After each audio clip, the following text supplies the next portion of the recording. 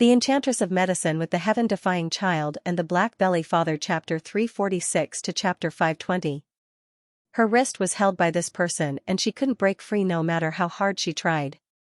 Hanye's expression is somewhat absent-minded, his fingers subconsciously gently caressing Yingmei's wrist. He only felt that the skin on that fair and slender wrist was shockingly smooth and soft.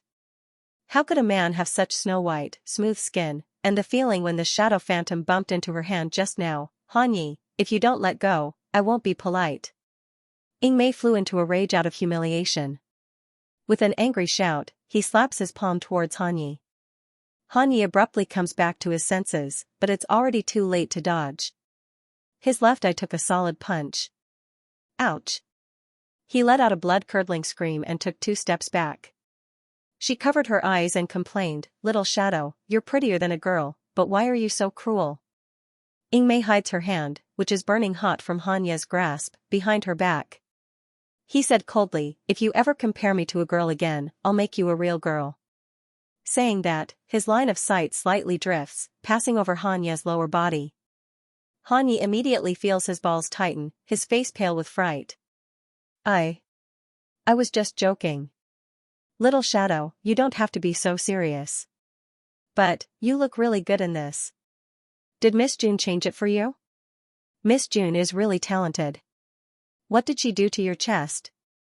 Why does it feel so real? As he says that, Hanye very curiously reaches out to touch Yingmei's chest. Smack. Yingmei ruthlessly slaps away Hanye's salty pig hand. The sword in his hand was unsheathed, filled with killing intent. You don't want your hand anymore? After saying that, he paid no more attention to Xianxia and quickly left. She couldn't maintain her current appearance any longer. Especially in front of Hanye. Yingmei's figure quickly disappears, leaving Hanye dumbfounded in his place. He clenched and unclenched his fists. His fingertips and arms could still feel the sensation from earlier. Smooth and soft. Oh no, Hanye clutches his chest, his expression flustered. What's wrong with him? He knew that it was Little Shadow. He knew that Little Shadow was a boy. But why was it that whenever he thought of Little Shadow's face, he felt as if there was a fire burning in his body, an unfamiliar tide of emotion surged out from his body. It was unstoppable. Lan Ling small building, in the alchemy room. Only Lan Ling sat alone in front of the pill furnace. The surroundings of the pill furnace emitted a faint purple light, and one could faintly see the rising flames inside. If someone saw this pill furnace, they would definitely exclaim. That's because this Zijing Dan furnace is one of the most valuable Dan furnaces in the Yanwu continent. The only thing comparable to her value was probably the golden coiling dragon furnace in the hands of the Heavenly Road Sect's alchemy master, Jian Feng. The profound energy in Lan Ling's body quickly surged, driving the flames in the purple-gold furnace to jump. As the flames burned brighter and brighter, the entire room was filled with the cool fragrance of the dark cloud spirit flower. In the pill furnace, there were also 3 silver-white pills that were slowly taking shape. Lan Ling's forehead was covered in fine sweat, and her face was deathly pale.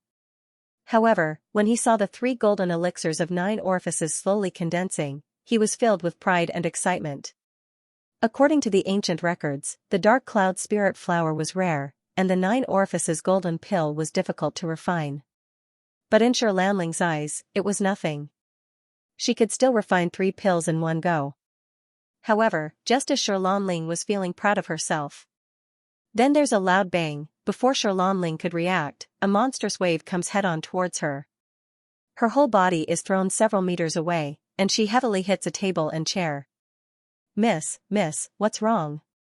The maid outside hears the commotion and rushes in. She is startled to see Lan Ling lying on the ground, her hair disheveled and her body covered in soot. Miss, what's wrong? What's going on? Lan Ling pushes away the maid who comes to help her, and rushes to the Dan furnace at lightning speed. She opens the lid, only to find that the elixir that was just about to condense into shape. At this time, 2 of them have already completely broken into black slag. There was only one that was emitting a silver light, and it lay alone in the pill furnace. Lan Ling's brows tightly knit together, a deep unwillingness flashes through her eyes. 9 orifices golden Dan. This is a 9 orifices golden dan. She originally thought that if she could refine 3, she might be able to keep one for herself. In this way, she would certainly be able to break through her bottleneck. But now, the stamens of the 3 dark cloud spirit flowers can only refine one 9 orifices golden dan. And this 9 orifices golden dan is the deal she agreed to with June. Miss, you're already very amazing. The maid on the side sees Xianxia's depressed and unwilling appearance, and promptly flatters her with a smile. This slave dares to say that in the Yanwu continent, besides Miss, no one can refine the 9 orifices golden dan. Of course, no one can refine the 9 orifices golden dan, because not a single dark cloud spirit flower can be found in the entire Yanwu continent. But listening to the maid Ruizhu's words, Xianxia's pale and distressed face still shows a trace of pride. That's right, this is a 9 orifices golden dan, in the entire Yanwu continent. Besides her, who else can refine it? Even Jian Feng of the Heavenly Road sect can't do it. If this news were to spread, then her reputation, Xianxia, would even overshadow Jian Feng's title as the world's #1 alchemist. Ruizhu saw that Xianxia's complexion had improved a lot, so she hurriedly continued, what's more, that noble even took out 3 stalks of dark cloud spirit flower for you, Mississippi. Perhaps this golden elixir of 9 orifices was refined for you. Even if it wasn't for you in the beginning, I believe that as long as you express your desire, no man in this world would be able to refuse you. Xianxia cast a sidelong glance at her maid. You're the only one who knows how to speak nonsense. How can this be considered as nonsense? Ruizhu makes a big fuss. Miss, why don't you go and take a look? On this Yanwu continent, in terms of beauty, talent, cultivation, and alchemy, how many people can contend against you? Even if it's Jingqing country's illustrious Princess Xianxia, compared to you, she is only the light of a firefly and the splendor of the bright moon. She doesn't have the qualifications to be mentioned in the same breath. It's just that Miss isn't as high profile as that Princess Xianxia. Otherwise, how could Gong Xianxia have the title of Yanwu continent's #1 genius? Xianxia pursed her lips and revealed a faint and reserved smile. Go get me some water. I want to wash up and change my clothes. Ruizhu hurriedly left. Not long after, Xianxia changed out of her dirty clothes and washed away the dust on her face, revealing her beautiful face. It's just that her complexion still looks pale due to excessive consumption of internal force. Ruizhu hands over the brocade box containing the 9 orifices golden dan. Miss, now that the elixir has been refined, do you need this maid to call Han Yi over to pick it up? However, Xianxia shot a cold glance at Ruizhu. Ruizhu shuddered and immediately reacted, look at how silly I am. Miss, of course I have to personally deliver the pill that you refined to the Emperor. Only then will the Emperor be able to sense your intentions. The coldness in Xianxia's eyes faded. The man's incomparably handsome face appeared before her eyes once again, as well as the aura of a monarch descending upon the world. She recalls how all the higher-ups of the ghost city grovel in front of this man and flatter him. And that man, from his expression to his actions, was so cold, so high and mighty. It was as if it was natural for him to be worshipped like this.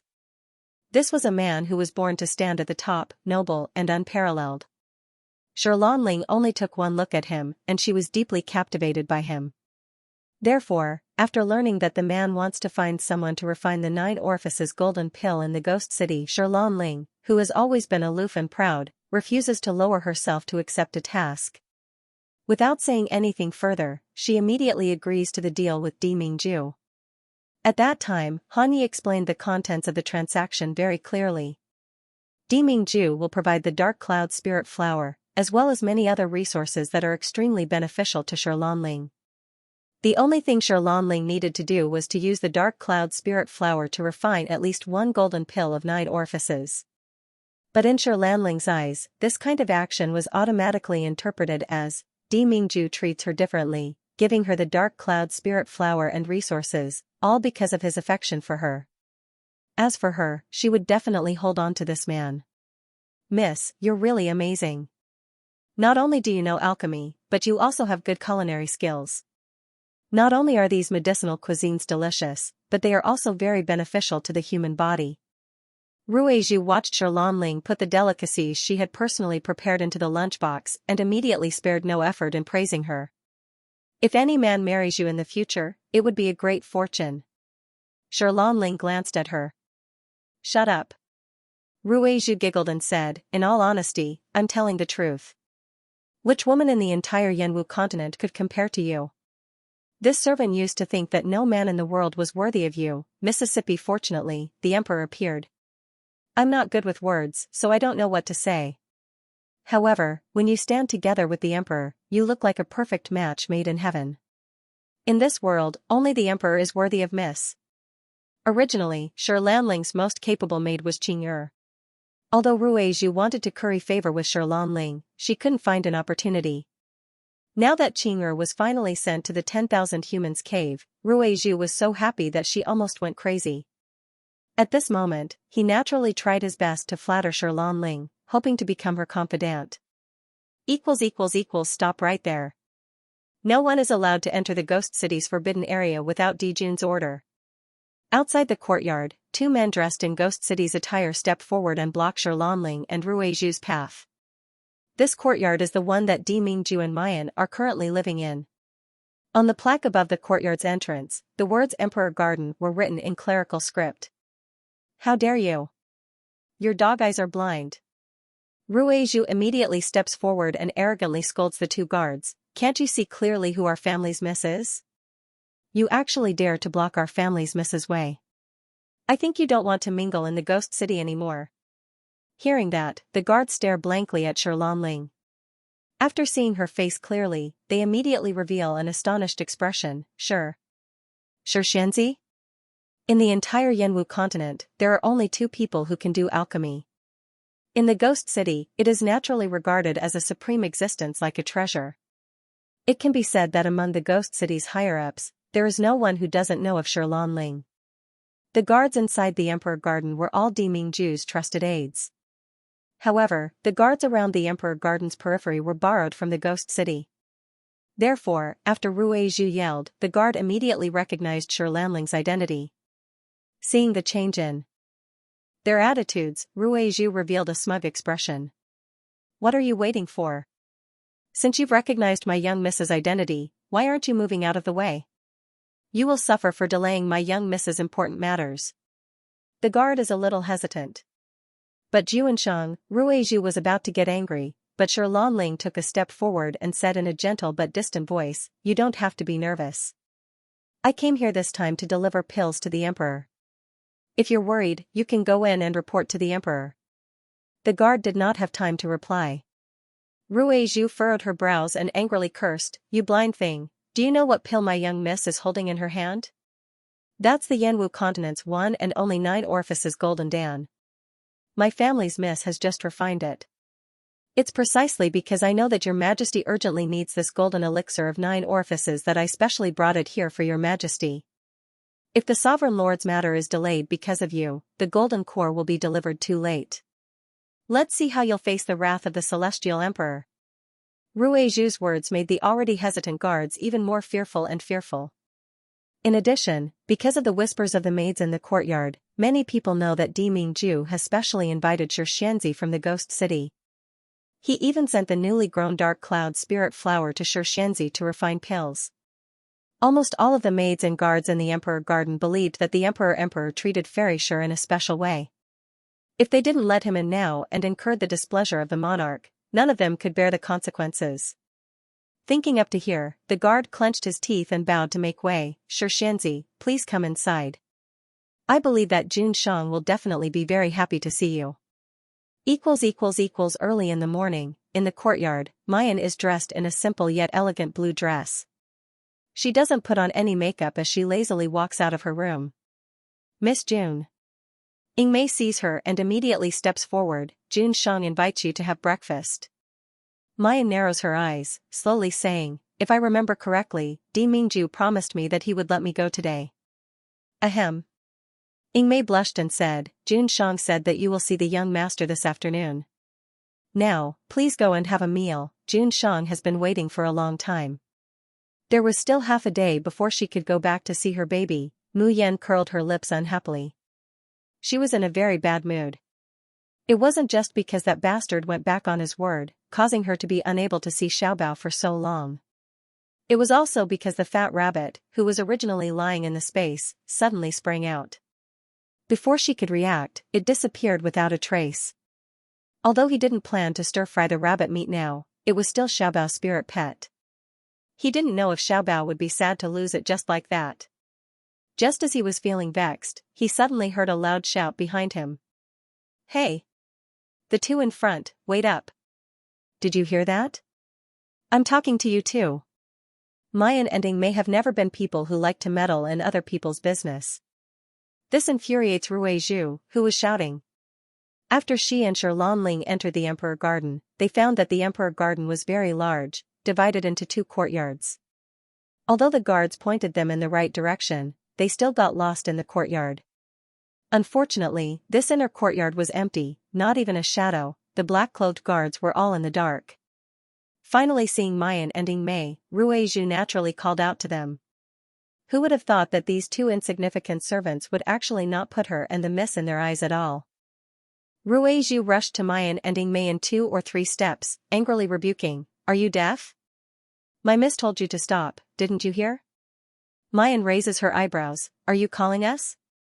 As soon as Rui Zhu saw Mayan's face, she was taken aback and couldn't even speak for a moment. Because the girl in front of her is really too beautiful. Especially that snow-white skin, and that pair of charming peach blossom eyes that don't smile. They're so beautiful that people can't take their eyes off her. That appearance is even more outstanding than her misses. Who is this person? Why is she in the Emperor Garden? Seeing that she doesn't answer, Mayan is about to leave. Rui Zhu suddenly reacted and immediately shouted, "You're the servants of this courtyard, right? Quick, take my miss to see Dijun." Mayan is wearing plain clothes today, and Mei is wearing the most common guard uniform. Therefore, Rui Zhu immediately recognized them as maids and guards. As they spoke, Lanling also slowly walked forward. Her clothes were the same as the plain dress. But the fabric of her clothes and the accessories on her body, which one of them isn't worth 1,000 pieces of gold, as she walked, the skirt of her dress fluttered, making her look elegant and otherworldly. Normally, in the ghost city, as long as Lanling appears like this, everyone present, whether men or women, would be overwhelmed by her elegant demeanor. Some people would even prostrate themselves before her. However, today, Lanling slowly walked forward, still as otherworldly as before, like an otherworldly blue lotus. But in exchange, Mayan and Mei only stared at her indifferently. Mayan looks at Mei, "Do you know them?" Mei shakes her head, "I don't. They're probably actors hired by Hanyi." "Miss June, let's not delay here any longer, Jun Shang is waiting for you." After saying that, he didn't even look at Lanling and Rui Zhu again and was about to leave. Lingren. Lingren. Lingren, Lanling felt as if she had been struck by lightning. She simply couldn't believe what she had heard. Wherever Lanling, went, she would be sought after by tens of thousands of people. These two people actually dared to treat her as a performer? Rui Zhu was so angry that her face was twisted. "You. What nonsense are you talking about? You two lowly maids, do you know who my miss is?" Mei looked at them coldly. The long sword in his hand is unsheathed, overflowing with murderous intent. "If you're not performers invited by Hanyi, then why can you come in? Don't you know that any outsiders who enter the Emperor Garden will be killed without mercy?" The icy killing intent and the powerful pressure caused Rui Zhu's expression to change slightly. She staggered 2 steps back. It took him a lot of effort to stabilize himself. His already ugly expression became even fiercer. "Who the hell are you? Aren't you just 2 servants from the Emperor Garden? How dare you shout at my young Mississippi?" Hearing Rui Zhu's Ghost City's esteemed guest, Mayan finally lifts her eyelids, looking over with a smile that isn't a smile. "Esteemed guest? You're Lanling?" Lanling nods haughtily, about to speak. Abruptly meeting Mayan's face, her heart thumps. The appearance of this maid in front of her is really too outstanding. Although Lanling is unwilling to admit it. But this lowly servant is actually more beautiful than her. How can she accept this? On the contrary, Rui Zhu is the first to react.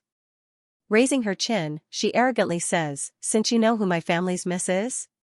Still not leading the way? If you delay my family's miss and Jun Shang's meeting, I'm afraid that you 2 servants won't be able to bear the consequences." Ying Mei's face sinks, unable to bear it any longer. She's about to make a move. She can tolerate this so-called Xianxia humiliating her. But she can't stand Miss June being humiliated. However, Mayan stops Ying Mei's actions. Want to see June Shang? Her pink lips rise up into a pretty curve. Since it's Xianxia's order, we will certainly obey. Pausing, her smile becomes more and more meaningful. Presumably, when June Shang sees you, he will certainly be very happy. Ying Mei glances at Mayan in shock, looking anxious. Opening his mouth, he seems to want to say something. Ruizhu has already supported Lanling, her face full of pride. At least you still have a bit of self-awareness. What are you still standing there for, still not leading the way? Mayan smiles faintly, then turns around and heads in the direction of the dining hall. Ying Mei frowns and promptly follows. Lanling glances at Mayan's back, a mocking smile appearing at the bottom of her clear and cold eyes. So what if she's beautiful? In the end, a servant is just a servant. Hearing her name, won't they still obediently give in? Doesn't this mean that June has always treated her differently? Otherwise, how could the servants of the Emperor Garden become so respectful and fawning after hearing her name? Thinking of this, a bashful and expectant smile appears on Lanling's face. The three soon arrive at one of the small courtyards. This is also the place where Mingju personally cooked for Mayan that day. Lanling could faintly see the tall and straight figure of the man through the open door of the small courtyard. Even from such a distance, she could feel the man's disdainful aura. Lanling's heart was thumping nonstop. Her cheeks were dyed red. Her eyes, which were usually cold and indifferent, were now filled with passion and infatuation. When Ruizhu sees her Mrs. expression, she immediately steps forward and pushes Mayan and Ying Mei away. Pulling Lanling along, he directly flits past the two people, heading straight towards Mingju. In the small courtyard of the dining hall, Mingju looks at the table of dishes that are slowly turning cold, his expression frighteningly gloomy. On the side, Han Yi is trembling with fear, wishing that he could immediately make a clean getaway. Unfortunately, he did not dare. What was Little Shadow doing? Why haven't they invited Miss June yet? Don't you know that in order to prepare this meal, June Shang got up early in the morning to get busy? This was because Miss June would only reveal a truly happy smile when she was eating delicious food. Suddenly, Han Yi sees a figure outside the courtyard, and his eyes brighten. June Shang, it's Miss June has come. Hearing that, Mingju's expression doesn't change. At the same time, Han Yi also sees Ying Mei's tall figure, and his heart unconsciously speeds up. Just as he was about to open his mouth to greet them, he saw Mu Yan and Ying Mei being pushed away. Because the action was too sudden, Ying Mei staggered a little. On the other hand, Mayan seems to have expected this, and leisurely retreats to the side. There's a smile on the corner of his mouth, like he's watching a good show. He watches as Ruizhu supports Lanling, leisurely arriving in front of Mingju. My daughter, Lanling, greets the emperor. A soft and crisp voice rang out. Lanling bowed slightly, her skirt fluttering in the wind. She raised her small face, elegant and refined, with just the right amount of peach blossom blush. She was truly more beautiful than a flower, and her feelings were boundless.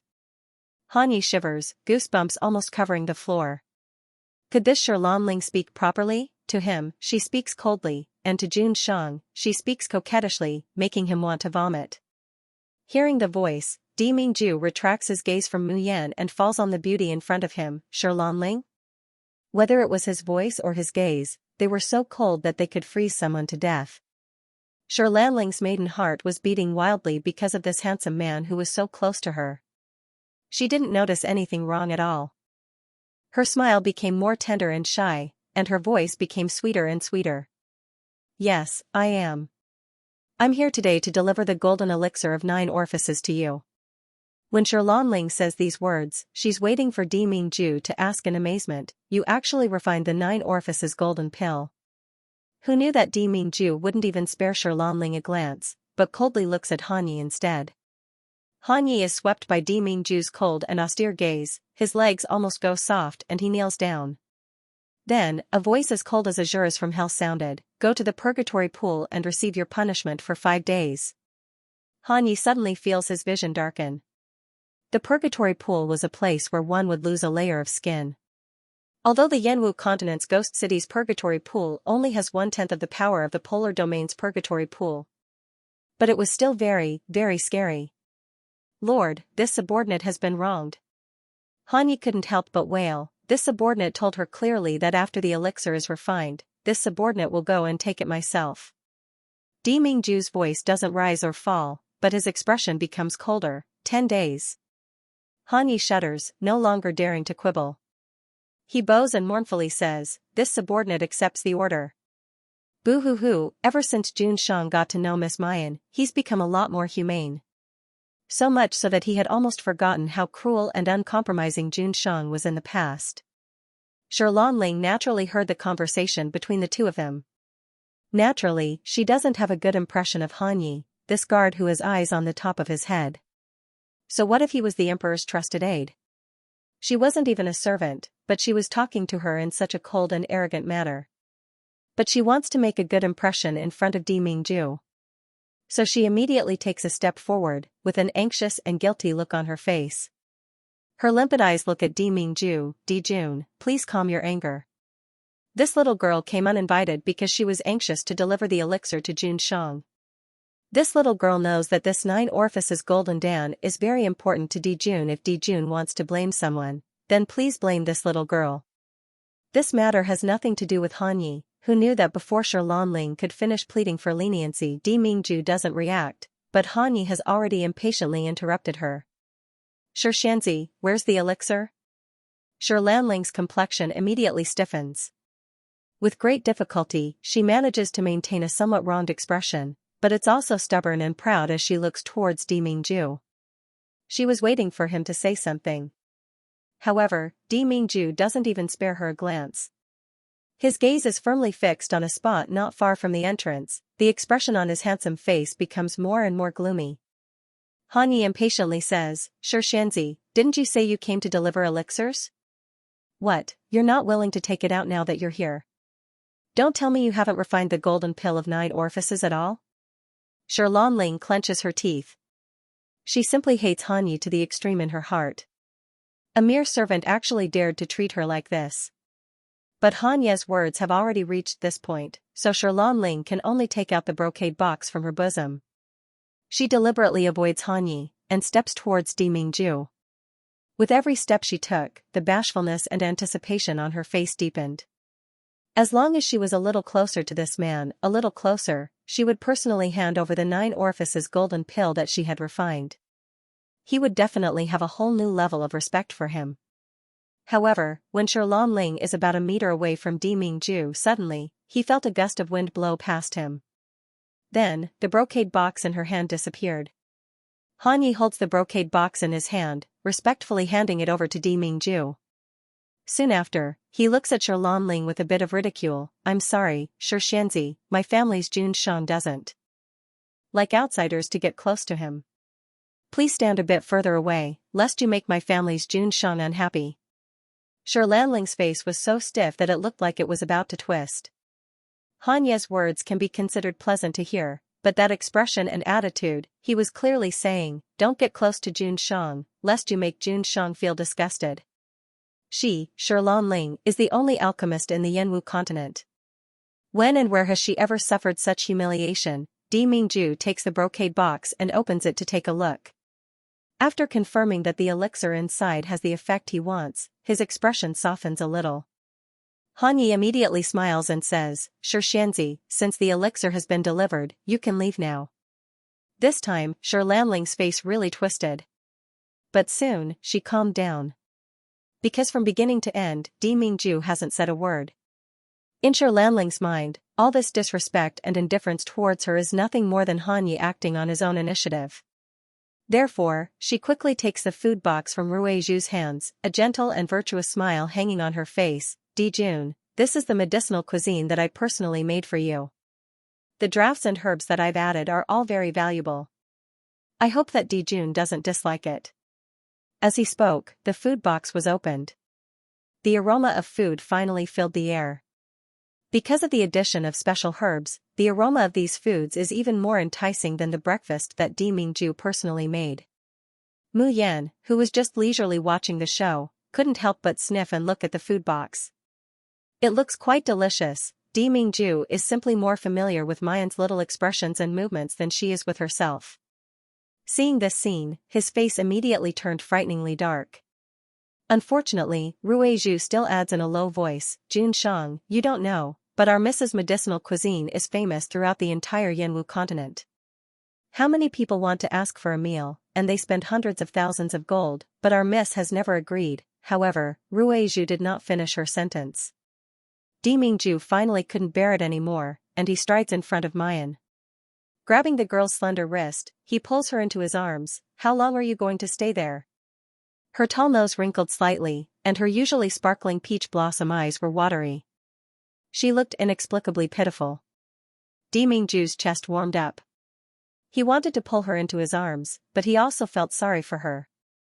His hand roughly and clumsily pressed on the tip of his slightly red nose and rubbed it. How could you be so careless? Mu Yan's nose is about to go crooked from anger. This bastard, he was clearly the one who pulled her, causing her to bump into him. And now he was blaming himself for being careless, but without waiting for her to refute, Di Mingju has already unyieldingly dragged her to the dining table. His voice was still cold, and his expression was still emotionless, but there was a hint of cloying gentleness in his eyes. Do you know what time it is now? It's so late in the morning and you're still not having breakfast? Do you want to starve to death? Mu Yan looks up at the sky. Jun Shang's ability to lie through his teeth is really getting stronger and stronger. It was only 7 in the morning, so where did the sun come from? Mu Yan touches her nose, sweeping her eyes over Ling with a smile that isn't a smile. Isn't this because I'm afraid of disturbing you and the beauty's rendezvous? On the side, Ling looks like she's seen a ghost as she glares at Mayan and Di Mingju. Wasn't this woman a servant? Wasn't she a servant? Why is the emperor, who treats me so bluntly, treating this woman so differently? Then he looks at Mayan's small hand that Di Mingju is holding tightly in his palm. Ling could no longer maintain the tranquility and otherworldliness in her eyes. Intense jealousy and hatred almost turned into flames of jealousy, spurting out from her eyes. She can't even get within 1 meter of Di Mingju. But how could this woman, this lowly woman, be so close to the emperor? What right does she have? Ruizhu was also dumbfounded. She was only halfway through her words of praise for her young miss, and now she felt awkward. She didn't know if she should continue. Jun Shang, this medicinal cuisine is really, really priceless. Others wouldn't be able to get it even if they begged for it, but young miss personally cooked for you and busied herself for an entire night. As soon as these words come out, Di Mingju and Mu Yan's attention is immediately pulled back. The reason was that Ling's medicinal cuisine was indeed very fragrant and very famous. In her previous life, Mayan had heard of the rarity and preciousness of Xianxia's medicinal cuisine. Even Gong Qianxue had held it in high esteem, but she didn't have the chance to taste it. She couldn't help but sniffle and look into the food box again. However, just as she stretched her head over, her chin was grabbed by a thick palm. Her attention was forcefully pulled back to the man. Do you really want to eat it? The man asked slowly in a low and cold voice. Mu Yan nodded without hesitation. Ling and Ruizhu's faces, which had just eased up, suddenly froze again. The corner of Di Mingju's mouth hooks up into a shallow arc.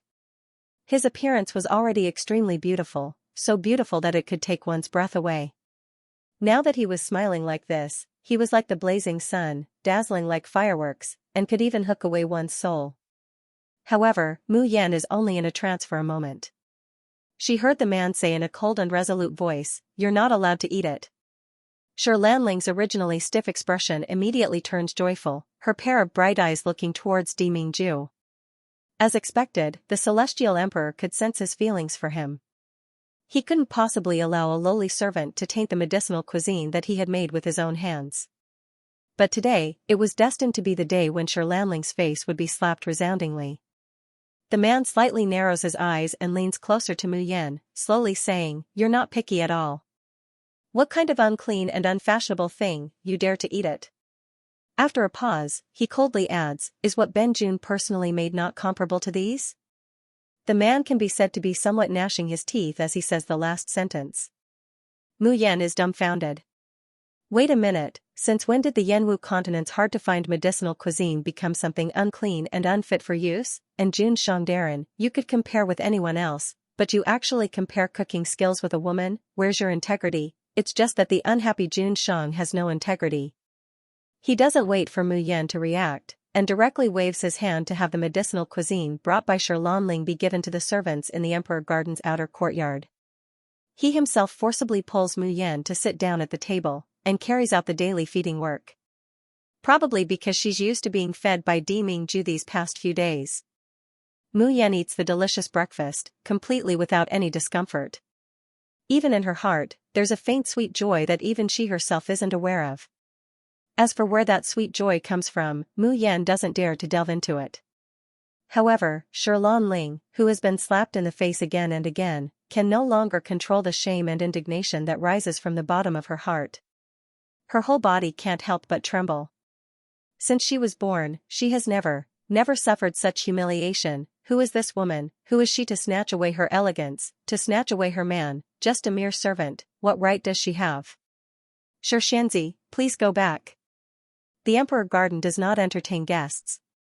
Han Yi indifferently repeats his order to expel the guest. There's already a hint of impatience in his voice.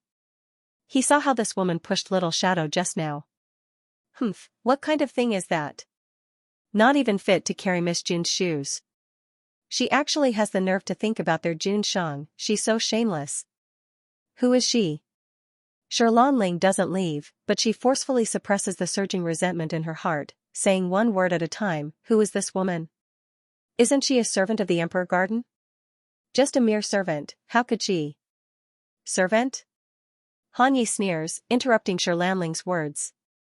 His eyes are filled with ridicule. I'm afraid that Xianxia is mistaken. Not only is Miss Jun not a servant, but she is also our Emperor Garden's most distinguished guest and even the future Empress of the Emperor Garden. If anyone dares to insult young Lady Jun, it is the same as insulting the Emperor Garden and insulting you, Jun Shang. Before Fairy Shi speaks, it would be best for you to think clearly about what you should say and what you should not. Mistress? Shi Lanling's voice suddenly rose, sharp and thin. But she immediately realized her gaffe and forced herself to calm down. Miss Jun, which Miss Jun? How come I've never heard of it? Suddenly, Shi Lanling's voice paused, and her pupils contracted slightly. Could it be that she's the Enchantress of Medicine, Jun Mayan, who's currently in the limelight in Tianyuan City? Wasn't she the legendary music doctor who could bring the dead back to life and snatch lives from the hands of the King of Hell? Han Yi immediately lifts his chin, a proud and smug look on his face. Not bad. Although he already knew that Miss Jun wasn't simple. But he didn't expect that in just a few short days, Miss Jun would not only cause a sensation in Xi'an, but now that she's come to Tianyuan City, she even directly pierced through the sky of Tianyuan City. Shi Lanling's face alternated between green and white. Across the hall, his gaze firmly falls on Mayan's face. His eyes are full of jealousy and unwillingness. It turns out that this woman isn't a servant, but the doctor that Qing'er said was trying to seduce Di Mingju. The Enchantress Mu Yan. Humph, so what if he's a senior doctor, without knowing how to concoct pills and medicine? No matter how formidable a physician was, he could only treat and save people. Unlike him, whose pills were unparalleled in the world. Not only could it heal, but it could also help martial artists raise their cultivation. What's more, Shi Lanling, was already at the middle heaven stage at such a young age. Regardless of appearance, strength, or status, he would not lose to this woman. Right now, Di Mingju is gentle and protective of her, but it's only because she's beautiful that he treats her as a plaything. How could a plaything be a match for a man as aloof as Di Mingju? One day, Jun Mayan will be tired of being played with, and she will be discarded. One day, the emperor would realize that only she was the most suitable for him, and only she was worthy of him. What was Jun Mayan? Could she refine the golden elixir of 9 orifices that the emperor needed the most? Shi Lanling's eyes lit up at the thought of the golden elixir of 9 orifices. Seeing that she won't leave no matter what, Han Yi impatiently steps forward to pull her away. However, Shi Lanling suddenly stepped forward and said in a gentle and concerned voice, Emperor, Lanling suddenly remembered that I forgot to tell you about the golden elixir of 9 orifices. Just at this time, Di Mingju and Mayan have also finished eating. Di Mingju personally wipes the corners of Mayan's mouth and hands with a cloth, then he pulls her up. Hearing this, he couldn't help but look at Ling. Ling met the man's cold and exquisite eyes, that unparalleled handsome face, and her breathing suddenly became a little hurried. His voice was slightly stuttering as he said, "Emperor, the golden elixir of 9 orifices is extremely potent. Even a connate realm martial artist might be injured if he were to consume it. When you consume it, you must be careful. It would be best if Ling stays by your side. If anything happens, Ling can help you as an alchemist and doctor." Hearing that, Di Mingju raises his brows and releases Mayan's hand. With a flick of his wrist, the brocade box that Ling had just given him appeared in his palm. When the brocade box was opened, the golden pill of 9 apertures inside faintly emitted a refreshing medicinal fragrance. It was a little like the dark cloud spirit flowers fragrance, but it seemed to have something more to it. Under everyone's gaze, Di Mingju picks up the pill and puts it into his mouth. Ling's eyes suddenly burst with excitement. Haha. Her guess was right. What the emperor really needed was a woman who was useful to him. So what if Jun Mayan has a charming appearance? Could she concoct pills like him? Would he be able to help her in her breakthrough as a sovereign emperor? How could a good-for-nothing woman compete with him? Ling thought to herself as she lifted her skirt and walked forward. Han Yi holds out his hand to stop her from approaching. However, Ling glared at him coldly. Didn't you see that the emperor has already taken the 9 orifices golden pill? Without me by your side, can you bear the backlash of the golden elixir of 9 orifices? Han Yi doesn't loosen his grip to let her go. Instead, he looks at her with a fake smile. That smile was indescribably sarcastic. It could even be said that it was pity. Ling frowned and was about to berate him. Di Mingju puts the 9 orifices golden pill into his mouth, but after a few breaths. Suddenly, he grabs Mayan's waist and pulls her into his embrace. Then, he kisses those soft paddle-like lips. Mu Yan's expression slightly changes, and she is about to struggle. What the hell was this man doing? Acting like a hooligan in public, however, in the next moment, she felt a cool and refreshing aura enter her body through their entwined lips and tongues. Ling's body stiffened as she stared at the scene in front of her. She was not a fool. She could sense that this was no ordinary kiss. Instead, Di Mingju is using himself to remove the domineering cold chi from the 9 orifices golden dan, and then transfer the purified and purest medicinal power to Jun Mayan.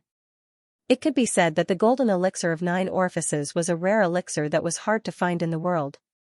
However, even if the golden elixir of 9 orifices could be refined, it would still have flaws.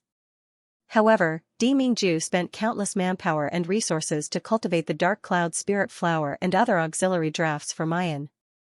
He even offered her a high price to refine the golden elixir of 9 orifices. Now, he was disregarding any possible damage to his body as he dispelled the cold aura of the pill. Just to let Mayan absorb the power of the 9 apertures golden dan? Why? Why did this man have to go through so much trouble for a lowly servant? Why didn't Di Mingju waste his thoughts on her? How is Jun Mayan stronger than her? On the side, Han Yi looks at Ling's unsightly complexion, and he's in a very good mood. However, on the surface, he was still all smiles as he said, "Xianxia, look at my family's Jun Shang and my future wife, they're so affectionate as if there's no one else around. But it's not good for an outsider to watch from the side. Fairy Sure, please." This is the 3rd time that Han Yi has asked the guest to leave. This time, Ling and Rui Zhu had no reason to stay. Ling couldn't even stay a minute longer. The scene in front of her made her so embarrassed that she wanted to find a hole to hide in. Under Han Yi's guidance, she left the Emperor Garden like a walking corpse. If one were to say how shy and expectant she had been when she had first arrived, then when she left, she would be so ashamed and jealous. Then, this jealousy slowly turned into bone-deep resentment. If it weren't for Jun Mayan, Di Jun would certainly have a whole new level of respect for her. If it weren't for Jun Mayan, she wouldn't have suffered such humiliation today. Isn't he just a third-rate physician? He actually wanted to compete with her. He was simply daydreaming. Ling's elegant face slowly twisted into a sinister and vicious expression. However, it only lasted for an instant before it dissipated completely, returning to its prideful state. On the other side, Han Yi very cleverly cleans up everyone present. The medicinal power of the 9 orifices golden elixir was purified little by little and passed into Mu Yan's body. After about a quarter of an hour, the effects of the medicine have completely passed through Mu Yan's body. Mu Yan feels that there's a melting heat rolling in her dantian. She reaches out, wanting to push Di Mingju away. Unexpectedly, the man hugged her even tighter and kissed her even deeper. Only when the skin all over Mu Yan's body starts to heat up, does Di Mingju reluctantly release the red and swollen lips that he kissed. Mayan fiercely glares at this shameless man. Was this bastard giving her medicine or taking advantage of her? It's just that Mayan doesn't know that not only does her blushing cheeks and coquettish glare not have any lethality, but it's also indescribably seductive. He says in a cold voice, "If you don't sit cross-legged and circulate, the medicinal power of the 9 orifices golden dan will be wasted in vain." That tone is full of indulgence and tolerance, as if the one who was being unreasonable just now was Mu Yan. Mu Yan also feels the alternating hot and cold forces in her qi. She promptly sits down cross-legged. The mysterious energy within her body runs wildly, flowing through her limbs and bones. As the mysterious energy around Mu Yan increases, it becomes stronger and stronger. Melodious music faintly drifts through the air. Di Mingju raises his eyebrows, his always cold and unperturbed eyes reveal a touch of astonishment. Because when the music is ringing in his ears he actually feels that the power within his body, so powerful that even he himself can't control, is faintly resonating. However, how is this possible? As he's bewildered, the sound of the zither becomes louder and louder, then gradually disappears. Mu Yan slowly opens her eyes from sitting cross-legged. There's no change in her expression or appearance, even the powerful internal force around her is completely restrained. But those pair of shimmering and exquisite peach blossom eyes, when they open, are frighteningly bright. Like the most magnificent treasure that was originally covered with a thin layer of dust. But now that the dust has been washed away, it reveals a bright splendor. Di Mingju looks at Mu Yan with a frighteningly hot gaze. His girl had always been alluring and radiant. Now, it makes people even more unable to move their eyes away. Di Mingju wishes he could hide her, so that only he can see and touch her. Mu Yan takes a deep breath and stands up from the ground, a faint smile on her face. The bottleneck that has shackled her for so long has finally been broken. Her cultivation has now reached the high pre-celestial level. In the entire Yanwu continent, it could be said that she has rarely met her match. And all of this is thanks to Di Mingju. Forcing her to stay here to plant the dark cloud spirit flower is for her sake. Giving the dark cloud spirit flower to Xianxia to refine pills is also for her sake. Looking up at the man's dazzlingly handsome face, Mu Yan says softly, "Di Mingju, thank you. Thank you for everything you've done for me." "How can I, Jun Mu Yan, make you pay so much for me?" Di Mingju steps forward, wrapping his arms around Mayan's waist. Leaning forward, he slowly says, "Are you very touched by what Ben Jun has done for you?" Without waiting for Mu Yan to react, he continued, "Since you're so touched, then devote your life to me." Mu Yan, hee, being touched is just a fleeting cloud, miss, are we leaving just like that? Let that woman seduce the emperor? Inside the emperor garden, Ruizhu was suppressed by Di Mingju's powerful aura to the point where she couldn't even speak properly. As soon as she left the emperor garden, she couldn't help feeling jealous and annoyed. What does that Jun Mayan count for? Isn't she just a newly rising third-rate doctor? How could he compare to her young miss? If the person favored by the emperor was her young miss, then she would naturally be able to stay by her young miss side and look at that man's godlike appearance every day.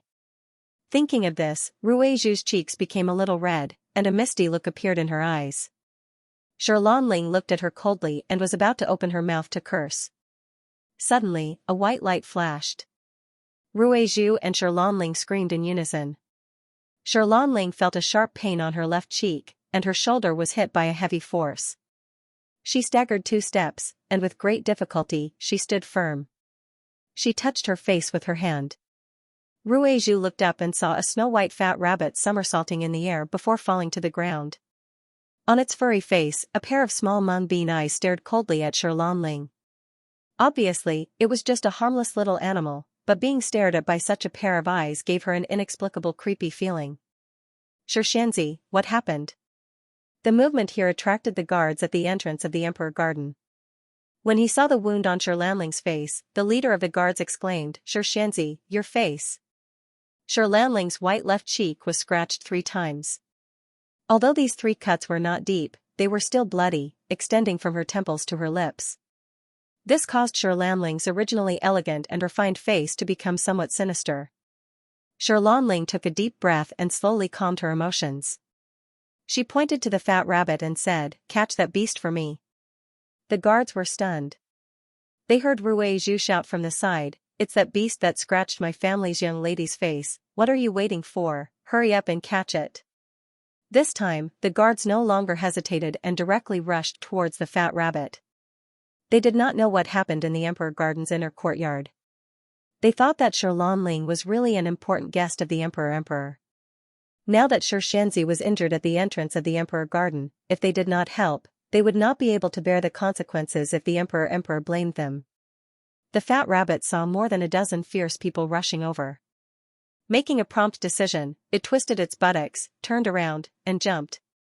Its fat body drew a round arc in the air and eventually fell into a small embrace. It turned its head in the small embrace. The fat rabbit glanced at the people rushing over with disdain. It was now a rabbit with the support of its young master. These people wanted to bully it? No way, bah. It was not a rabbit. The fat rabbit rolled its eyes helplessly. It must have followed the female devil for too long. It had almost forgotten that its real body was not a stupid rabbit, but the guards did not expect that they would work together to catch a rabbit, but they still failed to catch it. Their eyes all looked in the direction the fat rabbit had jumped. Then they all froze. They saw that the one holding the rabbit was a little boy about 4 or 5 years old. It was just that this little boy was too handsome. He was like a fairy that had fallen into the mortal world, making people want to give him all the best treasures in the world. However, when the guards met the little boy's eyes, they shuddered inexplicably. His ice blue eyes seemed to be frozen with frost, cold and disdainful. He was clearly so young, but he made people want to submit to him. The person standing closest to Jun Shang even has a strange feeling of being stared at by Jun Shang. Young master, please hand over the rabbit in your hand. The guards finally managed to recover from their shock but still spoke with some trepidation. This rabbit injured my Emperor Garden's honored guest, we need to give our honored guest an explanation. Xiaobao looked up at the guard who had spoken, then shifted his gaze to Lanling's face. The 3 scars left by the fat rabbit were very obvious and bloody. The fat rabbit also looked over and was very satisfied when he saw his masterpiece. Its short tail wagged, and its little green bean eyes sparkled. Humph, it smelled that the woman had the same disgusting smell as the bad woman who destroyed the dark cloud's spiritual flower. Perhaps she was the mist that the bad woman mentioned. Although the fat rabbit was afraid of the female devil was the little master's mother after all and the little master's favorite person. How could he be bullied so easily? Therefore, when it saw Lanling today, it immediately pounced on her. It wanted to avenge the she-devil first, anyway, with its little master around, it was not afraid of anything. Xiaobao lowered his head and looked at the smug fat rabbit. She slapped its chubby butt with her little hand. Xiaobao was a good child. Niangqin said that if you did something wrong, you should apologize. Although the one who scratched him was the fat rabbit, who asked the fat rabbit to be his pet, Niangqin said that since he raised a pet, he had joint responsibility. Therefore, after Xiaobao hit the fat rabbit, he grabbed its neck and walked in front of Lanling. Sorry. My pet hurt you, I can give you a bottle of medicine, I promise. She said in a childish voice. Do you think a bottle of potion is enough for you to hurt my young lady? Rui Zhu shouted in disbelief, if you know what's good for you, then quickly hand over the little bastard in your hand. Otherwise, don't blame us for being impolite. Lanling, on the other hand, did not make a fuss like Rui Zhu. But her eyes were also very cold. His gaze that seemed to be dipped in poison landed on the fat rabbit's body, wishing that he could immediately skin it and tear its bones apart. Little Gongzi, you are young and insensible. I can forgive you for letting your pet hurt me. But since this pet hurt me, I have to deal with it. Xiaobao frowned and looked up at Lanling. Auntie, how do you want to deal with this? Auntie. Auntie? What? What did you call me? Lanling's voice rose uncontrollably. She simply couldn't believe her ears. Xiaobao raised his eyebrows, but his expression remained cold. Auntie, is there a problem? Xiaobao remembers his mother's words very well. Mother said that when you see a beautiful girl, you should call her big sister. If he saw a beautiful girl older than his mother, he would call her auntie. The two women in front of her were older than her mother. They weren't beautiful, and the aura they exuded made people dislike them. Just like those talkative aunties that the people of the ink camp hate the most.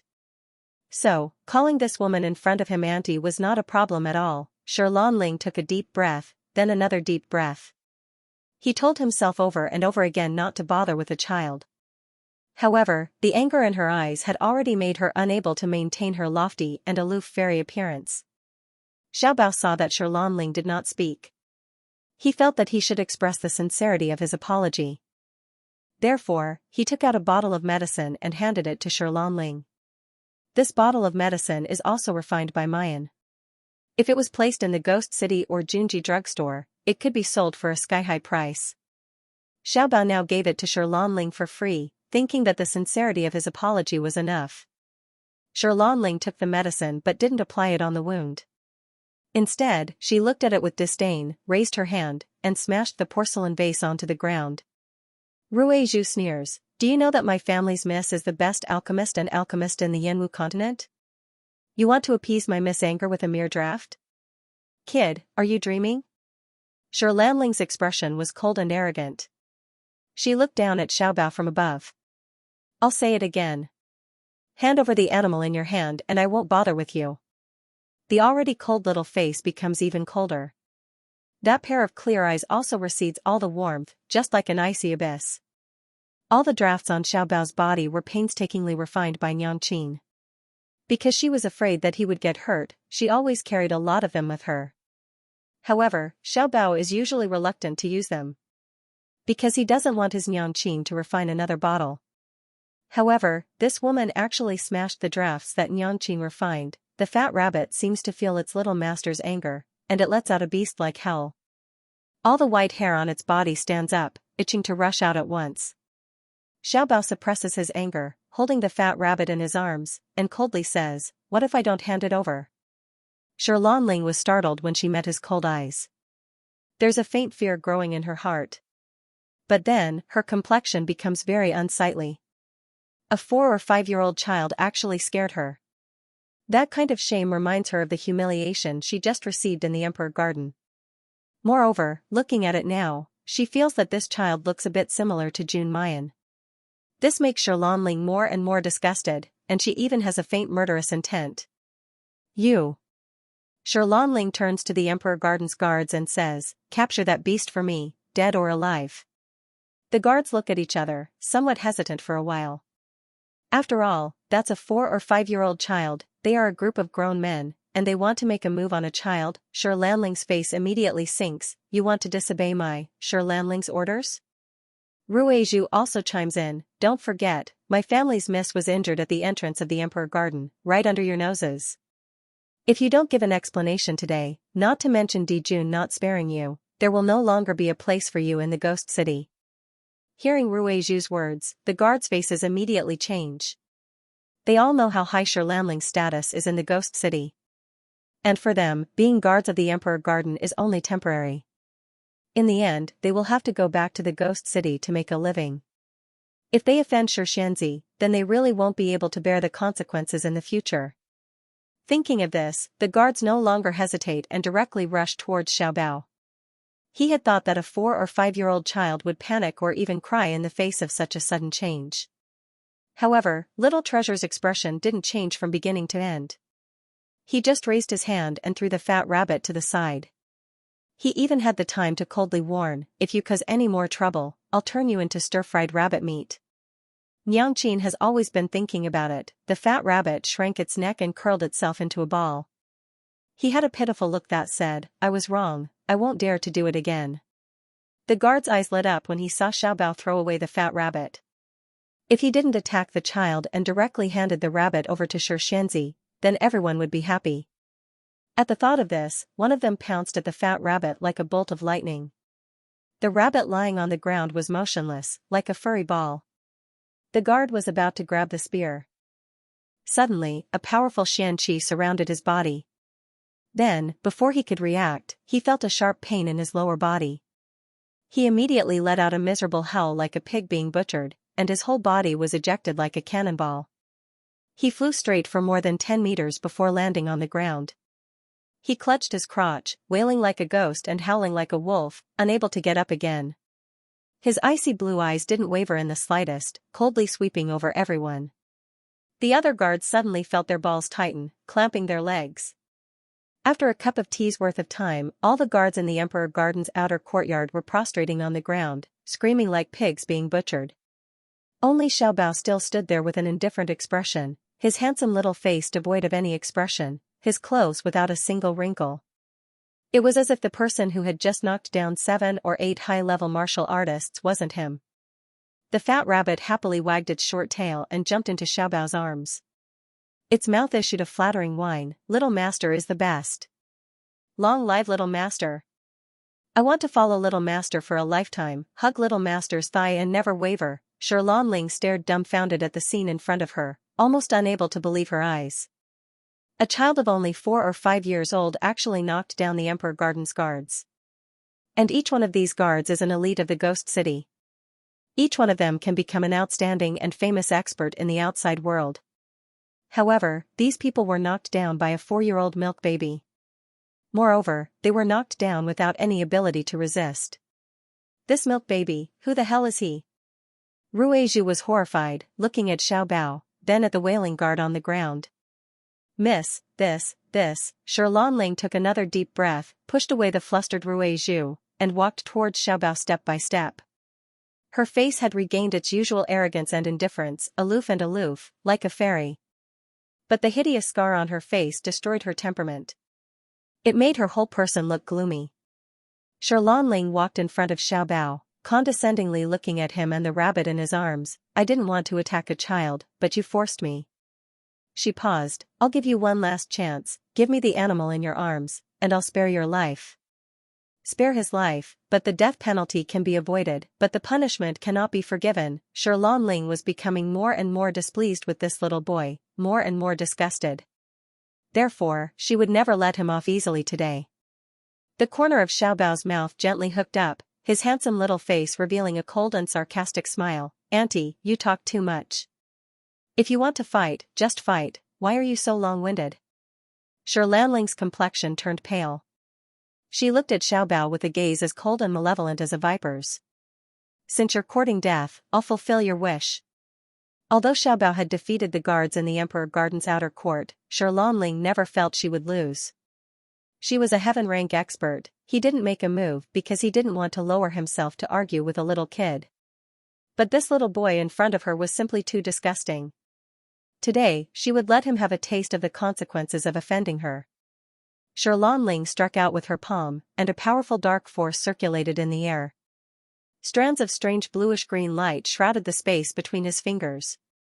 If a knowledgeable person saw this scene, they would definitely be terrified. Because Ling had not only used 90% of her Xian energy in this palm strike, but she had also mixed the deadly poison, white jade purple frost powder, into the palm qi. This kind of poison would not kill the person immediately, and it would not kill them immediately. However, it could destroy a person's meridians and qi, causing them to suffer and finally walk towards death and pain. At this moment, Ling even forgot that she had to deal with the rabbit that injured her face. He only wanted Xiaobao to pay a painful price. Awoo! The fat rabbit felt the horror of the white jade purple frost, and all its hair stood on end. It desperately cried out, hoping that the little master would quickly escape. But Xiaobao's expression was still so cold, as if he didn't know that danger had arrived. The little white and tender palm pushed out, and all the profound energy in his body gathered in the palm. Ling's eyes revealed a cold smile. In her eyes, the annoying child in front of her has already become a corpse. Bang! An earth-shattering collision of profound energy, mixed with a hurricane-like airwave, swept the area of 10 meters around the entrance of the Emperor Garden. Lanling's whole body flew back several meters, and it took her a lot of effort to stand still. But she only felt the blood in her body churning, and the blood almost rushed to her throat. Her eyes widened, looking at the little boy who also retreated, but only a few steps back. Her eyes were filled with horror. She was a dignified high-rank heaven-stage ancient martial artist. In the collision of profound energy, she actually lost to a 4-year-old child. How is this possible? How is this possible? But immediately, Lanling calmed down. The horror on her face turned into ridicule and resentful pity. I don't know what method you used to fight evenly with me with profound energy. But you are destined to pay the price for offending me today. Lanling slowly said, the resentment and coldness in her eyes completely unconcealed at this moment. I will also find out your family background, and make your parents pay the same price. I want you to know that offending me, Lanling, is an unwise choice. And all this is because your parents didn't teach you well. Xiaobao's originally cold face finally showed a trace of anger. This woman is really, really hateful. Xiaobao could tolerate anything she said to him. After all, it was the little rabbit who did wrong first. But this annoying old woman first broke the elixir that his mother had painstakingly refined. Now she said that she would make a move against his mother. This Xiaobao absolutely would not allow it. The clear blue eyes, like the sky, turned into a cold and ruthless ice blue. Xiaobao slowly raised his hand, his eyes full of decisive killing intent. He knew that the woman in front of him had the same cultivation base as him, mid-rank heaven stage. But it was far longer than him advancing to mid-rank heaven stage. However, Xiaobao was not afraid of her at all. It just so happened that he also wanted to try and see just how powerful the cultivation method taught by that lecher was. Her fair and tender palms slowly formed a seal in front of her chest. The Xianxia of heaven and earth was slowly stirred by the movement of his fingers. A terrifying power gradually took shape around Little Treasure. However, at that moment, the Emperor Garden's gates suddenly opened. A cry of surprise came from inside the door. Xiaobao? Xiaobao suddenly turned around and saw a beautiful figure walking out of the courtyard. What Lanling? What anger? He couldn't care less. Her small body soared up like a bird, and she threw herself into the arms of the person who had just arrived. Mother! Xiaobao's voice was very high, and even slightly hoarse and trembling. After throwing himself into Mayan's embrace, he hugs her neck even more tightly, unwilling to let go even in death. Mu Yan also held Xiaobao tightly in her arms.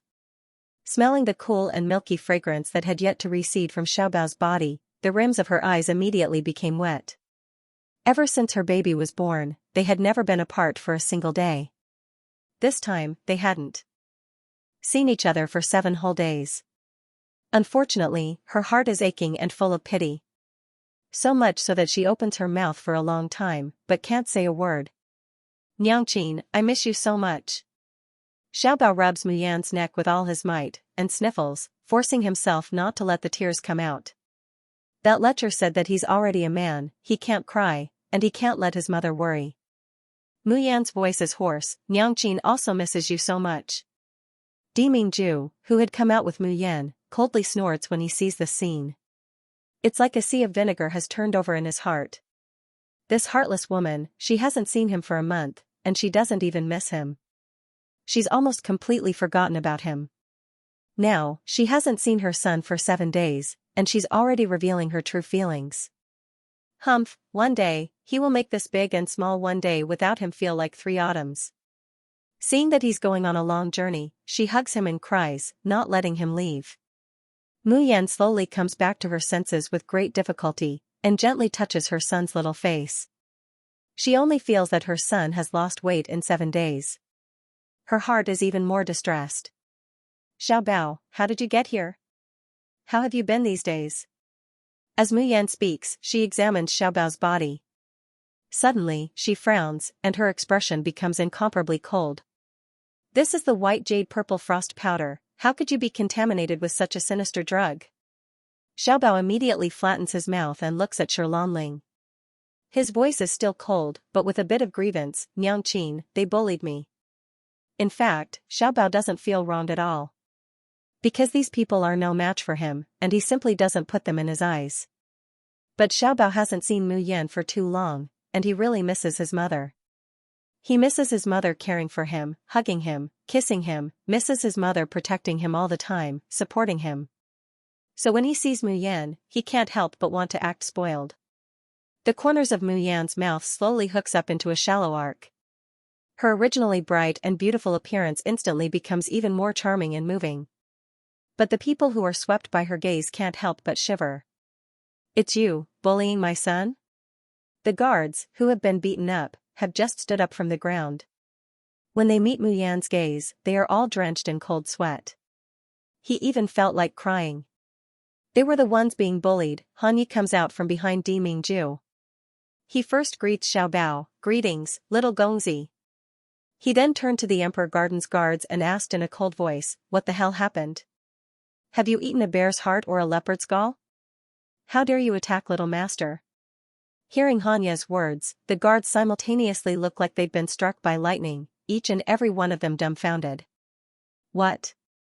Young master? Could it be that this extraordinarily beautiful little boy was the emperor's child?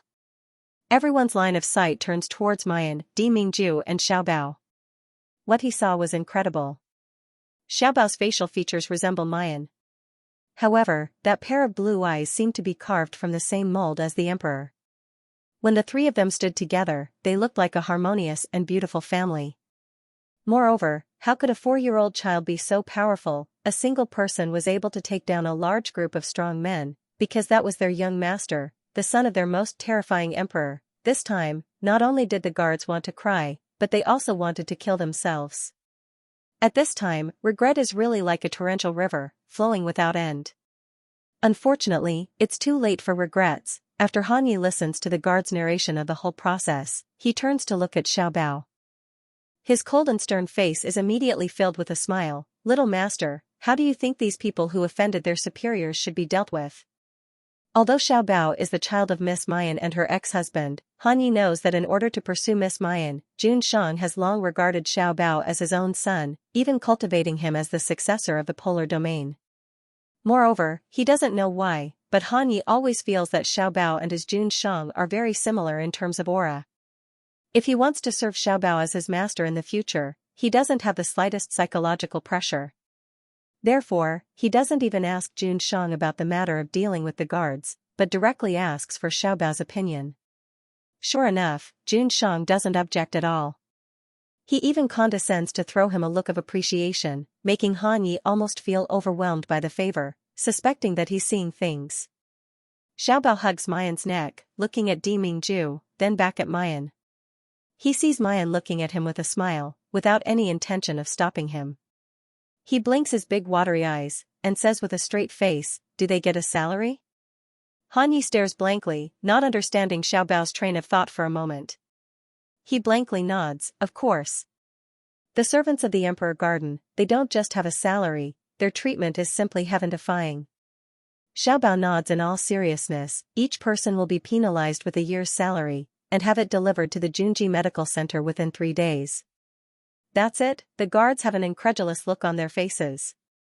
No whipping, no crippling of their cultivation, not even losing their position in the Emperor Garden. Xiao Bao disdainfully glances at them. "You think it's not enough?"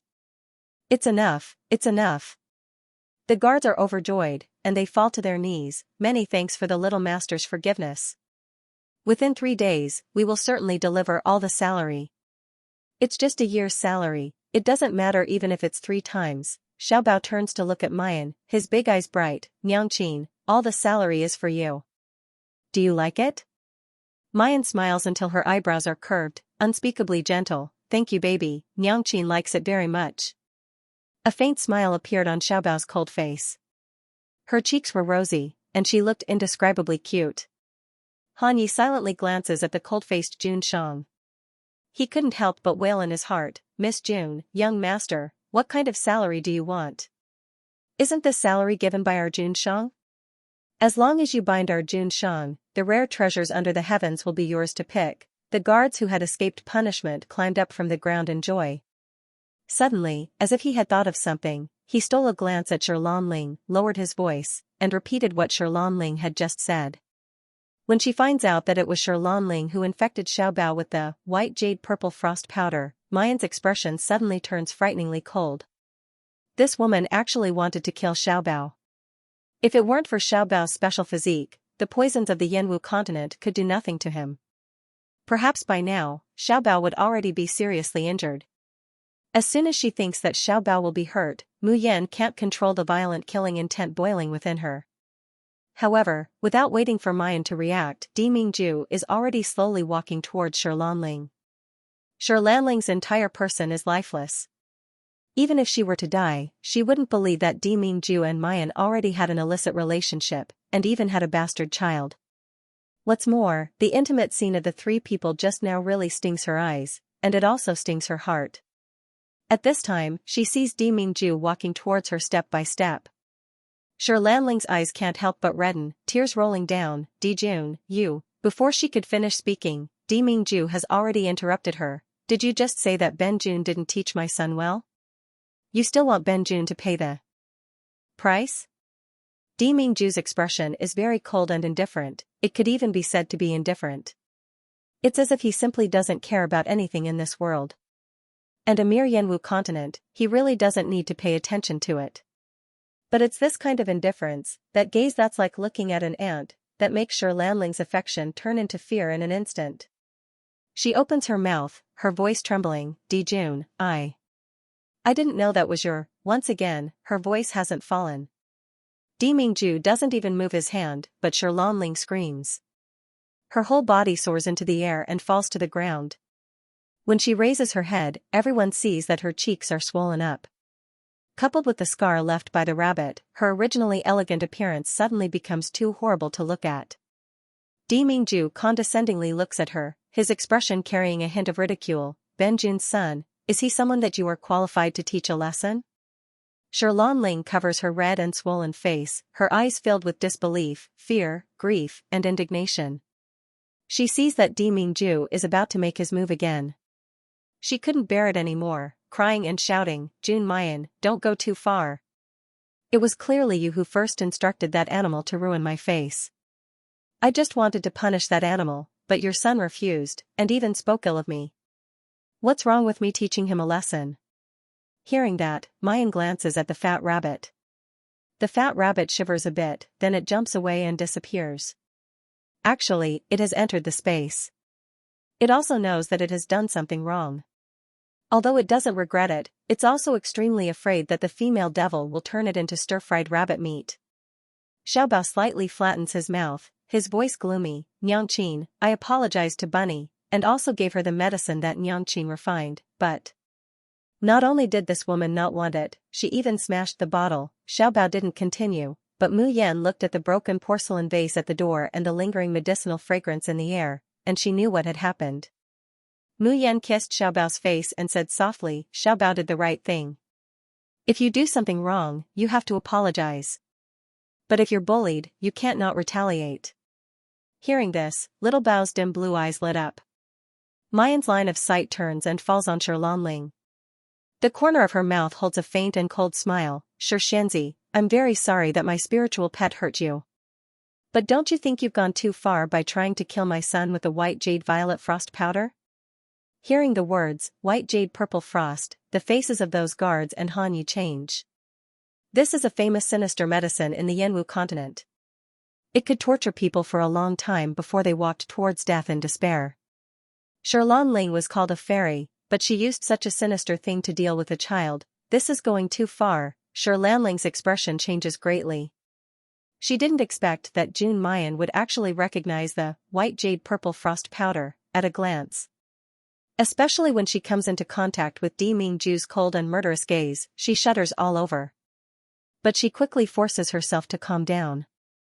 Saying that, Lanling looks at Mayan, her eyes sincere. Miss Jun is also a woman, so surely you know how important appearance is to a woman. If you were the one who got your face hurt, would you not be angry? But I was just angry for a moment and wanted to punish your young master. I definitely had no intention of killing him. Mu Yan's brows lightly raised, full of ridicule. Use the white jade purple frost powder as a small punishment to warn others? That's right. The white jade purple frost powder is highly toxic, but I am an alchemist as well as an alchemist. Ling shows a contemptuous and proud expression. When it comes to alchemy, I believe that there aren't many in the entire Yanwu continent who are better than me. After punishing the young master, I can naturally help him detoxify the poison of a mere white jade purple frost. Pausing, she looks at Di Mingju and says, "This is also the reason why I don't dare to use the draft that the little Gongzi gave me." Although Miss June is the newly famous enchantress of medicine, when it comes to refining pills, I'm afraid she's still far from my level. Otherwise, you wouldn't have asked me to refine the golden pill of 9 orifices for you. After saying this, Ling sneers at the change in Mayan's expression. This kind of reminder is blatantly telling Mayan that she is far stronger than her in terms of alchemy and alchemy. So what if she hooked up with the emperor and gave birth to a bastard? When she was in the ghost city, she didn't hear the news of Di Jun getting married. Han Yi also said that Jun Mayan was only the future mistress of the emperor garden. In other words, Di Mingju was only temporarily bewitched by this woman. As long as Jun Mayan and her son were eradicated, the position of Emperor Garden's mistress would still be hers. Ling's innate talent had been awe-inspiring since she was young, and her schemes were deep. If he knew what he wanted, he would get it even if he had to resort to any means necessary. Therefore, even though she was in a sorry state, her heart was filled with hatred. However, she also immediately adjusted her state, trying in vain to firmly suppress Mayan, making Di Mingju realize that she is the most suitable mistress of the Emperor Garden. Ling's words really make Mu Yan very unhappy. Because there was one sentence that Ling was right. She did not know how to concoct pills, and Di Mingju wants to refine the 9 orifices golden pill for her, but he has to find Ling. The dark cloud spirit flowers that she had painstakingly cultivated were all given to this woman. Everything made her feel as disgusted as if she had swallowed a fly. Ling sees the change in Mayan's expression, and a ruthless complacency flashes through her eyes. "I came here today to deliver the golden elixir of 9 orifices to you, Miss June." Who would have thought that she would encounter such an undeserved calamity and be disfigured? Although I can refine drafts to heal wounds, it would take at least 3 months for it to completely heal. She didn't finish her sentence, but the grievance and sadness in her words were clear. Those who didn't understand the cause and effect might really think that she was an innocent victim. Di Mingju feels Mayan's anger, and a murderous intent flashes through his eyes. He doesn't pay attention to Ling because in the entire Yanwu continent, besides Mu Yan and Xiaobao, everyone else is like a stone or an ant to him. He simply doesn't need to pay attention to them, nor does he need to bother about them. But this woman actually attacked Xiaobao, and even made Mu Yan unhappy. Then she might as well just die. However, Mayan suddenly pulls on his sleeve, and directly puts Xiaobao into his arms.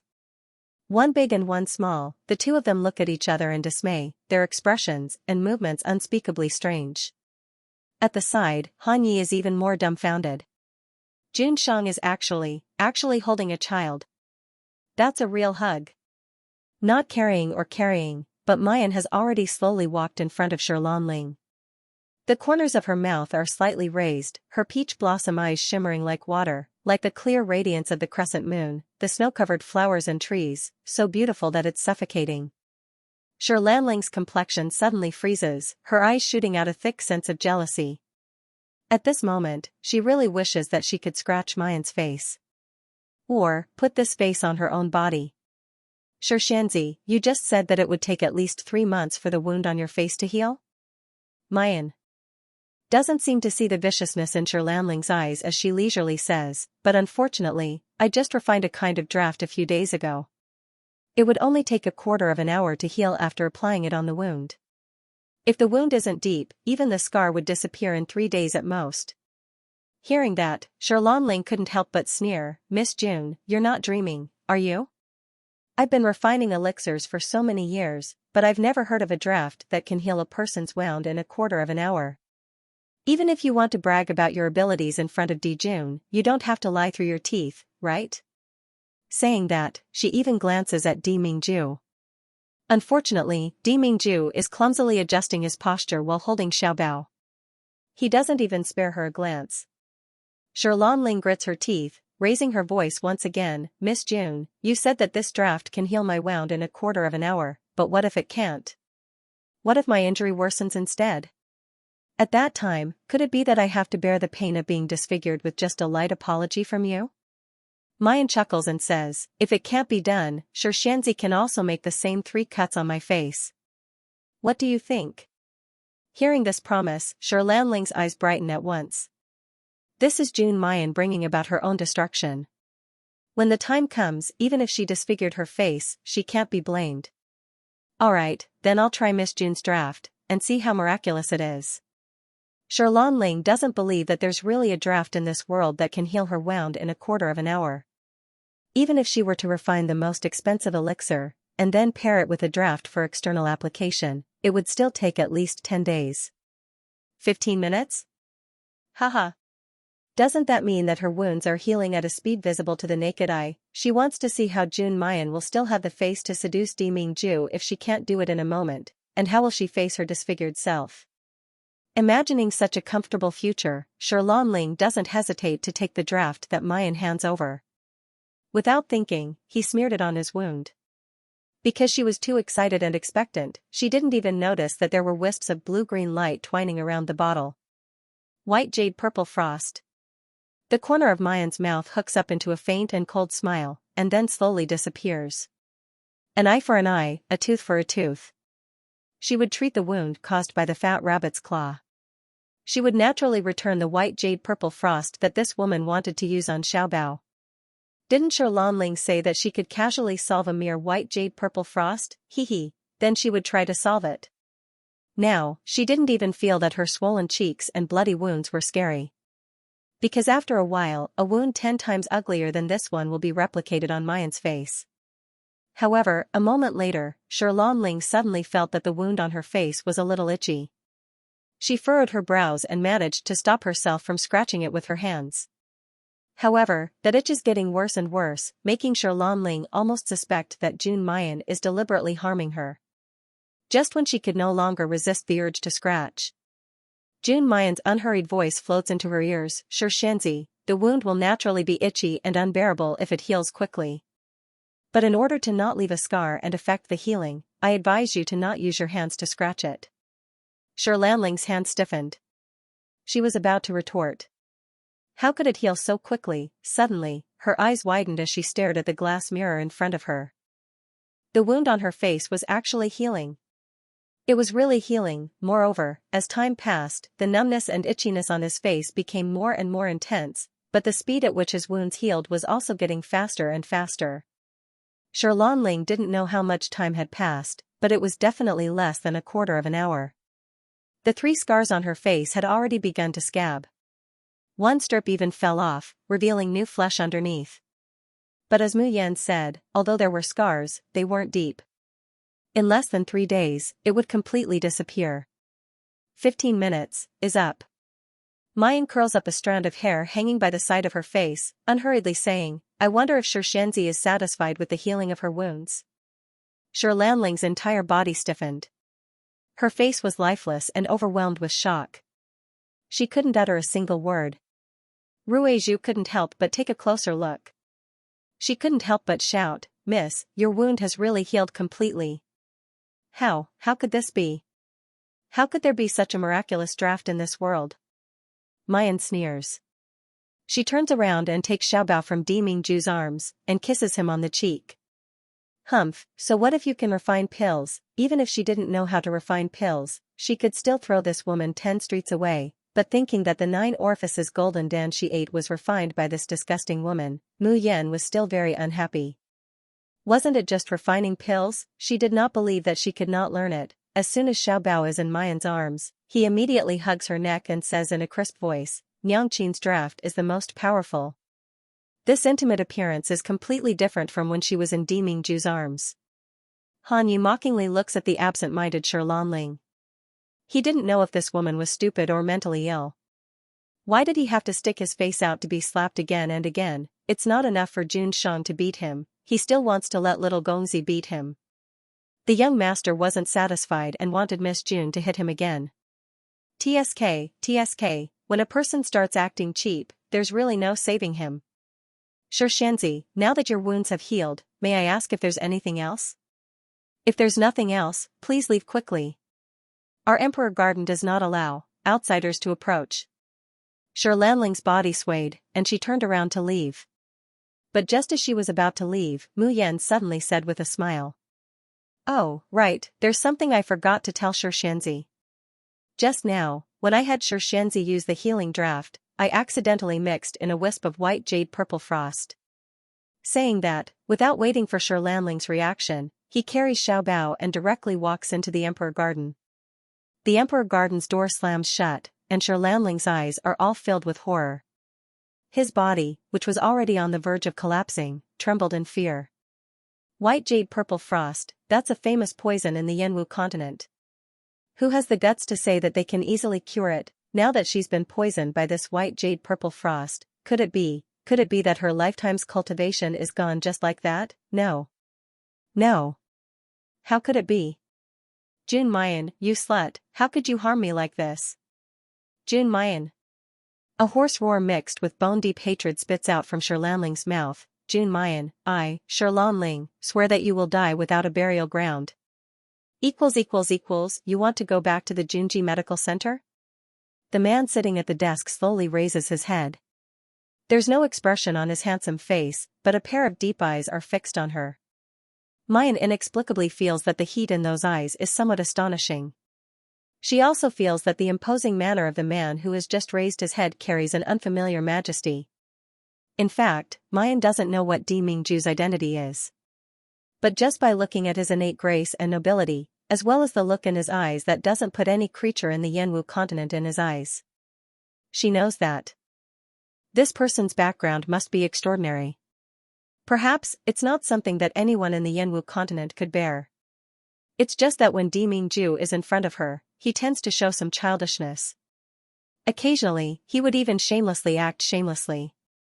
So much so that she often forgets that this man may have another side that she's completely unaware of. Ice-cold, powerful, aloof, just like an emperor who rules over the world. Mayan composes herself, then reins back her thoughts. That's right, I've already bothered you long enough. The Junji Medical Center can't be left unattended, and my subordinates are also waiting for me to return. I think it's time for me to leave. Di Mingju's eyes darken, and he slowly gets up.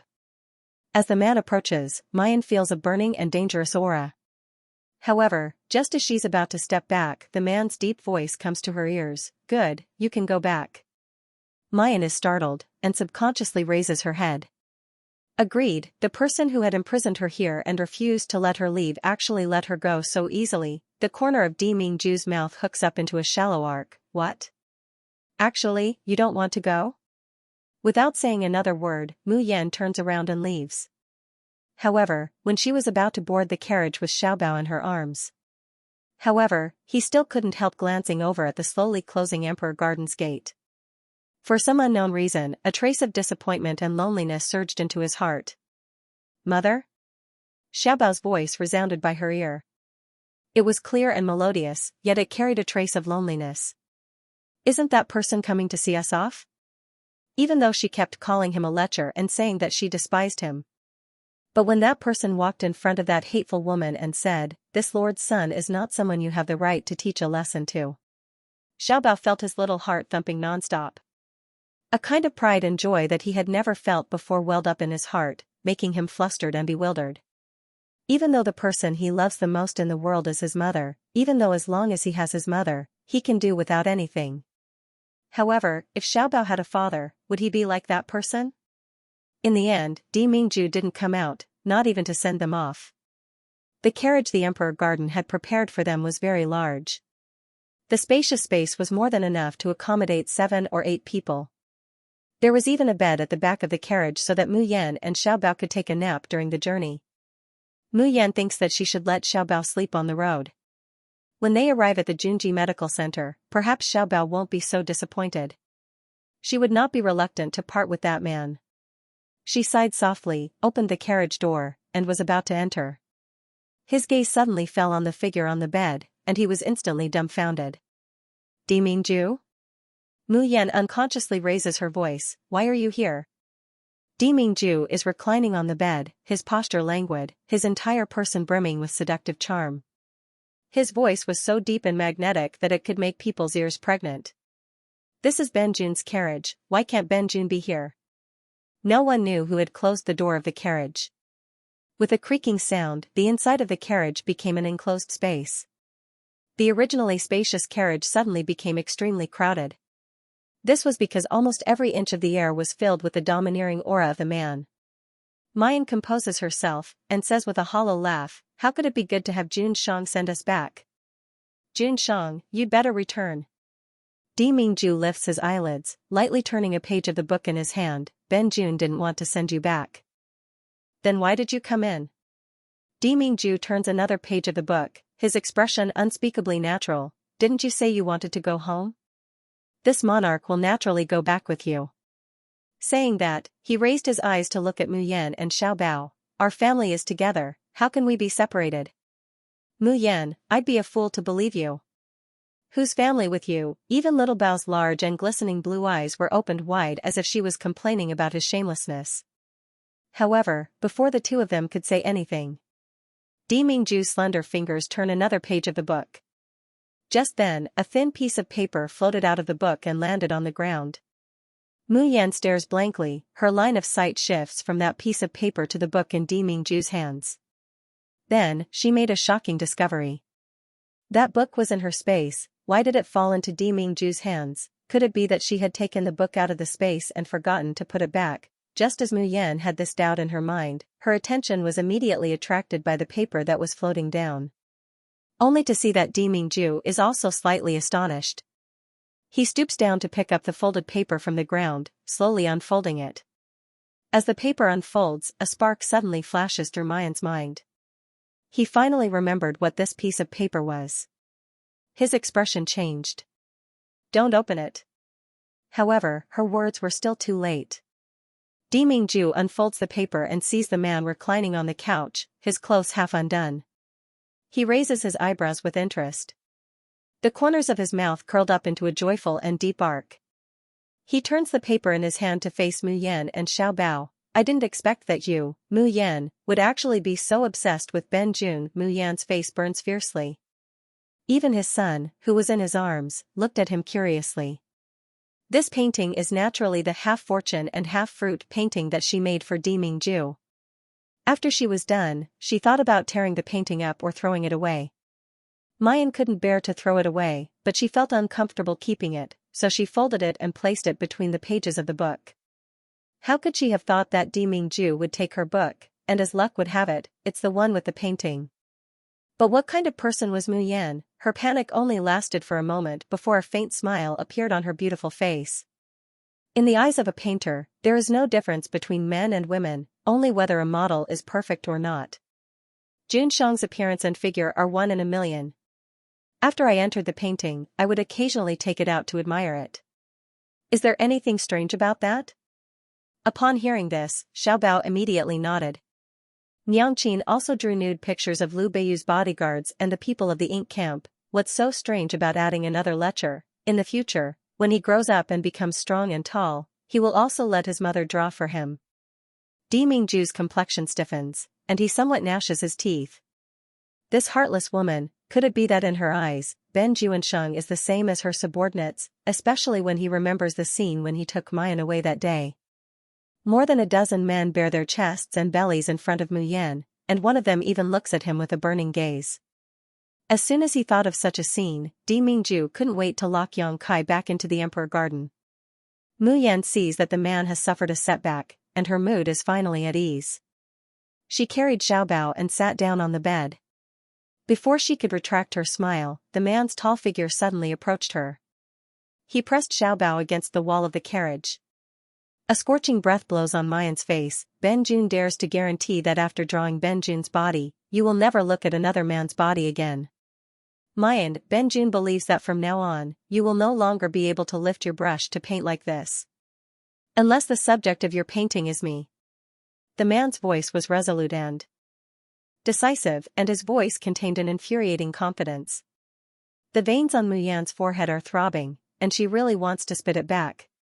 However, she sadly realized that she couldn't refute him.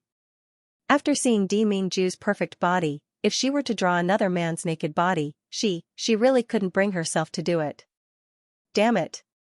This bastard really hit the nail on the head. As the three people go back and forth, the carriage returns to Tianyuan City, stopping in front of the Junji Medical Center. Such a large and luxurious carriage appearing in the Junji Medical Center very quickly attracts the onlookers inside and outside the medical center. Although Mayan has been missing for 7 days, the Junji Medical Center is still operating normally.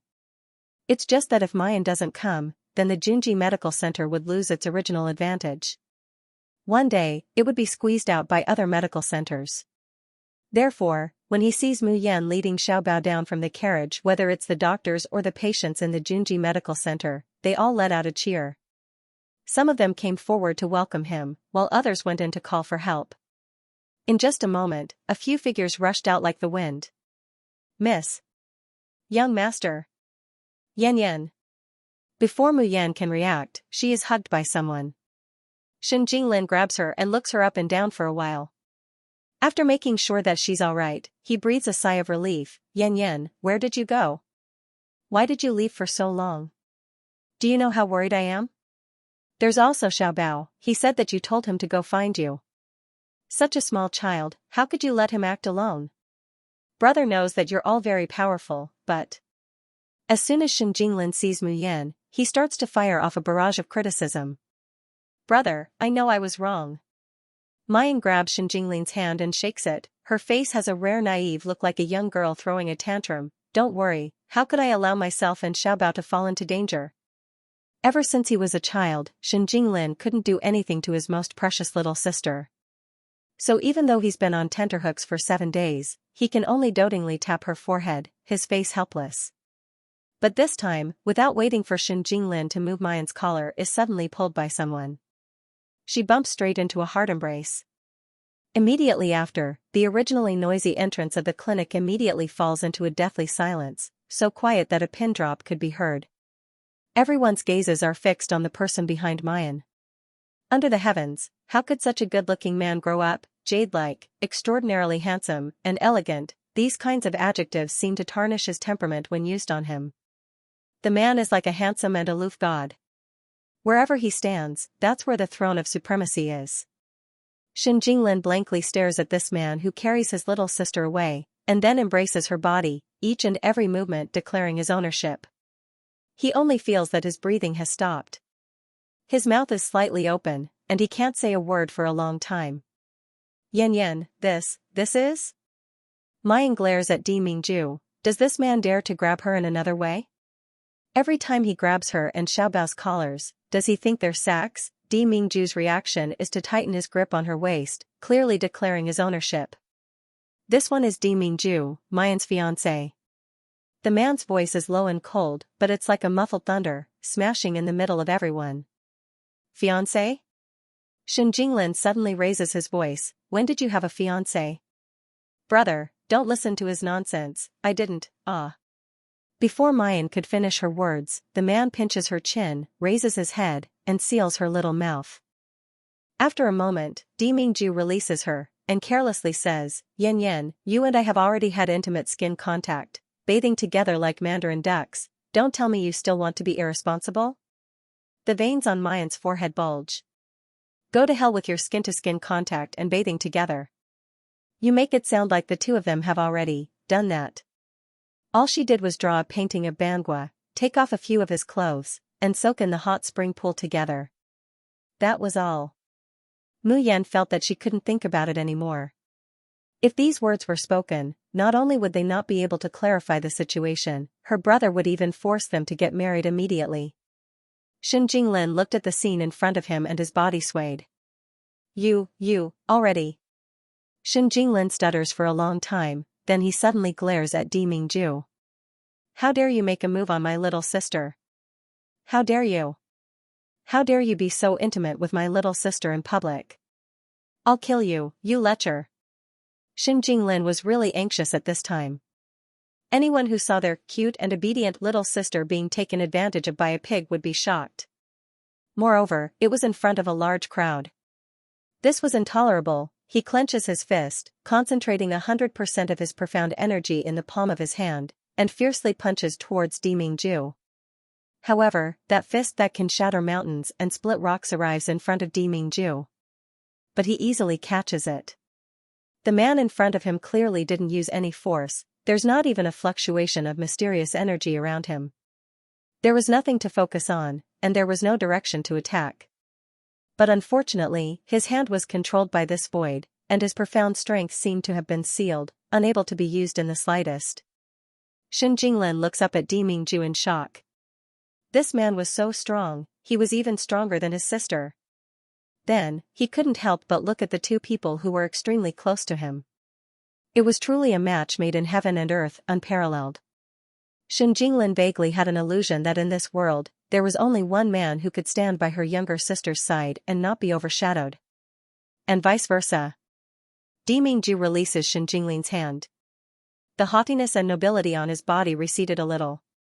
I also think that it's very irresponsible of me to have a physical relationship without the permission of my parents or the words of a matchmaker. As long as Mayan is willing, Ben Jun is willing to make it up at any time. Shen Jinglin was startled. You mean, you want to marry my younger sister? Of course. As long as Yan Yan is willing, the wedding can be held at any time. Saying that, he looks down at Mayan, or is it to say, Yan Yan, you're not willing to take responsibility for Ben Jun? Mu Yan grinds her teeth. This bastard, can he be any more shameless? And who are you calling Yan Yan? Do I know you that well? In the end, Jun Shangdaran relies on his thick skin and peerless appearance to successfully move into the Junji Medical Center's backyard. Moreover, the location of the room was close to Mu Yan and Xiaobao's. Mu Yan repeatedly assures Shen Jinglin that she and Di Mingju are innocent, and she doesn't intend to get married for the time being. Shen Jinglin hesitantly walked away. Before leaving, he's still nagging, Yan Yan, even if you really like that person, you must still carefully investigate him. You mustn't casually marry him. What if you trusted the wrong person and met an evil person like Xianxia, then you? Mu Yan raises the corner of her mouth, revealing a gentle smile, then I'll completely cripple him. Shen Jinglin shuddered. He had almost forgotten how valiant his sister was. How could there be a man in this world who could bully Yan Yan? Mayan only breathes a sigh of relief after Shen Jinglin leaves. Her brother was becoming more and more like a nanny. His incessant interrogation was almost unbearable. However, even though he could not withstand it, amidst such troubles, there was even more sweetness. Because only those who truly cared about you would care about you over and over again, worry about your happiness, anger, sorrow, and happiness, and worry about your future.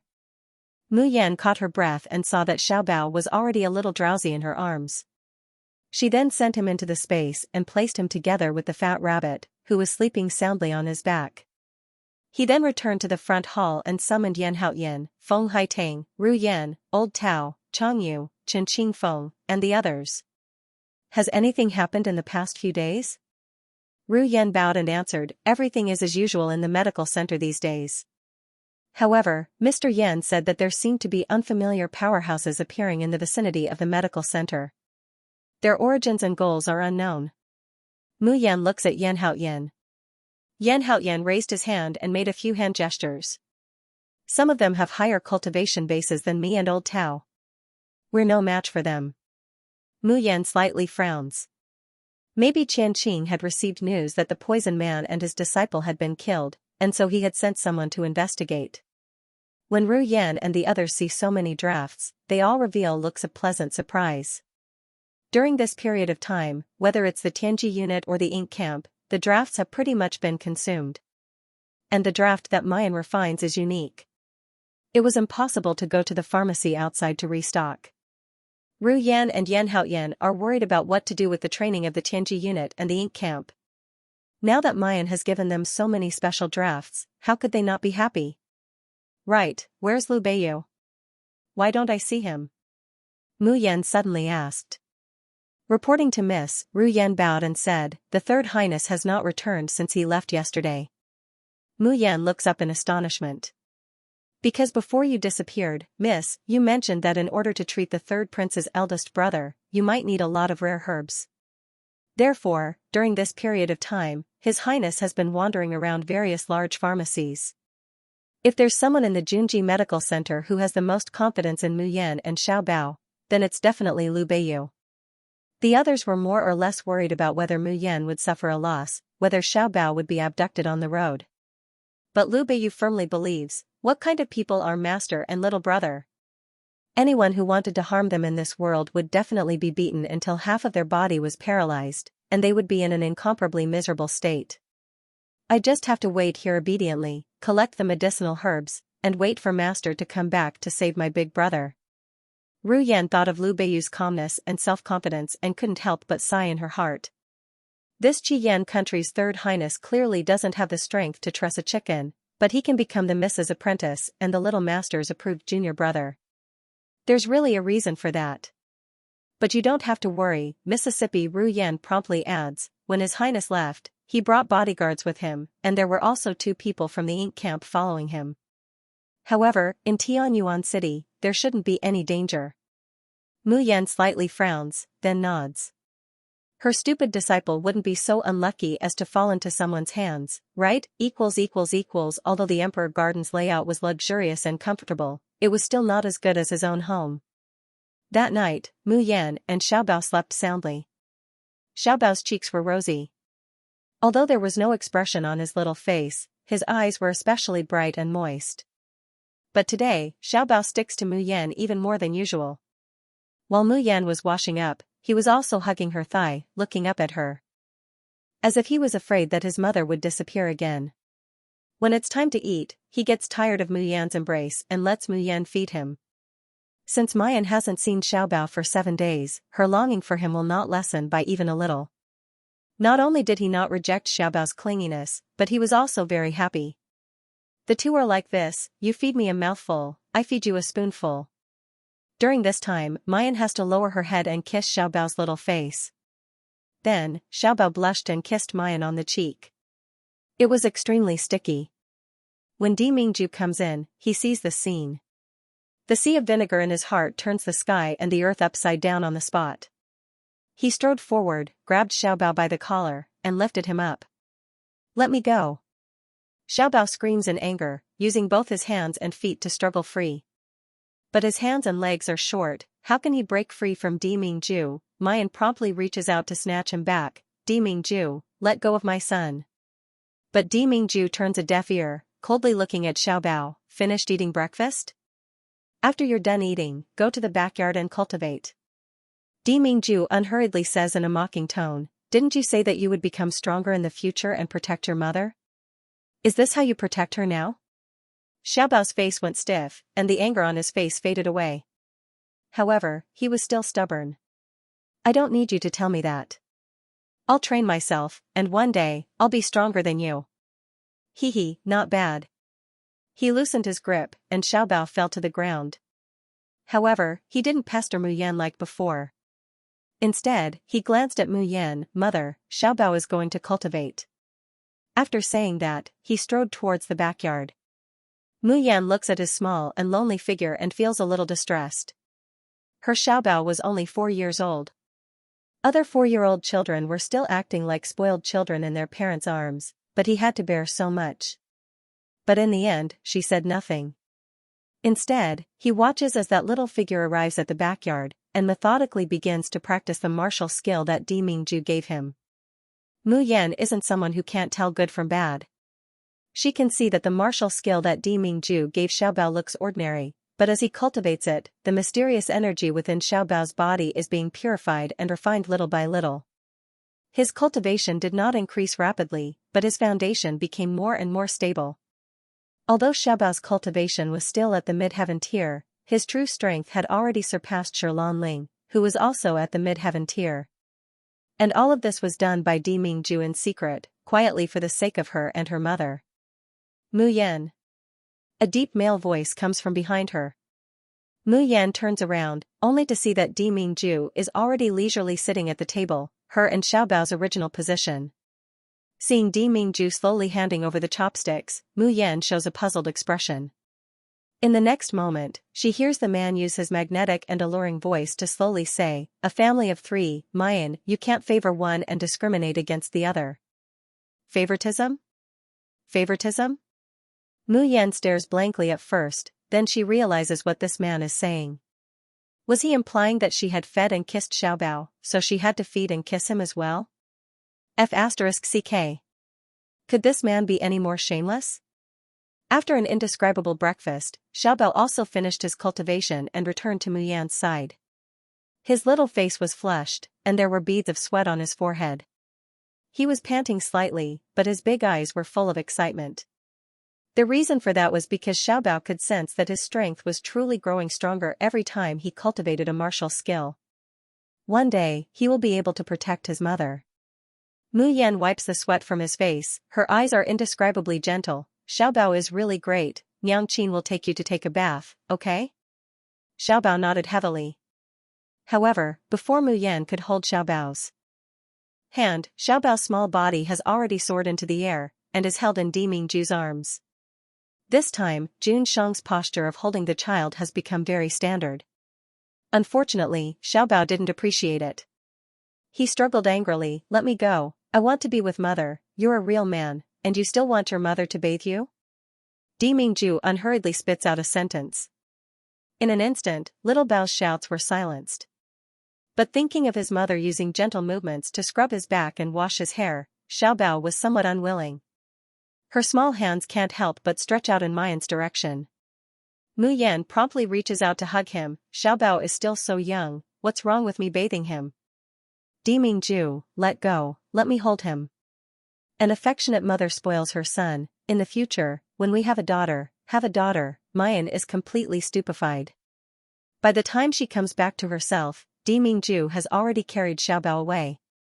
She almost spits out a mouthful of old blood from her chest. "Scoundrel, who wants to have a daughter with you?" Di Mingju carries Xiaobao through the corridor and the crowd, heading towards the bath in the courtyard. Xiaobao still wants to struggle. Di Mingju says, "You've made good progress these days. That palm against Sherlanling, you didn't lose my face." Xiaobao's struggling movements stop. His little face is already taut, but there's an inexplicable pride and joy bubbling in his heart. This is the first time this man has praised him. Although he doesn't want to admit it, he feels very happy. Di Mingju continues, "The martial technique I'm teaching you is only the most basic one. If you can reach the 10th rank within 10 days, I'll teach you a more profound one, and I'll also give you a storage ring as a reward." Xiaobao's eyes are bright, staring straight at Di Mingju. Really? In fact, he really wants a storage space like Xianxia's. That way, he can go out alone to collect treasures and herbs, and then come back to give them to Xianxia. Xianxia originally wanted to give Di Mingju to her, to Xiaobao. But Xiaobao refuses. Although he's young, he knows how serious the consequences would be if the Tianmochin space were to be known. Xianxia can use the storage ring as a cover. How could he take it? But now, this person says that he will give one to him. Di Mingju carelessly says, "Of course it's true, but you're already a man. You're not allowed to stick to your Xianxia all the time." Xiaobao immediately looks at him with a contemptuous gaze. "I knew it, you're up to no good, you just want to dominate my Xianxia. Your Xianxia is mine." "Nonsense, Xianxia is mine." The two quarrel all the way to the bath. Han Yi and Ing Mei, who were originally guarding outside the courtyard, are already numb from shock when they see this scene. Ever since they got to know Miss June, it's already common for their Jun Shang to do things that he wouldn't do. Now, not only has Jun Shang learned to hold a child, his movements are also very skilled. They would even argue with children in a very childish manner. If this scene were to be seen by those people from the polar domain, the scene would be too beautiful, unimaginable. Chang Yu stands not too far away, watching the scene of Di Mingju and Xiaobao getting along harmoniously. After staring blankly for a long time, he lowered his eyes to hide the pain and loneliness in them. The scene of the man and the young lady standing together appeared in his mind again. That kind of beauty, that kind of match, only this kind of man is worthy of Miss, right? Chang Yu laughed at himself. Then, all the expressions on his face disappeared, leaving behind only determination and calmness. Hadn't he already decided to stay by Mrs. side? As for that kind of lowly feeling, it was something that he shouldn't have. He had long decided to bury it at the bottom of his heart. Don't let anyone know. As long as he could still protect the young miss and the young master from afar, it was enough. After Xiaobao and Di Mingju leave, Mayan still plans to go out and look for her stupid apprentice. After advancing to high-level Xiantian realm, Mu Yan could feel that her strength had increased by a large margin. Moreover, for some reason, she felt that there was a restless energy in her body. Mu Yan didn't alarm anyone when she left. Even Ying Mei and Han Yi, who were guarding her, didn't discover her whereabouts. Going outside, apart from looking for stupid apprentices, Mu Yan also wants to collect some materials for alchemy. She admits that she was stimulated by the matter of Di Mingju asking Shi Lanling to do alchemy. She originally didn't plan to do alchemy anymore after the furnace explosion last time. But now, she decides to give it a try again. Isn't it just alchemy? She doesn't believe that she can't do it. However, not long after Mu Yan steps onto the street, she discovers that she's being followed. She raises her eyebrows, casually strolls through a few medicine shops, and eventually walks into a remote and deserted alley. "Greetings, Miss June." The moment Mu Yan entered the alley, a few figures silently landed in front of her. Seeing them, Mu Yan raises her eyebrows in surprise. As Yan Haoyan said, these people's cultivation is very high. They're at least at the peak of Earth stage, and quite a few have even reached Heaven stage. It's no wonder that Ru Yan and the others are deeply worried.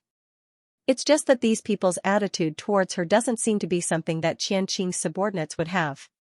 Mu Yan raises her eyebrows. "You followed me all the way, what exactly do you want to do?" The leader is a chubby, kind-looking middle-aged man in embroidered robes. He looks very harmless, but Mu Yan knows that this person has the highest cultivation among this group of black-cloaked people.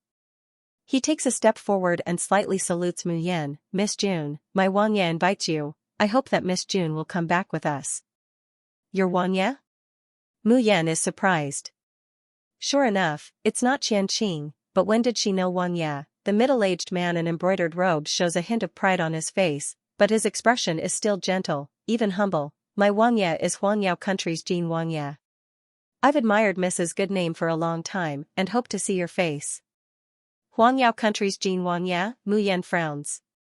This name seems somewhat familiar, but she can't remember it for a while. She hears the middle-aged man in embroidered robes continue. "The last time you proposed, it was Steward's son who acted on his own initiative, causing Miss to suffer grievances. Even if he died, he only had himself to blame, and no one could blame him. But my family's prince's love for you can be seen by the heaven and earth, you must not misunderstand him." Hearing Steward's son's marriage proposal, Mayan's memory finally recovers. Oh, so it was that prince who wanted to marry her as a concubine. In the end, that guy Di Mingju just happened to come looking for her, and his neck was magnificently broken. The shock that Di Mingju gave her at that time was so deep that she forgot that a Wanya had once proposed marriage to her. Seeing Mu Yan's sudden realization, the middle-aged man's expression could not help but stiffen. "Jean Wanya of Huangyao country, that is an outstanding and famous figure in the entire Yanwu continent. What kind of woman wasn't easy for him to get? Moreover, after he usually takes a fancy to a woman, Jean Wanya would turn his head and get tired of playing with her, throwing her to the back of his mind. But this Miss June was a complete exception. Not a single one of the teams that the prince had sent out to ask for her hand in marriage had returned. They had disappeared without a trace. It took them a long time to find out that that group of people had died, and they had died in Junji drugstore. Then there was their prince's obsession with Miss June. At first, he only searched for beauties. Unfortunately, this Miss June has completely forgotten about their Wanya's marriage proposal. But what kind of person is this embroidered middle-aged man? What kind of great winds and waves has he not seen? He quickly adjusts his expression, and says with a smile, "Miss June, we have come with full sincerity to invite you to the Fu for a chat. Please don't refuse." Mayan looks at them with a smile that isn't a smile. "What if I insist on refusing?" The middle-aged man's eyes deepen, his tone becoming more and more respectful. But the words he says make Mayan frown for the first time. Our Wanya has taken a fancy to Miss June. In any case, we wouldn't dare to make a move against Mississippi, but there's one thing that I hope Miss June knows. Our Wanya has always been on good terms with Qi Yan's royal family. This time, we accidentally ran into Qi Yan's Third Highness, so we specifically invited him to Jin Wangfu to have a good chat with Wanya. Mayan's eyes slowly narrow, her whole body emitting a dangerous light. "You've caught Liu Beiyu." In her heart, she can't help but lament for this stupid apprentice. What kind of fate is this, getting caught at every turn, threatened, or even made a cuckold? This stupid apprentice's 8 characters shouldn't be innately evil, right? Seeing Mayan's expression, the middle-aged man can't help but laugh. How could it be called a capture? We're just inviting His Highness to be a guest, that's all. Of course, if Miss June doesn't want to go back with us. Then whether His Highness is a guest or a prisoner, this one doesn't dare to guarantee. Mayan's eyes focus, and her figure suddenly disappears. The middle-aged man's expression changes. In the time it takes for a spark to fly off a flint, he only feels a breeze brushing past his face. The next moment, a hand as white as jade has already gently pinched his neck. The middle-aged man widens his eyes in horror, looking at the beautiful face that's within reach, his face full of disbelief. When did she come over? Why didn't he see her movements clearly just now? The middle-aged man instinctively operates the mysterious energy within his body, wanting to fight back. He's a strong person at the peak of heaven stage. It's reasonable to say that June Mayan, a girl who's not even in her 20s, can't possibly be his opponent. But when he operates his mysterious energy, he shockingly finds that his mysterious energy seems to be sucked away by a huge force.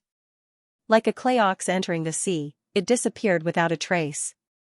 The shock in the middle-aged man's heart was like a monstrous tidal wave.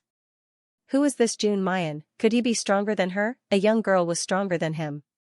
What kind of cultivation was that? Could it be? Innate stage, how was this possible? With such talent, isn't she 10,000 times more powerful than Jingqing country's Princess Xianxia? The middle-aged man was bewildered and couldn't help but want to gather his dark force and counterattack again. However, the hands around his neck suddenly let go. The girl's figure suddenly retreated like a cloud of smoke, and then leisurely stood still. All right, I have no choice but to accept your threat. I'll follow you back to Huangyao country. The middle-aged man stares blankly, looking at Mayan in disbelief. An ominous premonition arose in his heart. If Jin Wangye insists on marrying this woman, wouldn't it be the arrival of a catastrophe instead? But very quickly, he shook his head and shook off this thought, bowing and saying, Miss June, please, the carriage is already waiting at the entrance of the alley. From here to Huangyao country, it will take us at most 3 days to reach there. The author has something to say. Mayan slowly nods, her long eyelashes drooping down. She looks like a weak and harmless girl, too weak to stand up to the wind. What kind of great threat is there? The middle-aged man immediately throws that ominous thought to the back of his mind. A less than 20 years old pre-celestial, how is that possible? His eyes must have been blurred just now, and his senses must have made a mistake. That's why he had such an absurd idea. The middle-aged man lets people escort Mayan to the carriage, and he takes his men to clean up the traces left behind. According to the information investigated, there is a very powerful man at Mayan's side. Steward's son was killed by that man. Although Jin Wangye's Fu isn't afraid of anyone, it's better to have less trouble. As long as Wangye and Miss June are married, what's done is done, what's done is done. Even if Miss June had a lover before, what's the matter? It's not the first time that his Wangye has snatched a woman from another man. Things that are snatched are always especially interesting. After cleaning up all the traces, the middle-aged man complacently leaves with his men. The whole alley is quiet, as if no one has been there. Jin Wangfu. Wangye, don't drive us away, we are willing to serve you for the rest of our lives. Wangye, I beg you. Wangye, the sun and moon can attest to Xianxiang's feelings for you. How can Xianxiang live without you? Even if a new Wangfei enters the door, we will be obedient and not make the new Wangfei unhappy. I beg Wangye, don't drive us away. Woo-woo. Outside the courtyard, the sound of several women's heartbroken cries can be heard. But inside the room, a tall and handsome man is leaning on the bed, holding a cup of wine in his hand and sipping tea. There's not a trace of emotion on his face. Jin Wangye, didn't you hear that your lovely wife and beautiful concubine are sobbing, reluctant to part with you? You actually have a heart of stone, you don't know how to have tender and protective feelings for the fairer sex. Not far from the man, sits a handsome youth. If Mayan were here, she would certainly recognize that this person is Liu Beiyu, who has been missing for several days. And the man on the bed is naturally Jin Wangye of Huangyao country. Listening to Liu Beiyu's words, Jin Wangye chuckles, how can these vulgar women be compared to Mayan? If Ben Wang doesn't drive these people out, how can I show my determination to marry Mayan? Stop dreaming. Liu Beiyu could no longer control his emotions. With a flushed face, he angrily says, how could my master marry someone like you? You're practically a toad lusting after swan meat. Being provoked like this, Jin Wangye's eyes flash with a trace of obvious indignation. However, it very quickly turns into an invasion overflowing with interest. The harder it is to obtain a woman, the more interested this prince is. Not to mention a woman like Jun Mayan, who can refine godly drafts, a woman of the highest quality that can revive the dead and regrow flesh and bones. Liu Beiyu clenches his teeth and says, do you think that just relying on Jin Wangfu's trash, they can take my master away? I know that Jun Mayan's cultivation isn't low. Jin Wangye smiles meaningfully, but don't I still have you in my hands? You're Jun Mayan's only disciple. Knowing that her disciple is in trouble, tell me, would she not come to save you? You want to use me to threaten master? Liu Beiyu gets so angry that he suddenly stands up, the tea in his hand ruthlessly splashing towards Jin Wangye. However, a white shadow flashed before his eyes. Liu Beiyu glares at the man blocking in front of Jin Wangye. He sees that his expression is cold, but his face is incomparably handsome, gentle like jade. The temperament around him makes people feel like they can't take their eyes off him. The person in front of him is actually the former #1 genius of Yanwu continent, the dustless swordsman, Bai Yichen. Liu Beiyu can't understand it. How could the world's #1 gongzi be reduced to Jin Wangye's lackey? Liu Beiyu, seeing that you're her apprentice, I won't kill you. But you'd better obediently stay here and participate in Ben Wang and Mu Yan's wedding. Otherwise, don't blame Ben Wang for making you wish you were dead, unable to die. Liu Beiyu's actions clearly make Jin Wangye angry. He waves his hand and says, Bai Yichen, take him away and keep a good watch over him. He must not be allowed to run away. When Mu Yan arrives, she can't find out where he is. Bai Yichen gives a slight bow, his voice faint, yes, Wangye. Then, regardless of Liu Beiyu's ruckus, he directly carries him away. Walking out of the entrance of the Wangfu, a cold glint flashes through Bai Yichen's eyes. In the end, all the women of Jin Wangfu are dragged out. The Wangfu that was originally crammed full of orioles and swallows is suddenly emptied out. The servants serving in the Wangfu have all heard that Wangye is doing all this in order to welcome the real Jin Wangfei. And the identity of this Jin Wangfei simply makes the maids and guards of the Wangfu extremely curious. It should be known that Jin Wangye has been a tyrant for so many years. When has he not been surrounded by orioles and swallows, embracing women on his left and right? How could he possibly dismiss his concubines for a woman? What is this Wangfei's identity? Could it be that she's a princess from some country? What's a princess? Even Gong Qianxue, the #1 genius of Yanwu continent, can't be compared to our new Wangfei. Who is the new Wangfei? Do you know about the filter of barrier breaking that's currently being auctioned at a sky-high price in the Ghost City? Of course I know. I heard that it can't be bought even with 10 million gold coins. That draft was refined by our new Wangfei. Also, that Enchantress, who is currently in the limelight in Tianyuan City, is also our new Wangfei. Everyone who heard the news was shocked beyond words. Thus, when the carriages arrived at the main gate, many maids and manservants couldn't help but sneak out to take a look. The curtain of the carriage was lifted. A young girl in a plain blue dress slowly walked down. The moment they see her, whether it's Jin Wangye, who is standing at the door to greet them, the guards behind him, or the servants hiding in the shadows, all of them simultaneously suck in a mouthful of cold air.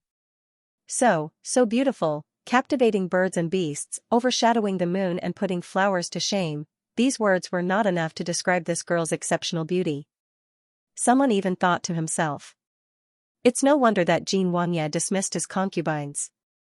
After seeing such a stunning woman, how could other common rouge and powder enter his eyes? After being stunned and infatuated, Jin Wangye suddenly comes back to his senses. He takes 2 or 3 steps forward to grab Mu Yan's hand. Mu Yan, Ben Wang has finally waited for you. Mu Yan unhurriedly takes a step back. The range of his movements isn't big, but he manages to avoid Jin Wangye's hand. She looked at the man in front of her nonchalantly and sneered, "Excuse me, who are you?" I don't think I know you that well. Are you allowed to call Muyan? Jie? Is there something wrong with this girl's head? She actually dares to be this disrespectful to their Wanya. Doesn't she know that Jean Wanya is famous for being temperamental, ruthless? Jean Wanya's handsome face distorts for a moment. A man immediately steps forward from behind him, angrily saying, "How dare you? This is Huang Yao's Jean Wanya, how can you be so presumptuous?" "So you're Jean Wanya?" Mayan raises her eyebrows. "So, you're saying that you captured my apprentice and threatened me to come here?" The girl's voice is like a silver bell, with traces of clear jade and ice crystals. Listening to it, it makes people's hearts melt. Jean Wanya once again reveals what he considers to be a gentle and refined smile. "Ben Wang invited Mayan here because I admire you, and hope to live together with you." How could it be a threat? Live together? Mayan sneers, "You want me to be your side consort, live together?" Jean Wanya's face immediately shows deep affection. He steps forward, wanting to pull Mayan into his embrace. "I won't hide it from you, ever since Ben Wang saw Mayan, I've been captivated and couldn't forget her." In Ben Wang's eyes, the rest of the common rouge and powder are already unable to enter. "Marrying you as a side consort was just my housekeeper acting on his own initiative. The sun and moon can attest to Mayan's heart. For you, Ben Wang has dismissed all the women in Jin Wangfu. Our wedding will be arranged in 7 days. At that time, you will be Ben Wang's official Wangfei. Once you and I are married, Ben Wang will take you into the palace to meet my imperial brother. Although you're only from the lowest small country, Qi Yan, as long as you show off your talents in alchemy and medicine, I believe that my Huangyao country would also be willing to recognize your identity as Jin Wangfei. For a commoner woman from the lowest Qi Yan country, becoming a Wangfei recognized by the emperor of Huangyao country is tantamount to reaching the sky in a single bound."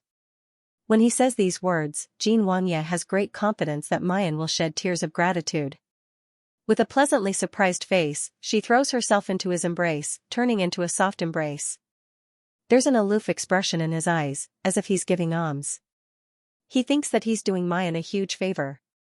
But Mayan can't help but burst out laughing. Although the girl's smile was as bright as a flower. However, the ridicule and contempt in that smile makes Jean Wanya's face distort once again. And Mayan's next sentence makes his expression instantly turn sinister. "It's not dark yet. Your Highness is already dreaming?" Mayan's eyes turn cold, sneering, "Your brain is not good, Your Excellency should go back and take more medicine to nourish yourself, lest a dignified Wanya comes out to make a fool of himself." Jean Wanya's eyes are frighteningly cold. His figure suddenly disappeared, and a powerful Xianxia spread out. The surrounding Jin Wanfu guards, including the middle-aged man at the peak of heaven stage who escorted Mayan over, all turned deathly pale with fright. In the blink of an eye, he had already appeared in front of Mu Yan and reached out to strangle her neck. However, just when everyone thinks that Mayan will perish under Jean Wanya's hands, Jean Wanya's figure and movements come to an abrupt halt. Mu Yan raises her slender jade hand, and between her slender fingers, there's a silver needle that's flickering with light. At the tip of the silver needle, there's a faintly discernible light blue radiance. The corners of Mayan's mouth gently curl up, as if she's casually gossiping. Jean Wanya had just said that I'm a draft apothecary. Take a guess, what kind of draft did I smear on this silver needle?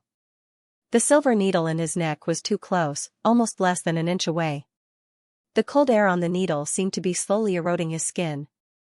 Jean Wanya's complexion alternates between green and white. In his eyes, Jun Mayan is the woman he fancies.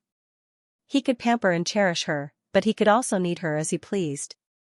However, he was being threatened by this woman in front of him, and in public, he was in a dilemma. Jean Wanya takes a deep breath, and only then does he force himself to suppress his gushing anger. He slowly takes a step back.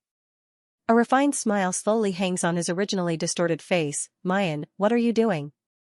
This prince wants to marry you because he truly loves you. Why must you be so heartless?"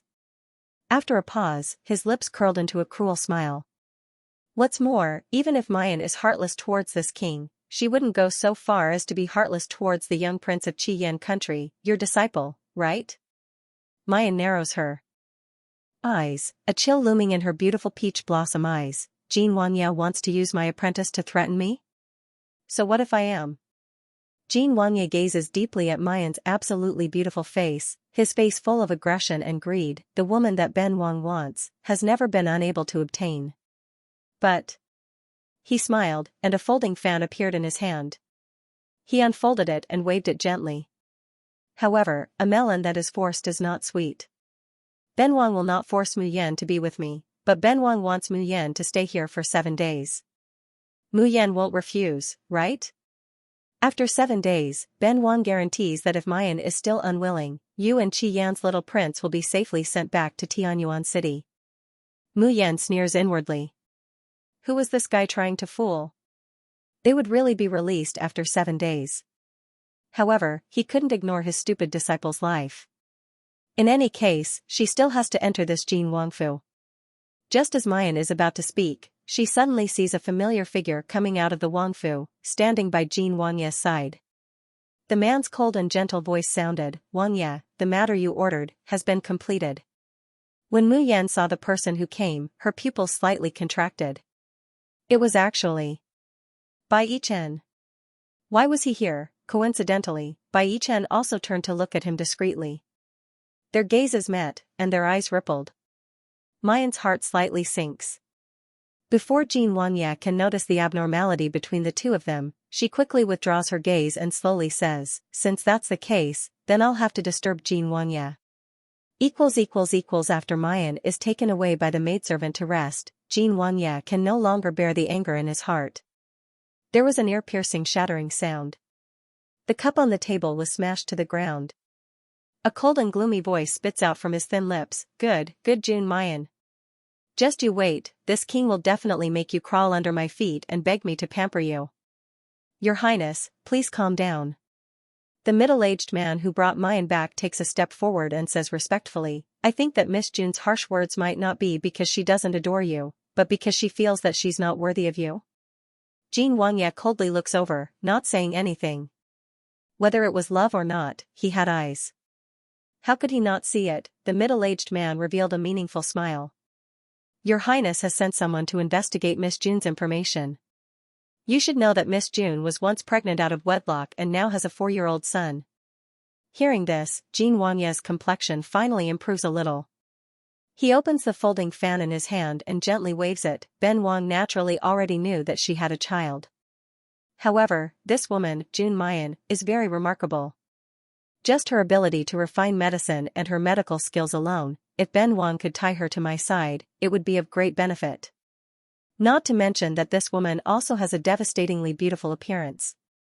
That slim waist, that perfectly curved figure, it makes his lower abdomen tighten even more when he thinks of it, wishing that he could immediately taste the taste of an ecstatic corpse. The middle-aged man also nods, then smiles sinisterly. Therefore, this subordinate believes that Miss Jun refused to marry Wangye. Firstly, she feels that she is no longer pure, and is not worthy of Wangye. Secondly, it should be because of that son of hers. This subordinate believes that as long as that son of hers is eliminated, all of Miss Jun's thoughts will be cut off. When the time comes, Miss Jun will definitely be willing to marry Wangye.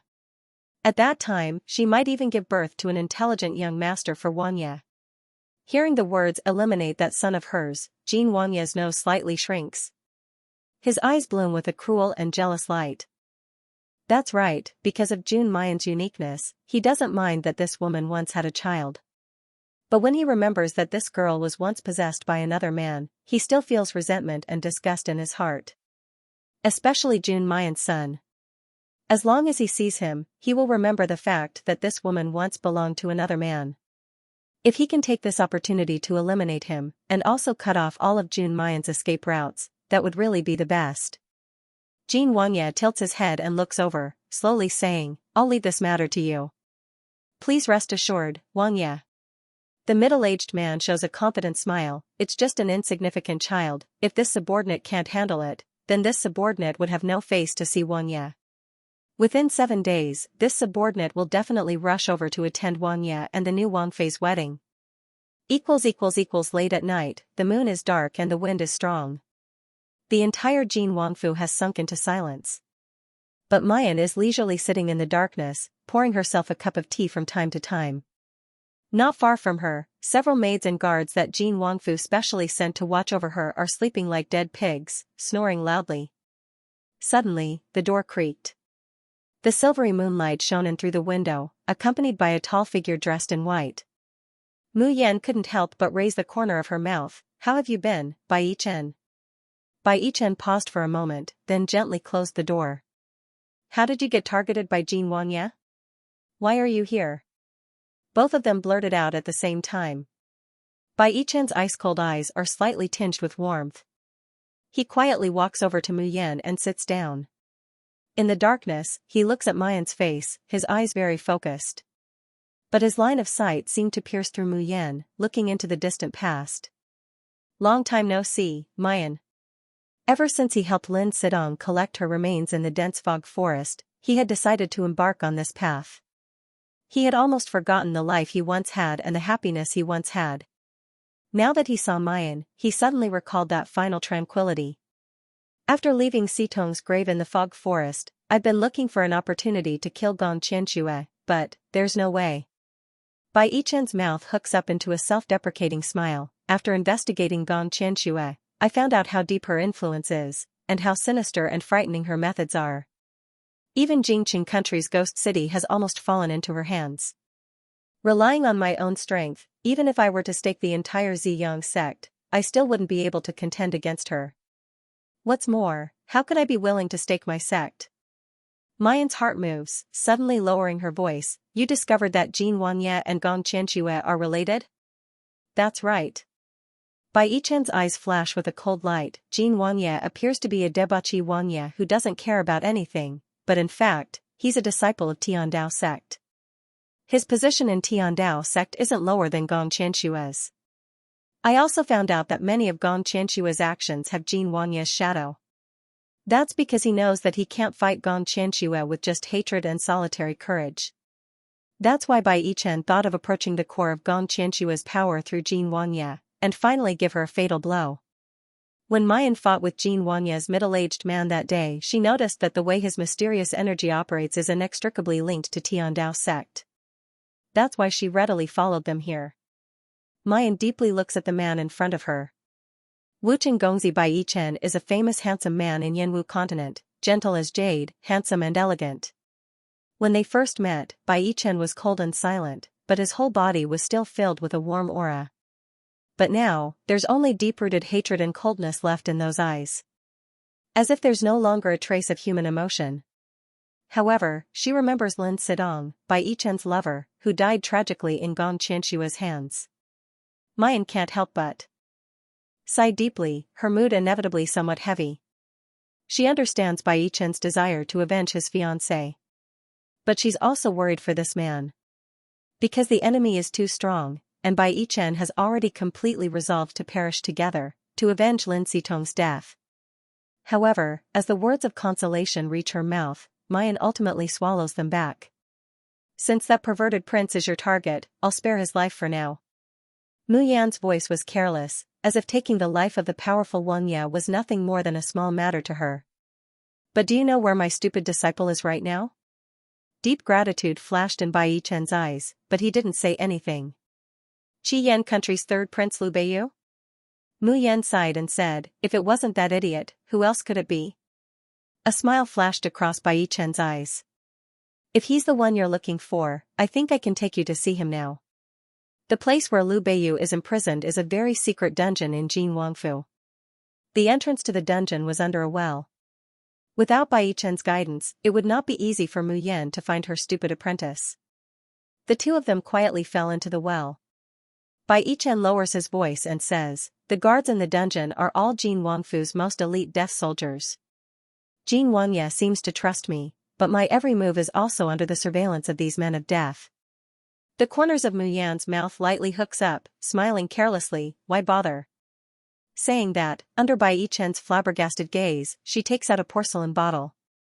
The cover of the dungeon's entrance is lifted, and Mu Yan places her palm on the porcelain bottle, slowly activating her mysterious energy. Soon, a wisp of white smoke curls out of the porcelain bottle, winding its way into the dungeon. After about the time it takes to drink a cup of tea, Mu Yan tosses the bottle away and claps her hands. Alright, let's go in. Wait, you'll be discovered. Before Bai Yichen could finish saying discovered, he sees a scene that makes him dumbstruck. All the guards in the dungeon have fallen to the ground one by one, sleeping like dead pigs. Each and every one of these guards has a cultivation above the peak of Earth stage. The two at the front even have a higher cultivation than Bai Yichen. And such a group of death warriors, who could make people's faces change just by talking about them, can't even hold on for the time it takes to drink a cup of tea under Mu Yan's draft. Bai Yichen gasps in amazement, and he also realizes why Jin Wangya, knowing that Mu Yan is unwilling, knowing that she has a child, still insisted on marrying her as his Wangfei.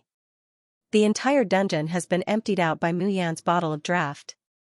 The two quickly find the locked-up Liu Beiyu. They see him lying on the bed, sleeping on his back, snoring softly, and a suspicious liquid flowing out of the corner of his mouth. A smile slowly spreads across Mu Yan's face. Bai Yichen sees the bright and beautiful smile on the girl's face, but he feels a chill, and he can't help but take a step back. The next moment, there's a bang. Liu Beiyu, who is sleeping without a care in the world, is directly kicked out of the bed, and he falls like a dog eating mud. Who is it? That son of a bitch dares to sneak up on this prince. Liu Beiyu jumps up from the ground, shouting loudly as he assumes an attacking stance. Smack, a palm slaps the back of his head. A sweet female voice faintly reaches his ears. Who are you calling a son of a bitch? When Liu Beiyu hears the voice, his whole body stiffens. Then he suddenly turns around. Liu Beiyu's eyes redden when he sees the girl's beautiful face right in front of him. Master? Is that you? I'm not dreaming, right? Mu Yan looks at him with a smile that isn't a smile. I saw that you were quite happy in your dream just now. Sob sob sob, master, you've finally come to save me. Your disciple is so scared. That Jin Wangya is a pervert, master, you mustn't marry that pervert. I don't want that kind of shameless master. Liu Beiyu pounces over and hugs Mayan's calf, crying his heart out. Mu Yan lifts her foot and kicks it away in disgust. Alright, stop howling. I'm warning you, this is the last time I'm going to save you. If you're so useless next time and someone else catches you, Liu Beiyu's eyes are brimming with tears. Master, you will save me, right? Mu Yan coldly squints at him, sneering, you guess? Liu Beiyu shudders, then continues to howl dryly, am I not an undeserved calamity? That Jin Wangya caught me, isn't it because he adores you, master? Cough, but master, you wouldn't really be threatened by that Jin Wangya to marry him, right? Don't. This disciple's head can be broken and blood can flow, but master's lifelong happiness absolutely cannot be ruined. Speaking of which, Liu Beiyu is still an Earth stage practitioner, his innate talent is naturally good. It's just a pity that his interests and hobbies aren't in cultivation at all, to the extent that his cultivation doesn't advance, but instead regresses. Don't, master. Liu Beiyu suddenly lets out a mournful wail. That guy Yan Haoyan's training is completely inhuman, and the final test of the ink camp isn't something that a human can pass. If this disciple goes, I won't be able to come back. Master, please spare me. This disciple will definitely cultivate properly in the future. Liu Beiyu chases after Mayan all the way, crying and begging, but it's a pity that Mayan completely ignores him. Only when they're on the ground, afraid of attracting Jin Wangya's attention, does he shut his mouth. But he's sobbing all the way, looking at Mayan from time to time with tears of grievance in his eyes. The three people quietly arrive at the side door of the backyard. Mayan looks at Bai Yichen. You must be careful if you stay by Jin Wangya's side alone. His strength is stronger than you think, you must not fight recklessly. Remember to always carry the life-saving draft that I gave you. You must remember, only by keeping your life, can you avenge your fiancé one day. Bai Yichen slowly nods, you should leave quickly. Mayan is just about to turn around. Suddenly, she hears the clanging of bamboo wood. That's the night watchman announcing the time on the street outside. It's already the midnight hour. Mayan's hand slowly presses on the door bolt, about to use mysterious energy to break it. Suddenly, a violent tremor came from her heart and aura sea. Mayan's brows wrinkle, beads of sweat instantly appear on her forehead. The hand that was originally pressing on the door also softly hangs down. Thump, thump, Thump, she hears the violent beating of her own heart, as well as the faint sound of a zither. An indescribable burning pain spreads through her limbs and bones. This kind of pain penetrates the skin and bones, and it's also somewhat familiar. Mayan, what's wrong? Master, why is your complexion so bad? Don't scare me? Mayan slowly raises her head with difficulty, and looks towards the east of Jin Wangfu. There stands a tower there, and at the top of the tower, there seems to be a silver-white light flickering like it's breathing. And Mayan can clearly sense the Tian Mo Qin within her body. It was playing on its own, and the rhythm of the music resonated with the flickering light. That's right, she remembered.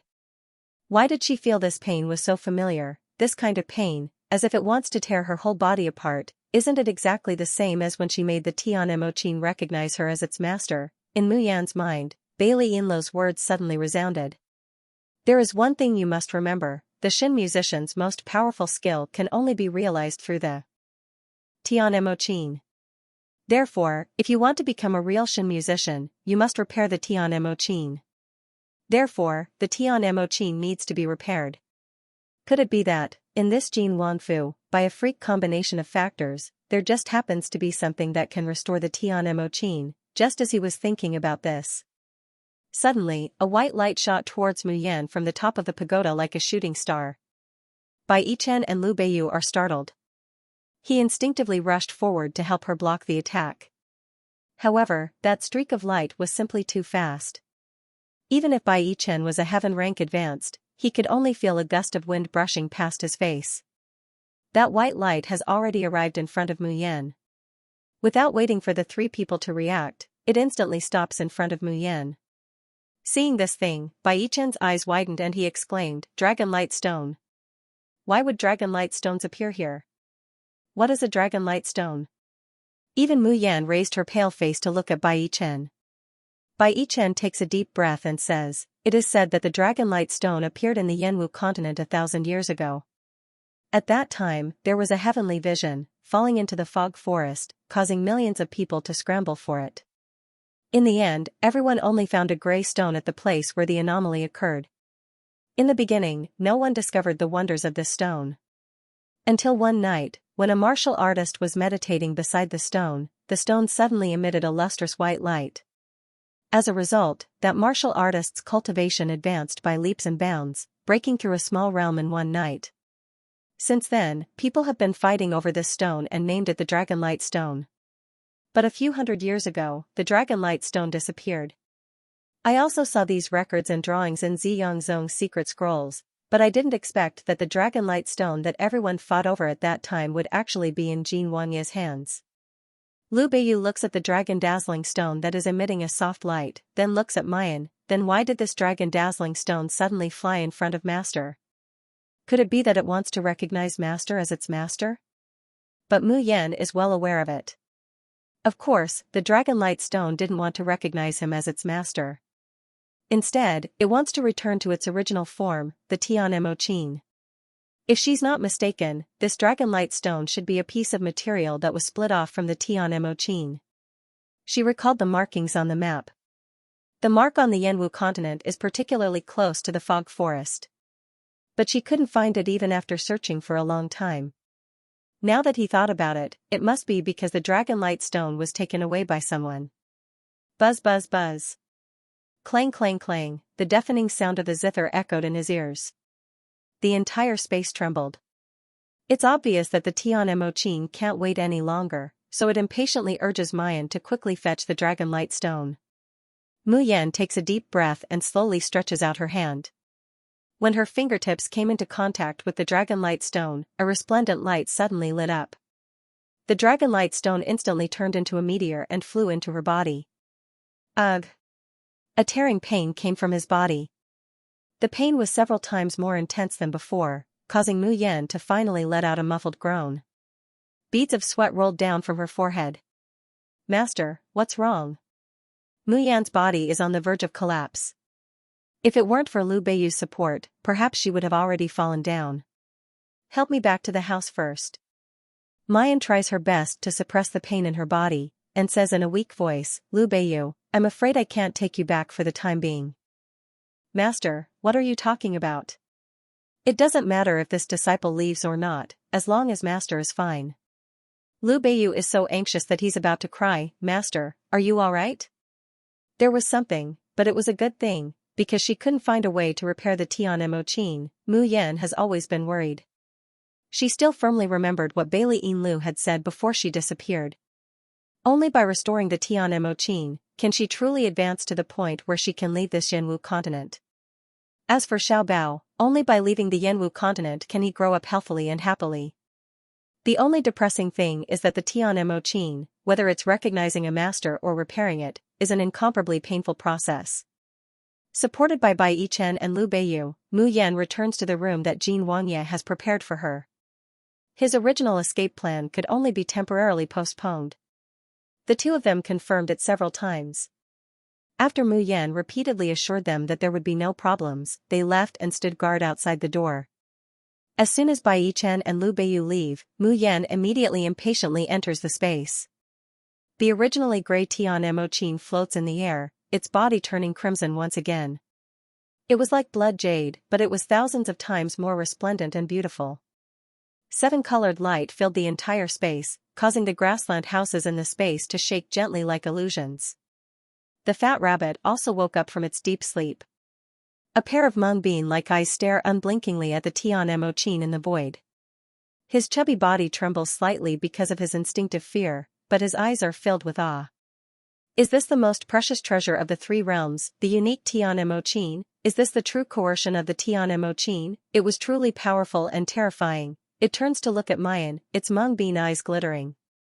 At that time, it still felt that a mere mortal of the Yanwu continent wasn't worthy to be its master, not worthy to order him around. But now, he had to take back those words. To be able to control such a terrible Tianmo Qin, to be able to make the Tianmo Qin willingly bow its head in submission.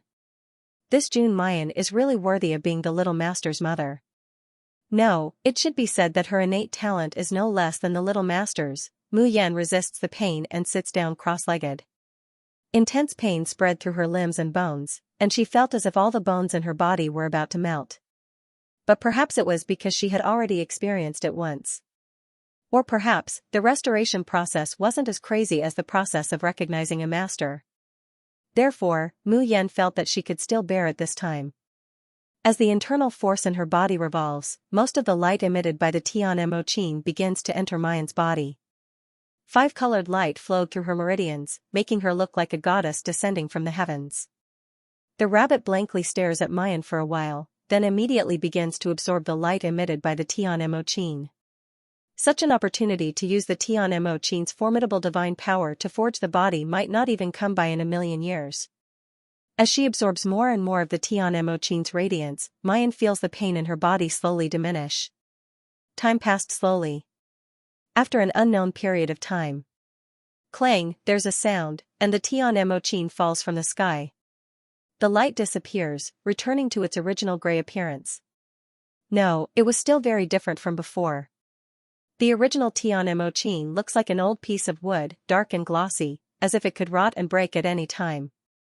But now, the Tianmo Qin's body is as smooth as a mirror, and there's even a faint dark silver pattern on top. It made the zither look ancient yet luxurious. One look and you could tell it was worth a fortune. Mayan opens her eyes and sees the Tianmo Qin that has fallen in front of her. She knows that he has finished repairing it. The air in the space, which was originally fresh, now became incomparably fragrant. Her body was filled with a huge amount of energy, which made her feel a little overwhelmed. Mayan shakes her head and reaches out to touch the Tianmo Qin. Buzz, the zither strings vibrated, and the sound of the zither rang out. It was more beautiful than before, clearer and more distant than before. But in the next moment, a sudden change occurred. With Mayan's touch as the center, the entire Tianmo Qin suddenly splits into countless cracks like a spider's web. The crack grew larger and larger, and then a silver light surged out like an avalanche, abruptly entering Mu Yan's body. The sudden and severe pain makes Mu Yan unable to bear it any longer, and she lets out a mournful wail. Immediately after, the space disintegrates and disappears, and Mu Yan reappears in the room. Even the fat rabbit is forced to roll down at her feet, cutting a sorry figure. Master! Mu Yan! The door to the room is pushed open with a bang, and Lu Beiyu and Bai Chen burst in. What they see is Mu Yan's entire body dripping with blood, her complexion deathly pale, and unconscious. Lu Beiyu is so scared that he almost kneels on the ground. He scrambles to rush in front of Mu Yan. Tears stream down her face. Master, what's wrong? Even the usually calm Bai Chen has a change in expression. Mu Yan, how could this be? What's going on? However, Mu Yan, who has completely fainted, how could she still hear their voices and answer their questions? The two panic-stricken people completely don't notice that outside the room, under the night sky, between the three realms, earth-shaking changes are happening little by little. The only one who notices is the fat rabbit, who has recovered from his dizziness. It looks out the window at the changing sky. Then it looks at the unconscious Mu Yan. A little bit of astonishment, shock, and disbelief emerge in the Mung Bean's eyes. How is this possible? In the Yanwu continent, there's no spiritual power, no heaven and earth's vitality, yet someone has molded their own spiritual root. Moreover, it's actually not an ordinary spiritual root. But it's unique between heaven and earth, Tianyuan City, Junji Medical Center. Even when he's bathing, Di Mingju doesn't let go of the opportunity to train Xiaobao. For humans, the water is the most natural adversity.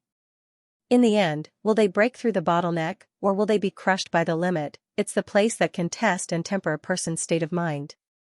Xiaobao rushes out of the water, gasping for air. His fair and tender little face is flushed, and his face shows extreme exhaustion. But his eyes are bright, unblinking as he looks at Di Mingju. Di Mingju raises his hand, and a blanket that's several times bigger than Xiaobao's body wraps around his little body. The man's lazy and cold voice slowly rings out, 2 hours, not bad. Today's training ends here. Saying that, he stoops to pick up Xiaobao along with the blanket, and walks out of the bath. This time, Xiaobao obediently let him hug him. Her short little hands are still hugging Di Mingju's neck. A pair of blue eyes, exactly the same as Di Mingju's, softly blinks. His eyelashes, which are as dense and long as small fans, are stained with a wet mist. She looked especially adorable. Her long eyelashes fluttered, and Xiaobao could not help but ask, will Xiaobao become as strong as you one day? Di Mingju glances at him, and reaches out to wipe the water stains off his face with a blanket. Although his movements were clumsy, there was a trace of gentleness that was hard to detect. As long as you train well, you will naturally be able to. The man's voice is indifferent, but it's a matter of course. You're my, Di Mingju's, son. If you're not strong enough, wouldn't you lose Benjun's face? Xiaobao opened his mouth as if he wanted to say something, but he didn't say anything in the end. Although he was young, he knew. The man in front of him was not his real father. Niang Qin had also never mentioned who his real father was. In the past, Xiaobao didn't care at all whether he had a father or not. But at this moment, a trace of sadness and longing welled up in his little heart. The two of them put on their clothes and walked out. Han Yi and Ying Mei hold Xiaobao's Di Mingju once again, there's no longer any shock on their faces. Hee, ever since Jun Shang met Miss June, is there anything impossible that he hasn't done before? What's there to be surprised about? Greetings, Lord, greetings, young master. Xiaobao struggles for a bit, then jumps down from Di Mingju's arms and goes to Mu Yan's room. Niang Qin. The little hand hasn't pushed open the door yet, but the cry has already slipped out. He hadn't seen his mother for 7 days, and he didn't have time to get along with her today. He missed his mother very much. Young master, wait a minute. Han Yi couldn't help but speak up to stop her. Soon after, he embarrassedly says, Miss June went out early in the morning, and hasn't returned yet. They only discovered it after Mayan had left for a long time. 2 experts from the Xiaoxian continent, under orders to guard a mortal of the Yanwu continent. In the end, they didn't even know when he had left. Han Yi feels that he doesn't have the face to see Jun Shang. Ying Mei directly knelt to the ground, this subordinate is incompetent, please punish me, Jun Shang. Di Mingju actually doesn't get angry. He just casually waves his hand, his voice cold and indifferent, purgatory pool will add 1 more day. It was only 1 day, Han Yi and Ying Mei simultaneously breathe a sigh of relief. In fact, they were not worried about Miss June. What kind of person is Miss Juna? She's a high priest celestial. As long as she's in the Yenwu continent, her strength is so strong that even they can't deal with her. Who in this world could harm her? Xiaobao immediately revealed a dejected expression. He thought that as soon as he came out, he would be able to throw himself into his mother's arms. Suddenly, the little body soared into the air. Di Mingju picks him up again. Two small hands subconsciously wrap around Di Mingju's neck. By the time he's able to react, Di Mingju has already taken him out of the courtyard, heading towards the main street in the front yard. She couldn't help but ask, "What are we going to do?" Di Mingju glances at him. "Do you still need to ask?" "Of course it's to bring your mother home." "Take my mother home." Xiaobao muttered these words in his mind in a daze. A faint and restrained smile appeared on her blushing face. The three of them really looked like a family. When they were in the fog forest, Di Mingju had once kissed Mayan's vow. Because there's no spiritual power in the Yenwu continent, the effect of this promised kiss is very small. The range of his perception was also almost negligible. But if it was only in the same city, it was still very easy to find the fluctuation aura that Mu Yan had appeared in before with his divine sense. The two of them had originally thought that they would be able to find Mu Yan very quickly, and then the three of them would happily return. However, when the trail he was looking for reached a secluded alley, it finally disappeared without a trace. Di Mingju and Xiaobao's complexions turned extremely unsightly at the same time. Mu Yan had disappeared, and all traces of her had been cleaned up starting from this alley. Even someone as powerful as Di Mingju. When one's spiritual sense could not be fully released, it would be as difficult as ascending to the heavens to find a person like a needle in a haystack. "Mother will be fine." Xiaobao clenched his fists tightly. His small face was cold and solemn, and his voice was incomparably calm. However, his body trembled slightly, revealing his panic and fear. The people of the Junji Medical Center and the Emperor Garden are all dispatched. The whole of Tianyuan City is almost turned upside down. But there's still no trace of Mu Yan. The sky darkens little by little, until it's pitch black. Han Yi and Ing Mei's faces are full of remorse, wishing they could slap themselves to death. And the coldness coming from Di Mingju makes the two even more aghast. If they still can't find her, Jun Shang might completely release his divine sense. When that time comes, the entire Yenwu continent would be unable to withstand the extremely powerful energy, causing the sky to fall and the earth to crack. Jun Shang could only endure until now, because if the target of the vow's kiss is in danger, Jun Shang would be able to sense it. Just as Han Yi and Ing Mei are kneeling to beg for forgiveness, suddenly, a powerful mysterious energy fluctuation comes from the northeast corner of Tianyuan City. It seems to be accompanied by the sound of a house collapsing. That's the direction of the Shen family in Tianyuan City. Because they can't find Mu Yan anywhere, Shen Jinglin and Xiaobao lead the people to the Shen family. "Oh no, it's the little Gongzi." Han Yi and Ing Mei suddenly stand up, looking towards the direction of the energy fluctuation. Without waiting for them to move, Di Mingju's figure has already disappeared like lightning. "Little master, be careful." Feng Haitang screams, her whole body pouncing forward, firmly blocking Xiaobao behind her. She watches as the terrifying internal force attack is about to fall on her back. Suddenly, a figure flashes, and a broad man blocks in front of her. Bang! There's a loud noise as the man bears that powerful attack, and he suddenly spits out a mouthful of blood. Feng Haitang turns around, seeing the slowly falling figure, the rims of her eyes redden. "Haotian! Haotian! How are you?" Yan Haotian slowly opens his eyes in her arms. Seeing her tears trickling down, he couldn't help but reach out and gently wipe her face. "Hee, I didn't expect that there would be so many crouching tigers and hidden dragons in such a small medical center. What's more, I didn't expect that a 4-year-old child would actually have such terrifying strength. Truly worthy of being a woman that Wang Ye fancies. If such a bloodline were to give birth to Wang Ye's son, I'm afraid that his talent would be even more unimaginable. Fortunately, I've never underestimated a little child, and I brought enough manpower this time.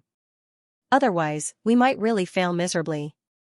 Not far away, a slightly chubby middle-aged man looked down at the few people in front of him. His face was filled with fear and excitement. This person is Jin Wangya's most capable and trusted aide, the leader of the Death Warriors, the peak heaven stage Zhu Hai. Beside him stood a few black-cloaked men. Every one of them was at least heaven rank. More than half of them were heaven rank and above. In other words, half of the people here had higher cultivation bases than Xiaobao. In the middle of the encirclement of these men of death, are the people of the ink camp who have been beaten to the point of vomiting blood, and are practically unable to get up. If not, everyone in the ink camp would be prepared with the life-saving drafts that Mayan had given them. It was likely that there were already several corpses here. Xiaobao's little face is cold and solemn.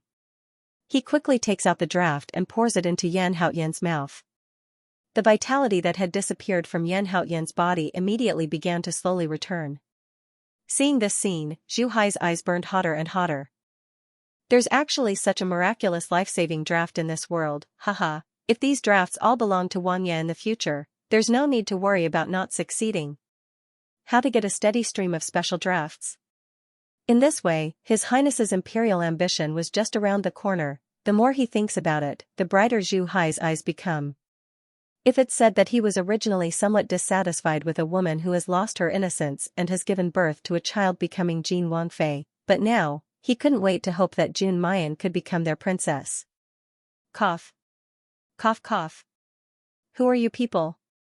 Shen Jinglin climbed up from the ground and pulled Xiaobao behind him, fiercely glaring at Zhu Hai. Why did you lay your hands on Xiaobao and my Shen family? Zhu Hai disdainfully glanced at Shen Jinglin. How could he put a mere earth-rank martial artist in his eyes? His gaze flashed past little Bao who was behind Shen Jinglin, and a wisp of fear and dread flashed past his eyes. A 4-year-old child's cultivation was already at the heaven stage. Given time, if this person was allowed to live, he would definitely become a great threat to His Highness. The light in Zhu Hai's eyes darkens, a ruthless and malevolent killing intent emerges in his eyes. If you want to blame someone, then you can only blame him for being Jun Mayan's child. Our Jin Wangye intends to marry Miss Jun as his Wangfei. As the dignified Wangfei of Huangyao country, how could she have an illegitimate child who can't even be seen in public? So, we can only kill you before His Highness and the new princess get married. We have to erase your existence. Henceforth, Jin Wangfei is innocent. No one will know that she once had a son. Hearing Zhu Hai's words, Xiaobao's eyes suddenly became like a little beast whose reverse scale had been touched. His icy blue eyes instantly turned slightly blood-red. As he walked forward step by step, his thick profound energy, bringing along an icy cold aura, spread around his small body. As the distance between him and Zhu Hai grew shorter and shorter, a powerful and suffocating pressure came crashing down on them. Zhu Hai's expression abruptly changed. No, this is impossible. He's only a mid-tier heaven rank, and I'm at the peak of heaven rank. How could I be suppressed instead? He desperately circulated his Xianxia, wanting to move, but his entire body seemed to be imprisoned by an invisible force. He couldn't move at all. The surrounding people were even more dumbfounded. That was because with every step little treasure took, the limestone beneath his feet would shatter inch by inch. A terrifying pressure spread in the air, causing the faces of the men in black to turn pale. Some of the weaker ones even had blood trickling down the corners of their mouths. All of this was caused by a 4-year-old child. Bang, the tiny palm pushed out in the air, and a profound energy that was as majestic as a violent gale and a huge wave directly attacked Zhu Hai. A loud sound accompanied by the sound of bones shattering assaulted everyone's eardrums. Dust and smoke rose in all directions, and gravel flew everywhere. There was also a strong smell of blood that permeated the tip of one's nose. When the dust settled, Zhu Hai's pale face was revealed. In front of him, there was a corpse that could not be any more dead than it already was. All the bones in Zhu Hai's body broke, and he vomited blood, dyeing the lower half of his body red. Zhu Hai looked at the corpse at his feet, then at Xiaobao. He could no longer conceal the shock on his face. If he hadn't used the excruciating pain to break free from the pressure at the critical moment and dragged someone over to be his scapegoat, he would have died. Now, the one who died without a complete corpse was probably him. However, the person he used as a scapegoat was also a heaven stage advanced ranker. They are the elites among the elites of Jin Wangfu's death warriors. How could he die so easily in the hands of a child? In the battle just now, he had already killed 3 early heaven stage black-cloaked men. More than half of his profound chi had already been consumed. Earlier, in order to kill Zhu Hai, he had even used up all the profound energy in his body. Now, his small body didn't have the slightest bit of strength, and he was practically an arrow at the end of its flight. Zhu Hai quickly recovered from his terror. Ha! Ha ha! No matter how formidable you are, no matter how extraordinary you are, you're only a child in the end, just a single person. If I don't kill you today, then there'll surely be no end of trouble in the future. Go. Kill everyone in this family. Don't leave anyone alive. Zhu Hai's voice had just fallen when Shen Jinglin suddenly took a step forward and picked up Xiao Bao, stuffing him into Feng Haitong's arms. Go. Immediately take Xiao Bao and leave this place, go find Di Mingju. I'm not leaving. Xiao Bao shouted loudly and struggled with all his might. Uncle, the one they want to kill is me, I will never leave.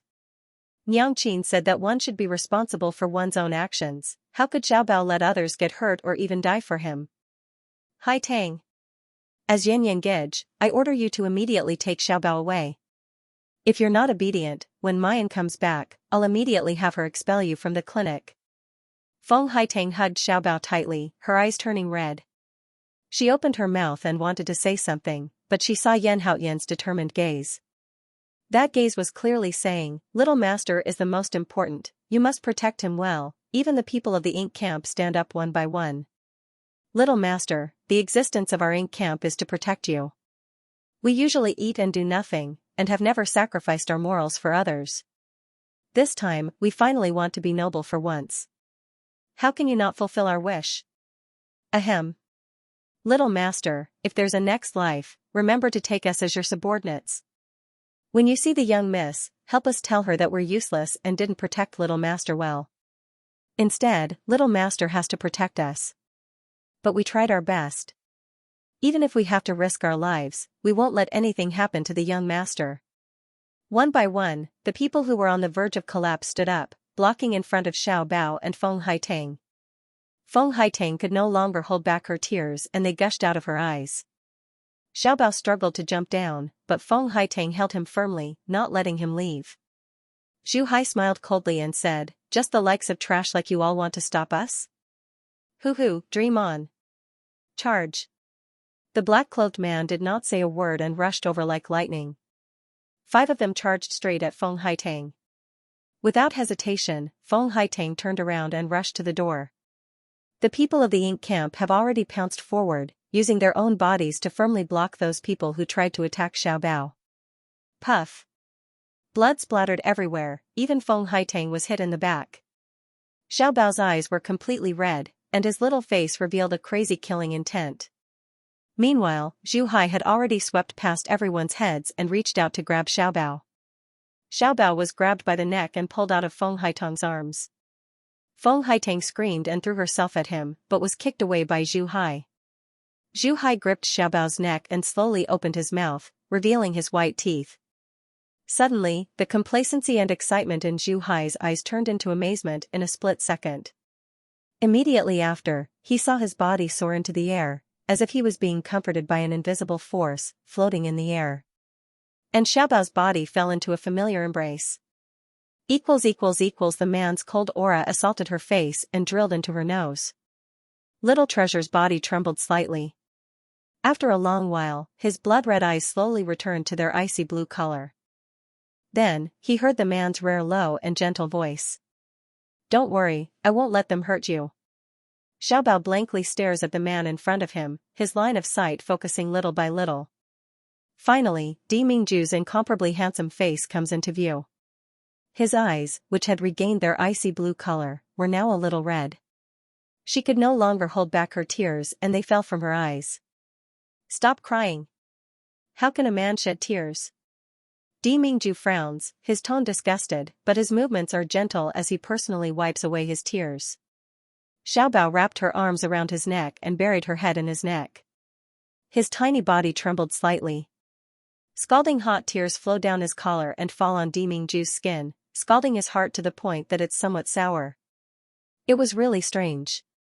The former Di Mingju was clearly so cold and heartless, never moved by anyone's joy, anger, sorrow, or joy.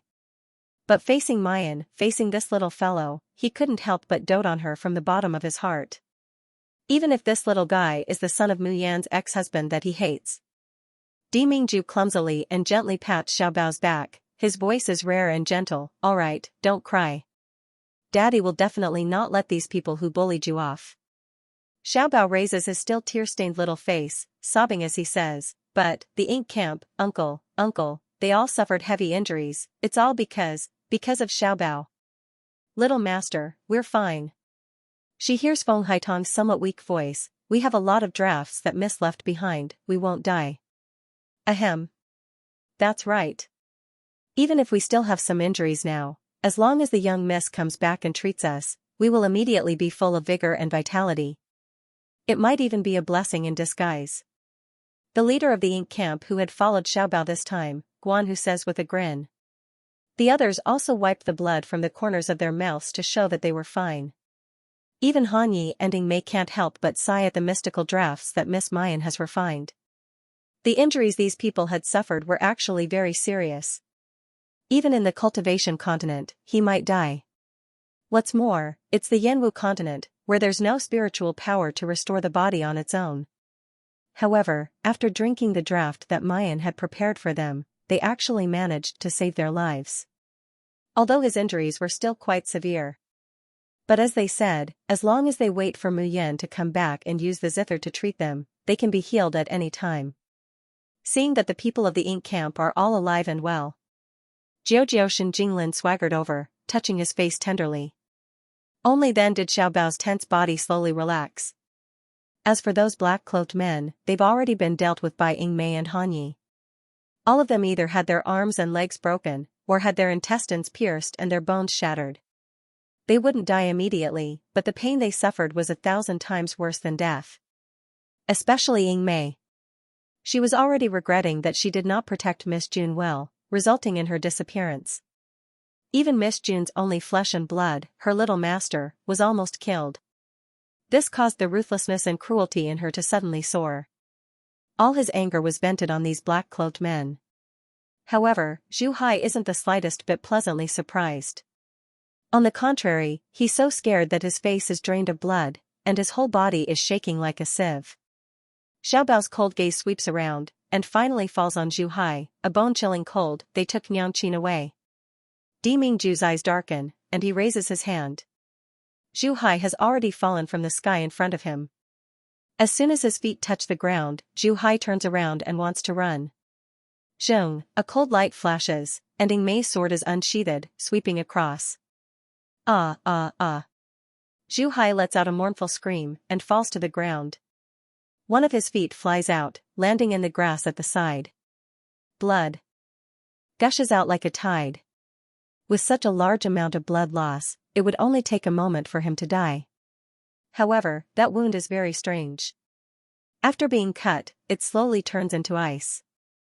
The flow of blood also gradually stops. What's left for Zhu Hai is only bone-piercing pain. You can't kill me. I'm Jin Wanya's trusted subordinate. If you kill me, Huang Yao and Jin Wanya will never let you off. Jin Wanya? Di Mingju slowly reads out those 3 words. Yan Haoyan steps forward, gesturing with his hands. It's Jin Wanya, who once wanted to marry Miss as a side consort in Xi'an. Listening to Feng Haitong's translation, Shen Jinglin flies into a rage. What bullshit, Wanya, you actually want my sister to be a concubine, keep dreaming. As he speaks, he bitterly punches Zhu Hai. Pitiful Zhu Hai, a peak heaven stage expert, is completely unable to resist the attack of Shen Jinglin, an early earth stage. He can't even circulate his mysterious energy to resist. His face is solidly punched, and his nose is instantly broken, 2 of his teeth are spat out. Di Mingju's voice is still cold and aloof. As if there's not a trace of human emotion in it. What does your master want to do by taking Mayan away? Zhu Hai's heart is filled with hatred, but he's also extremely afraid. Hearing the question, he says in a trembling voice, our Wangya sincerely admires Miss June. This time, she's not some side consort. Rather, he wants to marry her as his princess. At most, in another 7 days, everyone in the world will know that Jin Wangfei is June Mayan. This kind of enormous glory, I think there's no woman in the world who wouldn't want it. Fuck you, there's not a single woman who doesn't want you. Shen Jinglin roared once again, ruthlessly stomping on Zhu Hai's still intact foot. With a cracking sound, the leg bone broke. Zhu Hai once again let out a blood-curdling scream like a pig being slaughtered. After screaming, he fiercely glares at Shen Jinglin and Di Mingju. I don't know who you people are. However, you won't have a good ending for attacking me. Do you know what kind of person Jin Wangye is? What kind of power does it have? Hehe, what's more, even if you kill me, Jun Muyen is destined to become Wanye's woman. Even if she wants to resist, how could she possibly escape from Wanye's grasp? Perhaps, she's already under our prince's body right now, ha ha ha. Ah!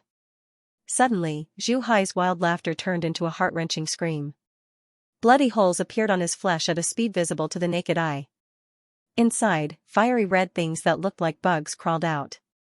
After the skin, it's the eyes, the nose, and the mouth. In just the time it takes to drink a cup of tea, Zhu Hai's whole body is already riddled with holes, and he doesn't even look human. No, his appearance is even more terrifying than the ghost's mutilated corpse. At first, he could still scream, but later on, he goes in less, and exhales more. But he can't die, and can only bear this kind of pain all the time. Kill me. I beg you, kill me, woo, woo woo. Later on, his tongue and throat are also corroded by the little fiery bugs, and he can no longer make the slightest sound. But even so, he's still not dead. Jun Shang. Han Yi kneels down. Jun Shang, please calm your anger. Jun Shang, please calm your anger. Ying Mei also kneels down. Shen Jinglin and the Ink Camp members, who don't know what's going on, only feel an instinctive fear. The earth seems to tremble. The air seems to be filled with the mournful cries of the creatures of heaven and earth. That's the will of the entire Yanwu continent being shaken, unable to bear it. Suddenly, Xiaobao reaches out and gently touches Di Mingju's eyes. Let's go find Niangqing. Let's go now. The killing intent in Di Mingju's eyes slowly recede, and his gaze falls on Xiaobao. It's Xiaobao's voice that sobers him up, preventing the world from collapsing due to excessive use of power. And that sentence, go find Mayan, if anyone covets his Mayan, he will certainly make them die without a burial ground. The energy within Di Mingju's body surges, and he's just about to carry Xiaobao and set off. Suddenly, in the distant eastern skyline, a multicolored glow suddenly blooms. Immediately after, the originally unremarkable, even somewhat dusky moon in the sky suddenly becomes as dazzling as the scorching sun. But it's not a blazing light that burns people, but like flowing silver sand, bright and cool, pure and holy white light. Then, in the sky, around the moon, bright stars slowly appear one after another. These stars all have different colors. The only thing they have in common is that they're 10 times, 100 times brighter than the other stars. 1, 2, 3, 8, 9, a total of 9 stars appear in the sky. Coupled with the moonlight that's as bright as the blazing sun, the originally dark earth instantly becomes as bright as day. Everyone simultaneously looks up at the sky, stunned by this vision of heaven and earth. What is this? How could the moon be so bright and big? What were the 9 stars? Why haven't I seen it before? The 9 stars appeared one after another, then slowly moved in an arc, protecting the moon in the middle. Seeing this scene, Di Mingju, Han Yi, and Ying Mei suddenly widen their eyes, simply unable to believe what they're seeing. Jun, Lord? Isn't that the 9 stars linked to the moon? How could such a phenomenon appear? Don't tell me, the legendary spiritual vein that can match with Jun Shang has been born? But how was this possible? Wasn't it said that because of the uniqueness of the spirit vein, it was no longer possible for it to be born in the world? What's more, this Yanwu continent that doesn't even have spiritual energy? Di Mingju's pupils slowly contract. Shen Jinglin's voice sounded in his ear, if I'm not wrong, that should be the direction of Huangyao's imperial city. The imperial city of Huangyao is also in the direction of Jin Wangfu. Jun Mayan is there. Who was the one who caused such a phenomenon? Han Yi and Ying Mei almost immediately think of the same thing, and then they're incomparably sure. Woo! Suddenly, Little Treasure clutched his chest and let out a muffled groan. His little face scrunched up in both pain and panic. What's wrong? Di Mingju quickly looks down. Xiaobao gasped for breath and said, Mother. Mother. I think Mother is in danger, let's go quickly. Extreme worry caused his voice to change and tremble slightly. Hearing that, the complexions of Di Mingju, Han Yi, and Ying Mei all change. Oh no, the reconstruction of the spiritual meridians will take at least 12 hours. During this period of time, Miss June can be said to be completely defenseless. Han Yi still hasn't finished his words.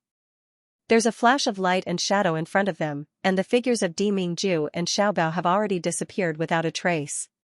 Han Yi and Ying Mei look at each other, and promptly keep up. As for Zhu Hai, who was neither a human nor a ghost, he had all the bones in his body broken and thrown into the mass grave together with those black-cloaked men. He believed that these people, who were more miserable and terrible than ghosts, would be able to get along well with the corpses in the mass grave.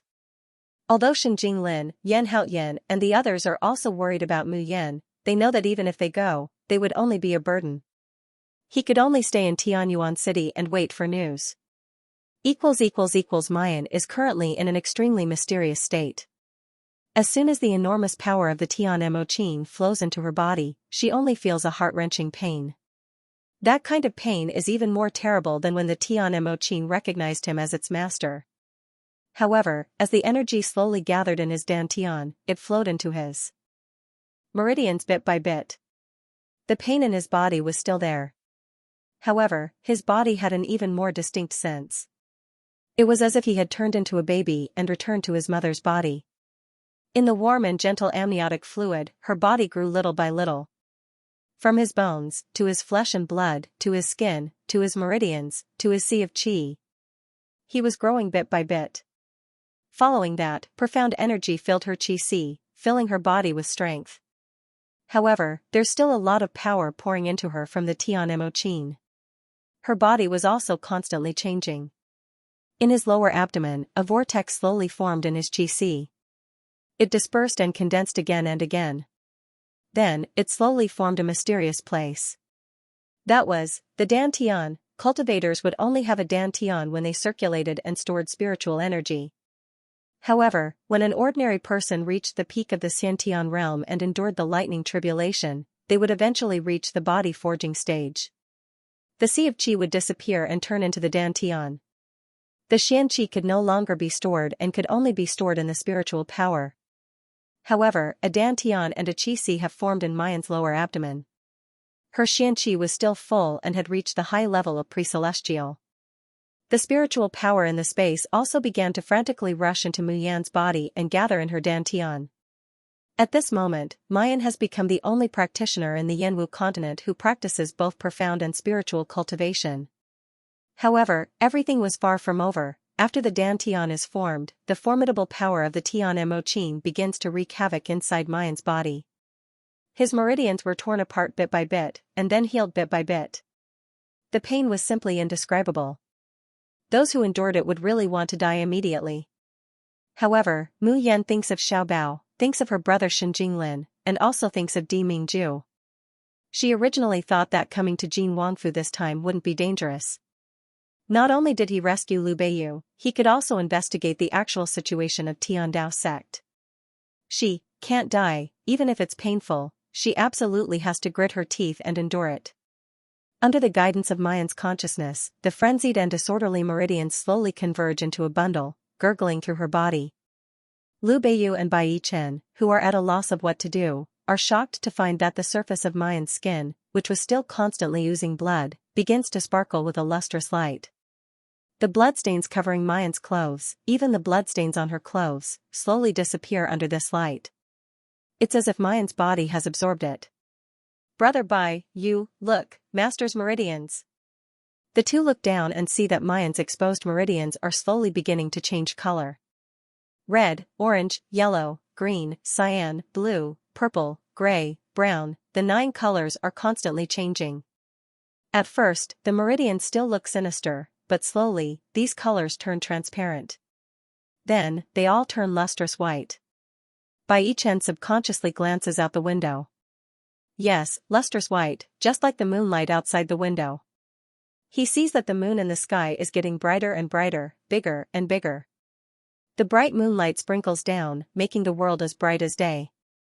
The entire Jin Wangfu also runs out because of this unusual movement. As the moonlight brightens, the 9 stars surround the moon. The lustrous white meridians floating on the surface of Mayan's skin slowly disappear. But the light on her body is getting brighter and brighter. Even if it's already as bright as day outside, the brightness in this room already makes people feel that it's unusual. Both Bai Yichen and Liu Beiyu reveal worried expressions. In this way, Jin Wangye is bound to find something strange. Just as they're thinking this, the door is suddenly pushed open.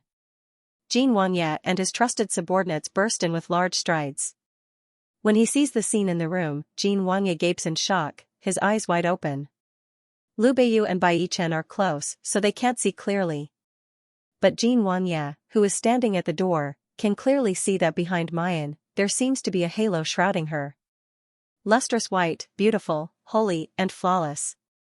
Just like the bright moon in the sky. There are 2 moons in the world, one hanging high in the sky, guarded by 9 stars. The other is behind Mayan, radiating brilliance, like a goddess descending to earth. What does it mean? As Jin Wangye watches, his breathing slowly becomes heavy, his eyes bursting with a greedy light of determination to win.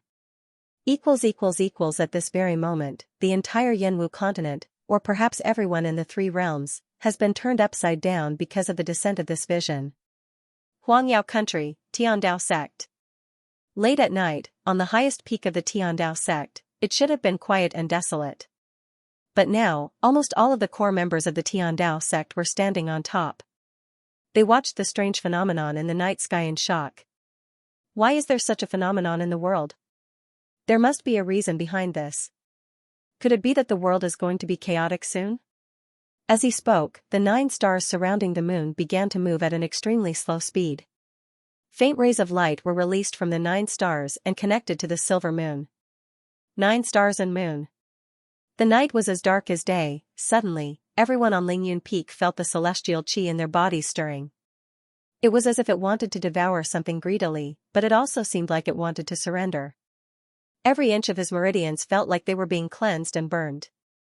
Just when everyone was bewildered, the sound of something tearing through the air suddenly came from Lingyun Peak. A figure flew out from the hole and landed in front of everyone. The people of Tiandao Sect were shocked at first, but when they saw who it was, they immediately revealed expressions of shock and respect. "Greetings, Ancestor." Everyone knelt down. Someone else couldn't help but ask, "Ancestor, didn't you say that you're going to go into death seclusion? Why did he suddenly appear?" The one who spoke was the sect master of the Tiandao Sect. In the Yanwu continent, he can be said to be a person with monstrous power and influence. With a stomp of his foot, he can shake the earth 3 times. However, when faced with the white-haired old man who looked like an ordinary middle-aged man, he was extremely respectful and did not dare to show the slightest bit of disrespect. The old man ignored them and looked up at the 9 stars and moon in the night sky. A pair of deep and turbid eyes began to turn red bit by bit, burning with a greedy and excited desire. Even his originally steady breathing became heavy due to excitement. It's this power that can help me break through my shackles. I don't know what this power is, but as long as I use it, I'll definitely be able to overcome the lightning tribulation and ascend to the cultivation world. Ha ha ha, the heavens really don't want me to die. The heavens haven't forsaken me. The old man muttered to himself. His voice was so soft that no one could hear him clearly. However, his chaotic aura and excited tone aroused the curiosity of the people of the Tiandao Sect. Just what was so strange about this phenomenon that it could cause the usually expressionless ancestor to be so agitated? All members of the Tiandao Sect, listen up. Everyone immediately lowered their heads and agreed. Old ancestor, please give us your instructions. No one in the Tiandao Sect dares to disobey. From now on, no matter the cost, you must find the source of this phenomenon. It doesn't matter if it's a human, a beast, or an object. Such a treasure must fall into the hands of our Tiandao Sect. Everyone from Tiandao Sect was stunned at first, then they immediately replied, "Yes, old ancestor." Looking at the direction in which this vision is rising, it seems to be at the border between Huangyao Country and Qiyan Country. Let's immediately spread out our manpower and go investigate. Jingcheng Country Imperial Palace. What is this? Gong Qianxue didn't even put on her clothes properly as she hurriedly ran out of the palace. Looking at the moon and stars in the sky that were getting bigger and bigger, she let out a cry of surprise. Someone's aura was rapidly approaching.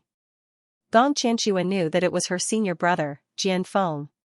Yanwu Continent's #1 alchemist, Tiandao Sect's genius and treasure.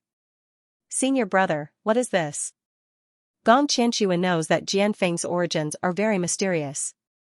The things he knows are far more than the people of the Yanwu Continent. Jianfeng's position in Tiandao sect was even higher than Tiandao sect's sect master. But no matter how mysterious or powerful he was, so what, this was just a dog that had been bewitched by his charm and was dead set on him. Feeling Jianfeng's adoring gaze, Gong Qianxue felt a trace of pride in her heart. However, his face revealed an expression of worship and complete trust. Jianfeng's eyes were filled with shock after seeing this strange phenomenon. Hearing Gong Qianxue's question, he frowned slightly. 9 stars linked to the moon, I've only heard of such a phenomenon, but I've never seen it. However, I can feel that this power is very powerful and very special. Jianfeng slowly turned his head and looked at Gong Qianxue. His eyes were filled with affection and fervor. Junior sister, do you still remember the immortal soul fetus that you fancied? Although Jianfeng has never seen an immortal fetus, he has obtained the blood of the mother of the immortal fetus.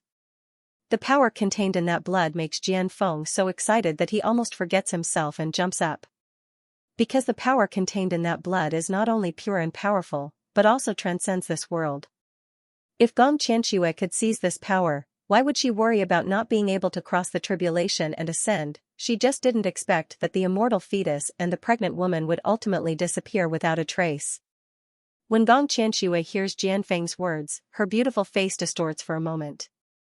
Not obtaining that immortal fetus is a lifelong pain for her. At that time, she thought that the woman was just a weak girl who hadn't even reached Huang's stage. It would be a simple matter for that woman's relatives to dig out the child in her belly. Who knew that there would be unexpected complications, causing her to lose the best opportunity to advance in vain? Gong Qianxue takes a deep breath, forcefully suppressing the unwillingness and resentment in her heart. Senior brother, why did you suddenly mention this? Jianfeng says, I feel that the power of this 9 stars and moon seems to be exactly the same as the power of the blood you brought back that day. If I'm not mistaken, the person who caused this vision is probably related to the immortal fetus and the mother. Heh.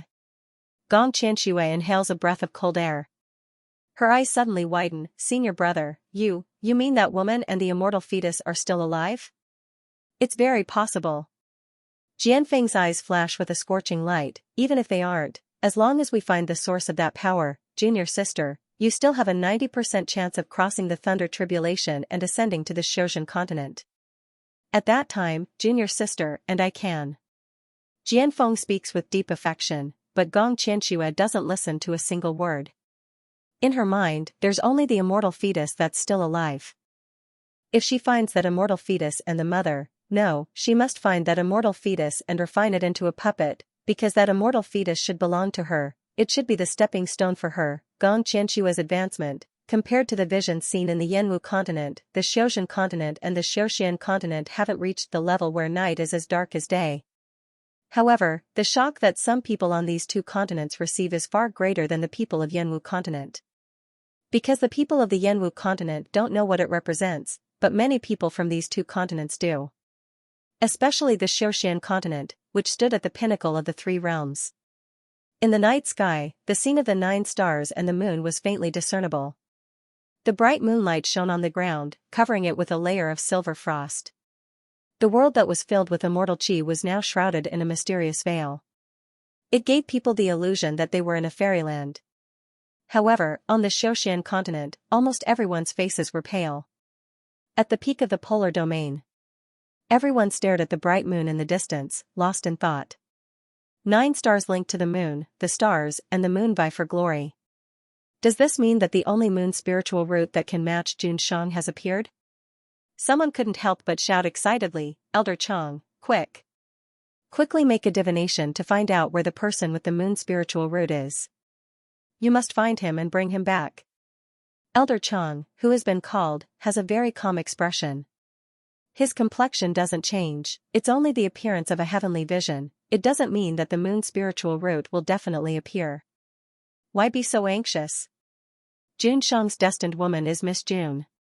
Now that the 9 stars and the moon has appeared, was it caused by Miss June originally? This should be a very happy matter. A moon spiritual root that can match Jun Shang's bloodline has finally appeared. But the problem is that Miss June's identity is that of a Shin musician. If it attracts the attention of others and her identity as a Shin musician is discovered, the consequences are simply unthinkable. The people of the polar domain are excited. Suddenly, the space in front of them fluctuates. Immediately, the figures of several women appear between the light and shadow, vivid and lifelike. This woman is dressed in white, her face covered with white gauze. Her whole body is tall and slender, her temperament is otherworldly and noble. It's obviously just a shadow, but as soon as it appears, it gives people an incomparable sense of oppression. Behind the woman was a young woman with an exceptionally beautiful appearance. It is Leng Qingwan, who just came to the polar domain some time ago. Seeing this woman in white, the expressions of the people of the polar domain change. Among them, a few of the younger ones promptly bow and salute. Greetings to the master of the Tiani men. I don't know why the master has descended. This master of the Tiani men still seems to have a graceful figure, like a young girl. In fact, she has already lived for thousands of years.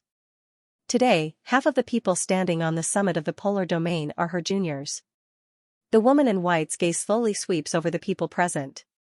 After a long time, she opens her mouth and says, "Everyone, there is one thing I must tell you. Just now, at the moment when the 9 stars and the moon appeared, the spirit bell that sealed the Shin musician's tomb rang without any wind. Do you know what this means?" Hearing the master of the Tiani men's words, the pupils of several people in the polar domain suddenly contract. The panic and fear on their faces can't be concealed no matter what. There are also some people who are at a loss, their faces puzzled. Elder Chang and the others secretly look at each other, their faces revealing worry.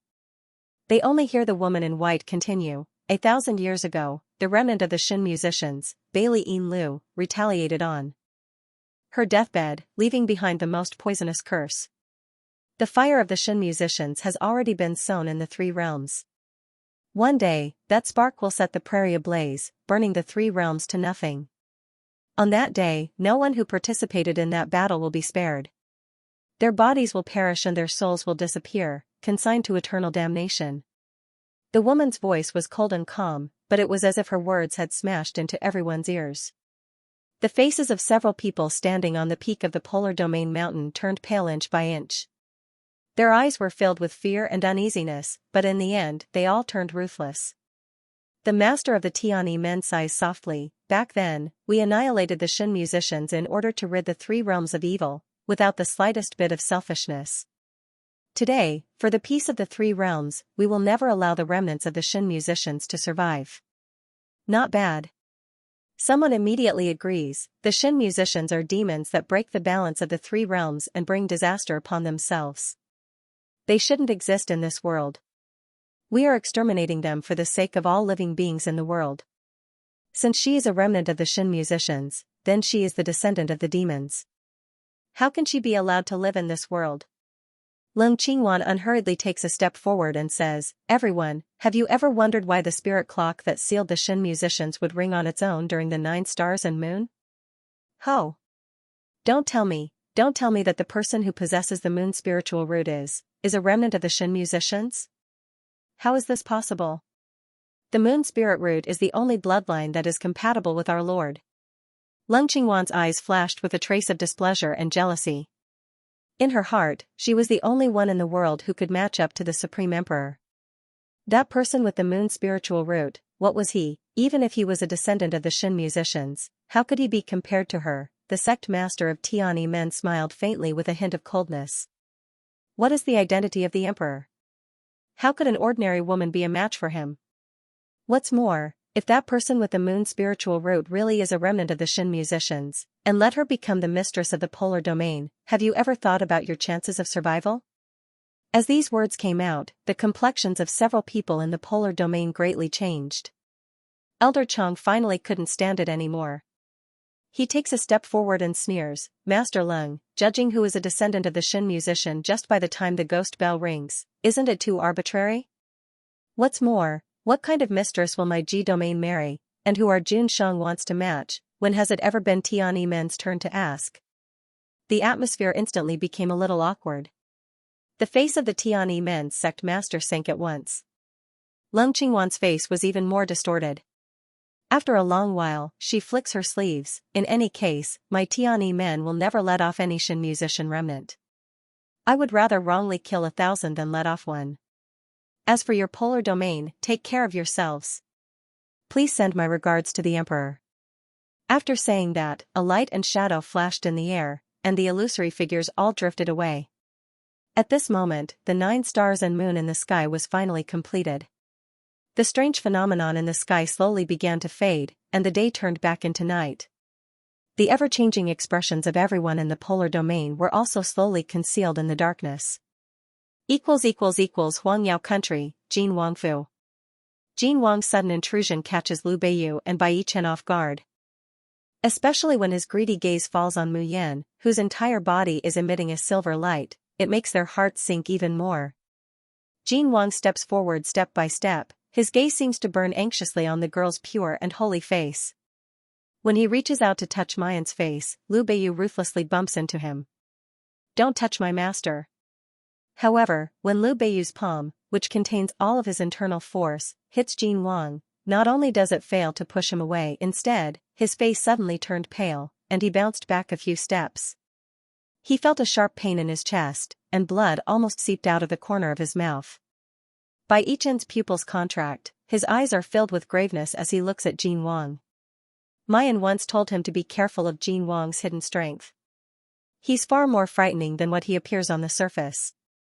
At that time, he didn't take it to heart, but now it seems that Jin Wang's strength is actually far higher than his. Jin Wang, on the other hand, seems as if he doesn't notice their existence at all. His gaze falls on Mayan, infatuated. The hand that was knocked away by Liu Beiyu doesn't stretch out again.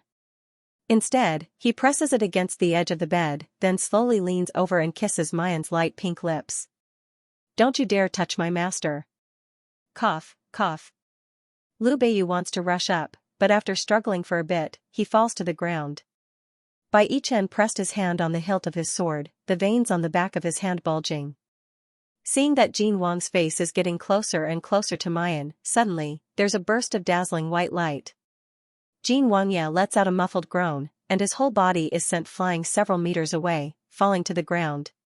When he raised his head, his handsome face was slightly distorted because of the pain, and there was a trace of blood at the corner of his mouth. However, the light in his eyes was getting hotter and hotter. "Master!" Liu Beiyu promptly rushes over and stands by Mayan's bedside, fiercely glaring at Jin Wangya. Jin Wangya wipes the blood from the corner of his mouth, and slowly gets up. His line of sight turns and falls on Liu Beiyu and Bai Yichen. "Ah, Liu Beiyu, how did you escape from the dungeon? Yichen, how could you be here?" Liu Beiyu's face is flushed, firmly guarding Mayan's window, not saying a word. Bai Yichen slightly bows and says, "Reporting to Wangya, this subordinate found traces of Liu Beiyu at night and tracked him here, but a sudden vision occurred. Before I could deal with it, Wangya came over." Jin Wang slightly narrows his eyes. "Is that so?" His tone can't be said to be believing, but it can't be said that he doesn't believe. Bai Yichen's hands hanging by his side slightly clench into fists. "This subordinate will send Liu Beiyu back to the dungeon." "That won't be necessary." Jin Wang reveals a meaningful smile. "Tomorrow is Ben Wang's wedding day, and he is Ben Wang's new Wangfei's apprentice. Naturally, he has to stay to observe the ceremony." Bai Yichen suddenly widens his eyes, almost unable to control his expression. Liu Beiyu directly shouts, "Dream on, my master will never marry you. Just based on a toad like you, you want to be worthy of my master." "Bah." Jin Wang's eyes become stern, but he doesn't get angry. Instead, he sneers, "Wait until tomorrow, when Mayan becomes Ben Wang's woman and enjoys herself on Ben Wang's bed, you will know whether or not Ben Wang is dreaming." Saying that, he turns around and leaves. At the door, he suddenly stops. "Yichen, what do you still want to stay in this room for? Don't tell me you're also acquainted with Mayan?" Bai Yichen's hand tightens on his sword, but he still walks out. The door is slammed shut, and all the windows are also closed. Liu Beiyu promptly rushes over, wanting to open the door, but he finds that it's tightly shut. Even if he exhausts all of his mysterious energy, he still wouldn't be able to open it. Liu Beiyu turns his head in panic, and sees that Mayan is still unconscious on the bed. The silver light has already receded from her body. His hands tightly clench into fists. He would definitely protect his master, even if he had to die. Outside the room, Jin Wang looks at the confidants around him, and coldly says, "You're not allowed to mention what you saw today to anyone. Otherwise, you'll be killed without mercy. Do you understand?" "Yes, Prince." Only then does Jin Wang's line of sight fall on Bai Yichen. Bai Yichen's voice was calm as he said, "This subordinate will not say a word to anyone. Yichen, I naturally believe in your trustworthiness." Jin Wang smiles. "Next, Ben Wang needs you to do something. Help me send a letter to the palace and give it to my brother. Ask him to attend this prince's wedding." "Me?" Bai Yichen looked surprised. He had never been to the imperial palace of Huangyao country. Moreover, he doesn't want to leave Jin Wangfu at all right now. Otherwise, what would Mayan do? Jin Wang's smile deepens. "Naturally, in this Wangfu, the one I trust the most is you, Yichen.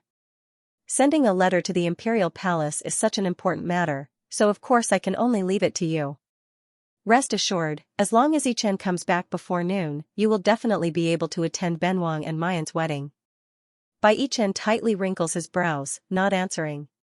Jin Wang's complexion sinks, and he faintly says, "Or are you saying that you were deceiving Ben Wang just now? You appeared in Mayan's room because you had an affair with her?" If that's the case, then Ben Wang doesn't mind making Mayan my woman right now." With that, he makes a gesture of turning around to go in. Bai Yichen grits his teeth. Wang Ye must be joking. How could this subordinate know Wang Fei?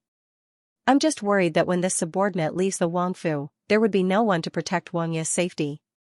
Jin Wang smiles. "You don't need to worry about this, Yichen. Come back quickly, Ben Wang and Mayan are waiting for you to come to the bridal chamber." Bai Yichen finally takes a look at the room, then turns around and leaves. As soon as it's 7 a.m., the door of the room is pushed open with a bang. Liu Beiyu is guarding Mayan's bedside. He's already in a daze, trembling with fear. As soon as he hears the sound, he immediately jumps up from the ground. He sees that there are maids, guards, and old maids, all kinds of people coming in one after another. The maids are all carrying trays, with all kinds of jewelry and bright red clothes on them. Everyone is dressed in an extremely festive manner. As soon as the old maid enters the door, she immediately shouts with a face full of smiles, "Wang Fei, great joy ah." Liu Beiyu vigilantly looks at the newcomers, and sternly says, "Who let you in? Go out? Don't disturb my master's rest." The old maid who just spoke turns to look at the still sleeping Mayan. Her smile becomes more and more flattering. "Today is Miss June and Wang Ye's big wedding day. This is a great honor and joy, how could it be a disturbance? Your Third Highness, please step aside, we will help Miss June change into her wedding clothes. The auspicious time waits for no one, it must not be delayed." Saying that, the old maid turns her head and picks up the bright red clothes, shaking them out. She exclaims, "Look at this phoenix crown and red cloud cape, it's all woven from heavenly silk.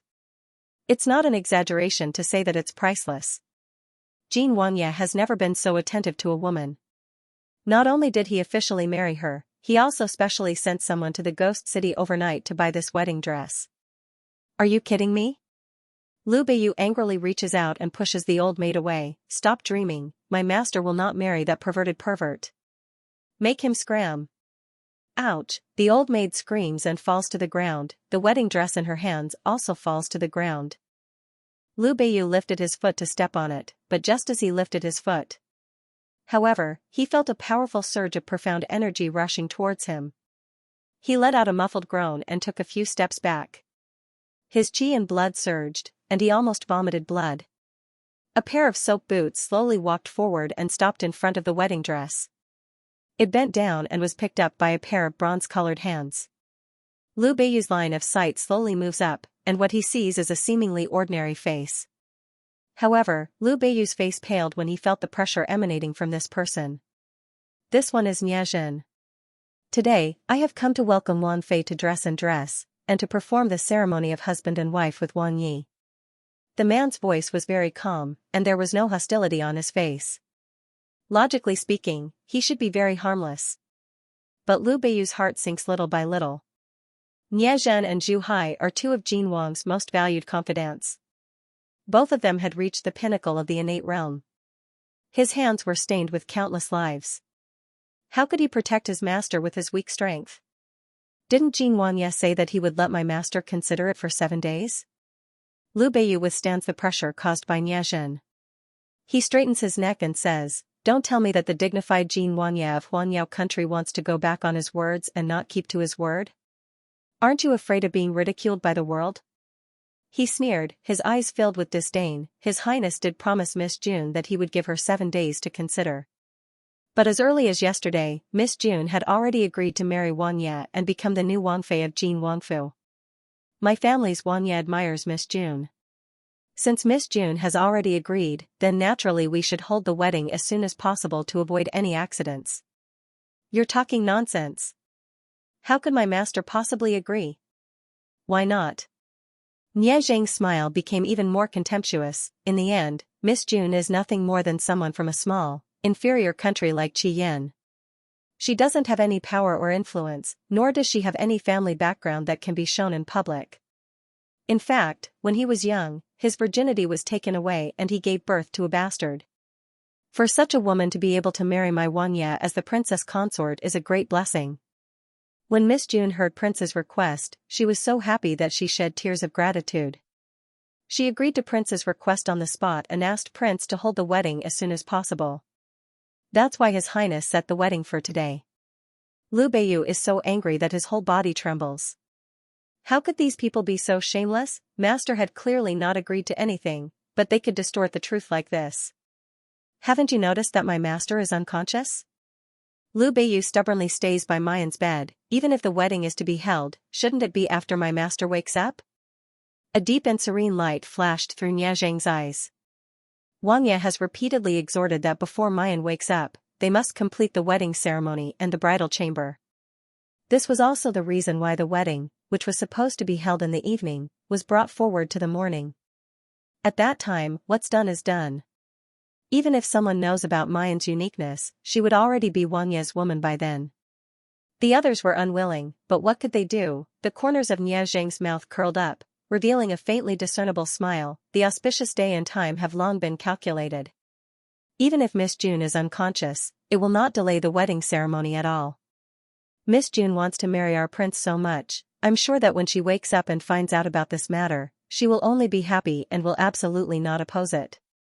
After saying that, Nie Zhang waved his hand. 2 guards immediately stepped forward and grabbed Liu Beiyu. The old woman and the maid came to the bedside, ready to take off Mu Yan's clothes and put on a phoenix crown and a red cape for her. "Don't you dare touch my master." Liu Beiyu's eyes turn red when he sees Mayan's outer garment being taken off. The profound energy on his body suddenly exploded. The 2 guards were only high earth stage. Caught off guard, they were forced to take a few steps back. Liu Beiyu stumbles as he rushes over, grabbing the old woman who profaned Mayan. He raised his hand and gave her 2 tight slaps on the face. "Who told you to touch my master with your filthy hands?" "Ouch! Murder! Murder!" The old woman screamed like a pig being slaughtered. Those maidservants are also kicked to the ground by Liu Beiyu, and the whole room is a mess. Liu Beiyu stoops down to carry Mayan on his back, and immediately rushes out. However, he suddenly felt a tearing pain in his shoulder. Then, a thorn, accompanied by the smell of blood, pierced out from his left shoulder. Ah! A blood-curdling scream overflows from Liu Beiyu's mouth. Mayan, who was originally helped up, also falls back onto the bed. Blood drips from his shoulder, dripping onto Mayan's snow-white dress. It was like blooming red plum blossoms. However, this was not the end. The thorns cut through his flesh, and continue to move forward. It's like they're growing frantically. Then it turns in front of him, and suddenly pierces through his other shoulder. Once again, it returns to Nie Zhang's hand. Niezheng holds both ends of the thorny vine with one hand, and gently tugs. Liu Beiyu screams as he's dragged over. Niezheng looks at his pale and distorted face due to the pain, and sneers, overconfident thing. A waste from a third-rate small country, even if I chop you up and feed you to my Wangfu's watchdog, you're still not qualified. You actually want to oppose our Wangya, hee. If you weren't Miss June's disciple, I'm afraid your dog life would have already been gone. Guess, if you died, would your Qiyan country have the guts to come and settle accounts with our Wangya? The strength in his hand suddenly tightens. The thorns cut through flesh and bone, making a teeth-aching sizzling sound. Liu Beiyu's head is covered in cold sweat from the pain, his complexion is as pale as paper, and he can't even speak a complete sentence. Niezheng laughs heartily, patting his face with his blood-stained hand. Rest assured, stray dog, our Wangya won't kill you. Not only won't he kill you, but he'll also let you personally witness Miss June and our Wangya's wedding ceremony, and then the bridal chamber. After all, you're Miss June's only relative, and can be considered as a witness. Dream on. Liu Beiyu's whole body trembles in pain, but he clenches his teeth and enunciates each word. What does Li Jingting count as? He doesn't even deserve to carry my master's shoes. You dare to force my master to perform the ceremony. When master wakes up, she'll definitely slaughter your Jin Wangfu until it bleeds, rivers of blood, dying without an intact corpse. Cough, cough, cough. Liu Beiyu's words make Niezheng's expression suddenly twist and turn gloomy. Thinking of the scene he saw last night, Niezheng's heart is also somewhat drumming. No one has ever been able to trigger such a heavenly vision. If this June Mayan wakes up, she really wouldn't want to marry Wangya no matter what. Then their Jin Wangfu might really not have a good time. Taking a deep breath, Niezheng laughed sinisterly. If it's just a wedding ceremony, perhaps Miss June will still resist. But what if her body is obtained by our prince? Do you think she can only accept her fate and follow our Wangya, or her reputation will be ruined and she will never be able to marry again? Moreover, His Highness had expected such a situation to occur. Therefore, he made a backup plan. As long as that matter is done, no matter how fierce June Mayan's temper is, she can only obediently become the target of Wangya's oppression and slavery. How could there be any room for resistance? Thinking of this, the worry in Niezheng's eyes dissipated, and he coldly looked at the servant girl on the ground. How could these people dare to neglect? They immediately stepped forward to take off Muyan's clothes and change her into a bride's dress. Don't touch my master. Get lost. Scram. Liu Beiyu sees these people taking off Mayan's clothes, leaving only her undergarments. However, none of the men and women in the room avoided it. Even Niezheng is interested, his eyes burning as he looks at the snow-white skin on Mayan's hands and neck. He only feels his lower abdomen slightly tighten. Jin Wangya is famous for being a beauty, and the number of women that he has married into the Wangfu is innumerable. But very few people know that for Jin Wangya, these people are nothing more than playthings. In fact, it was common for him to have sex with his concubines in front of his subordinates. Niezheng is one of Jin Wang's biggest confidants. He doesn't know how many times he's seen his woman's naked body. As long as Niezheng takes a second look, Jin Wang will directly reward them. That's because for Jin Wang, a woman is a good thing. But compared to his other ambitions, it's not enough at all. Niezheng licked his lips. In his mind, he thinks that once Jin Wang has squeezed out all of June Mayan's value, he will definitely ask her to come over and properly enjoy her. He had never seen such a devastatingly beautiful woman before, and he had never desired her so much. Soon, even his undergarments were about to be taken off. Niezheng couldn't help but swallow his saliva, his eyes burning. Liu Beiyu's eyes are crimson red, and he's practically gone mad. He simply doesn't care about the thorns on his shoulders, and suddenly rushes over. How dare you blaspheme my master? I'll kill you. Get lost. Get lost. Niezheng's face darkened as he exerted force in his hand. There's a snap, the sound of the meridians on Liu Beiyu's shoulder breaking. Liu Beiyu screams and falls to the ground. One of Niezheng's feet stepped on his face, and the thorny vines on his hands suddenly tightened. Haha, you don't want your hands anymore? Do you want to become a cripple? That's great, I'll fulfill your wish. After saying that, he retracted his hand and stomped on the ground. There was a cracking sound, and everyone's expression changed. The maidservants were even more shocked. Ah ah ah ah. Lu Beiyu issued a mournful scream. He couldn't hold on any longer and fainted. His hands hung limply by his side. From his shoulder blade to his fingers, every inch of bone was crushed by Niajing. Take him away. Niajing revealed a faint smile, change him into new clothes and place him at the head table of the Wangfei's paternal family. After all, this is the wedding of Wang Yi and the new Wang Fei. If Wang Fei's paternal family doesn't even have a guest, it would be inappropriate. Yes, my lord. Lu Beiyu is directly dragged away. The fresh blood left a bloody trail on the ground. It was a ghastly sight. Niajing, however, laughed in an incomparably carefree manner. Then, his gaze landed on the girl on the bed. His breathing suddenly quickened. Looking at her up close, she finds out that Mayan is so beautiful. It was as if all the beauty of heaven and earth had been concentrated on this young girl. Her skin was as white as porcelain, her eyelashes were as long as fans, her lips were pink and tender, and her waist was so slender that he couldn't wrap his arms around it. Niajing suddenly stretched out his hand. Give me the wedding dress. I'll wear it for her. Sir? Both the old maid and the servant girl were shocked. Niajing revealed a cold smile. What? I can't do it? But she is the new princess after all. Heh. Niajing sneered, so what if she's the new princess? When His Highness is tired of playing with it, he will still give it to us. What's more, which one of the women by Prince's side isn't someone we can casually touch? The guards all nodded, revealing lewd smiles. Jin Wangfu's favored concubines, those are all extraordinarily beautiful women.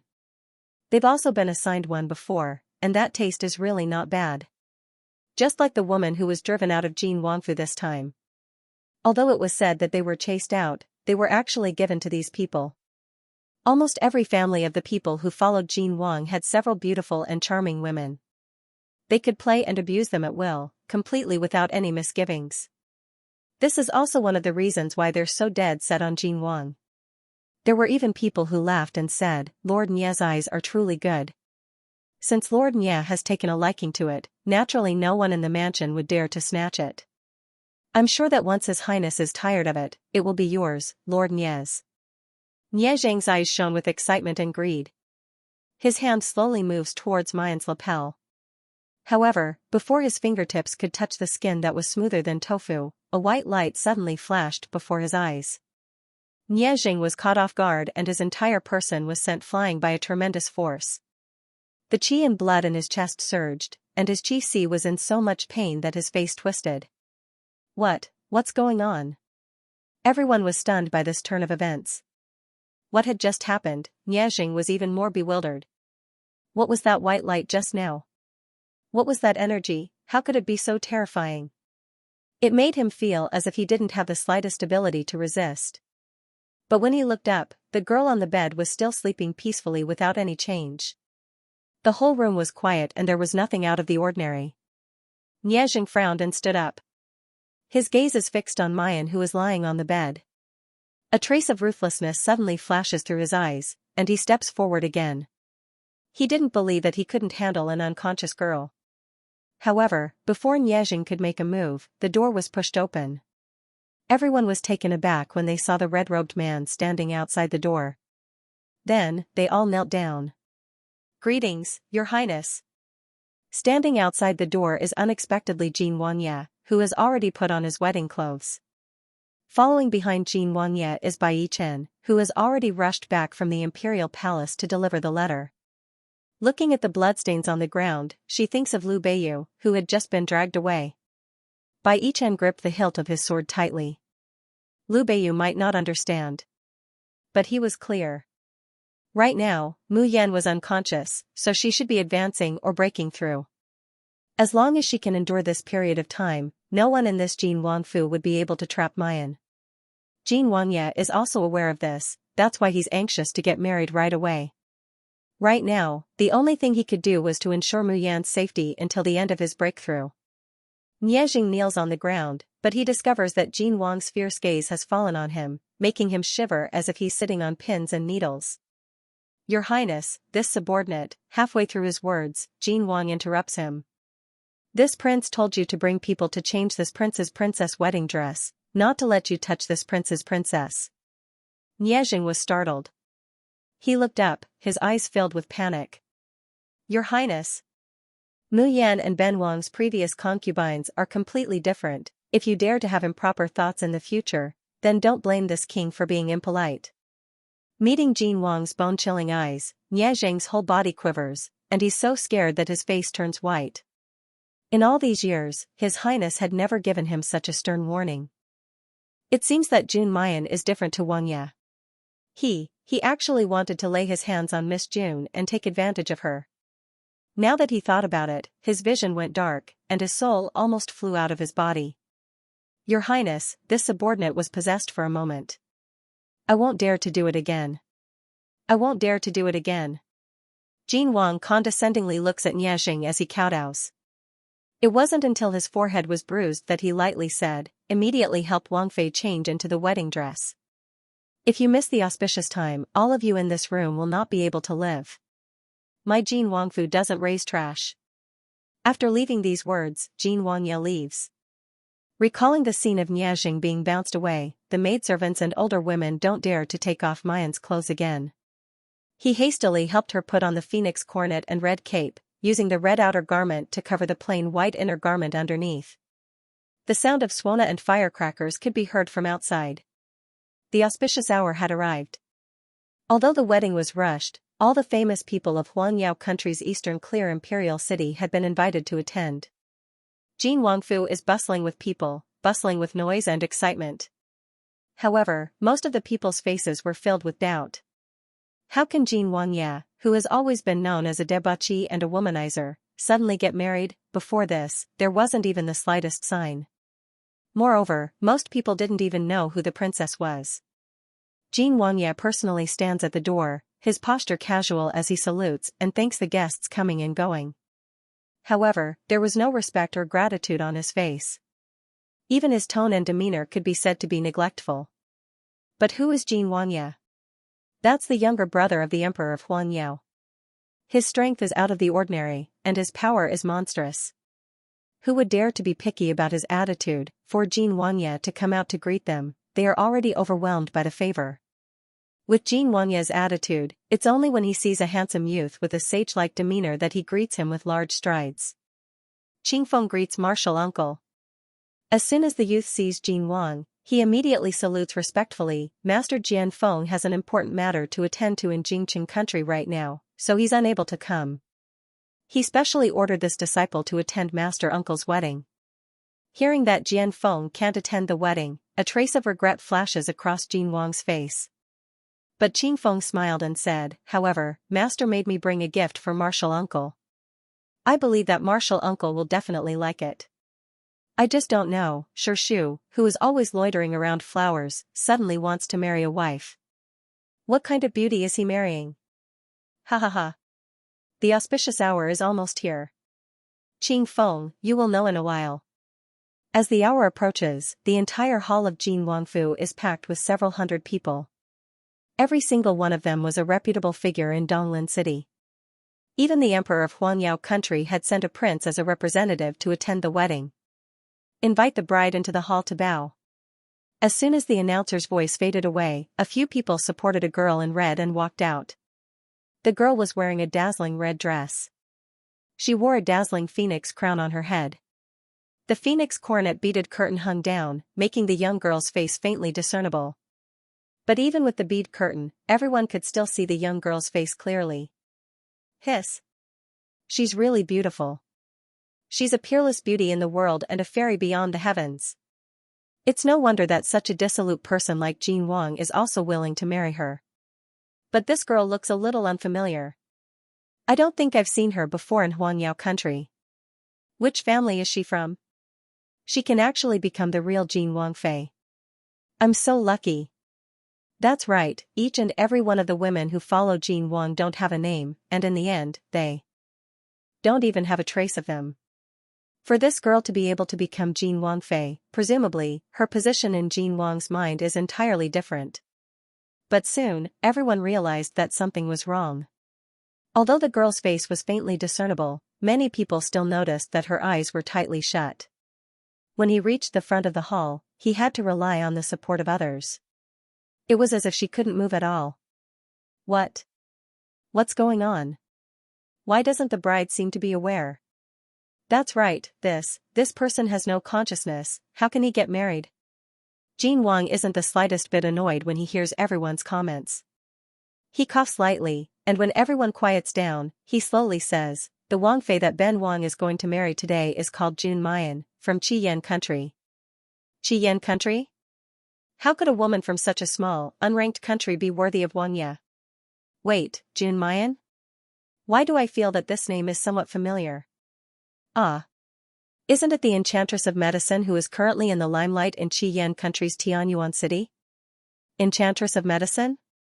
Don't tell me you don't even know the Enchantress of Medicine? That's a godly doctor that can bring the dead back to life. I heard that she's not inferior to godly Dr. Qian Qing, and she's still a beautiful young girl. She can be said to have boundless prospects. Oh, no wonder Jin Wang wants to marry a commoner woman from a small country. Hearing everyone's envious voices, the smile on Jin Wang's face becomes more and more proud. He brushes his robe and slowly says, Mayan is not only a doctor, but also an apothecary. The filter of barrier breaking that's worth millions of gold in the ghost city was also refined by her. Hearing Jin Wang's words, the entire scene flares up. Even Qing Feng shows a shocked expression, and he suddenly looks at the still unconscious Mayan. That filter of barrier breaking was actually refined by the woman that master wants to marry. It should be known that even after his master Jian Feng got his hands on that filter of barrier breaking, he was also amazed. Even if it's not an elixir, the value of this filter of barrier breaking is absolutely incomparable to that of ordinary drafts. Jin Wang sweeps over the shock and passion on everyone's faces, and finally falls on Mayan's face. His eyes are filled with passion and excitement. These people still only know Mayan's superficial value. The Enchantress of Medicine and the godly apothecary. If they knew that yesterday's vision was also caused by Mayan, how crazy would these people be, and this June Mayan will soon become his woman. As for why Mayan would be unconscious on the day of the big day, Jin Wang shows an infatuated appearance, and continues, that's because she used her body to test the medicine, and the effects didn't pass, so she didn't wake up. But Mayan and Mayan are in love with each other, and we've already agreed to hold the wedding today. Ben Wang doesn't want to let Mayan down, so he didn't postpone the wedding. Presumably, after today, Mayan will wake up. Even if there's a problem with the draft, and Mayan really can't wake up, Ben Wang's feelings for her will not change. Everyone present seems to be moved by Jin Wang's deep affection. Only Liu Beiyu, who is sitting at the bride's family's table, can't move his body, can't speak, can only stare at this disgusting man. It was as if it wanted to tear a piece of flesh from his body. At this time, Liu Beiyu's blood-stained clothes have been changed, and he has put on a festive gorgeous gown. But his hands were hanging down powerlessly, his face was pale, and even the light in his eyes was faintly discernible, as if he would faint at any time. Bean-sized beads of sweat rolled down his forehead. The pain from the broken bones in his hands was absolutely unbearable for an ordinary person. However, Liu Beiyu seems to have forgotten his own pain. He just stares unwaveringly at Jin Wang and Mayan, who are about to bow to the heaven and earth. His eyes turn a little red. Master! Master! In order to save him, Master was threatened by Jin Wang. That was why he ended up in such a state.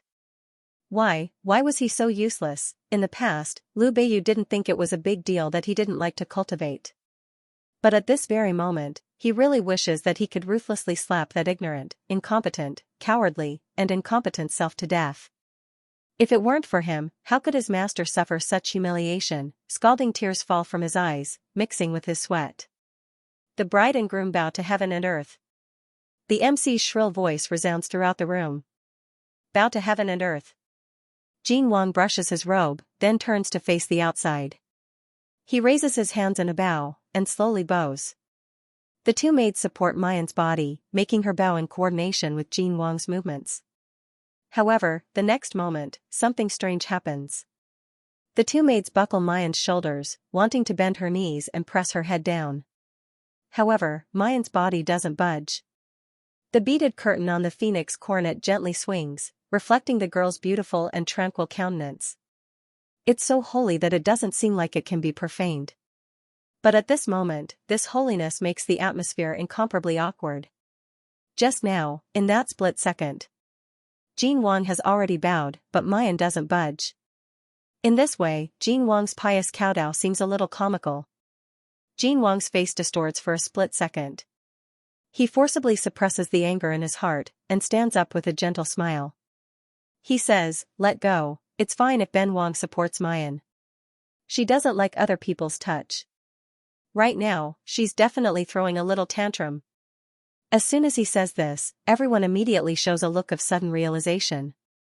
It turns out that the new Wang Fei doesn't want to bow because she doesn't like to be touched and manipulated by others. Since she wants to marry Jin Wang so much, she certainly won't resist Jin Wang's touch. A dark light flashes through Jin Wang's eyes. The internal force in his body revolves, condenses in his palm, and slowly presses it on Mayan's body. He deeply looks at the still sleeping Mayan, his eyes filled with ruthlessness. "Jun Mayan, even if you're unwilling, you must still bow to heaven and earth and marry Ben Wang today. If you still refuse to bow, then don't blame Ben Wang for being impolite." After saying that, internal force suddenly gushes out of his palm, and he presses Mayan's shoulder down. Bang! There's a loud noise, and it's accompanied by a sudden explosion of white light. Everyone simply can't react to what happened. They see Jin Wang's bright red figure fly out, and heavily fall among the guests. For a moment, the entire audience is silent. Everyone was dumbfounded. He looked at the red-clothed girl who was still standing calmly in the middle of the hall. Then she looks at Jin Wang, who's cut a sorry figure as he gets up from the ground, his handsome face completely distorted. What happened just now? Jin Wang wants to press down on the bride and perform the ceremony of bowing to the heaven and earth, but he's directly bounced out. Didn't they say that Jun Mayan has deep feelings for Jin Wang, and that they've already agreed on today's wedding date? Since that was the case, how could such a scene happen? Why do I feel like something is wrong?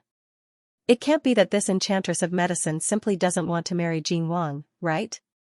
I think it's very possible. After all, Jin Wang's reputation outside is too dissolute. Who would be willing to marry a girl from a good family?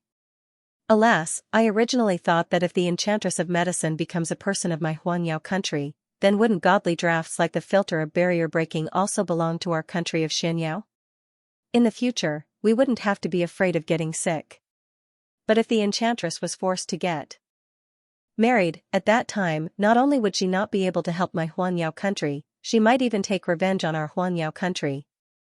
Everyone's whispers fall into Jin Wang's ears. There's a ruthless expression on his handsome face, gnashing his teeth as he says, "All of you, shut up. Today is Ben Wang and Jun Mayan's wedding day. Whether she's willing or not, she must become Ben Wang's wife."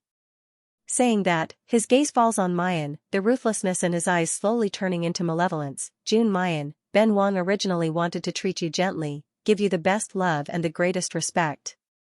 But since you refuse a toast only to drink a forfeit, then don't blame Ben Wang for being impolite." There's a swishing sound. Jin Wang pulls out a knife from the waist of the guard at his side. Pouring the mysterious energy in his body, he slashes towards Mayan's knees. "Ben Wang would like to see if you can still stand after cutting off the tendons and veins on your feet." Bai Yichen's complexion abruptly changes. His hand suddenly grips the hilt of his sword, about to unsheath it. "Martial uncle, wait a moment." Suddenly, a gentle voice comes out, interrupting Jin Wang's movements. Jin Wang abruptly turns his head, his expression fierce. Seeing that the one speaking is Qing Feng, he restrains himself a little, but his complexion is still very unsightly. "Qing Feng, if there's anything, wait until after Ben Wang and Mayan have gone through the wedding ceremony." Qing Feng smiles faintly. Taking a step forward, he says, "Martial nephew, here is the wedding gift that master wanted me to give you. If this Jun Mayan really doesn't know what's good for her, and refuses to marry martial uncle, then presumably, this thing will be useful to martial uncle." Jin Wang shows a suspicious expression. He sees that Qing Feng has already taken out a jade box, handing it over. As soon as he opens the brocade box, Jin Wang's expression immediately changes. This is? This is called the Wuqi seed. Qing Feng shoots a glance at Mayan at the side, and slowly says in a voice that everyone present can hear, Master said that as long as martial uncle takes the Wuchi seed, then within an hour, she will take your blood. From then on, she will be dead set on you, unswerving until death. Even if you make her climb a mountain of swords or plunge into a pot of oil, make her become a dog, she will never disobey you. Until death. Whoosh. As soon as these words come out, everyone present can't help but suck in a mouthful of cold air, their expressions filled with fear and horror. In this world, there was actually such a sinister thing? As long as this thing was planted, this beautiful and talented young lady would be ruined for the rest of her life.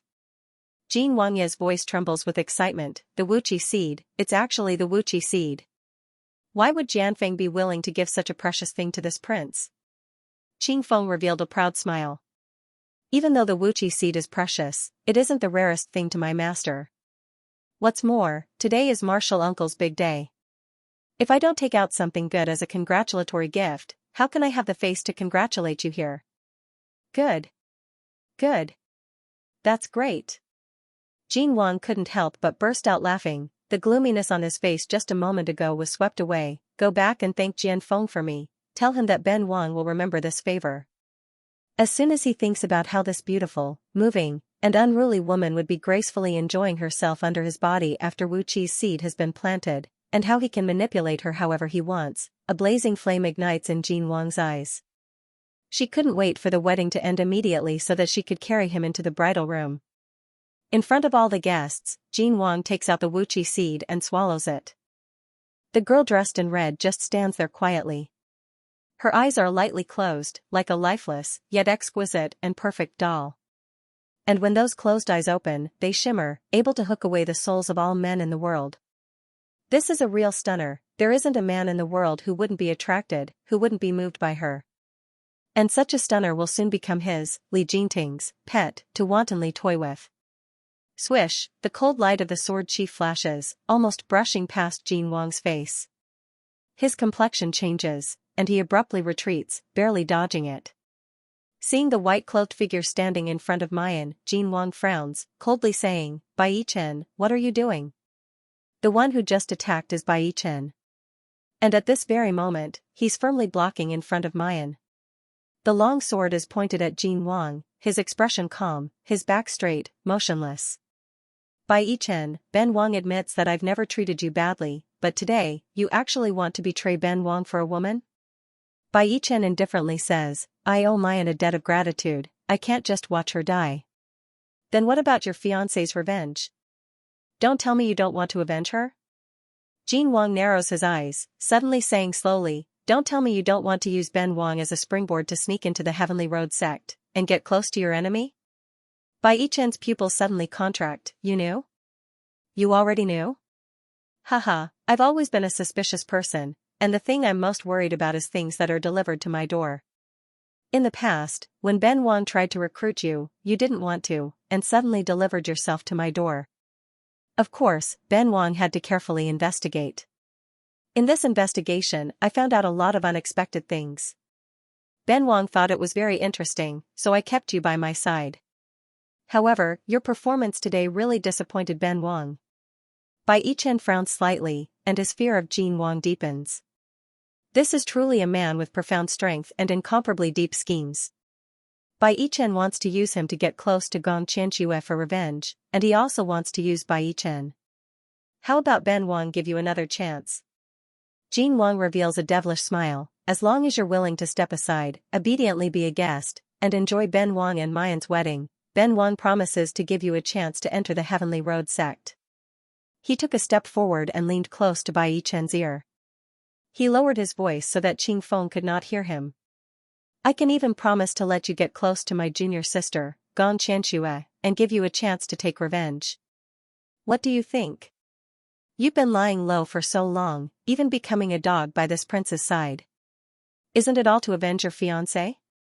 Don't tell me that you're going to give up your revenge for a woman you've never met before, Jun Mayan? Or could it be that you've already fallen in love with someone else and forgotten about your fiancé who died tragically? The sword in Bai Yichen's hand slowly lowered. Seeing this, Jin Wang can't help but laugh heartily. He passes him, wanting to feed Mayan the blood with the wuchi seed. However, just as he stretched out his hand, a sword light flashes, and in a split second, the red groom's groom robe on Jin Wang's body is split open. There's even a sword wound on his arm. Bai Yichen pulls Mayan behind him, and coldly looks at Jin Wang. I want revenge, but I don't want to become a cold-blooded monster that Sidong doesn't recognize. If I become an ungrateful brute in order to achieve my goal today, how would I have the face to face Sidong? One day, when I kill my enemy with my own hands and go to the Yellow Springs, how would I have the face to face Sidong? A notice to my dear ones, he points his sword at Jin Wang, and a powerful internal force is suddenly released. If you want to force Mayan to marry you, then you'll have to step over my dead body. All the guests present were shocked. Those who were closest to Bai Yichen were trembling in fear. This is the pressure of a peak heaven stage.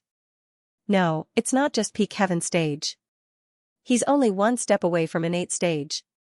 In just a few short months, Bai Yichen's cultivation has risen from the high rank of heaven stage to the peak of heaven stage, only a step away from the Xiantian stage. The former #1 genius of the Yanwu continent, when did he grow to this stage? This talent is no worse than Jingqing country's Princess Qianxia. Yeah. How old was Bai Yichen? Definitely less than 30, right? I've never seen or heard of such a young Xiantian expert. Jin Wang's cold and sinister gaze looks at the wound on his arm. Soon after, it slowly falls on Bai Yichen. Good. Since you're courting death, then don't blame this king. Nie Jing. Jin Wang gives an order. Nie Jing suddenly flew out from the crowd, leading a dozen or so black-cloaked men, surrounding Bai Yichen.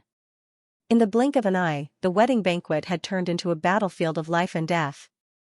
Bai Yichen's sword danced like a gust of wind. Nie Jing, a peak heaven stage expert, along with more than 10 heaven stage experts, actually couldn't do anything to Bai Yichen. The atmosphere at the scene was almost suffocating. Wounds began to appear on Bai Yichen's body. The profound energy in his body was being consumed bit by bit, and he could barely lift the sword in his hand. Nie Jing thought in his heart that his chance had come. The thorns in his palm quietly shot out. Ah! Lu Beiyu screamed, reminding Bai Yichen. However, he was still one step too late. The thorns pierced through Bai Yichen's abdomen. Blood gushed out like a waterfall, instantly dyeing his snow-white clothes red. How many of the guests present had never heard of Bai Yichen, the dustless swordsman? How many people wouldn't admire and like such a young talent? Seeing this scene, he couldn't help but avert his eyes in disbelief. Lu Beiyu directly rolls down from the stool, letting out coarse and unpleasant wails as he wriggles his body, trying to crawl towards Bai Yichen and Mu Yan.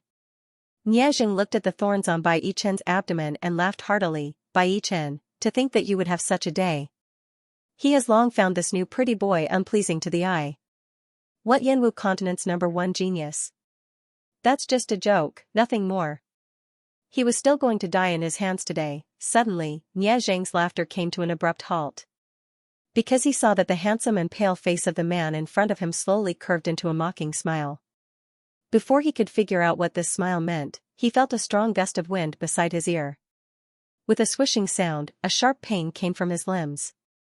Nie Jing's eyes abruptly widened. He opened his mouth, wanting to let out a mournful scream, but he could only watch helplessly as his hands and feet flew out, blood splattering everywhere. Aha! The screams finally pierced through the clouds. In just a few breaths' time, everyone saw Bai Yichen's long sword suddenly fly up on its own. Like a bolt of lightning, it flew towards Nie Jing. Immediately after, blood splattered everywhere and severed limbs flew everywhere. Both of Nie Jing's hands and feet were chopped off, turning him into a thorough cripple. The entire audience was deathly silent. Jin Wang lifts his foot and kicks him, sneering, since he's a waste, what's the use of saving him? Bai Yichen, this prince really appreciates your talent, so I'm willing to give you another chance. As long as you step aside and hand Mayan over to me, Ben Wang will naturally spare your and Lu Beiyu's lives. What do you think? Bai Yichen's entire body was bathed in blood, but his face was even paler than a sheet of paper. His body swayed, and finally, unable to support himself, he knelt down on one knee. The long sword stabbed into the ground, supporting his tottering body, but it seemed like he would fall at any moment. I've said it before. He slowly said in a hoarse voice, "If you want to touch Mayan, you'll have to step over my dead body." Before he could finish his words, everyone saw a red light flash before their eyes. Jin Wang's figure has already disappeared. Then, a hand grabbed Bai Yichen's neck and lifted him off the ground. Crack crack. A terrifying voice rang out. Bai Yichen's throat had been crushed. And Jin Wang's pressure and killing intent are also released without reservation. Bang! Someone fell to the ground in fright. Someone's face was pale, and his face was filled with shock. Innate. The seemingly dissolute and debauchee, ignorant and incompetent Xianxia actually has a pre-celestial cultivation? Even Qing Feng's pupils constricted. Even he did not expect that Uncle Master Jin Ting's cultivation had already reached such a high level. Looks like I have to report this to Master when I return. Since you can't say anything nice with that mouth of yours, then you might as well never speak again. There's a cruel smile on Jin Wang's face. Since Ben Wang can't use your cultivation, then there's no need to keep it. Boom. The powerful profound energy exploded on Bai Yichen's already injured abdomen. Bai Yichen spat out a mouthful of blood as all the profound energy in his body dissipated. Jin Wang swings his hand, directly throwing Bai Yichen out like a broken sack. He then took out a handkerchief and slowly wiped off the blood stains on his fingers. His sinister gaze swept across everyone present. Did you see it clearly? This is the result of opposing this king. In the past, he disguised himself as a silk pants because he wasn't strong enough. He had no choice but to feign weakness so as not to arouse the fear of the Emperor of Huanyao. But now, he is Jun Mayan and godly drafts. In this world, no one is his opponent. As a result, Jin Wang's true colors of ruthlessness, and exuberant ambition are revealed. Aya! Lu Beiyu pounces over in a frenzy. He bites Jin Wang's calf, stopping him from moving forward. But he gets kicked away by Jin Wang, and even the bones in his leg are crushed. At this point, no one can stop him from planting the Wuqi seed in Muyan. In other words, no one dared to stop him anymore. Fresh blood is forced out from Jin Wang's fingertips, and is slowly delivered to Mayan's mouth. As long as this blood is fed, Mayan will henceforth become Jin Wang's slave and puppet, at his mercy. The blood slowly approaches, staining Mayan's light pink lips. It was about to seep into his mouth. Suddenly, a dazzling white light mixed with golden light emits from Muyan's body. Powerful energy seemed to explode between the two of them. Jin Wang is caught off guard, and his whole body is sent flying. This time, it's not only Jin Wang, even Mayan is affected by this explosive power. He flew out like a kite with a broken string. The girl in red is flying very high, like a beautiful fluttering butterfly. But right now, she can't budge even half a step. If she were to fall from such a high altitude, her bones would inevitably break, and she might even die. Some people cover their eyes, unable to bear to watch. Some people also try to rush over, wanting to catch her. However, the next moment, everyone is stunned by the scene before them. Who is that? How could he be holding the bride? Wait a minute, when did he appear? How come I didn't notice him at all just now? Everyone raises their heads to look at the sky. Light and shadow intertwine, and they see a tall and imposing figure quietly floating high in the sky at some point in time. As the girl in red flies away, his figure flashes, and he pulls that figure into his arms. One is dark purple, the other is bright red. They slowly rotate in the sky, their sleeves fluttering in the wind, as if they're one. It's as if they're refracting sunlight, as beautiful as a scene that could only appear in legendary stories. When the two figures land, everyone can clearly see the appearance of the newcomer. If it's said that Jin Wangye is also a famous handsome man in Huanyao country, moving people's hearts, if it's said that Bai Yichen is as gentle as jade, incomparably handsome, making people fall in love with him, then the man before them is the one who disdains the world, the one who makes people look up to and submit to him. So much so that the first thing that people notice isn't his outstanding appearance that could make women go crazy. Instead, it's his imposing manner. It's that peerless magnificence that's colder than the cold, hotter than the blazing sun, and loftier than the gods. Everyone's gazes fall on him and the girl in his arms. The phoenix coronet has long fallen to the ground, broken into pieces, revealing the girl's absolutely beautiful and elegant appearance. Even if her eyes are closed, they still can't hide that incomparably bright beauty that can amaze the world. At this moment, they suddenly feel that these two people should be a match made in heaven. As for Jin Wangya, even if he's also considered handsome and powerful, he's far from worthy of this girl. Who are you? You dare to come to Ben Wang's wedding and make trouble? Jin Wangya stands firm with great difficulty. When he sees the man holding Mayan, an indescribable jealousy and fear suddenly surges in his heart. It's precisely because of this spontaneous fear and jealousy that he becomes angry out of humiliation. With a wave of his hand, the guards of the Wangfu immediately rushed over from all directions, surrounding the man and Mu Yen. Mother! A crisp, childish voice sounded with a hint of nervousness. Only then did everyone realize that the godlike man was holding on to a little boy who looked like he was carved from jade. As soon as the little boy sees Mayan, he immediately rushes over, the rims of his eyes slightly red. Nyangqin, Xiaobao and Daddy are here. I will never let anyone bully you again.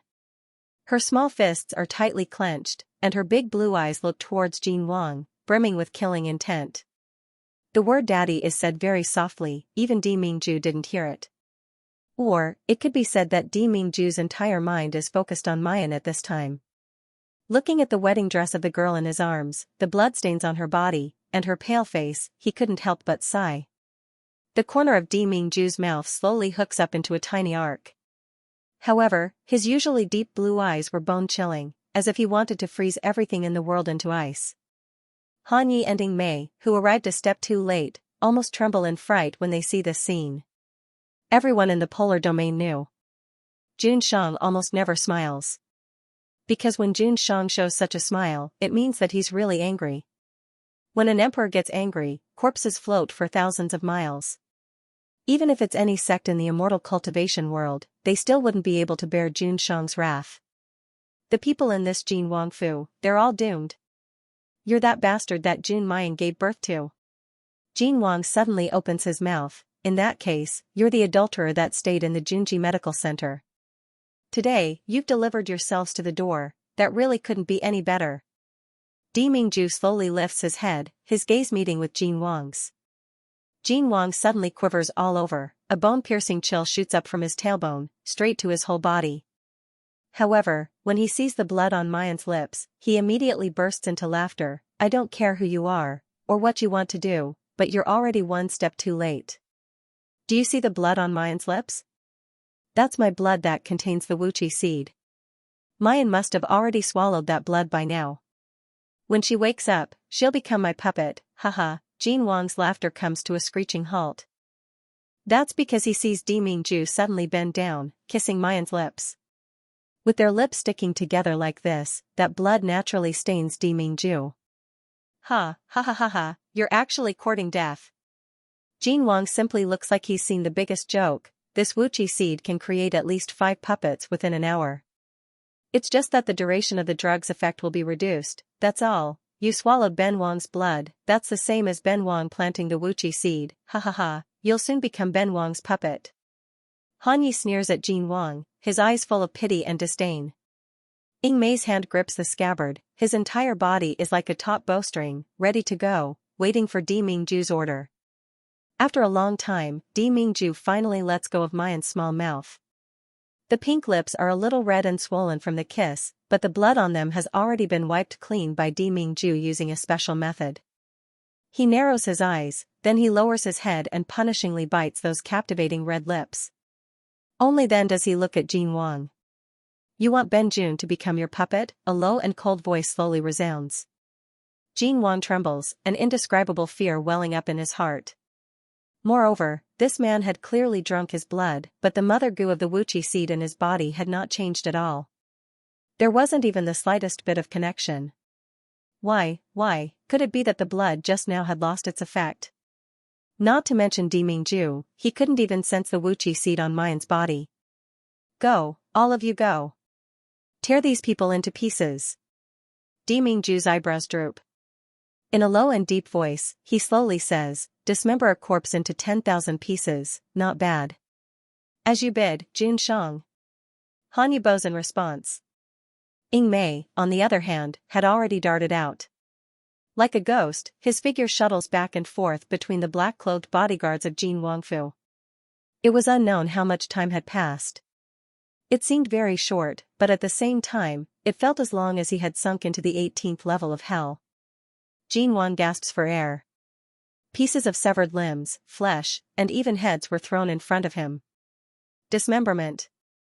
This was truly dismemberment. He had spent a lot of effort and money to nurture these men of sacrifice. No matter which one of them goes out, they can move unhindered in the Yanwu continent. Han Yi throws the head of the last black-clothed guard in front of Jin Wang. Beaming, he says, "This one, yeah, I wonder if you're satisfied with this method of dismembering corpses into 10,000 pieces." All the guests were dumbfounded by the sudden change of events. Some of the more timid ones even hid under the table. There's also someone who keeps shouting, "I just came to attend the wedding banquet, it has nothing to do with me. I'm not a person of Jin Wangfu, don't kill me ah." Even Qing Feng's face was deathly pale. He stealthily hid in the corner of the wall, hoping to take advantage of the chaos to escape. Jin Wang's eyes bulge out, and he stares at the corpses piled up like a mountain in front of him. He opens his mouth and says, "You, in the end, who are you people, giggle, what enmity do you have with my Jin Wangfu? Hee hee. Why did you have to kill him again?" It's only when he's talking that Jin Wang discovers that his teeth can't help but chatter. His legs were trembling uncontrollably. Because the moment he sees Han Yi and Ying Mei make their moves, he clearly realizes that he's no match for these people. What's more, the most frightening man holding Jun Mayan still hasn't made a move. Since he had no chance of winning, he could only show weakness. Where there is life, there is hope. Han Yi sneered, "What enmity?" This enmity was huge. You stole our Jun Shang's fiancé, and you still ask us what kind of enmity you have with us? Sure enough, he's Jun Mayan's adulterer. Jin Wang grits his teeth, but there's a smile on his face. Ben Wang. At first, Ben Wang didn't know that Mayan, no, Miss Jun is your fiancé. Otherwise, this one wouldn't have snatched away your love. However, this prince swears that I have never touched Miss Jun. While Miss Jun is staying here, this prince has treated her with courtesy, never daring to neglect or force her. Now that we know it's all a misunderstanding, why don't we just let it go? Jin Wang still hasn't finished his fawning words. Xiaobao suddenly seems to have seen something. He releases Di Mingju's hand and rushes out. "Lu Beiyu. Uncle Rabbit Lantern." His small hands were trembling. He wanted to touch it, but he didn't dare to. The two people in front of him could no longer be described as humanoid. Whether it's Lu Beiyu or Bai Chen, both of them are drenched in blood. From top to bottom, there isn't a piece of skin that is unharmed. The wound on Bai Chen's abdomen was still bleeding profusely. The tendons and meridians in his body were empty, without the slightest bit of profound qi. He's the most dazzling young talent in Yanwu continent, but at this very moment, he's a cripple who can no longer cultivate. Xiaobao abruptly lifts his head, glaring fiercely at Jin Wang. "You're the one who put Junior Brother and Uncle Rabbit Lantern in this state." The person in front of him was just a 4-year-old child. Jin Wang is inexplicably flustered. Especially when he sees Han Yi and Ying Mei slowly coming forward with swords in their hands. Ben Wang only saw that they were hooking up with Mu Yan, and their relationship was too intimate, so he beat them up out of jealousy. That's right. Today's wedding was also held because Mu Yan herself said that she wanted to marry Ben Wang. I really didn't know she had a fiancé. Moreover, I'm guessing that this bastard isn't your biological child, right? You see, Jun Mayan was able to give birth to a bastard child with other men back then. Now, she can naturally seduce other people as well. Today's wedding, it's also because she delivered herself to the door, taking the initiative to seduce. Jin Wang's voice suddenly stops, then he lets out ah-ah sounds. However, he can't close his open mouth no matter what. Di Mingju holds the still unconscious Mayan in his arms, and steps forward. Ben Jun doesn't like to hear bad things about my fiancé and my son from other people's mouths. Jin Wang's face is full of pleading, and he keeps making noises to beg for mercy. Just now, he wanted to use words to sow discord between Di Mingju and Jun Mayan. Which man isn't jealous? Which man doesn't want to be exclusive, knowing that Jun Mayan is hooking up with other men? This man would definitely go mad with jealousy, thus diverting his hatred away from himself. However, his meticulous plan to sow discord didn't succeed. On the contrary, it made him feel real fear.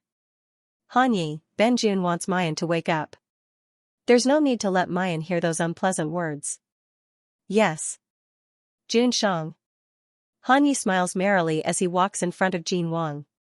He lifts the sword in his hand, and gently taps it against Jin Wang's teeth that he can't close. Tell me, how can I make you unable to speak, and also unable to spew shit?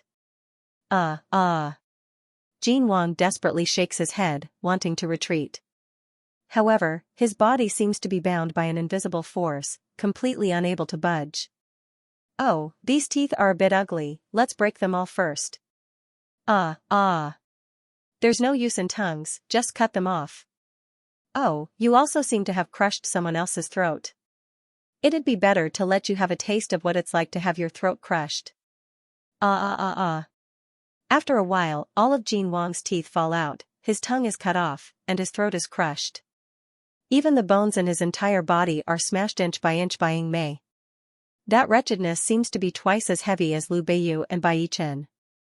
Ying Mei originally wanted to cover Xiaobao's face to prevent him from seeing such a bloody scene. But Xiaobao resolutely pulled her hand away. This scoundrel injured junior brother and Uncle Rabbit Lantern so badly, and still wants to lay his hands on Mother. I want to see him receive the retribution he deserves. However, Ying Mei was reluctant to let go. After all, he was just a 4-year-old child. Since you are the future successor of the polar domain, if you can't even bear this little bit of bloodshed, how can you bear the future of the 3 realms? In the end, it's Di Mingju's words that make Ying Mei retreat. Just like that, Xiaobao's eyes widen as he watches Jin Wang turn into a complete and utter cripple. He only faints after tasting hellish suffering. Just then, Di Mingju withdraws his hand from Mayan's wrist. The girl's long eyelashes fluttered as she slowly opened her eyes. Mu Yan feels like she's having a long dream. The dream was grotesque and dazzling, desolate and empty. In her dream, she smelled blood, felt anxiety, and tasted loneliness and fear. He desperately tried to wake up, but he couldn't. Until a warm, broad hand clasps her wrist. Her surroundings are clearly still a stretch of desolation, remote and uninhabited. But her body feels like it's being pulled into a familiar embrace. What kind of energy is this? Is it mysterious energy? No. It's not mysterious energy, it's purer than mysterious energy, and it's not more mellow. It's like a natural spirit that nourishes all things in the world. As soon as it enters her body, it makes her dry meridians moisten like a spring rain, recovering little by little. And what's even stranger is that as this energy rushes in, there seems to be another kind of power inside her body, circulating in her meridians, and finally converging in her lower abdomen. But it's not internal force, and it doesn't converge in her qi. Instead, it's another, more mysterious space, storing energy that she has never felt before. What is it? Why does she feel that this energy is somewhat familiar? It seems that she had also felt it a long, long time ago. A long, long time ago, thunder rolls in the sky, thunder clouds 10,000 feet high, and her body is burning with pain. However, as the thunder and fire fall, the meridians in her body begin to transform inch by inch. The qi that originally condensed mysterious energy also begins to change, gradually producing another kind of unfamiliar and powerful energy. That's spiritual power. It's the spiritual power that every practitioner in Yanwu continent yearns for even in their dreams. Mayan suddenly opens her eyes, but she closes them again because of the intense light. The scene in front of her becomes clearer little by little. Nyangqin. She hears Xiaobao's voice calling out. There's also the man's low murmur, Mayan. Soon after, 2 pairs of almost identical eyes come into view. One big and one small, but they're so similar. It's not just that these 2 pairs of eyes are similar. They're even more similar to those eyes in her memory. In the pitch-black cave, only the contact of their bodies is so hot, only those eyes are so scorching, as if they're reflecting into her soul. That night that she never wants to recall again. Pain, suffering, chaos, intoxication, the 2 of them flirting with each other. At that time, it was also this pair of eyes that kept appearing before her eyes. Di Mingju's eyes, why are they so similar to that pair of eyes? Mayan stares at the man's handsome face in a daze, and those deep and serene eyes. She's almost a little silly. No, that's not right. In her memory, those eyes were crimson, berserk, and almost couldn't reflect anything between heaven and earth. Apart from her cherished Xiao Bao, he only brought her that day and night of pain and humiliation. But in the depths of Di Mingju's eyes, his own shadow is fully reflected. Even if this man pretended to be cold and arrogant, his sincerity was still in front of her. Mu Yan, what's wrong? Where do you feel uncomfortable? Noticing that Mayan is staring blankly for a long time without any reaction, Di Mingju's cold expression finally can no longer be maintained. His eyes were filled with anxiety. Xiao Bao was on the verge of tears. Mother, don't scare me. Mayan coughs a few times, and her pupils finally focus slowly, falling on Xiao Bao's face. Baby? Mother. Xiao Bao fiercely pounces into Mu Yan's arms, tightly hugging her neck, his small body trembling nonstop. In front of Di Mingju, she stifled her crying. In Mayan's arms, she finally couldn't help but cry. The little child was soft and sobbing like a kitten. Mother. Xiao Bao thought that he would never see you again. He wasn't wailing or hysterical at all, but it made people's hearts soften as if they were soaking in warm water. Baby, don't cry. Niangqin loves Xiao Bao the most. How could I not see Xiao Bao and leave him? Be good, don't cry. Don't you see that Niangqin is fine? On the side, Jun Shang, who especially wants to hold his beloved in his arms and properly express his heartfelt feelings after parting, with great difficulty, Mayan coaxes her son, who rarely cries like a tearful person. When she looks up, she sees the man's gloomy, yet indistinctly resentful and wronged face. She can't restrain her smile from spilling over. She doesn't know a lot of things that happened while she was unconscious, but in the end, Di Mingju caught her in the air. This man's stiff, nervous embrace that's almost trembling, she has a hazy impression of it. And when she opens her eyes, she sees the man's frantic and eager expression. It's really too incongruous with his usual callous and unruly appearance. But it's also because of this incongruity that Mayan's heart is so soft, so hot. Di Mingju, thank you for coming to save me. Di Mingju slightly lowers his eyes to look at her, his complexion finally a little better. But his gaze becomes hotter and hotter. So, are you ready to devote your life to me? Mayan, can this man not devote his life to every 3 sentences? That's right, Niangqin. Xiao Bao finishes venting his emotions. He seems to have suddenly thought of something, and urgently calls out, Junior brother, and Uncle Rabbit Lantern, they're all seriously injured. Mayan is startled, and promptly looks towards where Xiao Bao is pointing. When she sees the tormented Lu Beiyu and Bai Chen, Mayan's eyes suddenly widen. Her breathing almost disappears for a moment, then suddenly becomes heavy. Displeasure and worry flashes through Di Mingju's eyes, but he doesn't have time to speak. Mayan's figure suddenly disappears from where she stood, and appears next to Lu Beiyu and Bai Chen. Niangqin, are they going to die? Xiao Bao's voice is soft, with a trace of frailty and fear. He's too young. Even if he's calm and mature, he still can't understand true death and separation. But when he thinks that his junior brother and Uncle Rabbit Lantern might disappear from the world forever, his heart feels indescribably uncomfortable. It's like being pressed by a heavy stone. Mayan feeds the draft in her hands to the 2 unconscious people. After making sure that the 2 of them have swallowed the drafts, he slowly exhales. Of course they won't die. Mu Yan turns to look at Xiao Bao, her expression focused and resolute. Niangqin won't allow them to die.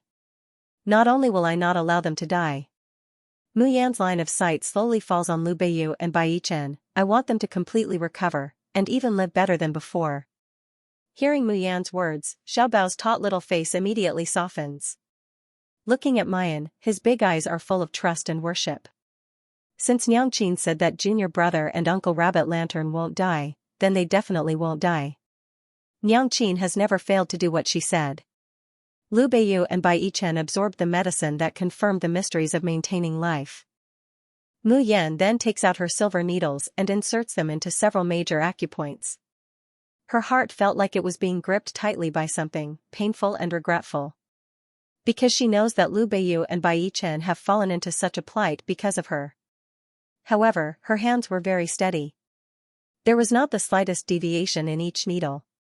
The only thing she had to do now, the only thing she could do, was to race against time to snatch them back from the hands of the Grim Reaper. Give them a perfect future. Following the insertion of the silver needles, Mayan seems to have entered a mysterious realm. In the wedding banquet hall of Jin Wangfu, there are still a lot of people who are scared out of their wits, shivering with fear. Xiao Bao and Di Mingju are nervously concerned about her safety. Pained and despairing gasps are constantly emitted from Jin Wang's body, which is like rotten flesh. However, she seemed to have forgotten the existence of all these. In her eyes, there were only the silver needles in her hand and the two patients. Unknowingly, the tip of the silver needle was slowly covered with a layer of silver light. Ordinary people would not be able to see that radiance. But when Ying Mei and Han Yi turn their heads and see the fluorescent light on the needle, they're so shocked that their jaws almost hit the ground. Wasn't that spiritual power? But isn't this the Yanwu continent? How could spiritual power be used? Even for them, they have to transform their spiritual power into an energy suitable for the Yanwu continent before they can use it. This also caused their strength to be suppressed to the lowest level on this continent, not even 1/100th of their original strength. But, why is Miss June able to use spiritual energy? Although it was only a little bit, it was indeed a genuine spiritual power. Wait a minute. Since when did Miss June have spiritual power? Don't tell me that the 9 stars linked to the moon, the battle of the stars and moon, was really caused by Miss June. She remolded her spirit root in the Yanwu continent. Moreover, it's the moon spirit root that hasn't appeared for thousands of years, the only one that's compatible with Jun Shang? Han Yi abruptly turns his head to look at Di Mingju. He couldn't help but shout, Jun Shang, however, his voice stopped abruptly.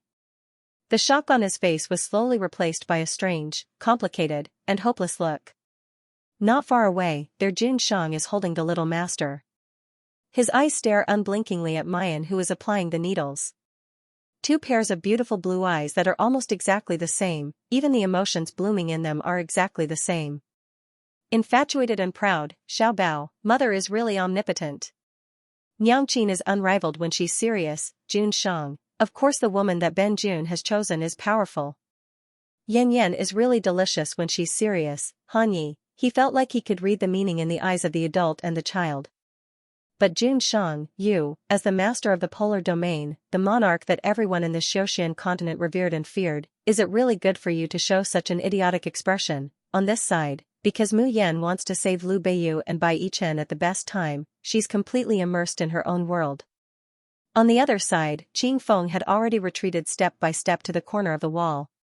Taking advantage of the few people not paying attention, he suddenly flipped over and jumped out of the window. Qing Feng heaved a sigh of relief when he noticed that no one had noticed him. Then, his eyes suddenly became extremely gloomy. His uncle master, who was a Xiantian cultivator, was killed just like that. Who were these people? And that Jun Mayan actually has such frightening medical skills. Bai Yichen and Lu Beiyu are clearly beyond saving, but they've only taken a bottle of draft and been pricked with a few needles, and they've regained their vitality. Last night, he was also in the city and saw the 9 stars and moon. Phenomenon. At that time, he always felt that the brightest spot in that vision was right above Jin Wangfu. Could it be that the person who caused this phenomenon was Mayan? He even asked his master for a medicine that could control a person. The more Qing Feng thought, the more he felt that his guess was correct. As long as he told this news to his master, he would definitely be very happy. Qing Feng held his breath and restrained his breathing. Profound qi poured into the soles of his feet, and he was about to leave silently. However, just as he took a step forward, suddenly, a gust of wind swept past his eyes. Then, a huge dull pain came from his chest. His entire body was instantly forced into the air, and he was sent flying dozens of meters away.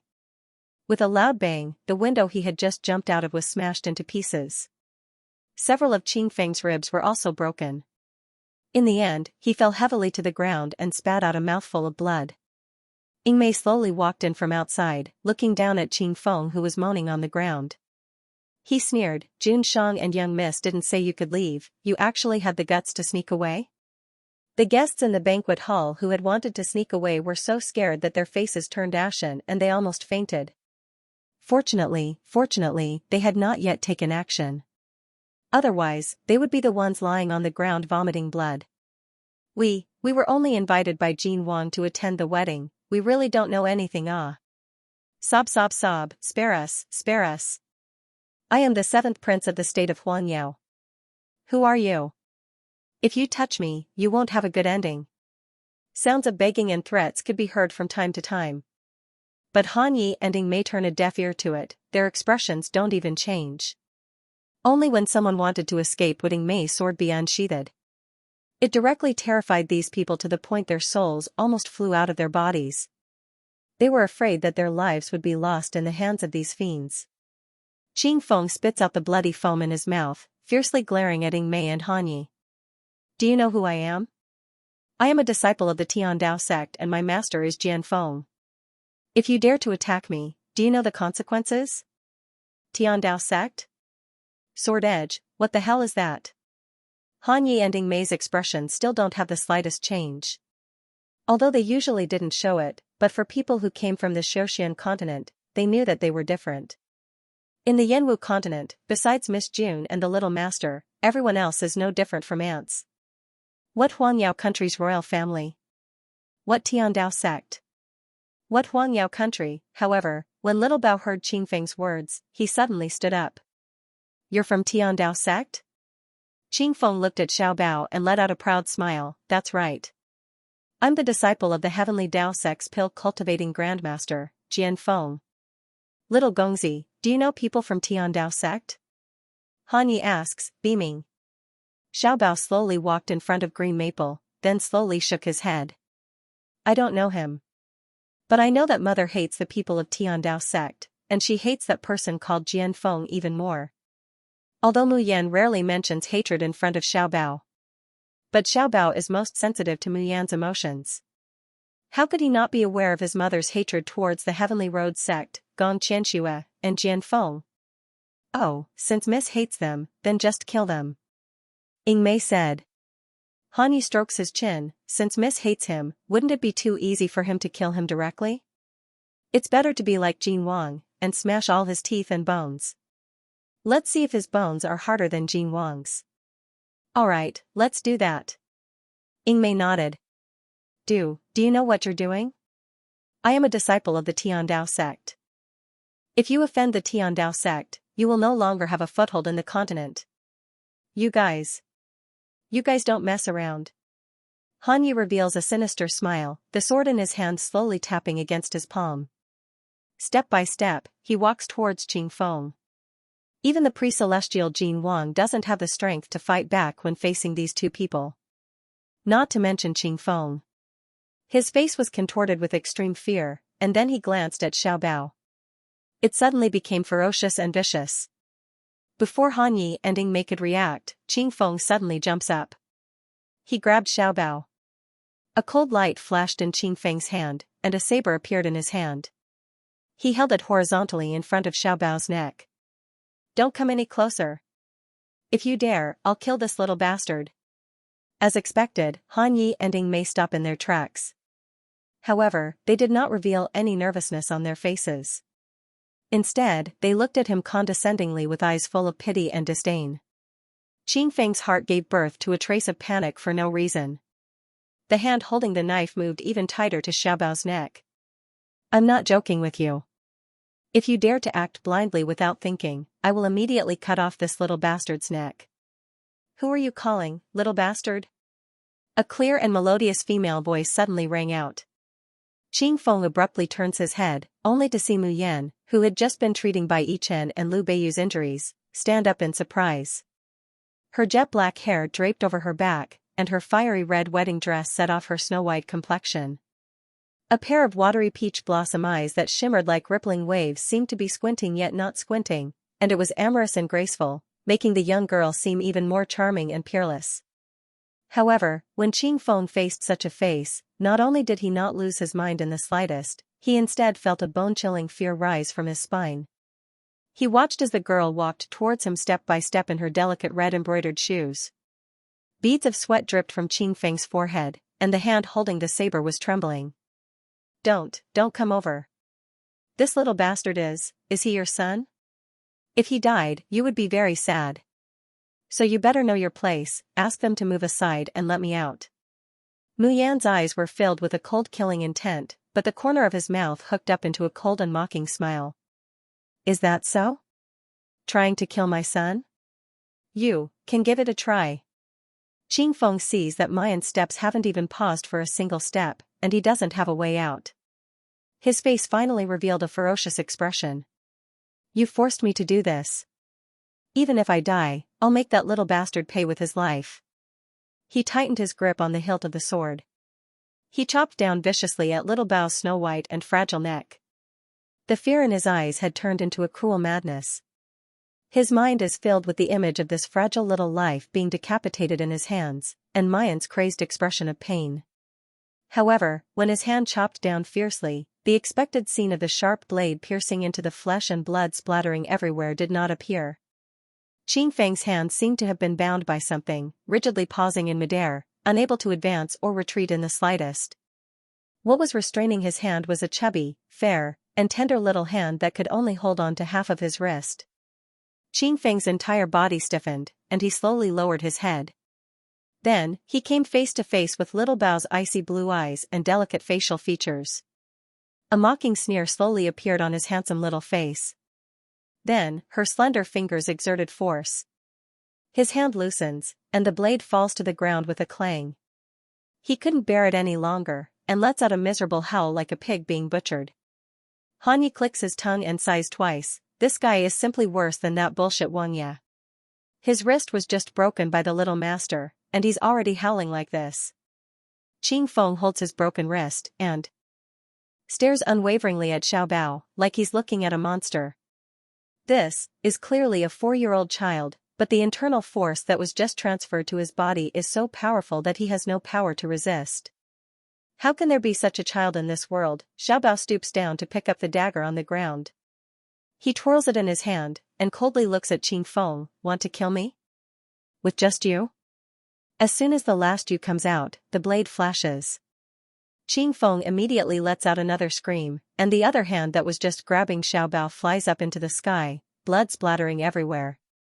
A few drops of blood even splatter on Xiao Bao's body, face, and even lips. Qing Feng couldn't bear it anymore, and falls to the ground. He clutches his bloody, broken hand, and keeps rolling around, letting out mournful howls. Mu Yan pulls Xiao Bao to her side. She gently wipes away the blood on his face, and takes out clean clothes from the space for him to change into. There's an obvious displeasure hanging on his usually careless face. Xiao Bao, you're only 4 years old. Let Nyangqin do this kind of thing like killing people. Moreover, even if you want to take revenge yourself, you shouldn't let blood stain your body, right? Xiao Bao obediently admits his mistake. Nyangqin, Xiao Bao will be more careful when killing bad guys in the future, and won't dirty my clothes. The shivering guests surrounding them, is this a conversation that a mother and a 4-year-old child should have? Ha ha ha ha ha ha. Suddenly, Qing Feng's intermittent laughter comes from the ground. Everyone jumps in fright at this laughter, wondering if Qing Feng has gone crazy because of extreme fear and pain. Only Di Mingju slightly frowns, and quickly goes to Xiao Bao's side. He grabs Xiao Bao's little wrist, and probes it with his power. His expression suddenly changes. By now, Qing Feng has already sat up, clutching his broken arm. His face is full of madness and resentment. A red light flashes in his eyes, and Xiao Bao immediately frowns. Big beads of sweat roll down from his forehead. A low, muffled groan spills from his mouth. Xiao Bao. Mu Yan jumped in fright and immediately used her profound energy to check on Xiao Bao's condition. But he's stopped by Di Mingju. You can't touch him right now, otherwise if the two forces clash, it will cause damage to Xiao Bao's meridians. What happened to Xiao Bao? Mu Yan could no longer maintain her usual calm and steady demeanor, her voice was trembling. Xiao Bao couldn't hold on any longer and fell into her arms. He grabbed her sleeve and said in a weak voice, "Mother, it hurts." Mayan opens her mouth, wanting to speak, but the color of her lips fades little by little. She trembles, but not a single sound comes out. She abruptly stood up and thrust the long sword in her hand, ruthlessly nailing the laughing Qing Feng to the ground. "Tell me, what did you do?" Qing Feng screams again. He wants to resist, but Hanya's sword light flashes, and the leg that Qing Feng kicks out is directly chopped off. You. You can't kill me. If you kill me, that little bastard won't live either. The pain you've inflicted on me, that little bastard will also taste it, ha ha ha ha. She felt as if her heart was being clenched tightly, and the pain made it difficult for her to breathe. Ha ha ha. Qing Feng laughed even more wildly. I gave Li Jingting a Wuqi seed, but he didn't know that his Wuqi seed was only a weaker version. The Wuqi seed in my hand is the strongest. Even a Xiantian realm cultivator wouldn't be able to resist my Wuqi seed. As Qing Feng spoke, he took out a medicinal pill and poured it into his mouth. The wounds on his hands and feet immediately stopped bleeding.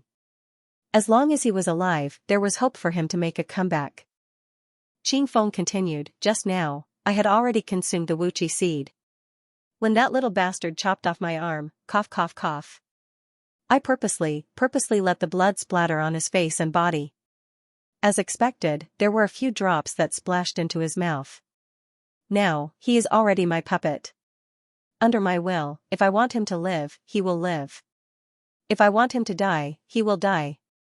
If you dare to kill me, I will definitely make him accompany me in death, ha ha ha ha. Qing Feng's laughter is incomparably insolent and complacent, but Mayan, Han Yi, and Ying Mei are indeed in a dilemma. If what this person said was true, then Xiaobao's life could be said to be in his hands. Mu Yan hated being threatened the most, but the one threatening him now was Xiaobao's life. No matter how much she hated him, she could only endure it. To her, Xiaobao was everything. What do you want? Hearing Mu Yan's soft voice, even if Qing Feng had lost an arm and a leg, and was in unbearable pain, he still couldn't help but look up to the sky and laugh. You want your little bastard to live? Hee hee, then come over here and help me reattach my hands and feet. Aren't you known as the Enchantress of medicine, with unparalleled medical skills? It shouldn't be a problem to reattach the broken limbs, right? If you can't do it, then don't blame me for chopping off your little bastard's arms and legs. There isn't the slightest bit of expression on Mayan's face. The depths of her eyes are as cold as ice that has been frozen for 10,000 years. When Qing Feng saw her face, he couldn't help but shiver. Instinctive fear made his body tremble. But when he remembered that Xiaobao's life was in his hands, he became arrogant again. What are you waiting for? Hurry up and help me fix my hand. Mu Yan takes a deep breath and is about to go over. Suddenly, a weak voice comes from behind, Nyangqin. Mu Yan abruptly turns her head around, and sees that Xiaobao has already climbed up from Di Mingju's arms. His little face was still deathly pale, but the pained expression on his face had disappeared, and his body was no longer trembling. But Di Mingju's expression has already returned to normal. He also stands up and walks to Mayan's side. He hugs her cold and trembling body. Mu Yan wants to go over and hug Xiaobao, but Di Mingju holds her back. Don't worry, with Ben Jun here, would I let anything happen to our son? The man's voice was low, deep, and cold, but strangely comforting. Mayan looks up at him. That pair of peach blossom eyes that were always languid and seductive now rippled with traces of helplessness and panic, causing the usually domineering and careless young girl to be tainted with vulnerability and pitifulness. Di Mingju tightens his grip on her, his voice becoming softer. Don't be afraid, believe me, I won't let Xiaobao get hurt. Strangely, Mayan's heart calms down bit by bit. On Qing Feng's side, when he saw little treasure stand up, he was first taken aback. Now, come over here. Hearing Qing Feng's words, Xiaobao immediately walks towards him step by step. Little master, you can't go over.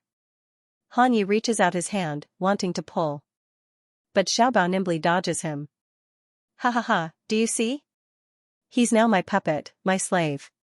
I'm his master, I can control his life and death, and I can trample him underfoot at will. As long as I die, he'll only die more miserably than me. You bastard. You actually dare to lay your hands on our little master. Han Yi couldn't bear it any longer, and suddenly attacks Qing Feng. Qing Feng jumps in fright, shrieking loudly, if you kill me, this little bastard will also die with me. Han Ye's movements abruptly stop in midair. His man-eating gaze is firmly fixed on Qing Feng's face. Qing Feng's face, distorted from fright, once again reveals a ruthless and sinister smile. He turns to look at Xiaobao. You, go and chop off his limbs for me. Qing Feng's hand points at Han Yi, his eyes brimming with pride and resentment. Han Yu really wants to dismember the person before him into 1,000 pieces. He actually dares to take advantage of the 4-year-old little master. He nervously looks at Xiaobao.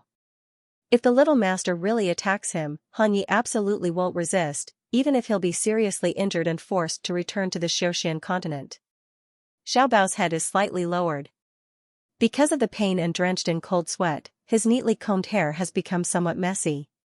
Soft jet black hair hangs down, covering half of his handsome little face. His long eyelashes are like small fans, gently trembling and hanging low, covering the light in his eyes. Only when he hears Qing Feng's order does he slowly lift his head. His big ice blue eyes are clear, without a trace of confusion or absent-mindedness. But they're as cold as a bottomless cold pond, the bottom of an abyss. Han Yi inexplicably shivers. Then he hears Xiaobao say to Qing Feng, "Chop off his limbs? It's really a good idea." "Then do it now?"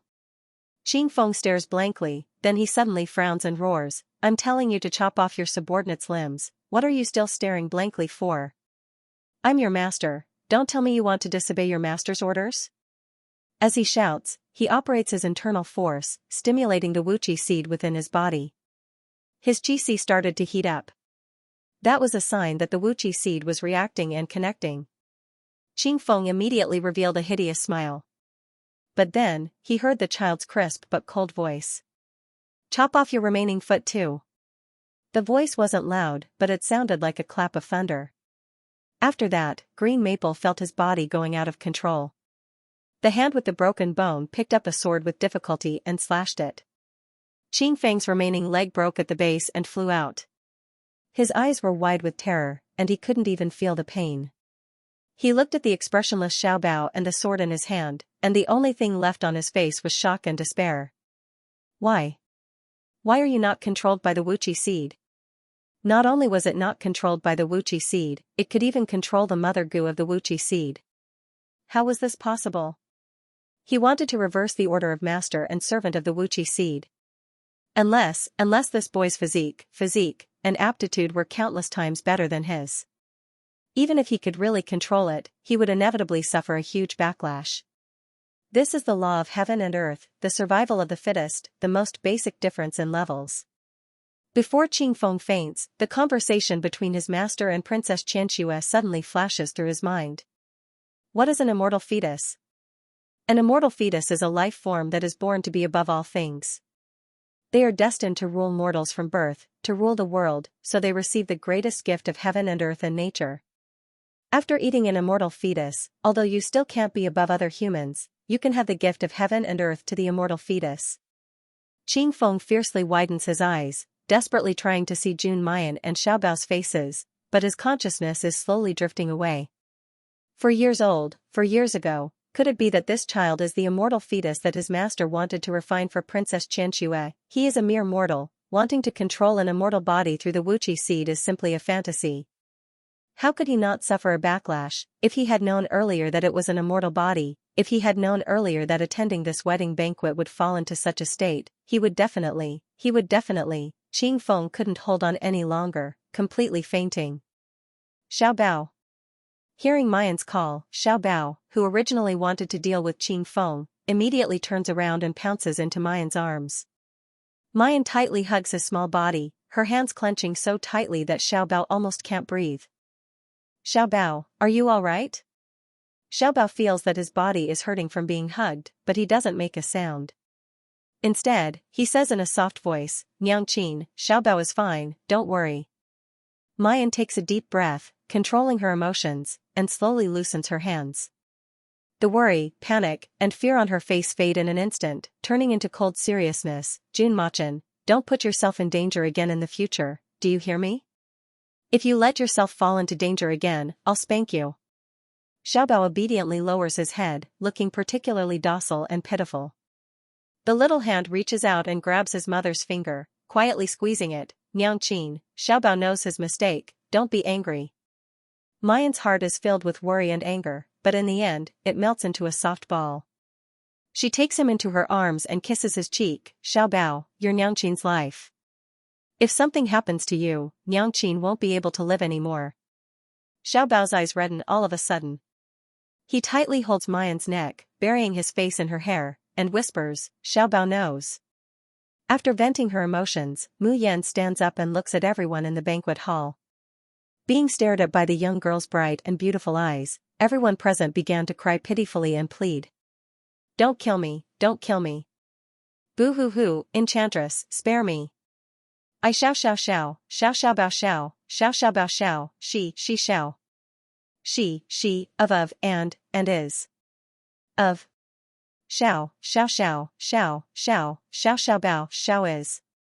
The xiao xiao, and is, the xiao of and is, of is, are. And earth. Holy and flawless. It was as if the Empyrean fairy from the 9 heavens had unintentionally fallen into the mortal world. Di Mingju's face immediately turns black. His figure flashes and he appears behind Mayan in the blink of an eye. His clothes have already been taken off at some point, firmly wrapping around Mayan's delicate body. The man's voice was full of jealousy. "Do you believe that I will dig out everyone's eyeballs here?" Han Yi and Ing Mei shiver. "Jun Shang, when you say everyone, it shouldn't include us, right?" Mu Yan stares blankly at first, then she can't help but burst out laughing. She doesn't refuse Di Mingju, but instead wraps herself tightly in his clothes. She winks at him. "I just hate Li Jingting's clothes." He hated the wedding dress that Li Jingting had put on her. However, she tightens the clothes that Di Mingju draped over her. This kind of closeness, this kind of attitude, had already expressed the meaning very clearly. Di Mingju's expression suddenly becomes somewhat stiff. After a long while, he lowly shouts, "Even so, you're not allowed to take off your clothes in front of other men in the future." His roar was a little loud, and his tone was very strict. "But Jun Shangdaran, if your ears weren't so red, I'm afraid it would be more convincing. If you want to live, you can." Mayan raises her hand, and dozens of bottles appear on the table. The draft in these bottles is called 3 Days of Lost Soul. The person who takes it will completely forget the memories of the last 3 days. You know too many things that you shouldn't know. You should know very well that I won't let you leave alive with your secrets. Hearing Mu Yan's words, everyone looks at each other. All of them looked hesitant. Who knows if the thing in your bottle is poison?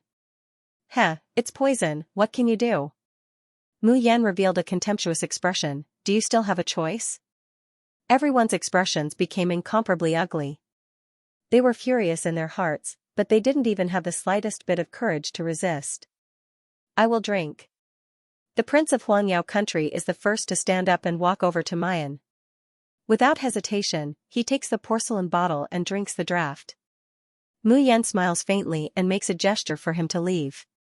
The Prince of Huangyao country was originally filled with grief and resentment, but when he saw the charming smile of the young girl, his heart skipped a beat and his face turned red. He ran out as if he was escaping. 7th Prince, wait for me, I want to drink too. The 7th Prince's subordinate drinks the draft, and also rushes out. He catches up with the 7th Prince all the way. After leaving Jin Wanfu for quite a distance, he says with lingering fear, Your Highness, I didn't expect that behind Jun Mayan, there's actually, suddenly, his voice came to an abrupt stop and a blank expression appeared on his face. Shouldn't I be in the palace reporting the situation to His Majesty? Why are you here? The 7th Prince also revealed a surprised expression. Why am I here? This kind of situation happens to everyone who leaves Jin Wanfu. There are also a few people from Jin Wanfu who want to fish in troubled waters, pretending to be guests to escape. However, they are seen through by Han Yi and Ing Mei. Han Yi couldn't help but sigh. Miss Jun's alchemy skills are really too amazing. It's one thing to be able to save a dying person, but you can actually make them forget their memories for 3 days. Even in the Xiaoxian continent, very few people can refine this kind of medicine, right? If that Bai Yichen and Liu Beiyu hadn't met Miss Jun, they would have already become corpses. Only Miss can restore them to their original state. Han Yi blinks in surprise, looking at Ing Mei. Aren't you a little too fond of Miss Jun, too adoring? His words were sour, with a trace of anger and unwillingness. Ing Mei had always been a man of few words, but in order to praise Mayan, he actually said a long string. When he talks about Mayan, his eyes shine even brighter, as if he's infatuated to the bone. Even towards Jun Shang, Little Shadow has never worshipped and loved so much. Could it be that Little Shadow is still thinking about Miss June? Thinking of this, Hanya's heart becomes even more sour. He also doesn't know what's going on with him. When he first found out that Little Shadow liked Miss June, he was only worried that Little Shadow would be punished by Jun Shang. But ever since she had seen Little Shadow in women's clothing, what haunted his dreams was actually Little Shadow's cross-dressing figure that day. He had been spending time with Little Shadow these past few days, and he had tried his best to restrain himself so that he wouldn't show any abnormalities. After all, he clearly knew that Mei was a man, and the person he liked was not a man. He was definitely not gay. He was just hopelessly infatuated with Little Shadow in female clothing. If Little Shadow were to find out about such filthy thoughts, not only would he be skinned alive by Little Shadow, he wouldn't even be able to be brothers with Little Shadow. Therefore, Hanyi has been controlling himself very well these days. However, he didn't expect that today. When he heard Little Shadow's undisguised love for Mu Yan, the bit of jealousy in his heart couldn't be hidden anymore. Don't tell me you still like Miss June? I'm telling you, stop dreaming. Jun Shang's affection for Miss June. Anyone with eyes can see it. If your feelings are discovered by Jun Shang, I'm afraid you won't even know how you died. I'm telling you, you'd better take back your feelings and stay away from Miss June in the future. Mei looks at Hanyi like she's looking at an idiot, psycho. After saying that, he turned around and left. Hey. Wait a minute. Little Shadow, don't go. Listen to me, jealous men are very scary. You better stay away from Miss June, do you hear me? In the future, I'll stay close to you and guard you, lest you can't control your feelings and be discovered by Jun Shang. Hanyi, let go of me. No. I told you, I want to stay close to you and guard you. Han. Night. Roar. It hurts, Little Shadow, how could you kick me there? What if I'm crippled? Will you take responsibility? In the evening, Yan Haoyan, Feng Haitang, and Ru Yan bring the people from the ink camp to Jin Wangfu. Mayan had them sweep through the entire Jin Wangfu. The evil that should be eliminated was eliminated, and the treasures that should be plundered were plundered. It can be said that Mayan has been plagued with misfortunes these past few days. In particular, Liu Beiyu and Bai Yichen's serious injuries made her extremely remorseful. He secretly swore to himself that he would be more careful in his actions in the future, and that he would not implicate his friends. Of course, there were also things that made her happy. For example, Jin Wangfu's level of wealth is beyond his imagination. Old Tao is also very happy. He picks up an ingot and gnaws on it. This Jin Wangfu storehouse has so many treasures, weapons, armors, and treasures. They must have secretly prepared for a long time, perhaps wanting to rebel. I didn't expect that it would all benefit us now. Mu Yan can't help but reveal a smile. Although Jin Wangye and Gong Qianxue aren't of the same mind, he's also a person of the Heavenly Road sect, and is Gong Qianxue and Jianfeng's senior brother. In this life and the previous life, he might have done a lot of outrageous things. Now, she can take the enemy's supplies to enrich her own strength, and finally deal with Gong Qianxue. Of course, she was in a good mood.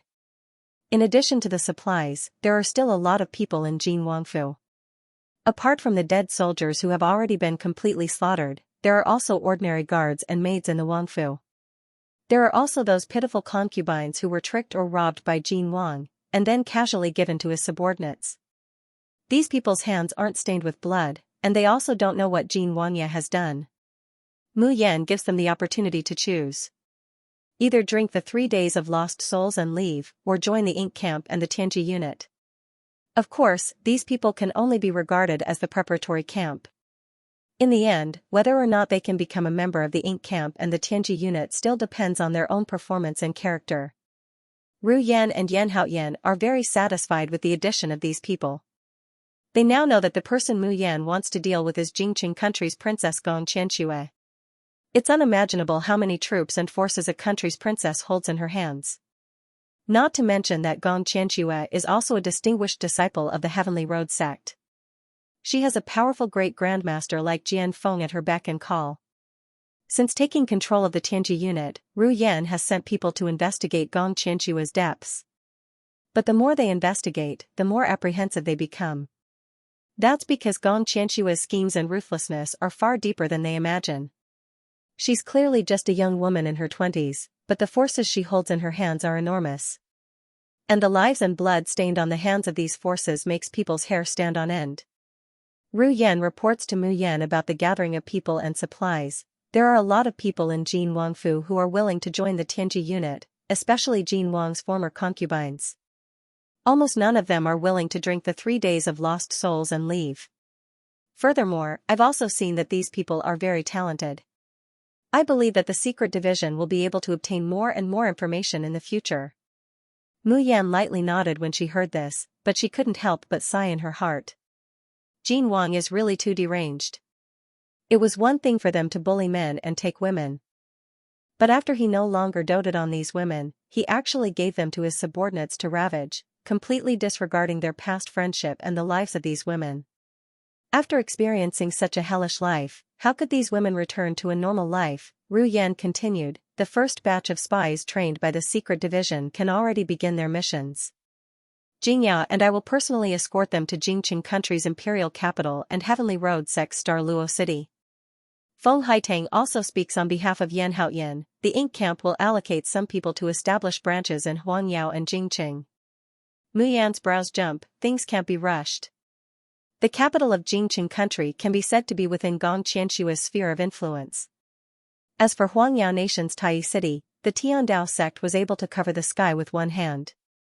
Ru Yan raises her head, her beautiful face full of determination. We know that Miss really wants to make a move against Jingqing and Gong Qianshua, but she's afraid that we'll be in danger, so she's been biding her time.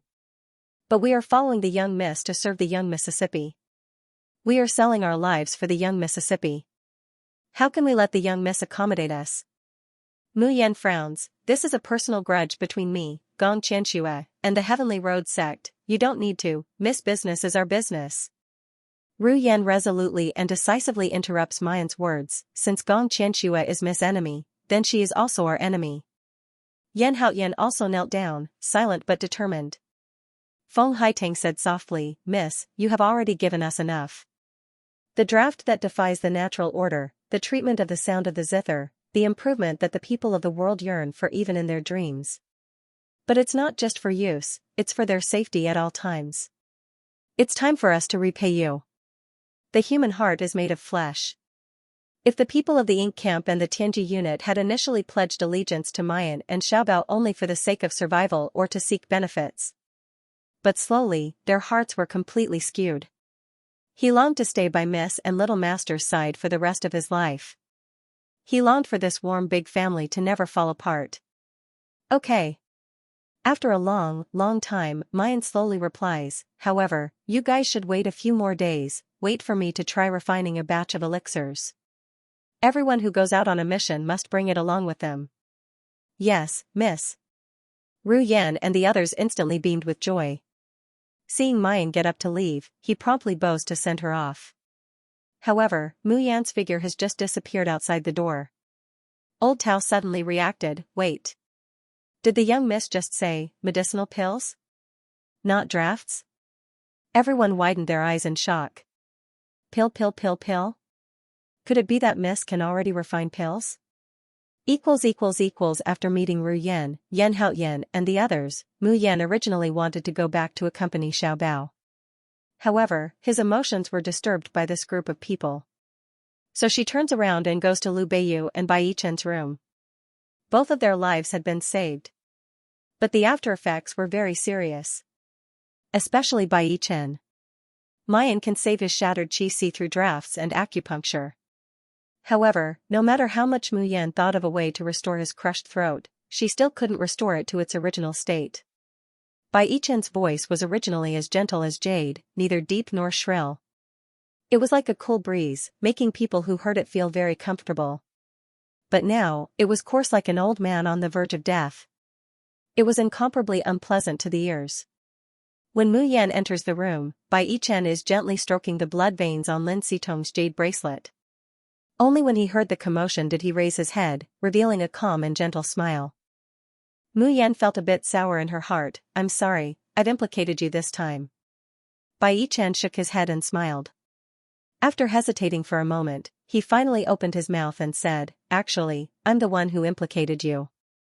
If she wasn't concerned about his plans, Mayan would have already made a move against Jin Wangfu. It was impossible for him to put himself in danger.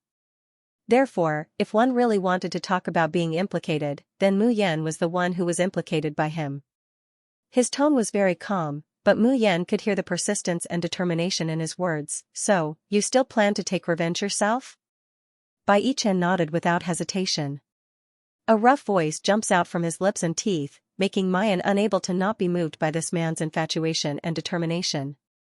Moreover, she knows that this is Bai Yichen's voice and determination.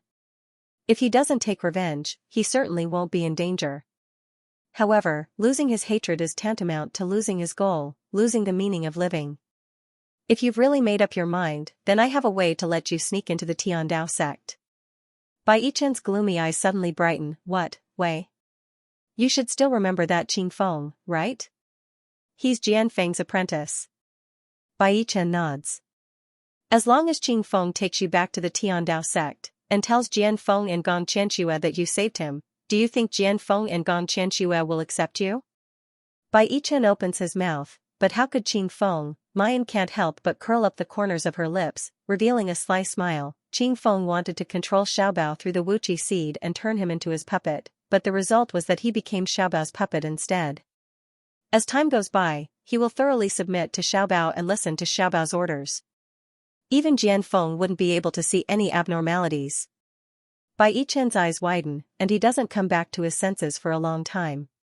After a long time, he stands up and slowly kneels down towards Mayan. "Bai Yichen can't repay your great kindness in this life, even if I have to work like an ox or a horse in the next life. I never believe in the next life." Mayan interrupts his rough and laborious speech. Even if she's reborn, she still believes in grasping the present, rather than the illusory past life. "If you really feel that you can't repay me, then try to survive after your revenge." Mayan says word by word, "I already have the Ink Camp and the Tianji unit, two major forces, in my hands, but this is not all. Nowadays, the Ink Camp and the Tianji unit are independent of each other and can't be connected. I still need the Taishu Camp to become the link between the Ink Camp and the Tianji unit, but I still haven't found a person who can manage the Taishu Camp. Bai Yichen, I hope that you can kill your enemy, and then survive to become the leader of the Taishu Camp. Bai Yichen, I hope that you can kill your enemy with your own hands, and then survive to become the leader of the Taishu Camp." For a long time, he did not get up, nor did he move. The girl's clear yet powerful voice seemed to reverberate in his ears again and again. Bai Yichen abruptly raised his head, only to discover that Mu Yan's figure had already disappeared from the room. He absent-mindedly recalls Mayan's words. "I hope you can kill your enemy, survive, and become the leader of the Grand Void Battalion." His eyes slowly lit up with resplendent light. However, he didn't know that Mu Yan, who had finished saying these words, wasn't going to leave by himself. But before Bai Yichen could respond, someone grabbed him by the collar and lifted him up. In the blink of an eye, he was thrown onto the bed. "Di Mingju." Mayan angrily says, "Do you think I'm a sack?" Every time, he would either pick it up, carry it, or throw it away. She struggled to get up, but the man pulled her over and pressed her head down on his lap. Mu Yan suddenly had a bad premonition. "Hey, what are you doing?" All the dark force in his body surged wildly as he struggled to jump down. However, the man's shackles were impregnable, making her unable to move at all. A heavy slap landed on her buttocks. Smack, the sound is very loud, and there's a burning pain on her butt. But this isn't the point. Mayan is simply going crazy. "Di Mingju, you bastard, what are you doing?" The man's cold voice comes, "Didn't you say so? If you're disobedient, you'll be spanked." "Mayan, tell me, how disobedient are you this time?" Saying that, the second slap falls on her pert butt. "Ah. Di Mingju, this damned bastard." Mayan has lived for so long, but she has never felt so humiliated that she wanted to kill someone. When the third slap falls, Mayan's figure flashes, and she suddenly disappears. She doesn't care whether the secret of the Tian Emochin space will be discovered by Di Mingju. Right now, she just wants to strip off all of this man's clothes, and whip him until he kneels down and begs for mercy. Seeing that the girl on his knees has disappeared, Di Mingju slightly narrows his eyes. There's a dangerous glint in his eyes. Mayan's aura is perfectly concealed, and even Di Mingju can't feel it. This doesn't just mean that Mayan's strength has increased. It also means that the Tian Emochin space has become more stable because of the restoration this time. However, no matter how stable it is, this little woman absolutely can't escape from the palm of his hand. Di Mingju slightly closes his eyes, and the power within his body surges. He suddenly reaches out and grabs something in the air. The palm that was supposed to be empty immediately appears with the girl's slender snow-white wrist.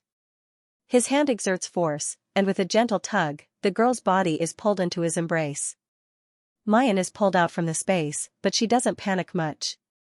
She doesn't know when, but a silver needle appears in her hand.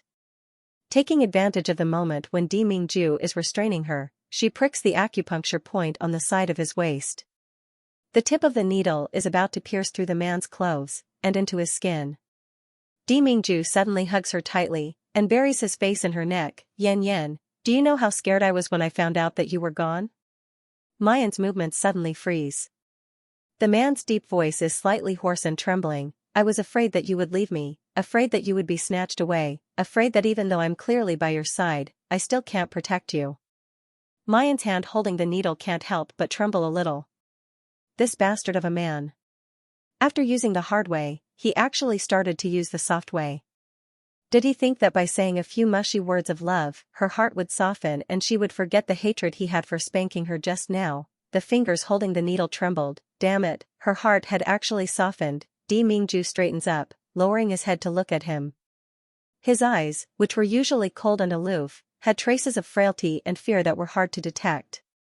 It's this trace of frailty and fear that makes Mayan's heart tighten. The silver needle in his hand quietly returned to the space. She coughed lightly and said, "This time I was too rash." Although her advancement and coma were accidents, it was still because she was overconfident and careless. "I apologize to you and Xiaobao. I will be more careful in the future and will not put myself in danger." Whether it was in the past, present, or future, she wanted revenge, but she would never neglect her own life. In the past, it was because she had to take care of her Xiaobao. Now and in the future, there was one more person who cared about her, so she couldn't bear to let go. This person is called Di Mingju. Di Mingju lowers his head and gently kisses her lips. There's an indescribable gentleness, as well as the cautiousness of regaining something that was lost. For the first time, Mayan doesn't resist. Instead, she gently grabs the man's sleeve and responds to his kiss. This kiss isn't violent or aggressive, but lingering as if it wants to melt the two of them into one. After a long time, Di Mingju releases Mayan's swollen lips. His voice is husky as he slowly says, "In the future, you're not allowed to put yourself in danger. You're not allowed to treat other men differently. And you're not allowed to get too close to other men. If Ben Jun finds out that you're taking off other men's clothes, or making a move on them, Ben Jun will definitely punish you. As for the method of punishment, it's naturally if you're not obedient, you'll get a spanking." Jun Shangdaran moves the hand that had just spanked Mayan's butt. His ears are slightly red, and he's somewhat unsatisfied. It feels unexpectedly good. He really wants to try spanking it again. Bang! Jun Shangdaran, who's thinking about lasciviousness, is directly kicked down from the bed. Mayan sneers, "Di Mingju, within 3 days, you'd better not appear in front of me, otherwise, hee." When Han Yi passes by Mayan's room, he sees his Jun Shang being pushed out by a strong force. Even though Jun Shang's appearance is still unparalleled in the world, even though Jun Shang's temperament is still as cold and unapproachable as a cold pine tree on a high mountain. But Han Yi still feels that he sees Jun Shang in a difficult situation. "Jun Shang, this subordinate has come to deliver lunch. Won't you have lunch with Miss Jun?" Di Mingju coldly looks over, and slowly says in a cold and calm tone, "After returning, go to the purgatory pool and stay there for a month." Watching Di Mingju leave with a cold face, Han Yi is simply in a mess. Who the hell did he provoke? Even though the people who appeared in Jin Wangfu have their memories erased and their mouths silenced. But in the end, they can't stay here for too long. On the 3rd day, after they've taken stock of all the goods and people in Jin Wangfu, Mayan takes the ink camp and Di Mingju back to Tianyuan City. In the tranquil Huangyao country's imperial capital, a raging fire suddenly rises to the sky. By the time everyone comes to their senses and gets water to extinguish the fire, they discover that the formerly flourishing Jin Wangfu has already been burnt to a crisp. When Jianfeng saw his disciple Qing Feng's soul lamp flickering, he knew that he was in danger, so he rushed over with Gong Qianxue. But she only sees that Jin Wangfu has turned into scorched earth and ruins.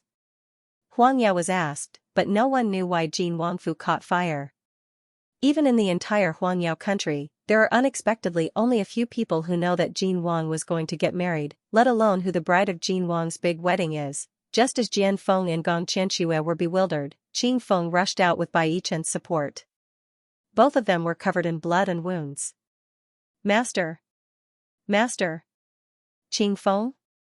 Jian Feng hurriedly got people to catch them, and even fed them pills. What the hell happened? It's Jin Wang's new Wang Fei. She's the one who caused the 9-star pearl anomaly that day. What?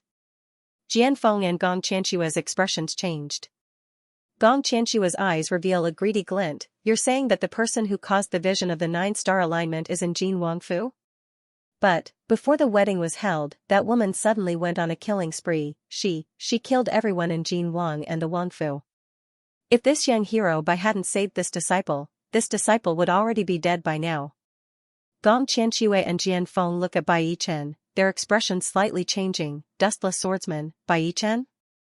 The #1 young talent of Yanwu continent, who was once on par with Gong Qianxue, now looks indescribably distressed.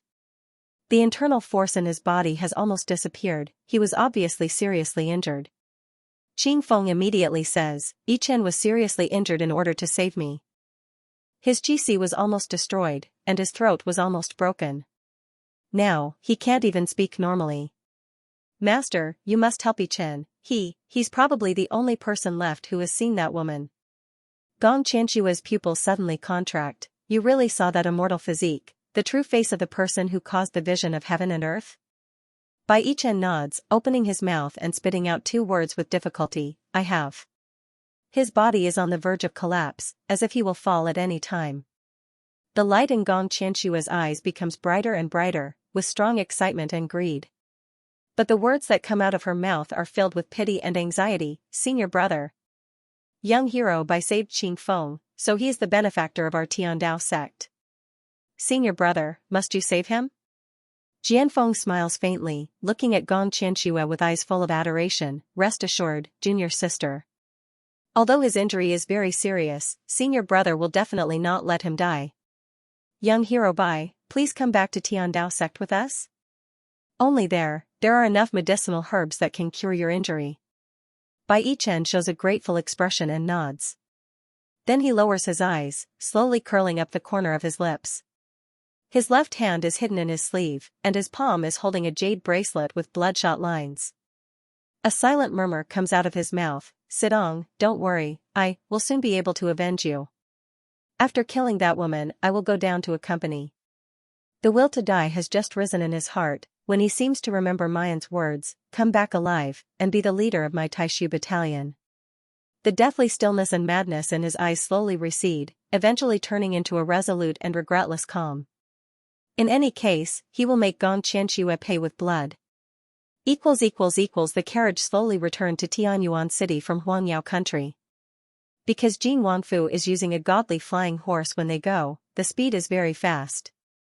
On the way back, Mu Yan felt that she was no longer in a hurry. She leisurely led the carriage forward with Xiaobao. When they were hungry or thirsty, they would stop to rest. What makes Mayan flabbergasted is that before she left, their noses weren't noses and their eyes weren't eyes. Now, they get along with each other unexpectedly harmoniously. Especially Xiaobao, who would only stick to her in the past. No one could change Xiaobao's mind.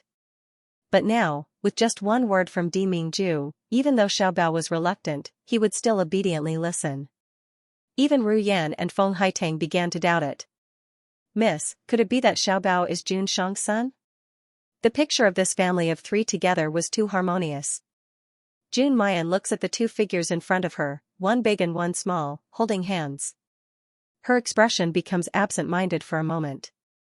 Then, he smiled bitterly and shook his head. Don't think too much. How is that possible? Of course, she had also thought of this possibility. Xiaobao has never been close to other people, but he is willing to get close to Di Mingju. Because of this suspicion, she even beat around the bush and asked Di Mingju if he had come to the Yanwu continent 5 years ago. But the answer she got was the last time Di Mingju came to the Yanwu continent was already decades ago. At that time, Mayan hadn't even been born yet. What's more, the days and nights in the darkness, that man didn't leave her with any good memories. Even if she's no longer the weak, crying little girl from before. Thinking of that scorching, chaotic darkness, she would still feel an instinctive fear. Mayan shakes her head, throwing these nonsensical thoughts to the back of her mind. How could Di Mingju be that man? She must have been confused by Ru Yan, that's why she would have this kind of thought. Miss, she hears Ru Yan's voice, His Highness has woken up. Mayan's eyes brighten, and she can't help but sigh in relief. Lu Beiyu has finally woken up. Both Bai Yichen and Lu Beiyu's injuries are very serious. Although drafts have saved their lives, the injuries to the veins and qi can't be treated with medicine. Thus, Mayan uses the Shen musician skill, Realm of Stars, that she has just unsealed. After the Tian Mo Qin is completely repaired, her spiritual root is reshaped, the Shen musician skill has finally been upgraded to level 2. Apart from some group attack and support skills such as Echo Recovery and Sound Blade, which have expanded their range. There are also several new skills, and Realm of Stars is one of them. When she plays the Realm of Stars with the Tian Mo Qin, the 9 stars will appear around her and the patient, slowly forming an illusion. In the illusion, the patient will experience a confused dream. As for whether it's a sweet dream or a nightmare, it completely depends on the song that Mayan plays. A sweet dream can make people indulge in the illusion, unconsciously healing their injuries. Nightmares can make people wish they were dead, and the injuries received in the illusion will be reflected on the body. But the Realm of Stars has a very big drawback. That is, if the willpower of the person immersed in the illusion isn't strong enough, it's very likely that they will be immersed in it forever, unwilling to wake up. Bai Yichen's vengeful heart is resolute, so he quickly wakes up. Of course, his injuries are also mostly healed. Mu Yan originally wanted to use the Realm of Stars again, but he refused. Bai Yichen believed that he would not be suspected if he approached Gong Qianxue and Jian Feng with such a heavily wounded and near-death appearance. Meanwhile, after Lu Beiyu entered into the heavenly body tier, his will did not awaken. Although the injuries on his body were almost completely healed, and even his body was becoming stronger as if he had been reborn. But Mu Yan is still worried that he will never wake up. Now, it was finally proven that his worries were unnecessary. Lu Beiyu slowly opens his eyes, still in a trance. The memories in his mind gradually returned. Some were in dreams, and some were in reality. In the end, the chaotic dream slowly faded and became a cruel reality. Master! Bastards, you're not allowed to touch my master. Lu Beiyu abruptly sits up from the bed, his hands flailing. However, what he saw was not the wedding that made him depressed and crazy, but a clean and tidy room. What was going on? Isn't he stopping that bastard Jin Wang at the wedding? Why did he suddenly appear here? Wait, wasn't his hand crippled? Weren't all the meridians in his body damaged?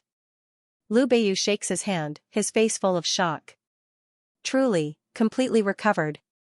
Broken bones, broken tendons, even a deity could not cure them. Could it be that he was already dead? Was it because he was in a ghostly state that he could not feel any pain? Lu Beiyu is in a trance when he sees the door being pushed open.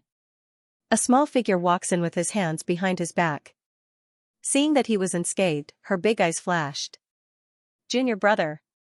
Lu Beiyu cries out in alarm, then he reveals an incredulous look of pain. Little senior brother, are you also dead? It was that Jin Wang who killed you, wasn't it? Ah, that damned bastard, even if I become a ghost, I won't let him off. As soon as he finished shouting, he saw Xiaobao staring at him as if he was an idiot. Although Lu Beiyu has long been accustomed to his little senior brother's contempt for him. However, he felt that the disdain this time was especially intense and glaring. Xiaobao expressionlessly walked to his side and said in a crisp voice, "You're not dead."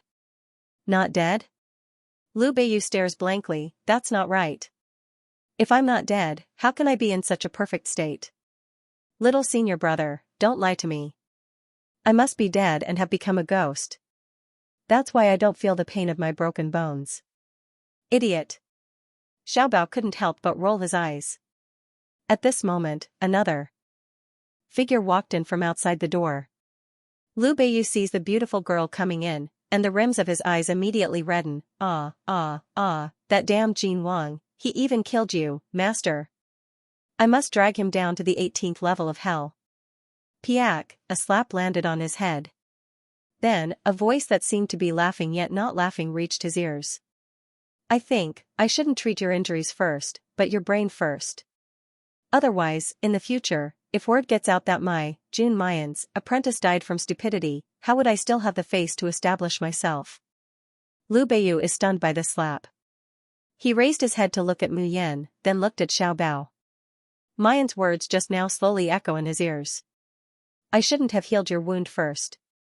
Lu Beiyu's eyes suddenly widen. Master? You healed me? Are you saying that I'm still alive and not a ghost? I'm not dreaming right now, am I? Mu Yan slowly extends her snow-white and slender fingers. Pinching Lu Beiyu's cheek, he fiercely pulls it to the side. Ouch ouch ouch ouch. Ouch ouch ouch. Ouch ouch ouch. Lihu, please let go. Mu Yan slowly loosens her grip, a smile that isn't a smile. Do you still think that you're dreaming?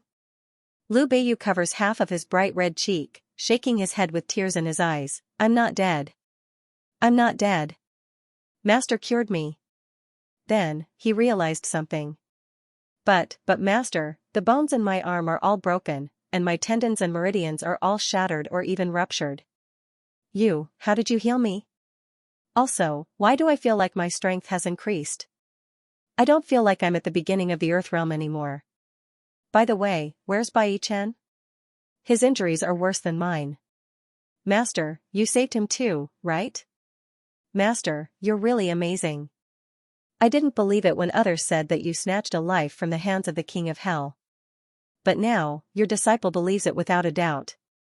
After confirming that he was still alive, Lu Beiyu's words came out in a crackling sound. The corners of Mu Yan's mouth twitched. She felt that it was better for this noisy guy to stay in the realm of stars forever.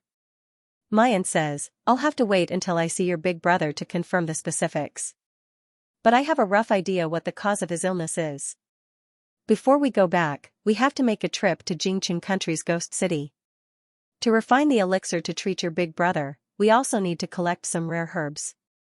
As for Qiyan Country's Ghost City in Xi'an, she's already pretty much ransacked it.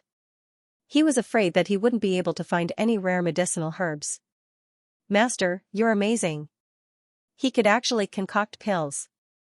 That whatever Gong Qianxua, whatever Jian Feng, they simply can't compare to Master. Xiaobao raised his head, his face full of worship. Mother is the best. Mu Yan inexplicably feels a little guilty. She promised the ink camp, the Tianji unit, and Lu Beiyu that she would refine elixirs. However, ever since the reconstruction of her spiritual meridians, she had yet to attempt alchemy. Mu Yan meets her son and apprentice's eyes that are filled with trust and worship, and she is somewhat worried. If it still failed, her dignity as a mother and Shifu would be completely lost.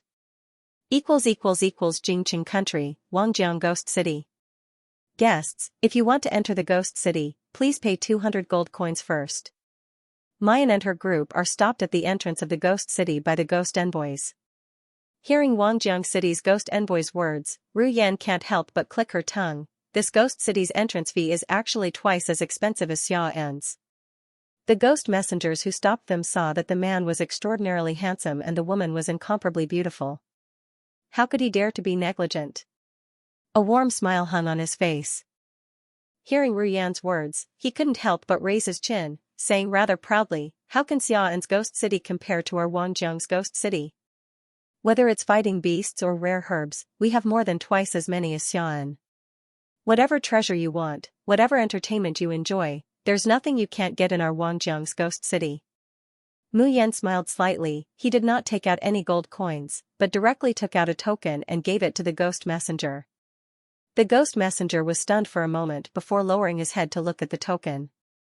When he saw the two words Xianxia written on the token, his eyes suddenly widened. You are the Ghost King's newly appointed Lord Xianxia?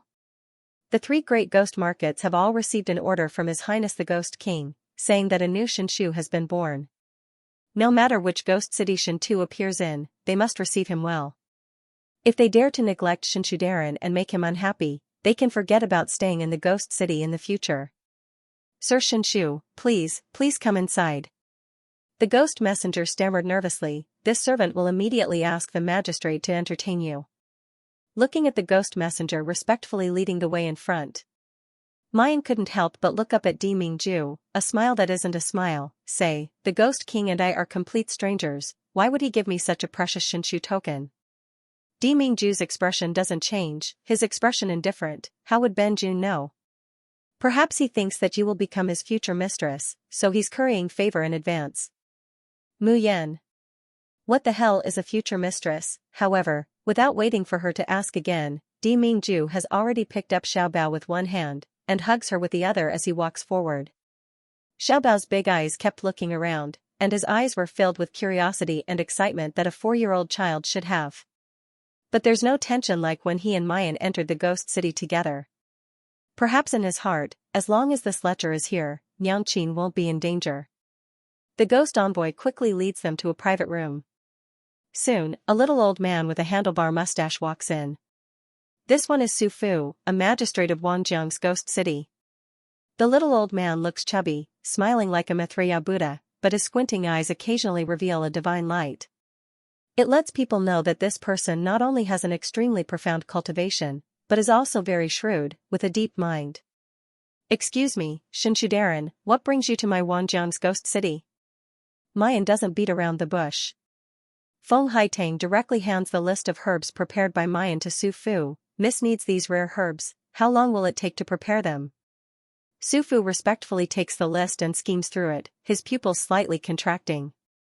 But he quickly hangs a smile, reporting to Xianxia, 80% of the herbs here are ready-made, but this azure dragon ginseng, jade mussel flower, cold snow fruit, there are only a few of these in stock, and it may take 2 days to prepare them.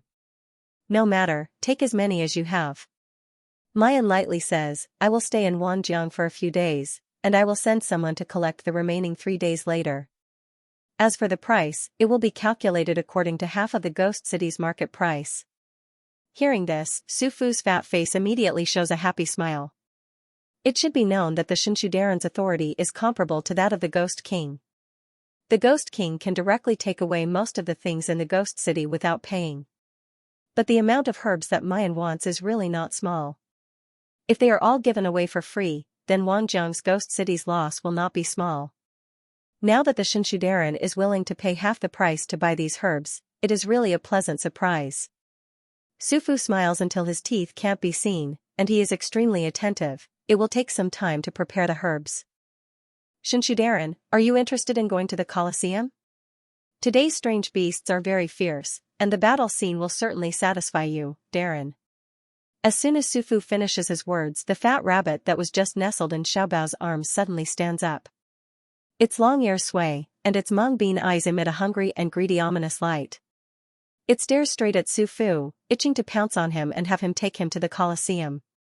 It's obviously just a white fluffy chubby rabbit. Su Fu, on the other hand, was startled by Mung Bean's gaze, and he couldn't help but take a step back. Just as he was wondering what this rabbit was, a small hand slapped the rabbit's head. A childish voice rang out, "Don't cause trouble." When the fat rabbit heard its little master's warning, it immediately became listless. He obediently lay down again, but he still couldn't help but stick out his tongue and lick it from time to time. This place is filled with beasts. I want to eat, Ru Yan, who was standing behind Xiaobao, was speechless. At that time, Xiao'an's ghost city also lost a large wave of fierce strange beasts. At that time, many ghost officers and magistrates thought that it was haunted, there were so many strange beasts, but even their bones had disappeared. But now, after following the young miss for so long, if she still didn't know the truth, she would be an idiot. The batch of exotic beasts that disappeared back then had most likely entered this rabbit's stomach. Most importantly, it was clearly so small. How did it manage to swallow such a huge exotic beast into its body? where did all the food go, should I say? It's really worthy of being the spiritual pet raised by Miss and Little Master. He was different from the others. This time, the purpose of their visit to the ghost city was to buy medicinal herbs, not to make a scene. If the fat rabbit is put into the beast-fighting coliseum, then perhaps Wang Jiang's ghost city will follow in the footsteps of Xiao's ghost city, and be turned upside down. After Su Fu leaves, Mu Yan waits in the private room for an hour. However, Su Fu had yet to return, and not a single herb had been delivered. Mu Yan's patience is somewhat exhausted. Even if it took time to prepare the herbs, it was impossible for there to be no news in 2 hours. Ru Yan understood her master's intention and immediately left to inquire about the news. After he came back, his expression was exceptionally ugly. "Miss, that magistrate Su wants to go back on his word and is unwilling to sell the medicinal ingredients to us." Mu Yan frowns. Without waiting for her to speak, Han Yi already says in disbelief, refusing to sell the herbs to Miss June. "Has the ghost city eaten the guts of a leopard? I think they don't want to stay in the ghost city anymore." What kind of joke was this? He even dares to offend the mistress of the ghost city. Were they tired of living? Han Yi looks at Di Mingju's complexion. Although there's no change in his expression, his eyes are already suffused with layers of cold light. In his heart, Han Yi observed a moment of silence for that guy, Ghost Emperor Guyu. If he didn't manage his subordinates well, this guy would definitely die a horrible death. Mu Yan slightly narrowed her eyes and said, "Why are you suddenly unwilling to sell medicinal herbs?" It's said that a distinguished guest has come and asked for a lot of rare medicinal herbs. Quite a few of them coincide with what Miss wants. Magistrate Su said that it must be given to that distinguished guest first. I can only inconvenience Miss to wait for a few days. Ru Yan is also extremely unhappy. The ghost city has always been known for its fairness and trustworthiness. It's clearly a promise, but he doesn't fulfill it. Isn't this damaging the reputation of the ghost city? What's more, Mu Yan is holding the Shinshu token. Her authority is equivalent to that of the King of Hell. It stands to reason that no matter who the guests are, Mayan should be the one to pick first. Han Yi slaps the table and says, "Hee, Miss June, let's go out and meet them right now. Let's see what kind of distinguished guest actually dares to snatch your things." Another private room in the Phantom City is currently surrounded by magistrates and ghost envoys. In the middle of these people sat a woman in a pink dress with her face covered. All the people surrounding the woman had a flattering expression on their faces and spoke in a fawning tone. Including Su Fu, who was just currying favor with Mayan. "Xianxia, I didn't expect that you would grace my Wangjiang's ghost city with your presence. It's truly our ghost city's fortune, Wangjiang's fortune." And the woman sitting in the center, surrounded by all the stars, was precisely Ling. Normally, when she was fawned upon like this, her vanity would definitely explode and she would feel indescribably carefree. But today, the gloominess and worry on his face did not disappear. Even Rui Zhu, who was serving her, was trembling with fear, as if she was afraid of angering her. His gaze unconsciously drifted towards her face. "Very sure, these are the medicinal ingredients you wanted. They have all been prepared. Only the jade mussel flower and the cold snow fruit will have to wait for 2 days. However, very sure, don't worry. Knowing that they are prepared for you, the people below will not dare to be negligent. We guarantee that they will be delivered to you as soon as possible." Su Fu stooped his chubby body and said with a flattering expression. Lanling's expression eased a little as she glanced at Rui Zhu. Rui Zhu immediately took out a porcelain bottle and handed it to Su Fu. Rui Zhu proudly said, "This is the 3rd-grade foundation strengthening elixir that our miss has just refined. It has a miraculous effect on the stability and advancement of cultivation. This is your reward." "Thank you, Xianxia, thank you, Xianxia." Su Fu received it ecstatically. At the same time, he received envious looks from the others. He rejoiced in his heart. Just now, when he was busy preparing the herbs for June Mayan, Lanling suddenly came and also asked for a large number of rare herbs. Su Fu knew this Xianxia. His alchemy ability was on par with the Tiandao sect's Grandmaster Jian Feng. If he managed to curry favor with him, he would be able to obtain an alchemy pill. He might be able to break through the bottleneck that he had been stuck in for a long time. Of course, what Su Fu wants even more is the famous filter of barrier breaking in the ghost city. There were now two kinds of filters of barrier breaking. One was aimed at those below heaven stage. In the Ghost City's auction house, it had already been hyped to the sky-high price of 10 million gold coins.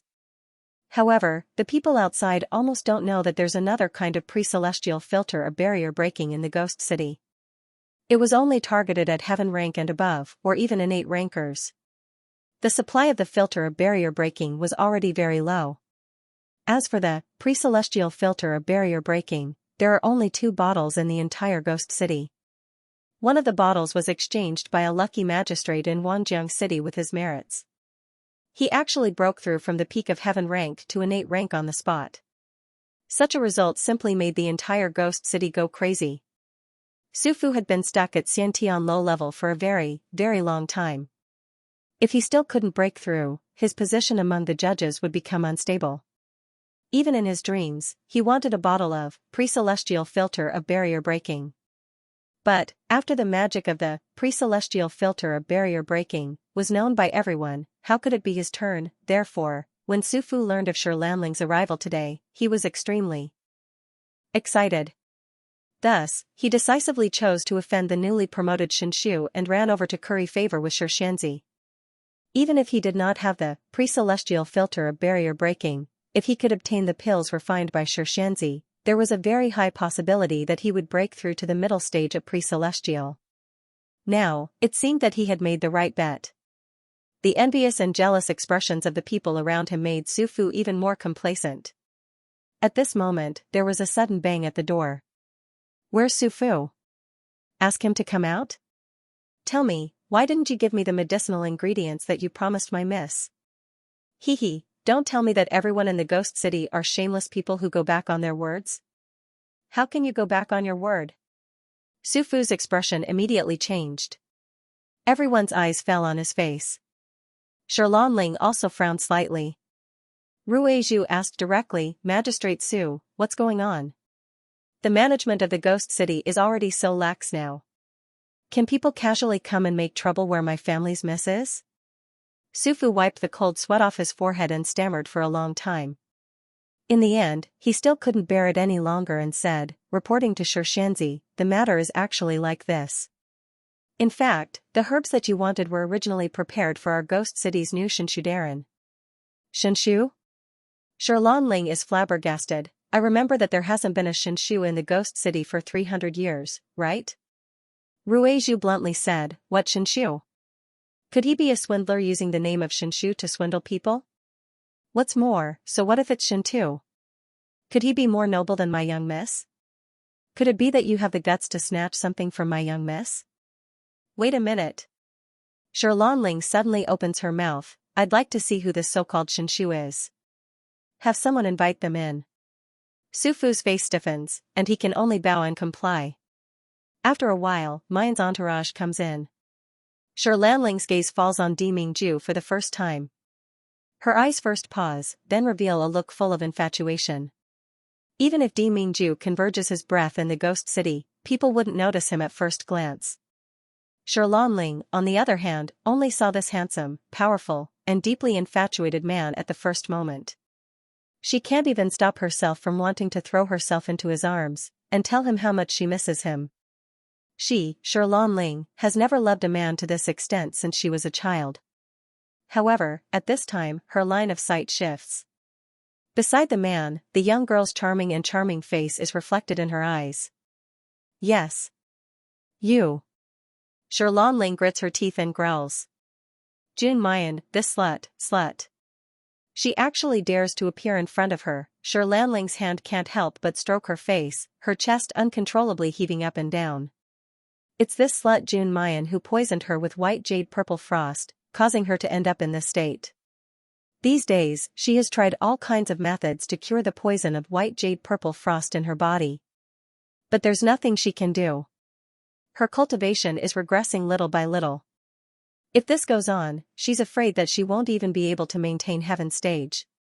Helpless, Lanling can only use another kind of elixir with poison, fighting poison with poison, to suppress the toxicity of the white jade purple frost. Who would have thought that after one night, the toxicity of the white jade purple frost would actually surface on the surface of her skin? It causes dense white spots to grow on her face and body. Ling looks at herself in the mirror like a devil, and angrily smashes everything in the room. In her fear and resentment, Ling flips through a lot of medical books to find a dan to eliminate the white spots.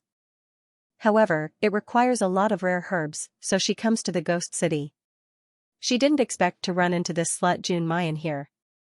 Unfortunately, when she was disfigured, June Mayan became even more beautiful than before, and even more high-spirited. How could she not hate this? She really wants to tear June Mayan's body to pieces. Sir Shintu, Sufu wiped the cold sweat from his forehead and respectfully said, "Didn't I already send word to you? The medicinal herbs that you need can't be gathered in the ghost city in a few days. Why don't you wait for a few more days?" Mayan raises her brows and looks at Ling. "I didn't expect it to be an old acquaintance." "Sure Xianxia, I trust you have been well since we last met." Ling clenched her teeth, almost unable to control her twisted expression. Mu Yan doesn't care about her, but looks at Su Fu. "Magistrate Su, you just told me that 80% of the medicine ghost city has it, why are you going back on your words now?" Su Fu wipes his sweat and smiles hollowly. This. I made a mistake just now. The ghost city is actually already out of stock for these herbs. Our young mistress wants these medicinal herbs." Ruizhu sneers and looks at Mayan with disdain. "Moreover, for the next few days, our family's miss will buy all the relevant herbs. Miss June, if you want it, you can buy it elsewhere." "Magistrate Su." Mayan looks at the sweating Su Fu next to her. "Giving my medicine to others, is it you, Su Fu, going back on your word, or is it that the treatment promised by Ghost City to Shinshu is fake?" This. Su Fu's whole body is like an ant on a hot pan. He wants to curry favor with Ling, but he also doesn't want to offend the newly promoted Shinshudaran. Especially when the other people in Ghost City cast their understanding and contemptuous gazes, it makes her feel like she's sitting on pins and needles. Ling, on the other hand, burst into laughter. "Shentu? Ghost City hasn't had a Shinshu for 300 years. I don't know if this sudden appearance is real or fake. If someone used a fake Shinshu token to swindle away so many herbs from Ghost City, who would be able to bear such a crime?" "That's right." Ruizhu echoes, "Ghost City's Shinshu, which one of them isn't a person of virtue and prestige, comparable to the King of Hell? A girl who's not even 20 years old, and doesn't know alchemy, yet she could get the Shinshu token of Ghost City, who would believe it?" As soon as these words come out, everyone looks at Mayan with a bit of suspicion in their eyes. It's really that Mayan is too young. Her skin is whiter than snow, and her features are picturesque. If she wasn't holding Xiaobao by her side, she would look like a beautiful but fragile little girl. How could she get the Shinshu token? A smile finally appears on Ling's face. She slowly gets up from her seat and walks in front of Mayan. Her voice is gentle, but with a trace of lofty contempt. "Miss June, you should know that many of these rare herbs can only play a role in alchemy. You don't know alchemy at all. Taking these herbs back would just be a reckless waste of God's gifts. Why bother? Or is it to say?" She suddenly pauses, glancing at Di Mingju on the side. "Or is it because I said in front of Di Jun that you can't do alchemy, so you feel unreconciled in your heart, and also want to try alchemy?" Looking at the girl's expressionless face across from her, Ling only thinks that she really has such a purpose, and her heart feels unspeakably carefree. Then she can't help but burst out laughing. "Did I really hit the nail on the head? Miss June, I know that you are talented in concocting medicine. However, drafts and elixirs, even though they are both medicines, there's a world of difference between them. The value of drafts is also far from being comparable to elixirs. Don't tell me that you think that you can refine drafts by yourself, and then just pick up some herbs and casually study them, and you'll be able to learn alchemy? You're too naive." Ruizhu quickly walks to Ling's side, supporting her, her face full of arrogance and disdain. "Miss June, you should know that in the entire Yanwu continent, there are no more than 5 people who can perform alchemy. Someone as young and as famous as our family's miss is even rarer. Only the Heavenly Road sect's master Jian Feng can be mentioned in the same breath. You want to learn alchemy immediately? Haha, are you kidding me?" The surrounding people also smiled and shook their heads. Yes, how could alchemy be such an easy task? In the Ghost City, There are actually quite a few people who have medical skills and can refine drafts. However, apart from Lanling, there was no one else who could refine pills. This is the reason why Lanling's status in the Ghost City is so high. In the entire Yanwu continent, alchemy methods and Dan recipes are spread everywhere. Don't forget, if it's an elixir refined by our miss, a part of it will be consigned for sale in the Ghost City. Su Fu snapped out of his daze and bowed to Lanling in a flattering manner. When he turns around to face Mayan, his face no longer has that careful, nervous, and fawning look from a moment ago. Miss, I've already told you about the matter regarding the medicinal herbs. Regardless of whether this Shintu token is real or not, I think it would be best for you to not cause trouble and leave now. Ru Yan trembled. You've just checked the Shintu token. Whether it's real or fake, can't you recognize it? This token was personally given to Miss June by the King of Hell of Xian City. I was also present at the time. On what basis do you say that Miss Xinshu identity is fake? So what if it's true? Su Fu sneered, his face full of disdain. At this moment, he might as well give up. In any case, he has already offended June Mayan. Whether June Mayan is Shintu or not, she won't give him any face. In that case, he might as well hug Lanling's thigh tightly. When the time comes, the benefits he would obtain would be innumerable. Just now, Xianxia also said that these medicinal herbs are mainly used to refine pills. You, a person who doesn't know how to refine pills, what can you do by taking away these medicinal herbs? Don't tell me they can be like Xianxia, and put them in our Ghost City for consignment sale? The more Su Fu talks, the more excited he gets. Do you know what price Xianxia can sell the pills that she sends to our Ghost City every time, and how much profit she can bring to our Ghost City? Let alone the fact that this Xinshu of yours is fake, even if it's real, can your status and identity be mentioned in the same breath as Xianxia? What right do you have to fight with her? Magistrate Su, your words are too much.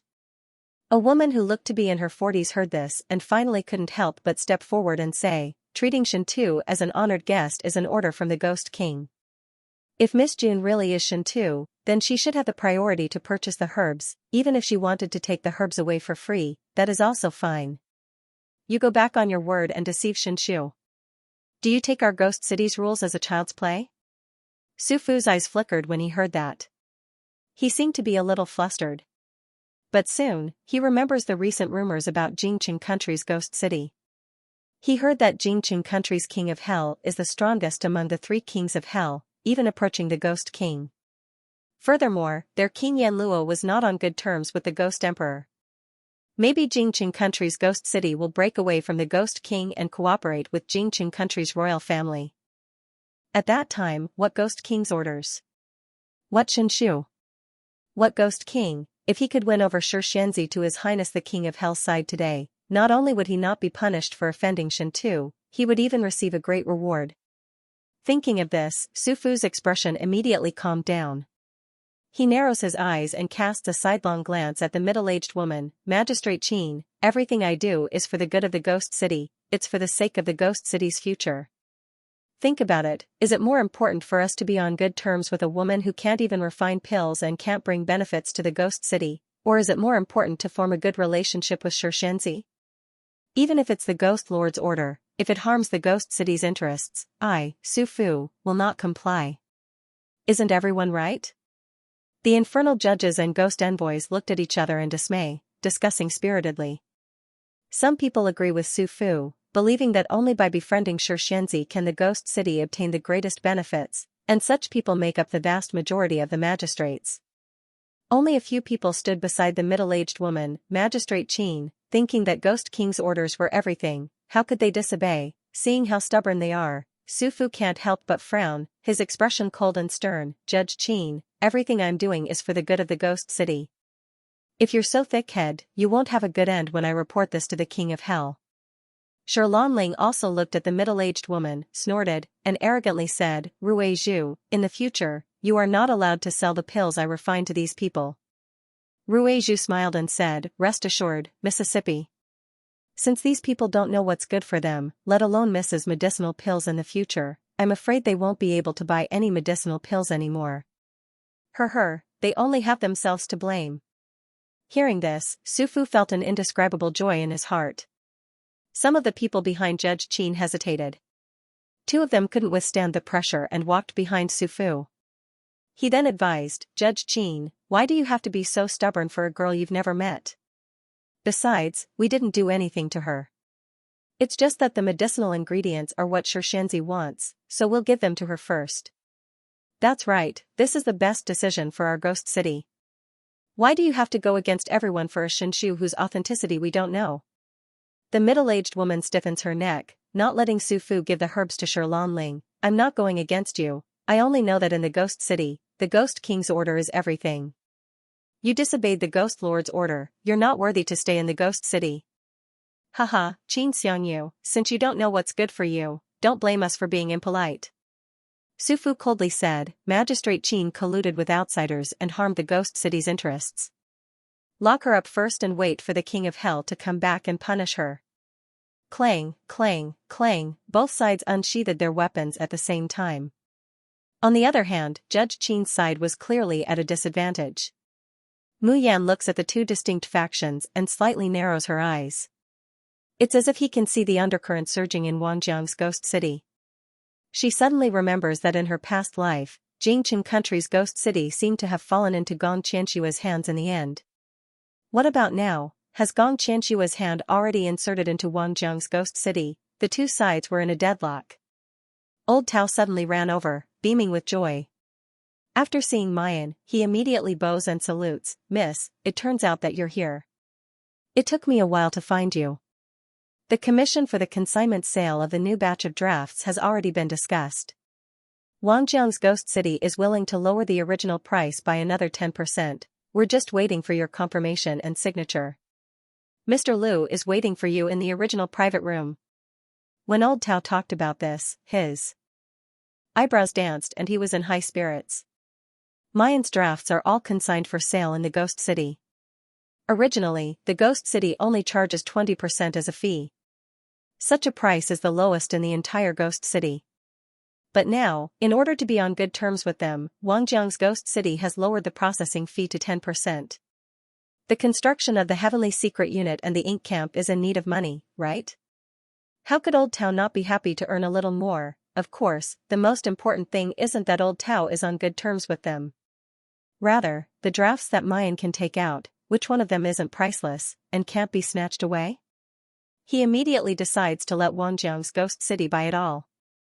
Before the price is settled, old Liu is holding that pre-celestial filter of barrier breaking like a golden treasure, reluctant to let go for a moment. Old Tao has just finished speaking with a beaming smile, when he finds that the surrounding atmosphere is somewhat stagnant. He scratches his head, somewhat confused, Miss, what's wrong? Didn't you say you wanted to buy herbs? Have you bought them now? Mu Yan has a smile that isn't a smile, about to speak. She sees a white-bearded old man rushing over. He's holding a document in one hand, and a porcelain bottle in the other.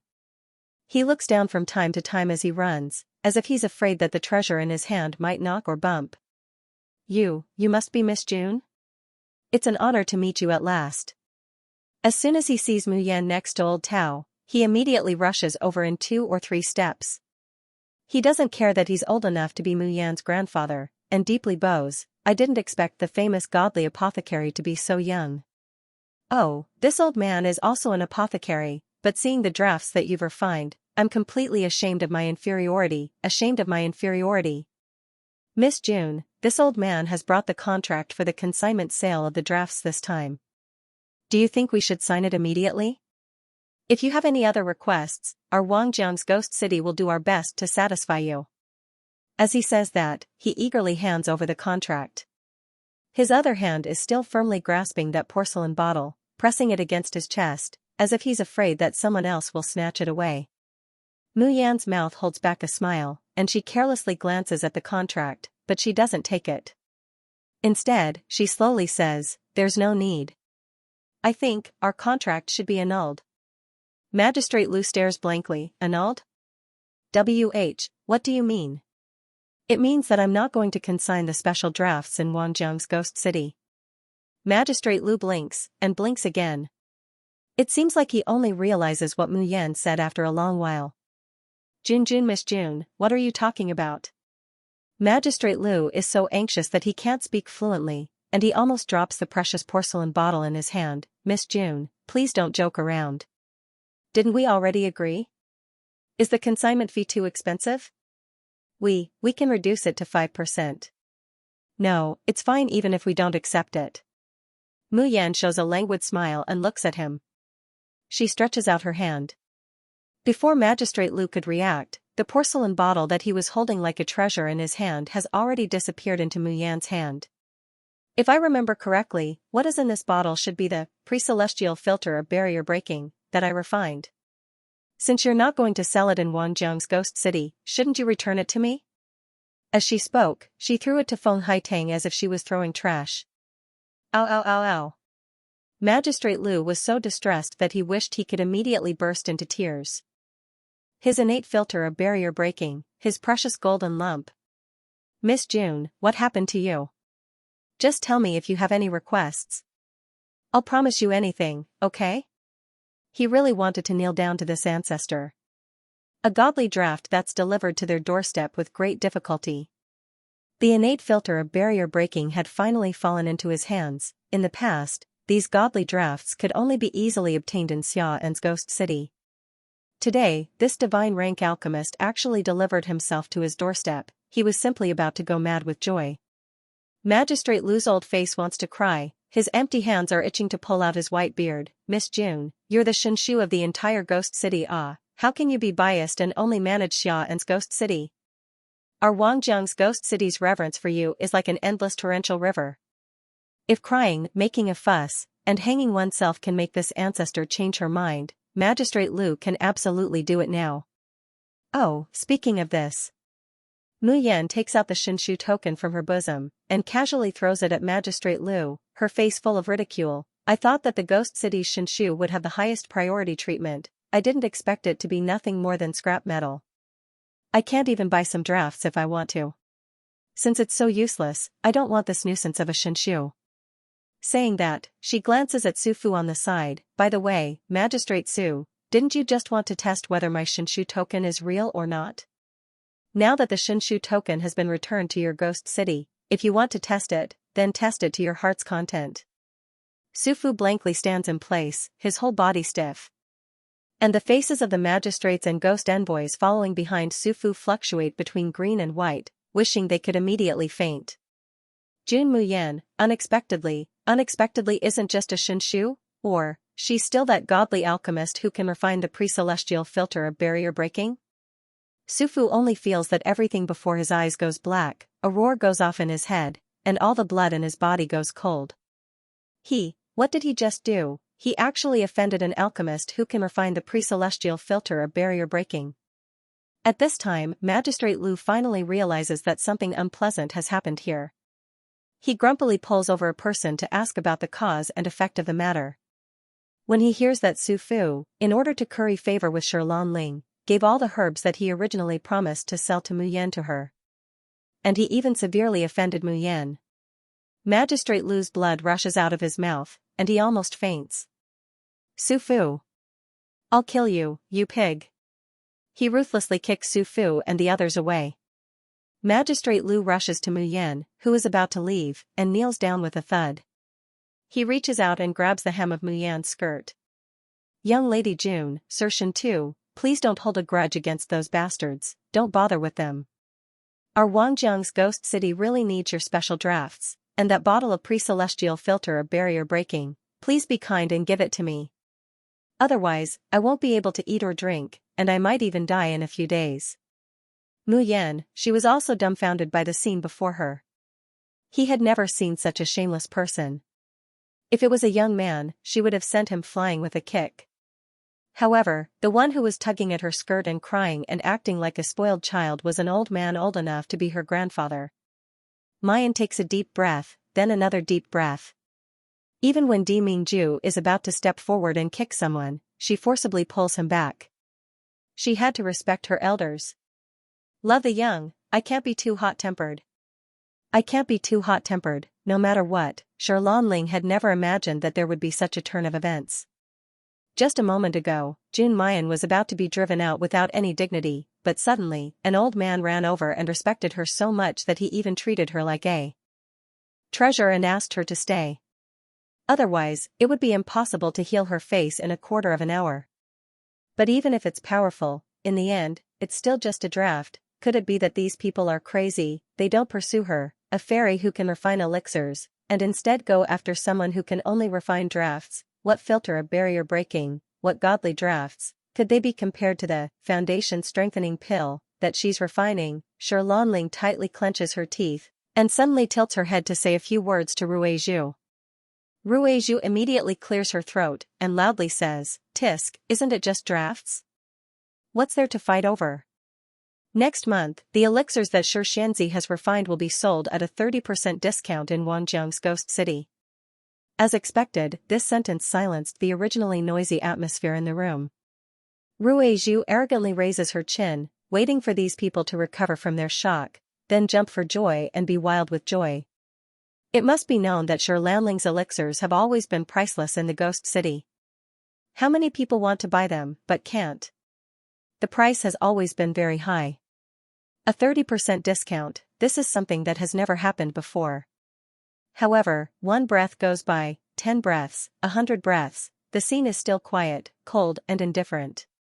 Magistrate Liu is flabbergasted and inexplicably sweeps his gaze over Xianxia and Ruizhu. Soon after, he abruptly turns his head, and continues to pull Mayan's skirt as he cries, "Miss June, you can't leave this old man in the lurch. Our Ghost City will give you all the herbs that you want, okay?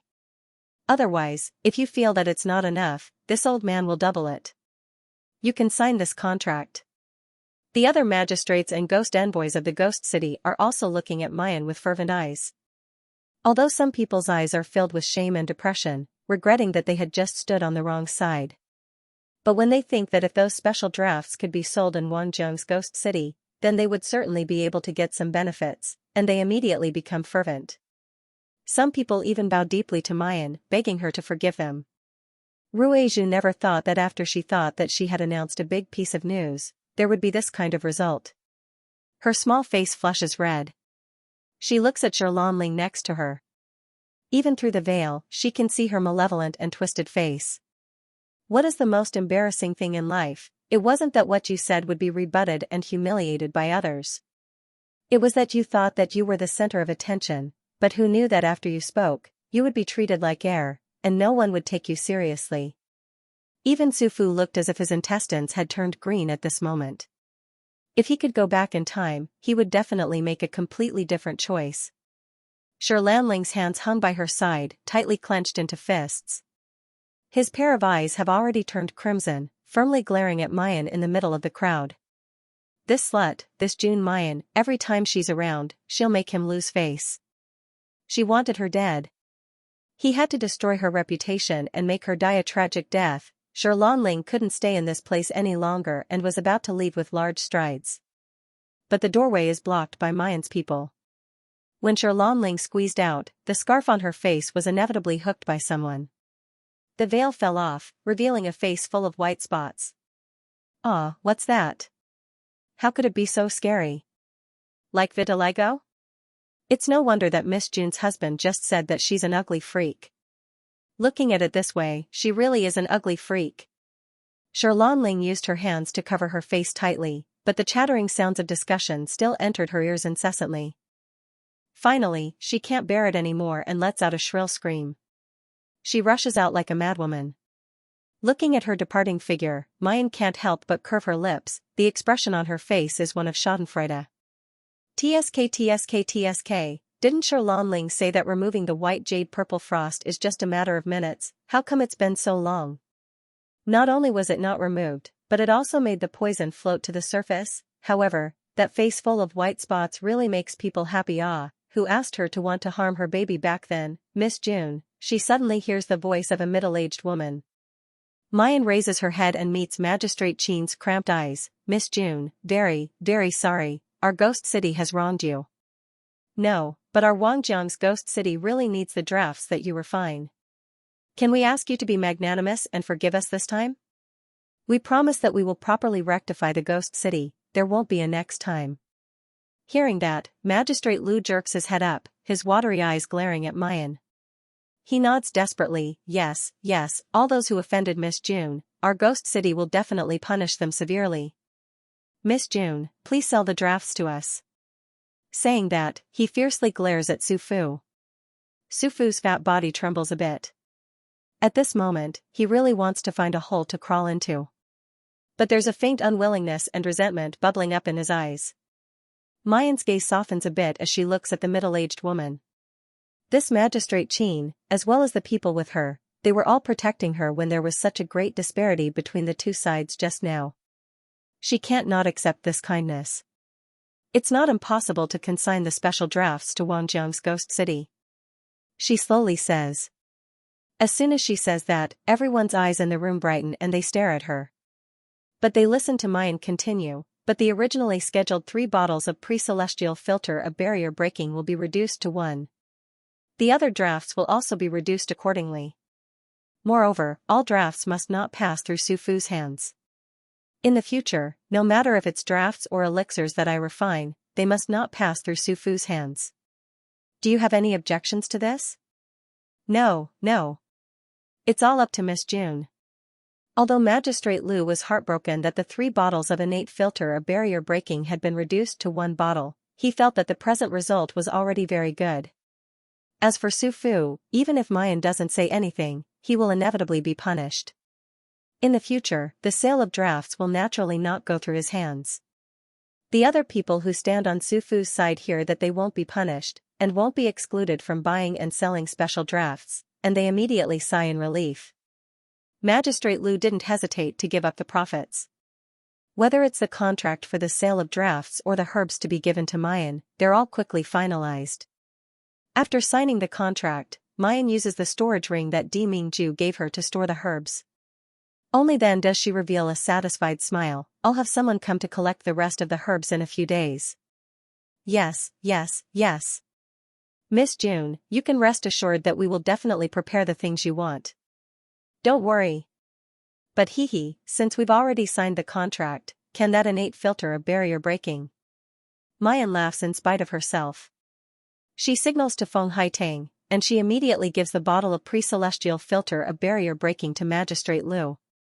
After the old man received the porcelain bottle, his eyes wished that they could shoot out flames.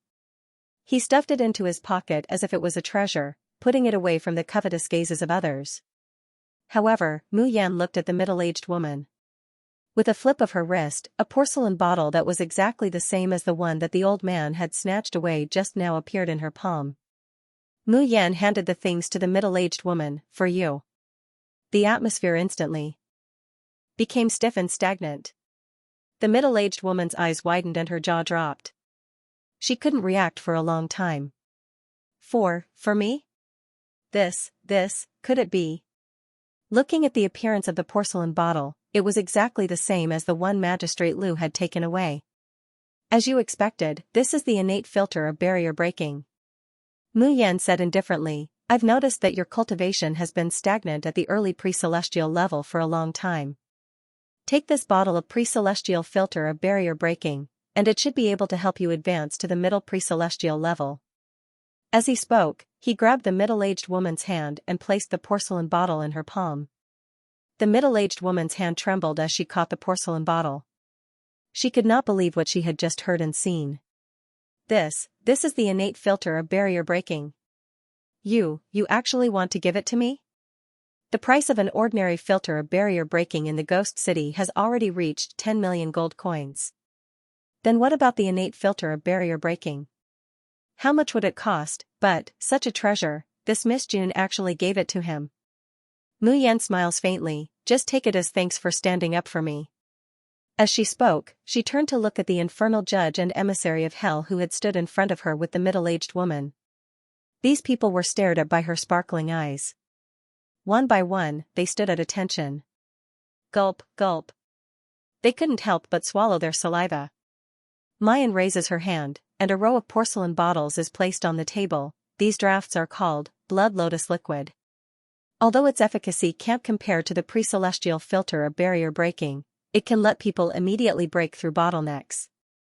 However, it can improve a person's root bone and qi, allowing a person's physique to get the greatest improvement in a short period of time. I see that you haven't reached the bottleneck yet. Take this bottle of draft, and when you encounter a bottleneck in the future, it will be a lot easier to break through. Ever since the Tian Mo Qin had been upgraded, the effectiveness of the spring snow had also been upgraded.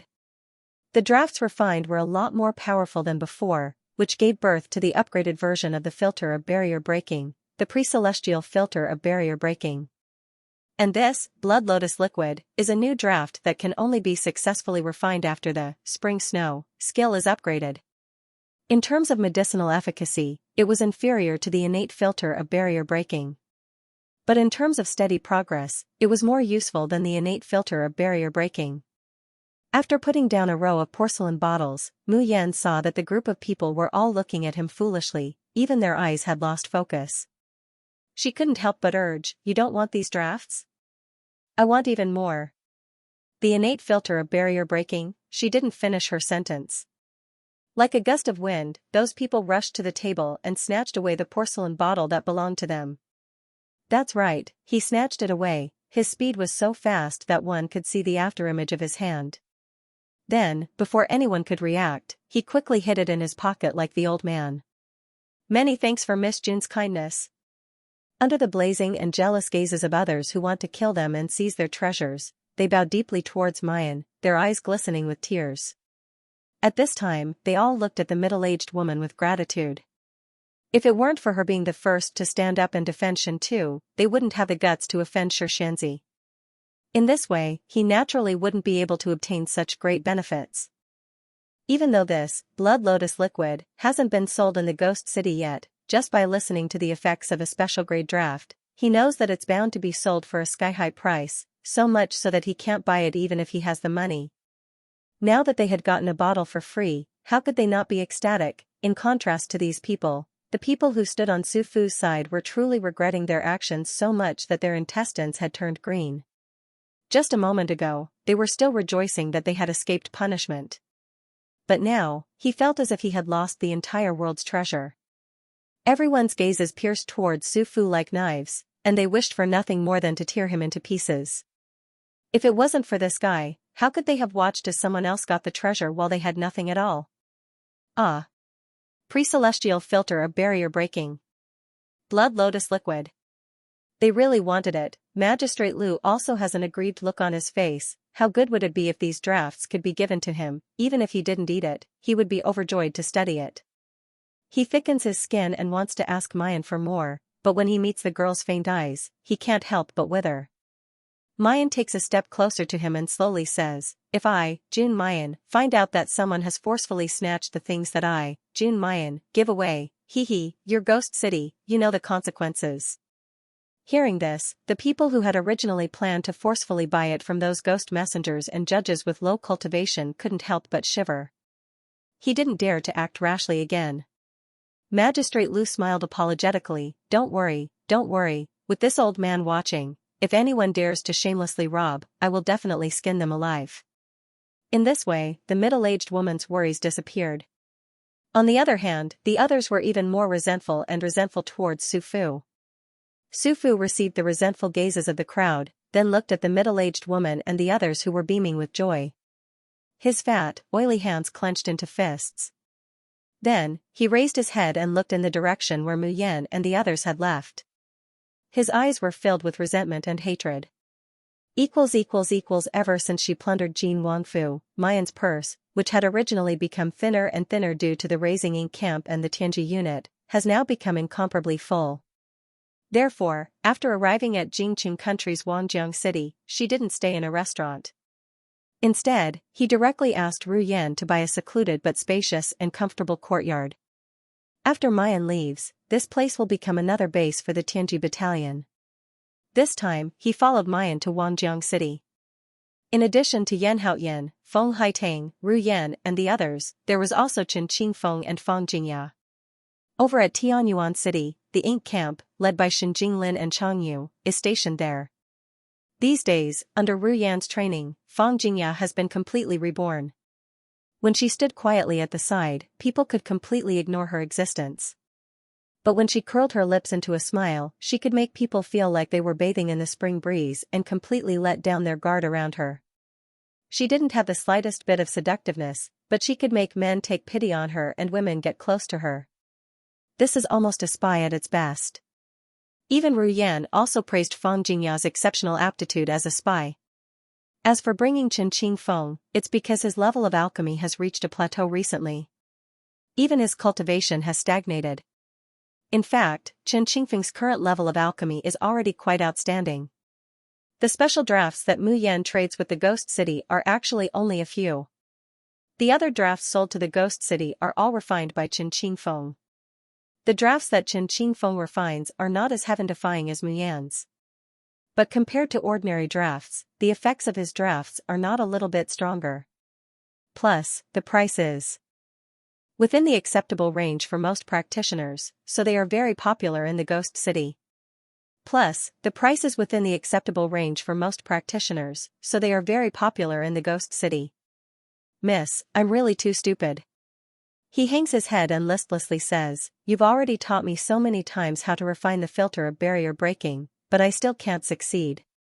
You've taught me for so long, but I haven't even learned the basics of you." Ru Yan sneers, "Why don't you take a look, whose skin and fur is that?" To be able to learn the basics of the Miss's skill, other alchemists would go crazy from jealousy. Everyone roars with laughter at these words. Chen Qingfeng's unshaven face also shows a simple and honest smile. After they've laughed, Mu Yan listens to Ru Yan and Yan Haoyan's work report. She says in a low voice, "For the next 3 days, I will go into seclusion. If there's anything that I can't handle, you can find." Before she can finish, Ru Yan smiles and says, "Rest assured, Mississippi. We know that if there's something we can't handle, we can look for the son-in-law. The son-in-law is so powerful, there's nothing he can't solve." Mu Yan grits her teeth, "Who are you calling son-in-law?" Ru Yan blinks, suddenly realizing, oh, that's right, if it's not son-in-law, then it's the future son-in-law. But this subordinate thinks that the future son-in-law is very eager to become a regular employee. Hee, that's natural. To be able to marry the miss with our miss's character and appearance, the son-in-law must have cultivated 3 lifetimes of good fortune. However, if the future son-in-law wants to marry the miss, he still has to go through the little Gongzi. The little master already calls the son-in-law daddy. It's obvious that he has already acknowledged it. Mu Yan presses the throbbing veins on her forehead, and snappily says, "Shut up, I have nothing to do with that guy." Unfortunately, after she's finished, his subordinates all had smiles that said, "You don't need to say anything, we all understand, you're just shy." She suddenly felt extremely powerless and couldn't stop the burning sensation on her cheeks. "By the way, miss, is your seclusion this time to try alchemy?" Ru Yan suddenly asked. Everyone's eyes can't help but focus on Mayan, wanting to say something but hesitating. "Miss, in fact, the drafts that you've refined have already far surpassed the effectiveness and value of today's elixirs. There's no need to force yourself to refine pills because of that hateful Shirlan Ling." "That's right, Mississippi. What Jian Feng? What Shirlan Ling? So what if they're called alchemy grandmasters? The value of their elixirs simply can't compare to the special drafts that you refine." Even Feng Haitang, who had always been quiet and calm, spoke hesitantly. "Miss, this subordinate has seen it in an ancient book of the Feng clan. In fact, in the Yanwu continent, no one has ever succeeded in alchemy. The pills that we can see now are actually only half-finished products." Ru Yan repeatedly said, "This subordinate has also heard of it. There are also many people in our Ghost City who have tried to refine pills, but all of them have failed. Even their meridians and qi have been damaged because of the backlash from the Dan fire. Miss, there is no need for you to take such a risk." They still remembered. Back then in Xi'an, Mayan's alchemy caused a big explosion. It practically blew up the entire courtyard of Junji drugstore.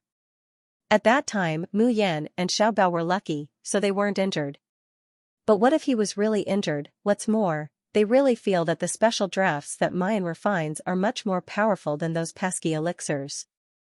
Haven't you seen those people in the Ghost City? When they hear about the pre-celestial filter of barrier breaking, they don't even care about Shirlan Ling. He directly trampled on that so-called Shi Xianzi's face to the core of the earth. As soon as Ru Yan thought of that scene, she felt incomparably carefree. Mu Yan's gaze sweeps over everyone present, unhurriedly saying, "Do all of you think that I can't refine an elixir?" Without waiting for anyone to speak, she stood up. Her sleeves fluttered lightly, and her smile was seductive and languid. "Since all of you think that I can't do it, then I have to succeed no matter what." Then, under the shocked gazes of the crowd, he turned around and left. Everyone looked at each other and were unable to recover from their shock for a moment. "Miss is so obsessed with alchemy. Are you jealous?" Yes, definitely. After all, that Sherlon Ling keeps saying that she can refine pills and can help the son-in-law. Her face is too ugly. But that's alchemy. Without the pill condensation secret method, it's impossible to succeed, right? Yeah. In the Yanwu continent, no one has ever succeeded without using the secret method of core condensation. Yan Haoyan, who had been silent all this while, lowered his eyes slightly. He was definitely the one who had been by Mayan's side the longest. Therefore, no one knew better than him how many miracles this delicate and beautiful young lady had created. Would a miracle really not happen this time? Mu Yan returns to her room. As soon as she opens the door, she sees Di Mingju sitting on the edge of the bed, lazily flipping through the pages of a book in his hand. Xiaobao obediently slept next to him on the bed. Her delicate little face was serene and peaceful, completely different from the past when she would cry silently when he wasn't by her side. After seeing this scene, Mu Yan's heart became incomparably soft. Such a peaceful life, such a stable scene in the world, even gave birth to a greedy desire to continue like this forever. Suddenly, her gaze swept across the book and she saw the cover page. Her eyebrows twitched. The book was taken out from her space again. But how did this man manage to take it out of her Tianmochin's space, or rather, how did this man know that she had such a space? What if they knew about the existence of the space, the secret of the Tianmochin and the Shin musicians? Did he find out as well? Bailey Yinlu once said that the Shin musicians are an existence that the three realms can't wait to eliminate. If Di Mingju knew of her identity as a descendant of the Shin musicians, would he also want to get rid of her? However, Mu Yan immediately denied her own answer. Because from Bailey Liuing's notes, Mu Yan knows that portable spaces are everywhere in the Xiaoxian continent. But Tianmochin has the secret of space, even in the god musicians, only a few people know about it. Seeing that the girl seems to have gone silly after entering the door, she blankly stands in the doorway, refusing to come over. Jun Shang, who has been concave all this time, finally couldn't bear it anymore. He lifts his eyes and says, "Come here." The man's voice is low and husky, with a magnetism that can make people's ears pregnant.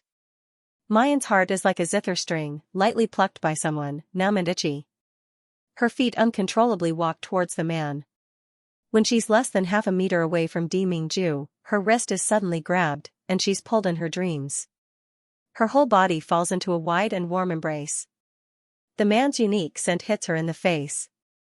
Mayan feels that she's really bewitched just now. How can she just obediently walk into a trap when he says to come over? Let go. Before she could finish speaking, her little mouth is already blocked. Her body that wants to escape is firmly imprisoned. A big hand firmly clasps her slender waist, and the other hand presses the back of her head. With a deep kiss, his slender fingers brushed against her hair bun.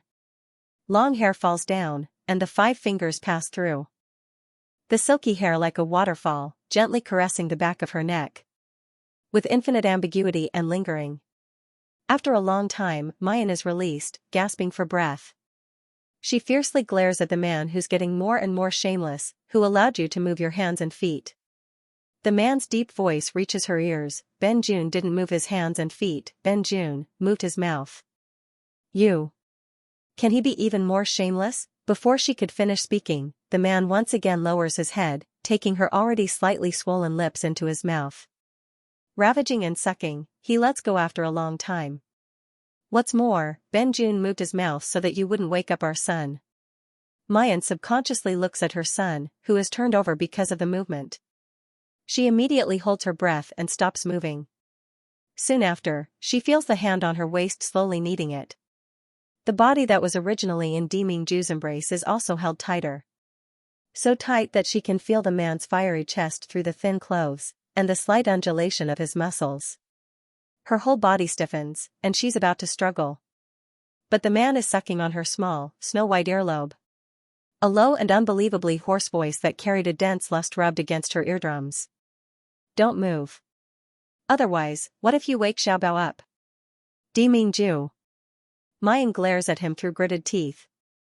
However, she was met with the man's doting, affectionate, and dark eyes that were as deep as the ocean. It's getting late. It's been a tiring day. Isn't Madame going to rest? The man's slender fingers stroked the knot of her belt and slowly undid it. Mu Yan's heart was flustered. She had a nagging feeling that if she didn't stop it, something would happen tonight. In particular, Demingju's breath is slowly becoming scalding hot, scorching hot. Their bodies were pressed against each other, and she could clearly feel the man's hostility. Then, the next moment, Demingju suddenly feels empty in his arms.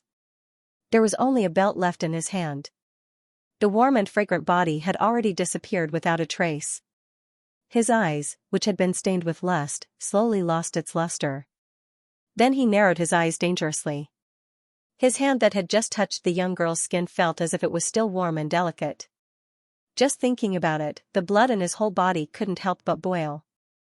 It's a pity that this little woman still slipped away. Demingju naturally knew that Mayan had entered the space. But in the end, he still restrained himself. Even if he crazily longs for Mayan. However, he wants to obtain June Mayan's whole body and heart.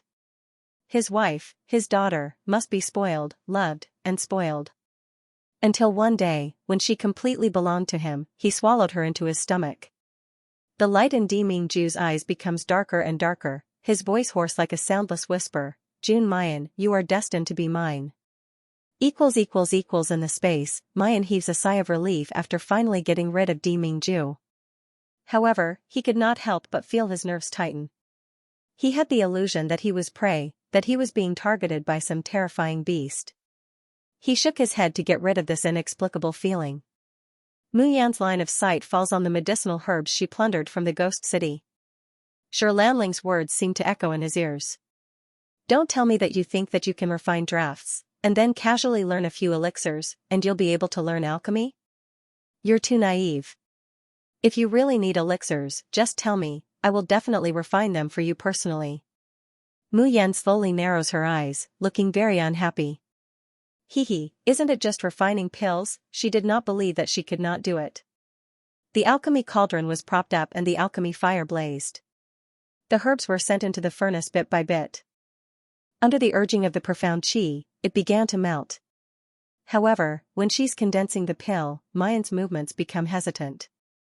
Because the last time, she had failed here. Just as he was hesitating, a snow-white ball suddenly rolled towards his feet. The fat rabbit raised its head and stared excitedly at the pill furnace with its shiny mung bean eyes. His eyes were filled with greed and hunger. It was as if Mayan was cooking some rare and delicious treasure. Mu Yan is no stranger to the fat rabbit's behavior. Previously, when he used the spring snow skill to refine drafts, the fat rabbit would often come here to eat and drink, especially the innate filter of barrier breaking, which was almost its favorite. Often, without waiting for Mu Yan to react, he would grab it and drink several bottles. Thinking of the price of the pre-celestial filter of barrier breaking, Mu Yan can't wait to turn this fat rabbit into stir-fried rabbit meat. So this time, Mu Yan doesn't care about it.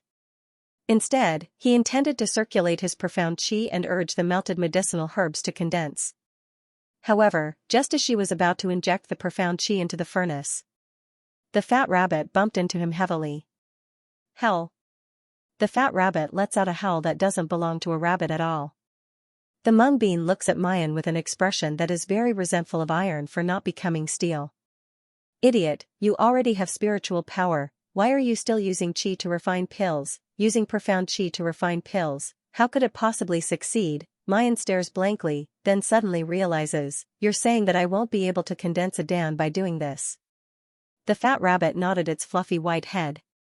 Indeed, she had tried to condense the pill with her profound qi before, but she was unable to succeed.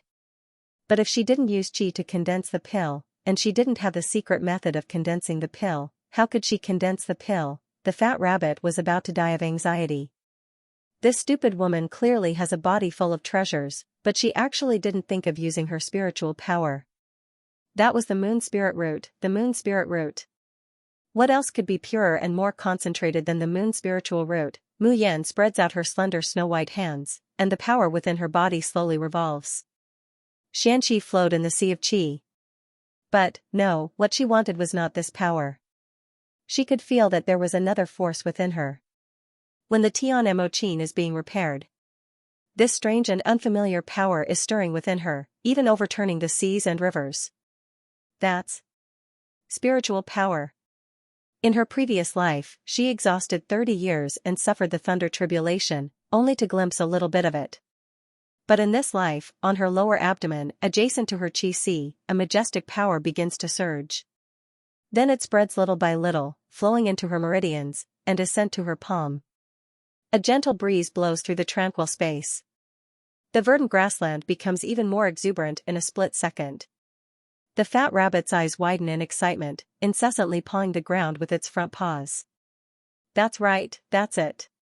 That's it, this is spiritual power, this is the power that the moon root should have. Her plain white palm gently presses on the scalding furnace. But there's not the slightest hint of a burning sensation. Mayan feels as if there's a powerful and pure energy lingering around her body. It makes her 5 senses become incomparably sharp. It also makes her body more powerful. The spiritual power flows through her palm into the Dan furnace. The herbs melting in the furnace seem to have received some kind of command, and they begin to fuse and condense at lightning speed. About half an hour later, a burst of medicinal fragrance fills the air, making people feel relaxed and happy.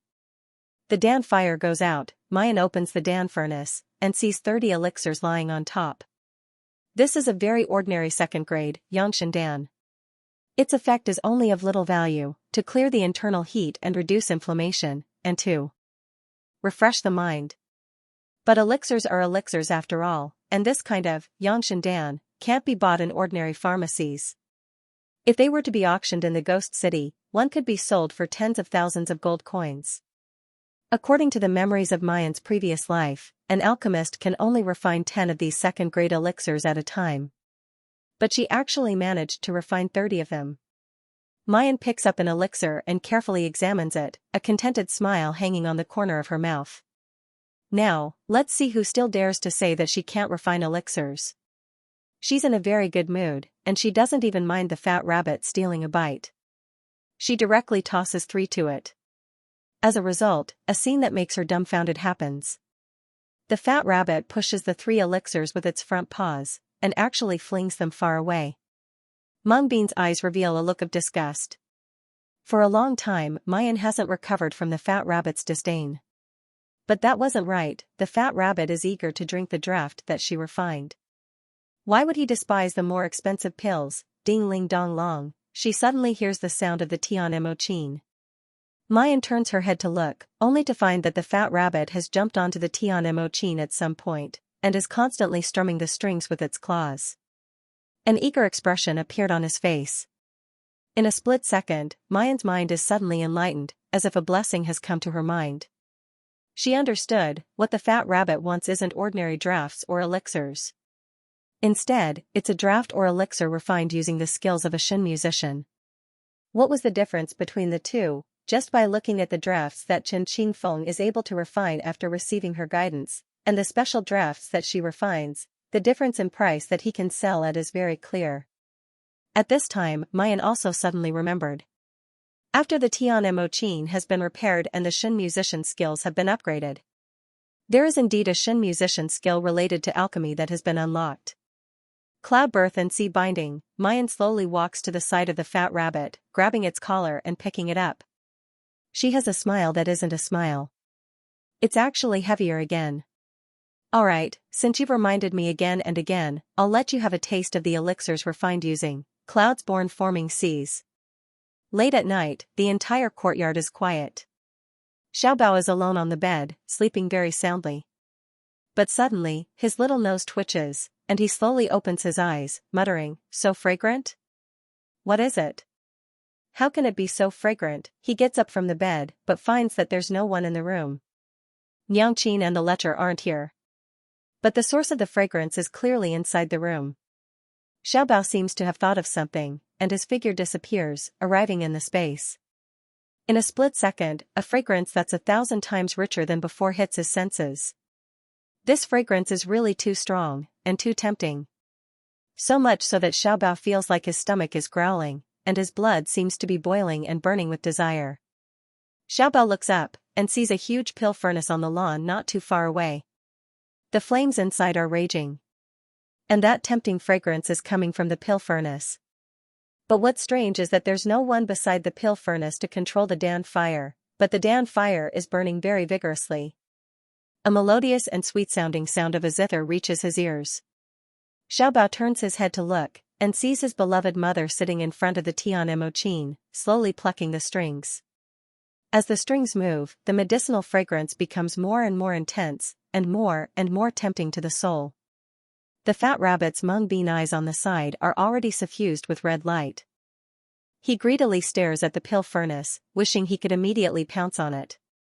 He doesn't even know that the little master he loves the most has come in. Niangqin.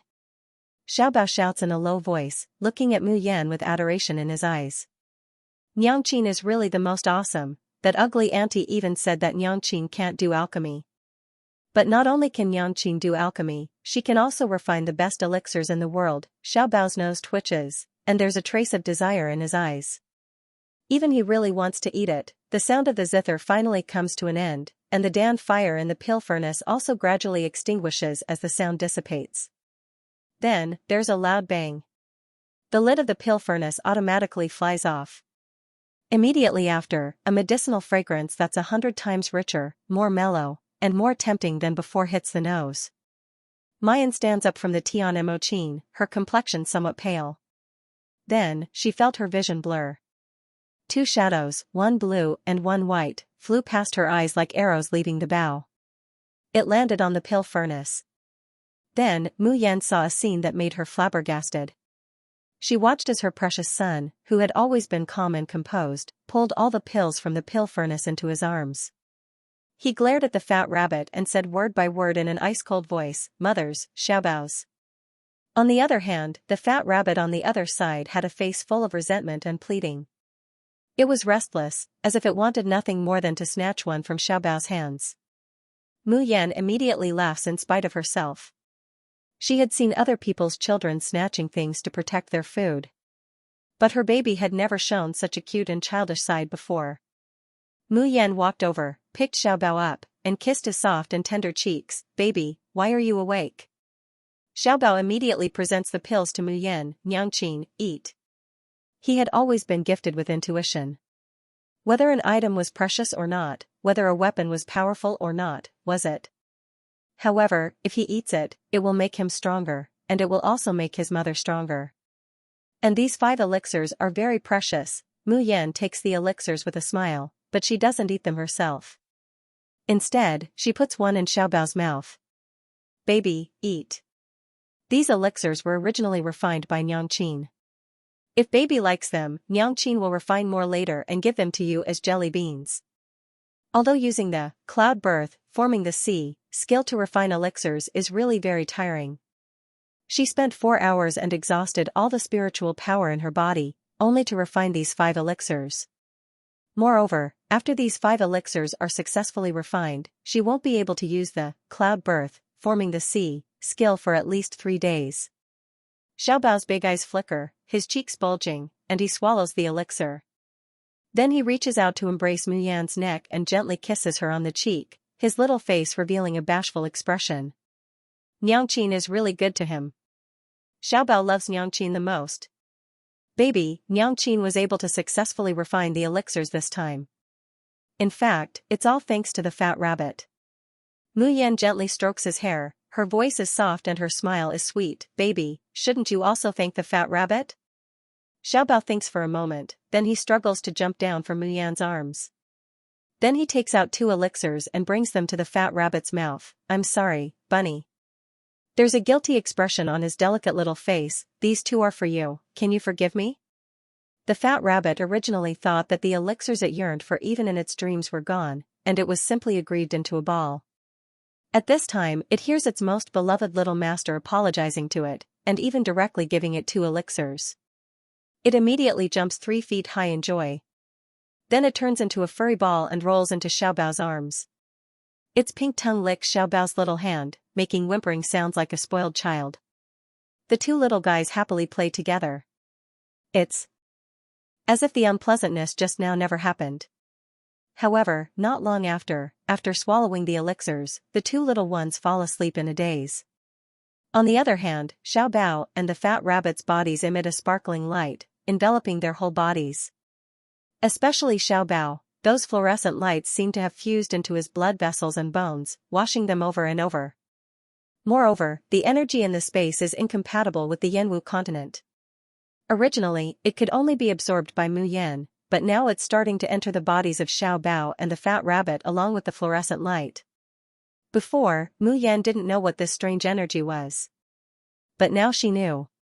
This was spiritual power. In the Yanwu continent, there is only one thing that can be found in the space of her Tian Mo Qin, spiritual power. Looking at this scene, the surprise in Mu Yan's heart was simply indescribable.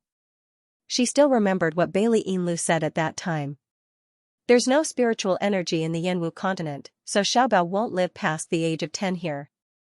Moreover, even if it's less than 10 years, the longer Xiaobao lives in the Yanwu continent, the more his innate spiritual veins will be damaged. But now, Xiaobao can absorb spiritual power from the space. Does this mean that his body won't continue to deteriorate? Mu Yan was about to use her spiritual power to examine Xiaobao's physical condition. Suddenly, a clamor came from outside the space. Miss, are you inside? Oh my god, what is this smell? Why is it so tempting? Miss, are you alright? As soon as the door opens, a group of people enter in a single file. Just a moment ago, it could only be considered a rich medicinal fragrance, but now, it's almost hooking their intestines out. Miss, what is this smell? Are you refining elixirs? Seeing the Dan furnace in the room and the fragrance coming from it, everyone is dumbfounded. They had just been sleeping well, but they are suddenly awakened by the medicinal fragrance that keeps drilling into their nostrils. Extreme desire, and the internal force in their blood boiling, they can't help but climb up. As a result, when they arrive at the courtyard, they are stunned by the scene in front of them. They see countless birds landing on the open space in the courtyard, on the branches. There are also wild dogs and small animals that come out of nowhere, also crowding the open space, greedily sniffing the tempting medicinal fragrance in the air. Even these animals don't panic when they see people. Even when the Ink Camp people drive them away, they are reluctant to leave. With great difficulty, they clean up the courtyard, and Ru Yan and the others find the medicinal fragrance and find Mu Yan's room. Miss, could it be that you've already succeeded in refining elixirs? Ru Yan's voice trembles in disbelief. That fragrance just now, is it the medicinal fragrance that you emit when you're refining elixirs? Mu Yan flips her wrist, and 30 elixirs are casually thrown on the table. What do you think? Everyone's eyes suddenly widen, and they only feel that the whole world is a fantasy. Refined, successfully refined? It only took one night, and Miss can already refine elixirs? Moreover, it's 30 in one go? When did refining elixirs become so easy? Also, what was that strange fragrance just now? Would refining elixirs emit such a tempting fragrance? Pairs of eyes uniformly stare at Mu Yan, as if they're looking at a monster, an immortal. Although they already knew that the Miss is formidable, this is a bit too formidable. Mu Yan stretches, and carelessly says, these are just worthless second-grade Yangshan pills, you can divide them as you please. In a few days, when the herbs from the Ghost City have been gathered, I will refine the most suitable elixirs for you. As long as she doesn't use the Shen musician's ocean-forming cloud skill to refine other elixirs, for her, it's simply a piece of cake. The door slams shut. However, the people standing outside were still in a daze, holding the pills in their hands, unable to come back to their senses. In the past, they could casually drink draughts that other people yearn for even in their dreams. In the future, they would be able to eat medicinal pills that others yearned for even in their dreams. Why was this life so dreamy? Just as Yan Haoyan was about to leave, he was suddenly grabbed by a pair of soft hands. His body stiffened. He wanted to retract his hand, but he heard Feng Haitong's gentle voice in his ear. Hao Yan, thank you for letting me live. Thank you for letting us meet the young miss and follow her. In this life, even if you are unwilling to forgive me or accept me, I, Feng Haitang, will have no regrets. Yan Haoyan felt his heart tremble violently. Then, he struggled free from Feng Haitang's hand and left in a sorry state. Feng Haitang looked at his back and slowly smiled. But as she smiled, she couldn't help but tear up. 3 days later, news came from the ghost city that the rest of the herbs had arrived. Ying Mei and Han Yi are about to go to the ghost city to get the herbs. I'm not going. Xiaobao struggled angrily. I made plans with my mother to go shopping. Dimingju slightly narrows his eyes, his expression unkind. Little guy, don't push your luck. You've already forcibly occupied your mother for many days. Today, it was his turn to monopolize Yan. No way. Mother likes to go shopping with Xiaobao. Bastard, let me go.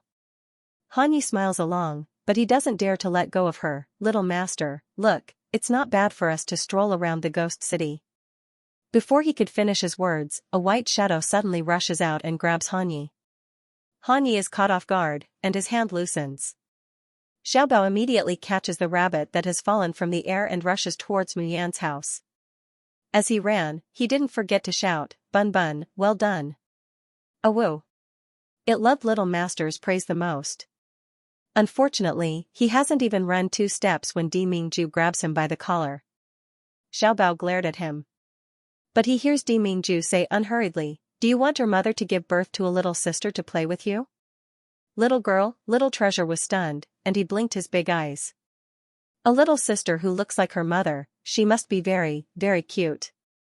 If Xiaobao became an older brother, he would definitely give all the good food and fun things in the world to his little sister. He hesitantly looks at Dimingju, and hesitantly nods. Dimingju's grave and stern face reveals a faint smile. If you want Mimi, then be obedient and don't disturb me and your mother. This way, you can see your sister earlier, understand? He tosses the somewhat confused Xiaobao and the fat rabbit to Han Yi, and turns around to leave. Han Yi holds the hand of the well-behaved little master, very much wanting to cover his face and lament. Jun Shang, does Miss Jun know that you're so shameless as to trick the little Gongzi, Ghost City? Han Yi is responsible for guarding the little master, as well as that very restless fat rabbit that wants to rush into the beast-fighting coliseum. Ying Mei is responsible for getting the draft. However, an hour passed and Ying Mei did not return. 2 hours passed, but Ying Mei still hadn't returned. Han Yi starts to feel like he's sitting on pins and needles, constantly pacing back and forth in the room. What's going on? Little Shadow had already been gone for 2 hours. Why wasn't he back yet? Wasn't it just taking some medicinal herbs? How could it take so long? Did something happen to Little Shadow? Xiaobao glanced at him and said indifferently, Big sister Ying Mei is stronger than you. But. Han Yi talks for a long time, but he can't go on. Ying Mei was indeed stronger than him, but for some reason, he felt uneasy today. He had a feeling that something might happen to Little Shadow. Little master, wait here for a while, I'll go look for Ying Mei. You.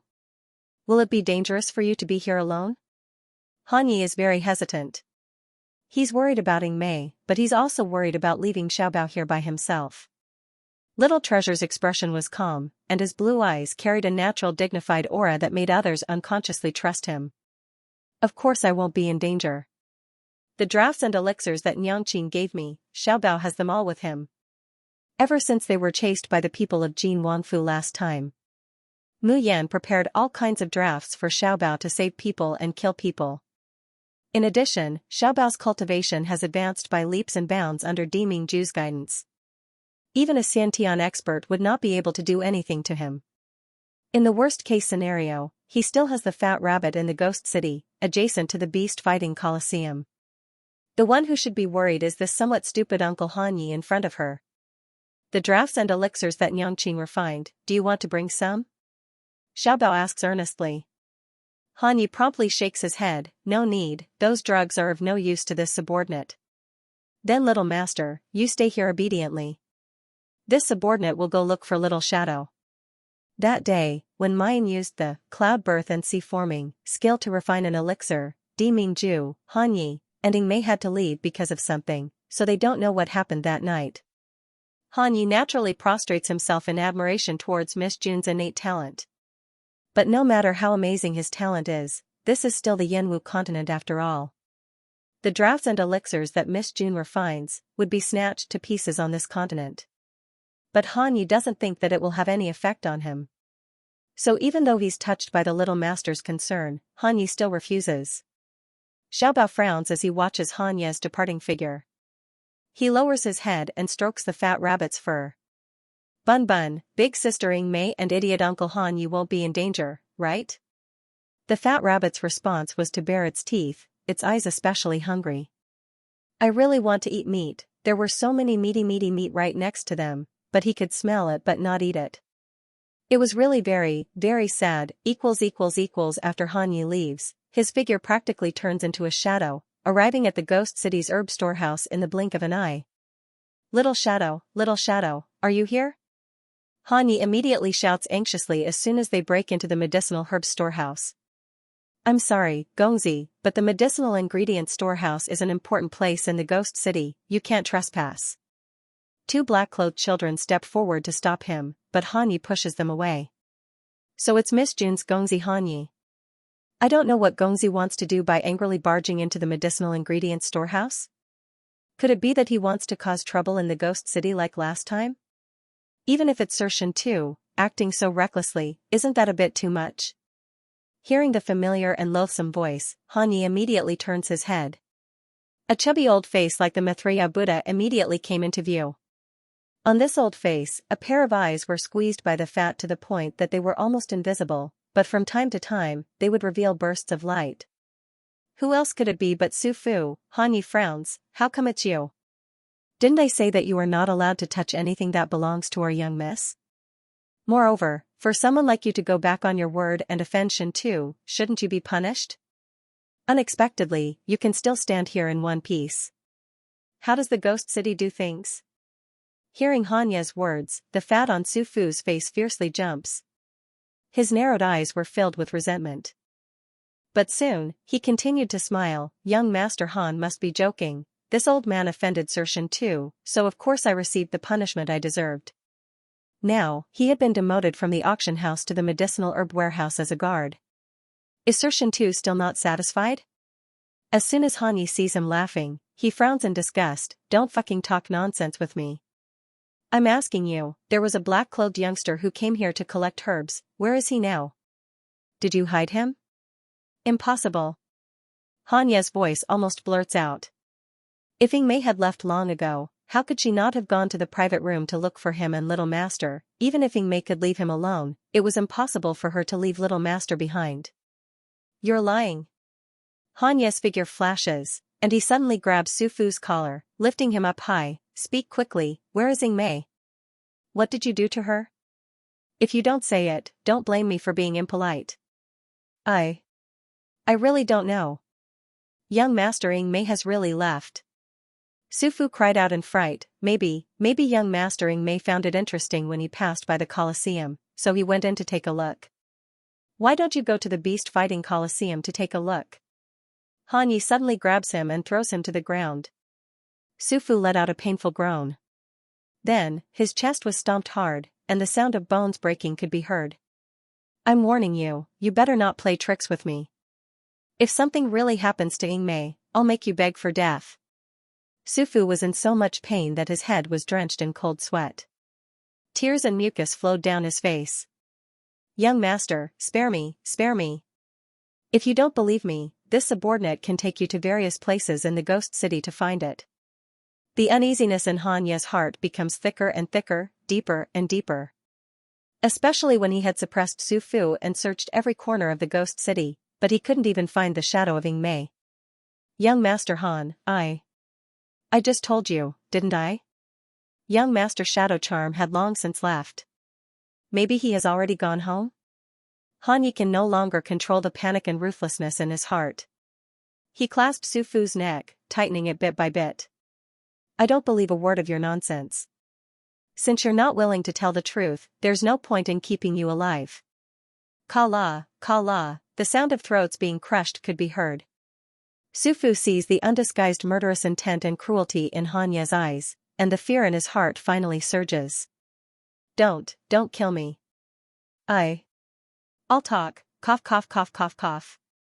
Hanya loosens his grip and ruthlessly kicks Sufu's abdomen, his eyes indescribably gloomy and cold. Speak, where is little Shadow? What did you do to him? No, it's not me, cough cough, it's. Before Sufu could finish his words, his eyes abruptly widened, and a horrified expression appeared on his face. He then slowly lowered his head and looked at his abdomen. On his round abdomen, there was a gleaming sword blade piercing out. There was blood, yellow greasy fat, and intestines hanging out. It was incomparably disgusting. Sufu turned his head stiffly and saw the two people standing behind him. His face was filled with unspeakable indignation and hatred. Black Ghost Envoy, White Ghost Envoy, I'm so loyal to the King of Hell. Why, bang, his fat body fell to the ground, completely dead. Trash, you can't even handle such a small matter. What qualifications do you have to stay in the Ghost City? Hanya doesn't give Sufu's corpse another look, but looks at two people not far away. One of them was dressed in white and the other in black. Their clothes were embroidered with ghost heads using silk threads of opposite colors. Hanya recognizes that these two are the black and white ghost emissaries. Strictly speaking, the black and white ghost envoy is not a member of the Ghost City. Instead, he is the personal confidant of every Ghost City's King of Hell. Hanya coldly looks at them. Did you taking May away? What do you want to do? Are you talking about that handsome and unruly youngster? The one who took him away is our King of Hell. The white ghost envoy sticks out his tongue and licks his lips. It's his honor to be taken away. Because our great King of Hell has taken a fancy to him. Hanya's pupils suddenly contract, a dense killing intent pervades his whole body. What did you say? The black ghost envoy sneers. What are you making such a fuss about? It's his great honor to be favored by our King of Hell. What's more, what's the use of being anxious? King of Hell has already taken him away for half an hour. I'm afraid that what should be done has already been done. Ha ha ha, I'll kill you. Hanya's figure flashes. He clearly doesn't have a sword in his hand, but he slashes down from the air. The black ghost envoy's complexion greatly changes, screaming and retreating. Both of them have pre-celestial cultivation, and their cultivation methods are of the same origin. Cooperating with each other, they can exert 4 to 5 times the power. Even a high-level pre-celestial can only obediently kneel in front of them. The two originally thought that dealing with Hanya would be a simple matter. They didn't expect that after a few exchanges they feel the great fear of their lives being threatened. A quarter of an hour later. Hanya has one hand on the black ghost envoy's neck, and the other holds the long sword against the white ghost envoy's heart. His eyes are as cold and severe as an azure from hell. It's completely different from his usual mischievous appearance. Speak, where is Mei? How did you do it to him? Based on his ability, how could that bullshit King of Hell of yours control him? At this time, Hanya has slowly calmed down. Even if Ghost City's King of Hell's cultivation is certainly very high, who is Mei? He's an immortal from the Cultivation continent, an outstanding figure that people look up to in the polar domain. How could he be schemed against by a mere Yanwu continent's King of Hell? Our King of Hell is omnipotent. The black ghost envoy shouts, as long as our King of Hell wants it, there's nothing we can't get. That's right, in the Yanwu continent, our Wangjiang City's King of Hell, Xianxia, is even more famous than the Ghost Emperor. Hanya's movements suddenly stop, his face revealing a shocked expression. Xianxia? That's right, it's our great King of Hell Xianxia. That shadow demon has fallen into the hands of our Yama King. It's impossible for him to escape unscathed. Ha ha ha, but isn't this also his good fortune? Who knows, he might already be infatuated with our King of Hell. The veins on Hanya's hand that is gripping the sword are bulging. Xianxia? The King of Hell of Wangjiang City was actually Xianxia. Was it the Xianxia he knew? If it was Xianxia, and that little shadow fell into his hands, Hanya's hands begin to tremble slightly, the fear and eagerness in his eyes almost overflows. When Mei woke up, she felt that she had no strength left in her body. She wanted to circulate the spiritual energy in her body, but it was as if all the spiritual energy in her body had been sucked dry. She frowned and turned around to look around, only to discover that she was in an unfamiliar stone room. She was sure that she had never been here before. What was going on? She was obviously choosing the herbs that Miss June wanted. However, he suddenly felt dizzy and lost consciousness. But how could this be possible? It's reasonable to say that the drugs of the Yanwu continent shouldn't have any effect on her. Just then, she hears the voices of a man and a woman. With the sound of footsteps, they're getting closer and closer to her. Yingmei promptly closes her eyes. Soon after, she hears a familiar voice. It's just an insignificant servant by June Mayan's side, and a man at that. It's really unexpected that he could make you, King of Hell, muster such a large force. Now, it seems that this servant's appearance isn't that great. This voice, it's Lanling's. Could it be that the one who schemed against her was this woman?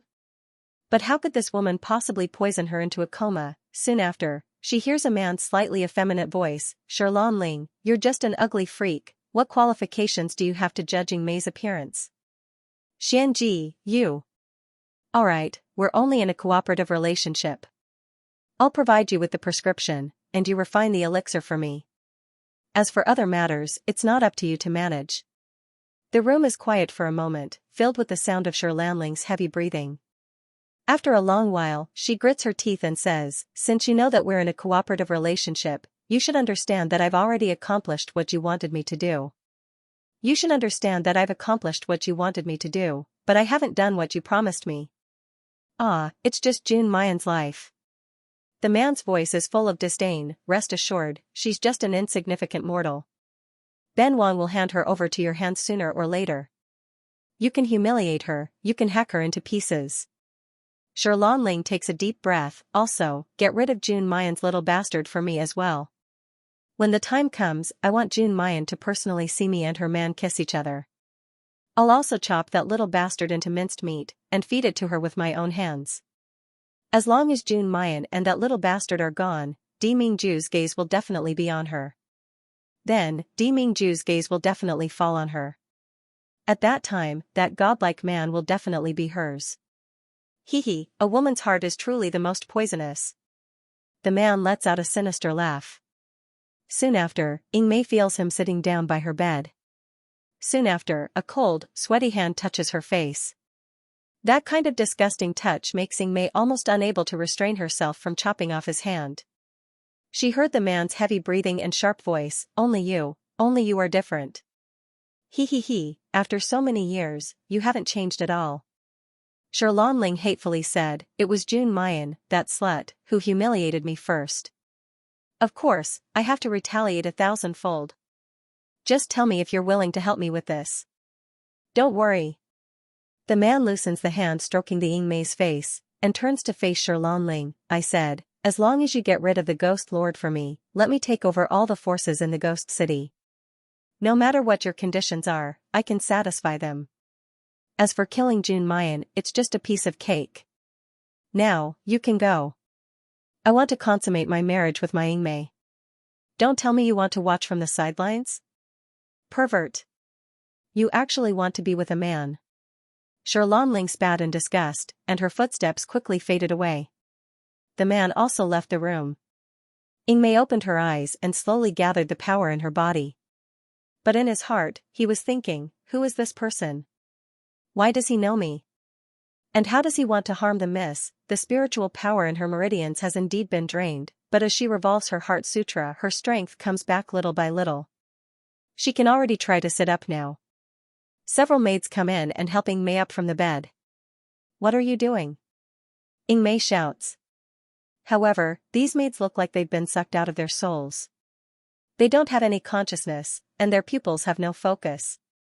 They just mechanically take off her clothes and untie the white cloth that binds her chest. They help her change into a red undergarment and a flowing translucent red gauze skirt.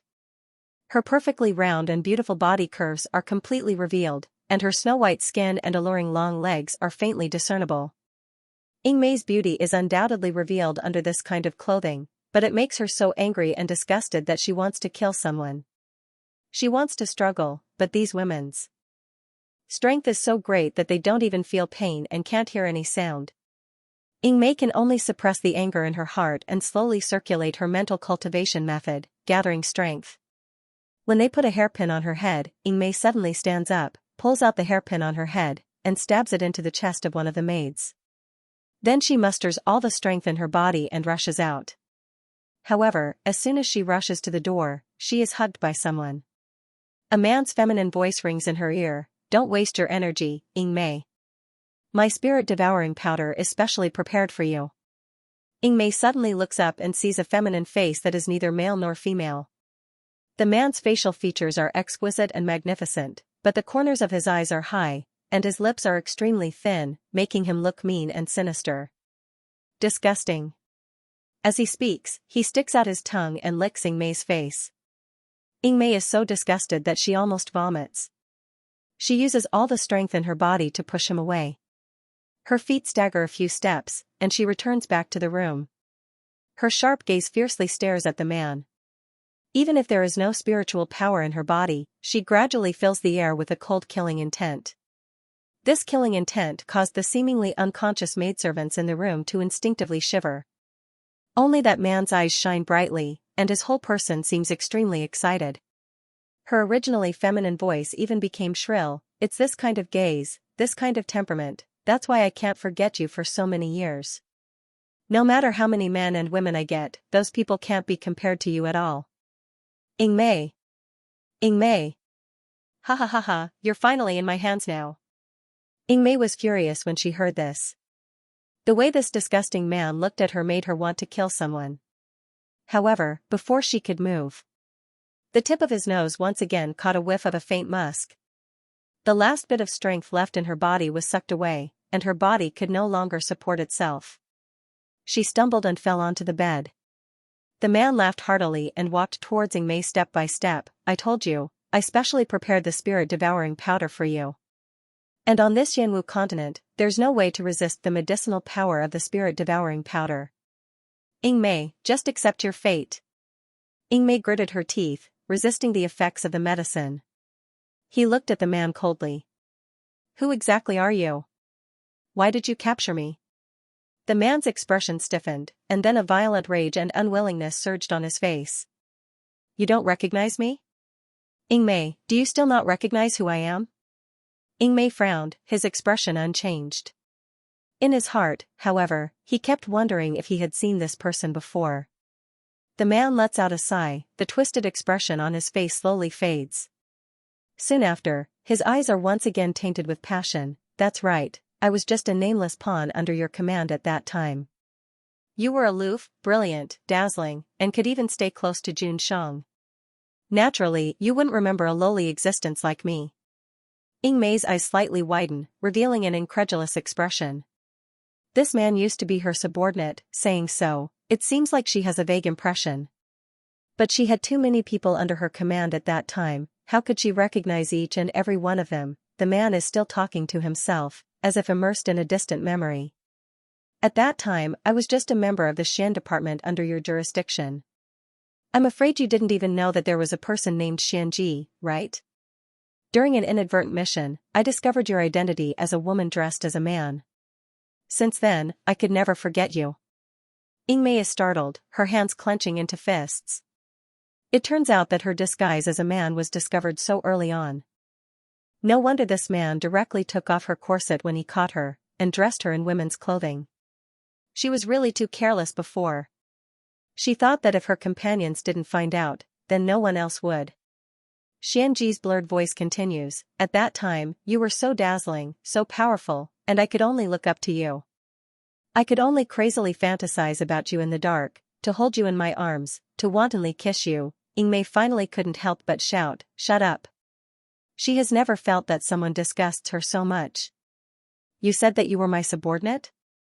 Why are you in the Yanwu continent?" Hearing Ying Mei's question, Xianji's face distorts again, and his voice seems to be squeezed out from between his teeth. "This is all Hanya's fault." He grits his teeth and enunciates each word. "One time, he discovered that I secretly hid your clothes. At that time, Xianji crazily desired Ying Mei. But Ying Mei was too strong, and her conduct was so cold and cruel. If he was discovered, he would certainly wish he were dead.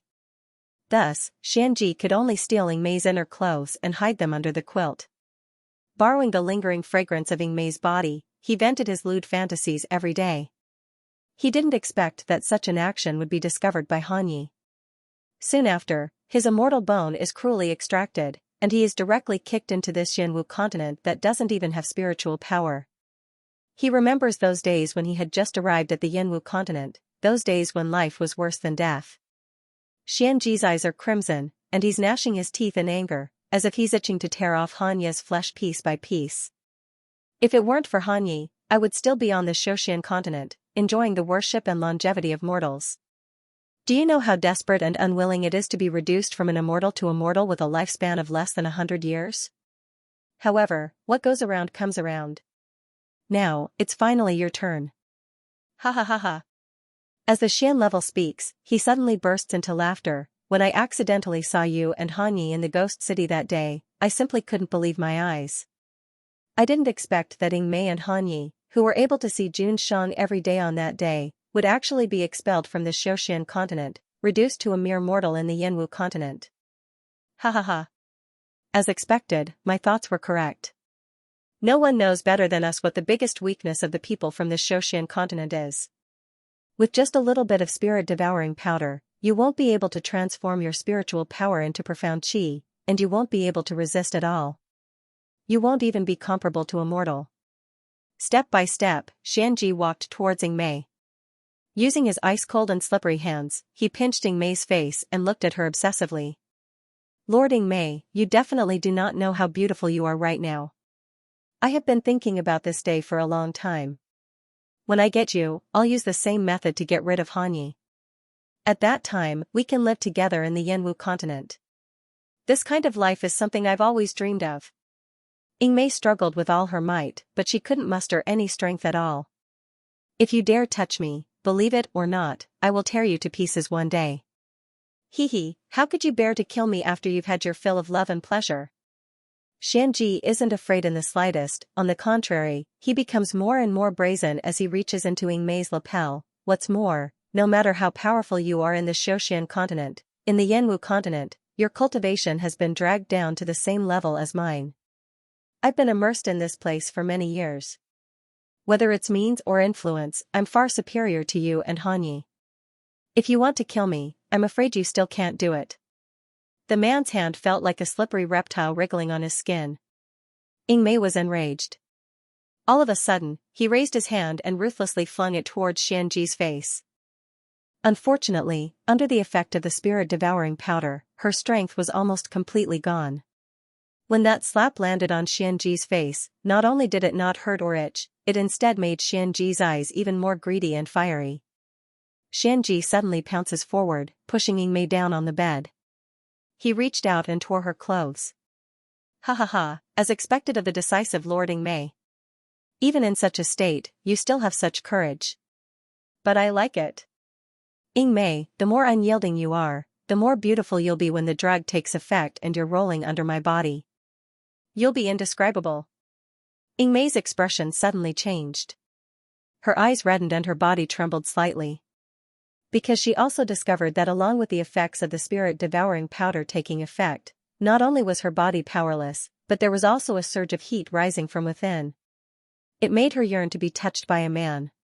She yearned to vent her suppressed emotions. What did you do? Ha ha ha.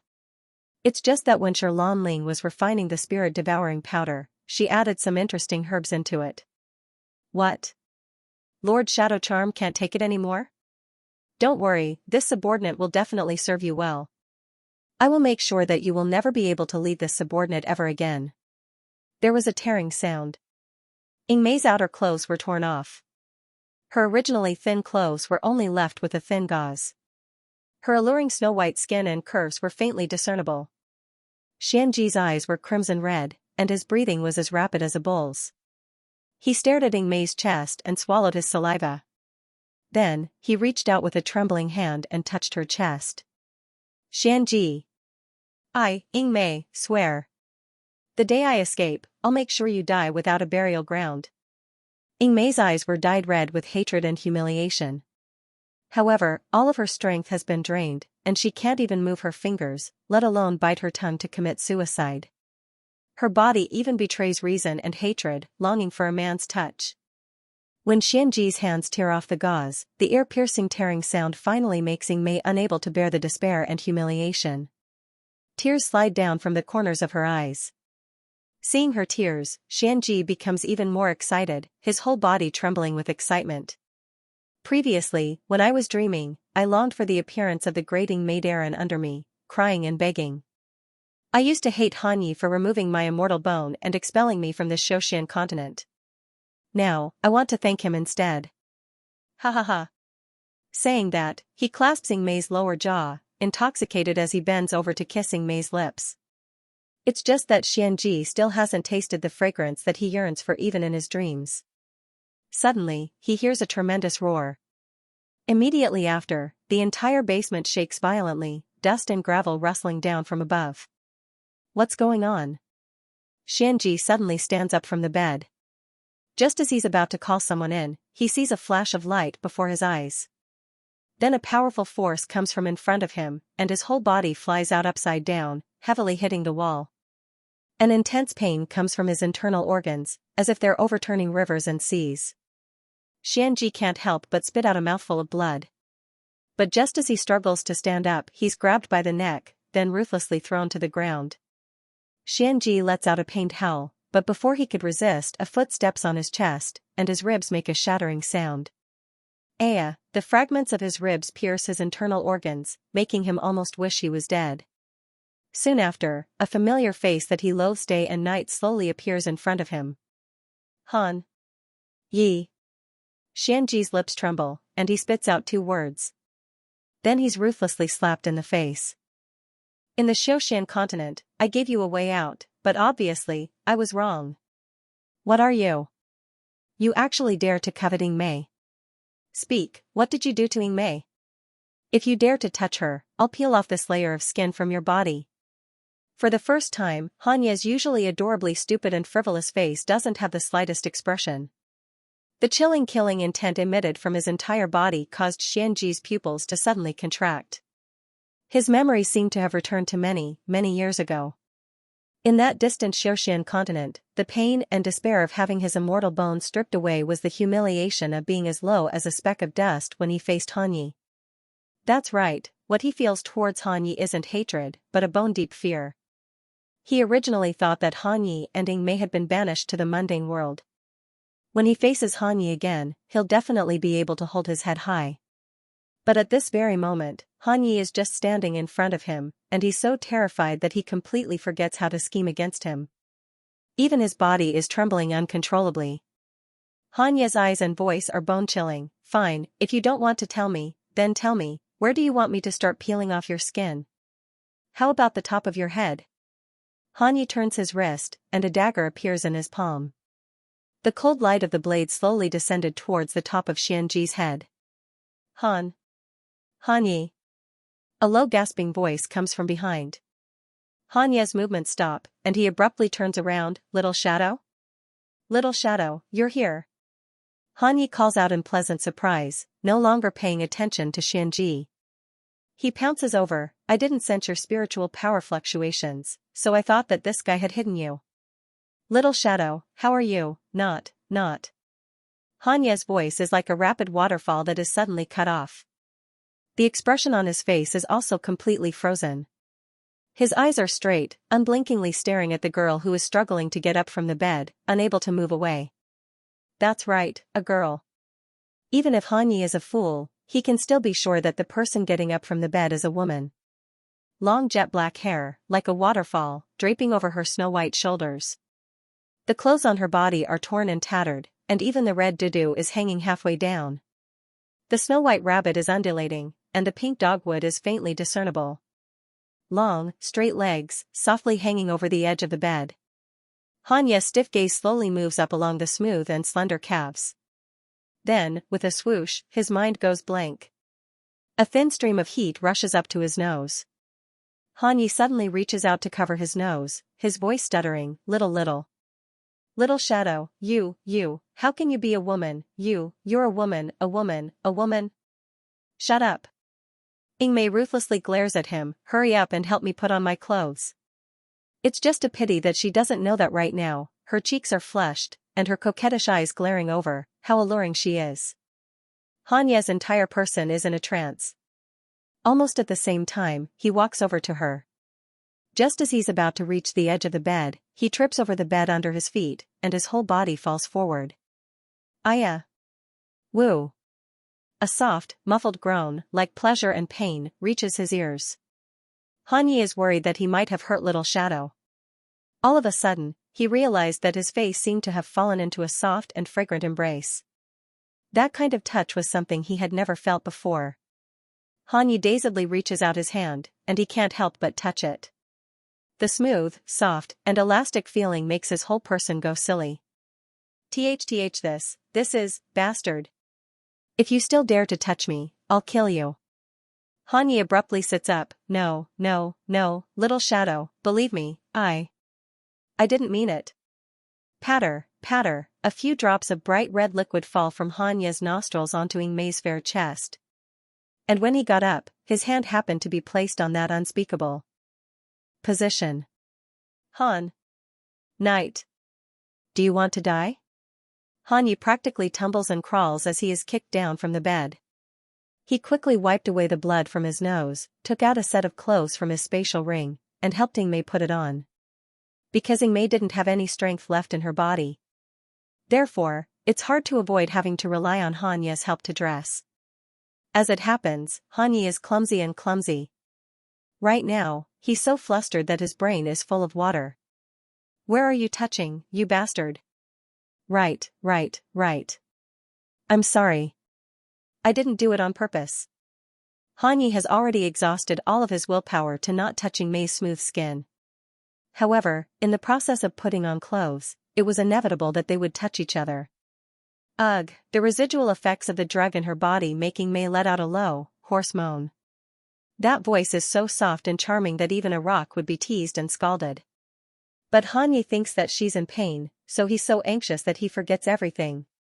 He hugs her, his voice trembling, little Shadow, why is your face so red, why is your skin so hot? Don't scare me. Are you injured somewhere? Or did that bastard poison you? I'll go find the antidote for you right now.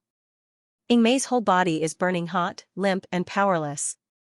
In her hazy state, she opens her eyes and sees the sweat on Hanya's forehead, as well as his eyebrows that are so anxious that they're almost crying.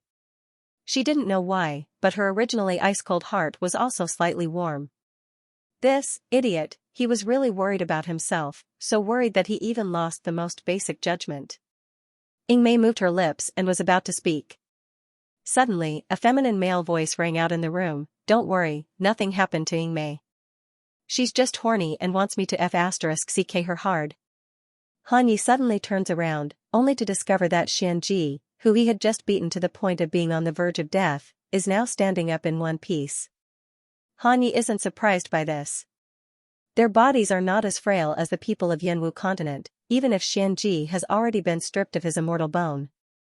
But ordinary injuries were fatal to mortals, but to Xianxia, they were still very easy to heal. Facing Hanyi, Xianxia's eyes burst forth with intense hatred. He laughs cruelly, Hanyi Darren, seeing such a Ingmei, you must be very tempted and want it very much, right? Hee, I've already guessed it. Back then, the reason why you hated me so much, cruelly removed my immortal bone, and drove me to this barren Yanwu continent without any spiritual energy, wasn't because I violated the laws of the polar domain, but because you were jealous of me. Because you also like Ingmei, and you've long wanted to obtain this woman. Hanyi, your thoughts are as filthy as mine. What you covet is nothing more than Ingmei's body. What right do you have to punish me that year? Hanyi coldly looks at him, death is at hand, yet you're still talking nonsense. I'm talking nonsense? Xianxia laughs heartily, you dare to say that you don't want the woman in your arms? Do you dare to say that you don't want to press her under your body and make her yours? Hanyi, don't deceive yourself anymore. You say that I'm disgusting, but how much better are you than me? Hanyi doesn't care about what Xianxia says, but he cares whether or not Ingmei will misunderstand him and loathe him. He suddenly lowered his head and said anxiously, little Shadow, I didn't, idiot. Yingmei growled, "Be careful." Spirit-devouring powder, she roared out the spirit-devouring powder with all the strength in her body. However, he was still a step too late. Han Ye's body sways, feeling the spiritual power within his body quickly dissipating and draining away. At the same time, he heard Xianji's loud laughter. "Ha ha ha, what Jun Shang's trusted aide, what divinity of the polar domain, on this Yanwu continent, they're nothing more than ants that I can casually step on. Han Yi, does the taste of spirit-devouring powder feel good?" Han Ye's body is on the verge of collapse, almost unable to support himself. He fiercely glares at Xianji, both his eyes red. "Xianji, do you know what you're doing? Do you know what will happen to you if Jun Shang comes to know that you have acted so recklessly and unscrupulously in the Yanwu continent?" "Han Yi Darren, don't scare me. I, Xianji, am not someone who can be scared. The ghost city of the Three Realms was founded by Jun Shang. Do you think that Jun Shang wouldn't know what you've done? Ha ha ha. Do you think I'm a fool? Who doesn't know that the Yanwu continent doesn't have any spiritual power, it doesn't have even the slightest bit of value. It has long been abandoned by the polar domain and Jun Shang. Gu Yu, that pitiful guy. Although he's said to be the representative of the polar domain, in fact, he's a waste that has long since been abandoned." The smile on Xianji's face was incomparably insolent. "Even if I kill the two of you, and take possession of Yingmei, to the polar domain, it would only be 3 less wastes. Do you really think that anyone would care?" Before he finished speaking, he suddenly soared into the sky. He ruthlessly kicks Han Yi. With a bang, Han Yi flies out and heavily hits the bed. When he got up, blood trickled down the corner of his mouth. "You want to divert my attention by talking and force out the poison of the spirit-devouring powder? Ha, Han Yi, do you think I'm an idiot? Don't waste your energy. Today, none of you will be able to escape from the palm of my hand." Step by step, Xianji walks towards the 2 people on the bed, and kicks Han Yi to the ground. She lifted her foot and stomped hard on his chest. His bones shattered. "These 2 strikes are for you. How is it, Han Yi Darren, does it feel good?" His ribs are broken, piercing his internal organs, but Han Yi doesn't even groan. His murderous gaze unwaveringly glared at Xianji. Xianji felt slightly scared in his heart under his gaze. Soon after, he flew into a rage out of humiliation, and ruthlessly stepped on his face, using the soles of his feet to grind it. "Don't worry, I won't kill you right now. I want you to personally witness Yingmei and I consummate our marriage." Ha ha ha ha. "Yingmei, you must be burning with lust right now, and you can't wait to jump into my arms." Han Yi suddenly pounces over and hugs his thigh. The long sword in his hand stabbed towards his abdomen. "Ah!" Xianji screams, an ominous glint flashing in his eyes. "You're courting death." With a flick of his wrist, a dagger appeared in his palm. The tip of the dagger shone with a green light and emitted a fishy smell. Ruthlessly stabbing Han Ye's spine. "Han Yi!" Yingmei lets out a cry of alarm, tumbling down from the bed. She struggles to get to Han Ye's side, but her body doesn't listen to her at all. Xianji sinisterly looks at Han Yi, slowly saying, "Do you know what poison is on this dagger? It's called blood-sucking fang. You definitely haven't heard of it in the Shoshan continent. Just a little bit of this poison can seep into a person's blood and destroy their nerves. From then on, you'll become a cripple. Not to mention cultivating, you won't even be able to stand. Of course, if it was you in the past, with spiritual power protecting your body, this kind of poison would definitely not be able to seep into your lungs and corrode your nerves. But now that you've been poisoned by the spirit-devouring powder, you're worse than an ordinary person. Han Yi, just quietly watch how I take Yingmei for myself, and make her thoroughly my woman." As Xianji says this, he raises his foot and kicks Han Ye's face, wanting to kick him away. However, Han Yi doesn't budge from hugging his thigh. Xianji frowns, his face distorting for a moment. Then he raises the dagger, stabbing Han Ye's back. Again and again. With each stab, he raises his foot to kick Han Ye's face. In just a moment, Han Ye's whole body is drenched in blood, unrecognizable. "Xianji! Xianji! You beast!" Yingmei's hands are tightly clenched into fists. Even if she doesn't have any strength, her fingertips still puncture her palms, blood seeping out from the gaps of her fingers. I'm going to kill you. Kill you. Xianji, I'm going to make you beg for death. Xianji sneers, and finally kicks Han Yi away. He walks towards Ying Mei. If that's the case, when I get that white jade-like body of yours, I'm afraid that you won't be able to speak anymore. Awoo. Awoo. Awoo. Xianji's hand is already reaching towards Ying Mei's body, but suddenly, an earth-shaking roar of a beast is heard. Who is it? Xianji abruptly stands up, turning to look. Then, he saw a shocking scene. He sees a pink and jade-carved child, holding a snow-white and round rabbit, slowly walking in. He's clearly just a 4 or 5-year-old boy. But seeing the bloody mess that fills the room, he doesn't have the slightest bit of fear or panic. Only when his gaze falls on Han Yi does he slightly frown, clicking his tongue. Idiot Uncle Han Yi, sure enough, he's being bullied. And he's being bullied so miserably. Who are you? Xianji roars in bewilderment. Suddenly, a light flashes through his mind. You're the son of that Enchantress Jun Mayan, that little bastard? Ying Mei's eyes widen, and she actually props up her powerless body a little. Little master, why are you here? Hurry, and leave. Xiaobao doesn't pay attention to them, and goes straight to Han Yi with the rabbit in his arms. With a flick of his wrist, a porcelain bottle appears in his small, fair palm. Xiaobao pries open Han Yi's mouth, and pours the draft inside. Not long after, Han Yi groans, and slowly opens his eyes.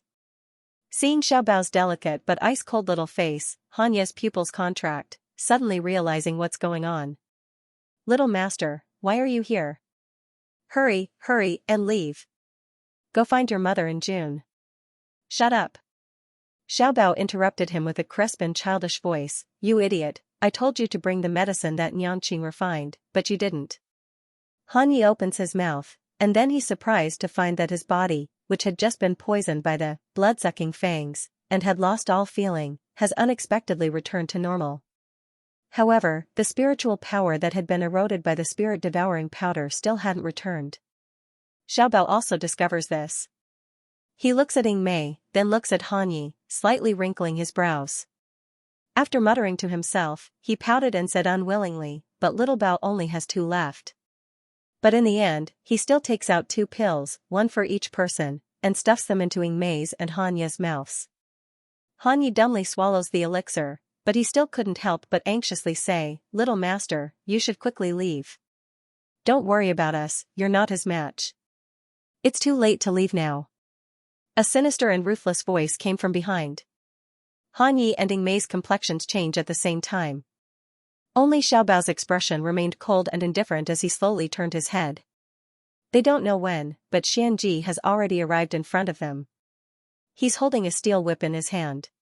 The steel whip is covered with sharp barbs, scraping the ground. My good mood has been disturbed over and over again. I'm very unhappy right now. This little guy's talent was indeed amazing. At this age, he had already reached the heaven rank. But in Xianji's eyes, he was still like an ant that could be strangled to death at any time. There's a path to heaven, but you refuse to take it. There's no door to hell, but you insist on coming in. Step by step, Xianji approached Xiaobao. Sticking out his tongue, he licked his lips, and his eyes were filled with a perverted viciousness. Since you want to court death so much, then I'll help you. Tell me, do you want to have your intestines pierced by this mace, or do you want me to slice off your flesh piece by piece and feed it to the exotic beasts in the Beast Colosseum? Han Yi and Ying Mei didn't reveal any signs of panic or fear when they were suffering the pain and humiliation just now. But at this moment, he is so anxious that his expression changes greatly.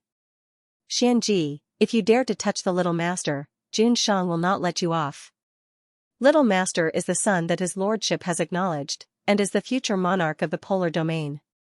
If you dare to touch a single hair on his head, his lordship will definitely make you die without a burial ground. Xianji stared blankly at first when he heard this, then he couldn't help but laugh heartily. Polar domain's future monarch? Han Yi, can't you make up a story a little nicer? A little bastard from Yanwu continent, a mortal, would be the future Dijun of the polar domain. Do you think I would believe this kind of nonsense? Xianji's devilish gaze fell on Xiaobao's body, and he let out a strange laugh. The more you guys protect this little bastard, the more I want to let you see his head being separated from his body, and his miserable appearance of turning into mud. Ha ha ha. As he spoke, the steel whip in his hand had already been raised high into the air, and it was swung down towards little Bao's tender little face. Little master! Yingmei and Han Yi exclaim in unison. Xiao Bao calmly raised his hand and held the rabbit in front of him. Bunny, it's up to you. Hell. In response to him was a howl from Bunny. It was exactly the same as the beast's roar that had just interrupted Xianji's good deed. Xianji's movements paused for a moment, his eyes revealing a suspicious look. Then, he immediately sneered at the brute. Little bastard, do you think this is a game? A rabbit wants to deal with me? Xiao Bao looked at him expressionlessly. It was obviously a small stature, but the disdain in those eyes made Xianji's body slightly stiffen. In a trance, he seemed to see the once lofty and unreachable Jun Shang. Bunny, open your mouth.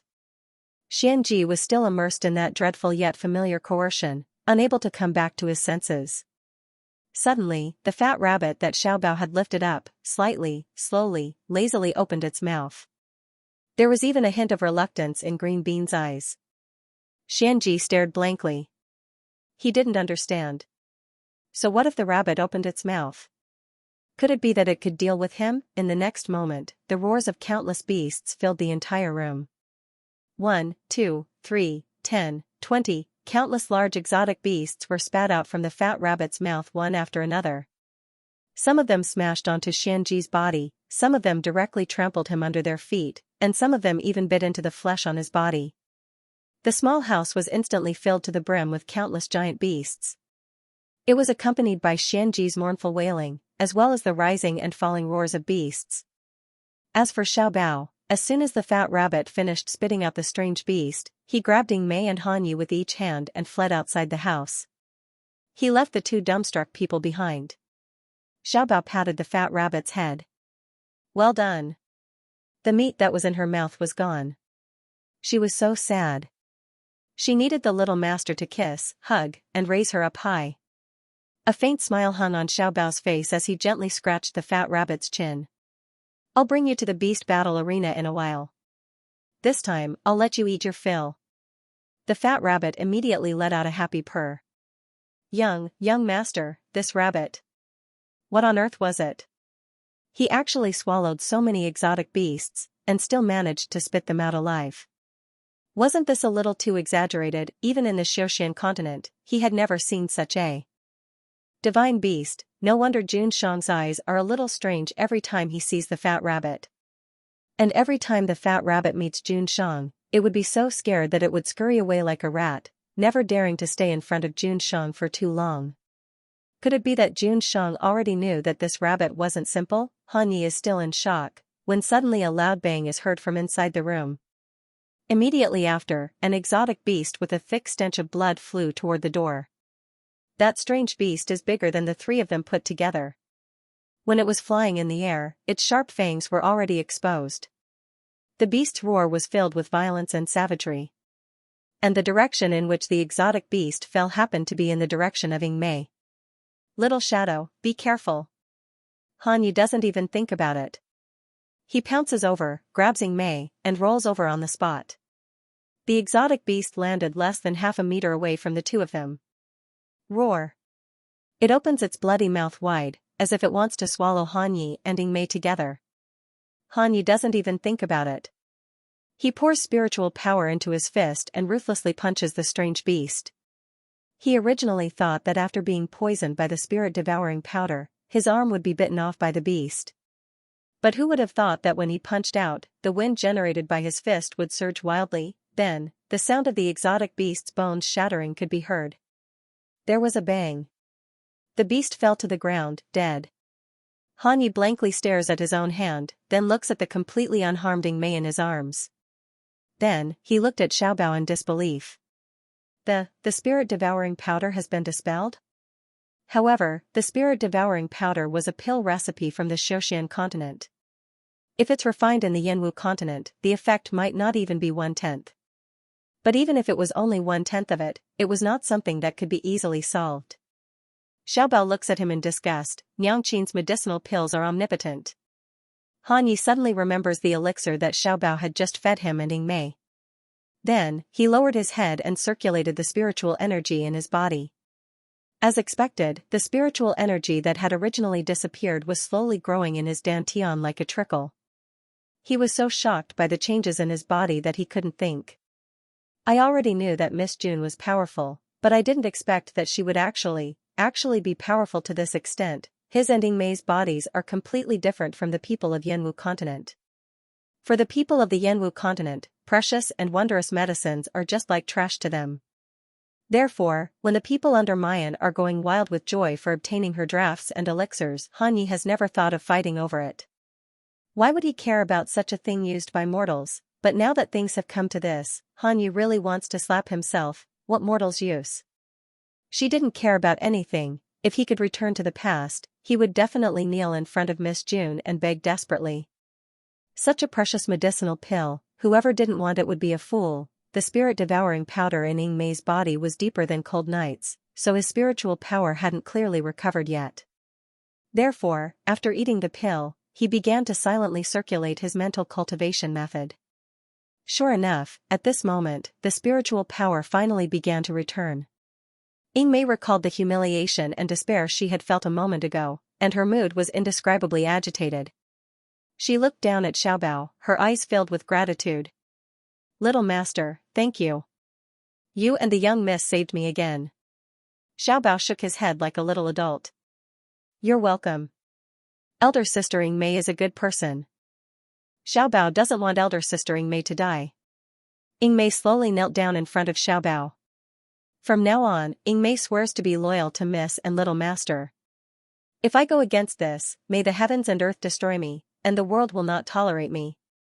As soon as she finished speaking, a red light flashed around her body and slowly disappeared. Han Yi slightly widens his eyes. The oath that the Shadow Enchantress made was the harshest, heart-binding curse of the polar domain. Once the heart-binding curse was made, if one violated it, then the result would be even more miserable than death. Ying Mei, she really intends to be loyal to Jun Shang, to Miss and Xiaobao as if they were her masters. And Miss and young master were indeed worthy of such respect and loyalty. Han Yi only hesitates for a moment, then he also slowly kneels down. "I, Han Yi, swear that from now on, I vow to be loyal and faithful to Miss and the Little Master. If I violate this oath, heaven and earth will not tolerate it."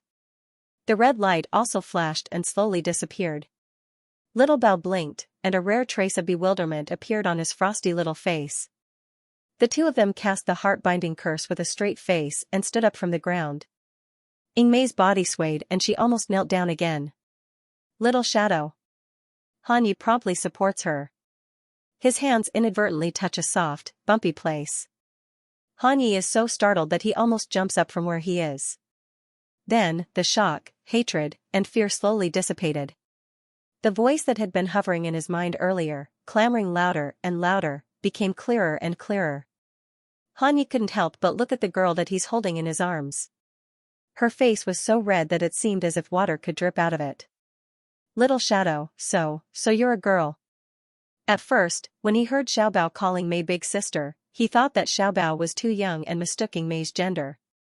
Only now did he realize that the truly foolish person was actually himself. Han Yi foolishly looks at Ying Mei's face, there are almost ripples in his eyes. Ying Mei's cold expression could no longer be maintained. A blush crept up her cheeks. He flew into a rage out of humiliation. "Have you seen enough?" "Not enough." Han Yi blurts out, "It's not enough for a lifetime. Little Shadow, you look really good like this." Although Ying Mei's clothes had already been changed into ordinary men's clothes. However, there was no binding bandage on his chest. Her hair was also unbound. Her beauty could not be concealed at all. Han Yi can only feel his heart thumping nonstop. These days, he could not sleep well day and night, thinking that he had fallen in love with his best brother.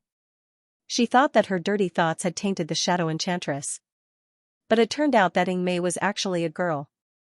Realizing this, the joy and sweetness in her heart rose like bubbles in a hot spring. A silly smile appeared on his face. Ying Mei was embarrassed and annoyed by his stare. Plus, Xiao Bao and the fat rabbit were looking at her. Han Yi clutches his stomach, his expression tangled as he lets out a muffled groan. Seeing his pained expression, Yingmei couldn't help but panic inside. She faintly feels distressed from the bottom of her heart. That punch just now shouldn't have been heavy, right? Did she really injure Han Yi? The apprehension in her heart makes her frown fiercely. In the end, she can't control the worry in her heart. She approaches Han Yi and says with a cold face, "I didn't use much spiritual power, you can't be that useless." Before she could finish speaking, she is suddenly hugged by the man in front of her. Han Yi's slightly hoarse voice rings in her ear, "Little Shadow, you still care about me. I'm so happy." "Scoundrel, let go." Yingmei struggles with all her might. It's clear that Han Yi is inferior to her in their usual competition. But at this very moment, the man's scorching breath is on her neck, unexpectedly making her heart feel as if it's being tickled by countless feathers. Her body inexplicably bursts with warmth, making her weak and unable to budge. Damn it. Could it be that the effects of the medicine that Xianxia gave her still hasn't faded? Just then, a violent explosion is heard from inside the room. It's followed by a thick, nauseating smell of blood. Countless corpses of strange beasts, as if swept up by a hurricane, rush out from inside. Han Yi and the other two promptly disperse. Soon after, they see Xianxia coming out from inside, his eyes red from head to toe. "Little bastard, I'm going to kill you. I'm going to peel off your skin inch by inch." Xianxia steps towards Xiao Bao, his eyes fierce and tyrannical. However, before he could approach, Yingmei has already stepped forward, blocking in front of Xiao Bao. Xianxia's gaze slowly falls on Yingmei's androgynous and beautiful face, revealing a sinister smile. "What, I didn't let you taste the taste of ecstasy just now, and Yingmei Darren still can't forget me? Rest assured, wait until I've dealt with that little bastard and Han Yi, then I'll definitely let you get what you want. Today, none of you can escape." There's no change in Yingmei's expression. With a flick of her wrist, a long sword appears in her hand, and she slowly unsheaths it. "I also said that once I get out, I'll dismember your body into 10,000 pieces, making you beg for death, but unable to." Yingmei's voice carried the unique clarity and cleanliness of a young man, yet it was mixed with a trace of ice-cold killing intent that made people tremble in fear. Xianxia stared blankly, his complexion slightly changing. How can you move? There is no one in the Yanwu continent who can solve the effects of the spirit-devouring powder." Clang, the sword was completely unsheathed, gleaming with a cold light. "Do you want to know the reason? Go to the 18 hells and ask the real King Yan Luo." An hour later, Yingmei sheathed her sword and kicked a pile of wriggling rotten flesh to the side. The rabbit in Xiaobao's arms stared fixedly at the person who was slowly walking over, and it couldn't help but shiver. This Yingmei looked like a crystal clear and beautiful youth, but his methods of torturing people were really too terrifying. She was even worse than the she-devil. Clearly, that Xianxia could not even persist for the time it takes to drink a cup of tea under his hands. But he was tortured by her for an hour. By now, not only had his skin been peeled off, more than half of his bones had been pulled out. He was half dead, but he was still struggling at death's door. Right now, he's a little envious of Xiao Bao. Han Yi had covered his eyes, and he couldn't see anything. The fat rabbit, who had been watching the whole time, expresses that it doesn't want to eat meat these days. "Little master, it's over, let's go back." Yingmei's voice slowly comes. With gentleness and respect, there's not even half a bit of that ferocious appearance from just a moment ago. Xiao Bao blinks his big eyes, and obediently lets Yingmei lead him out of this hidden underground stone room.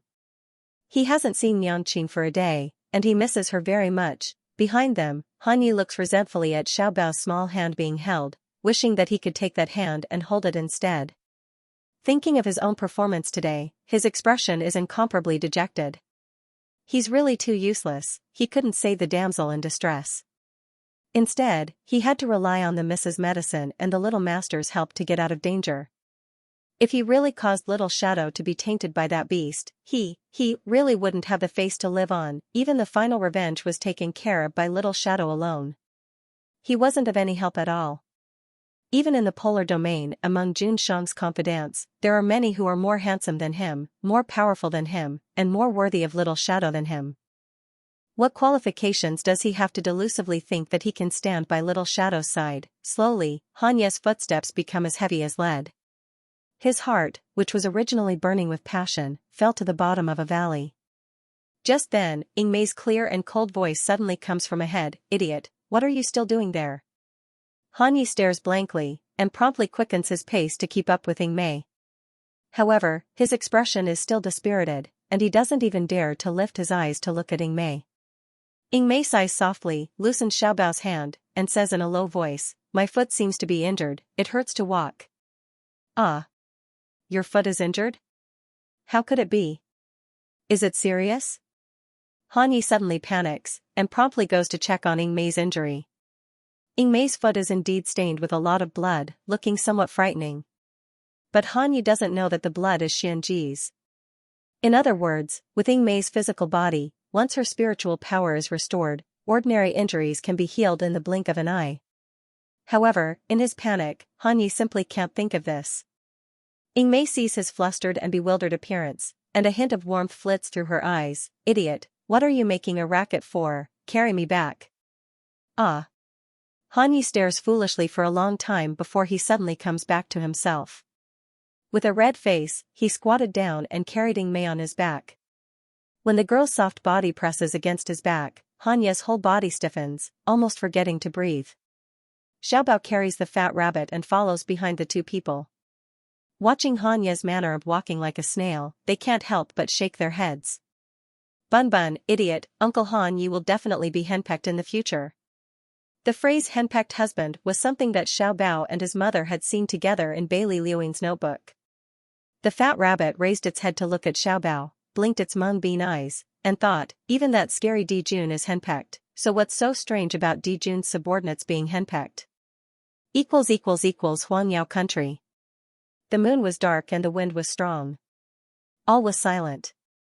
In a remote valley, there was a thick smell of blood and decay, and heart-wrenching wails filled the night.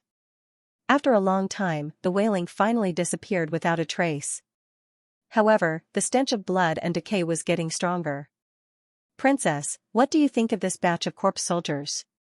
Under the dim light of the night, a tall, ugly woman with a face full of wrinkles and brownish-black lines stands in front of Gong Qianxue. There's an indescribable pride hanging on her face.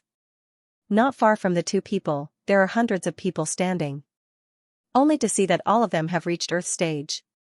But there's not a trace of spirit in their eyes. There were even spots of decay on his exposed skin. It looks indescribably horrifying. Gong Qianxue looks at these people and the woman at her side, disgust and pride intertwined in her eyes.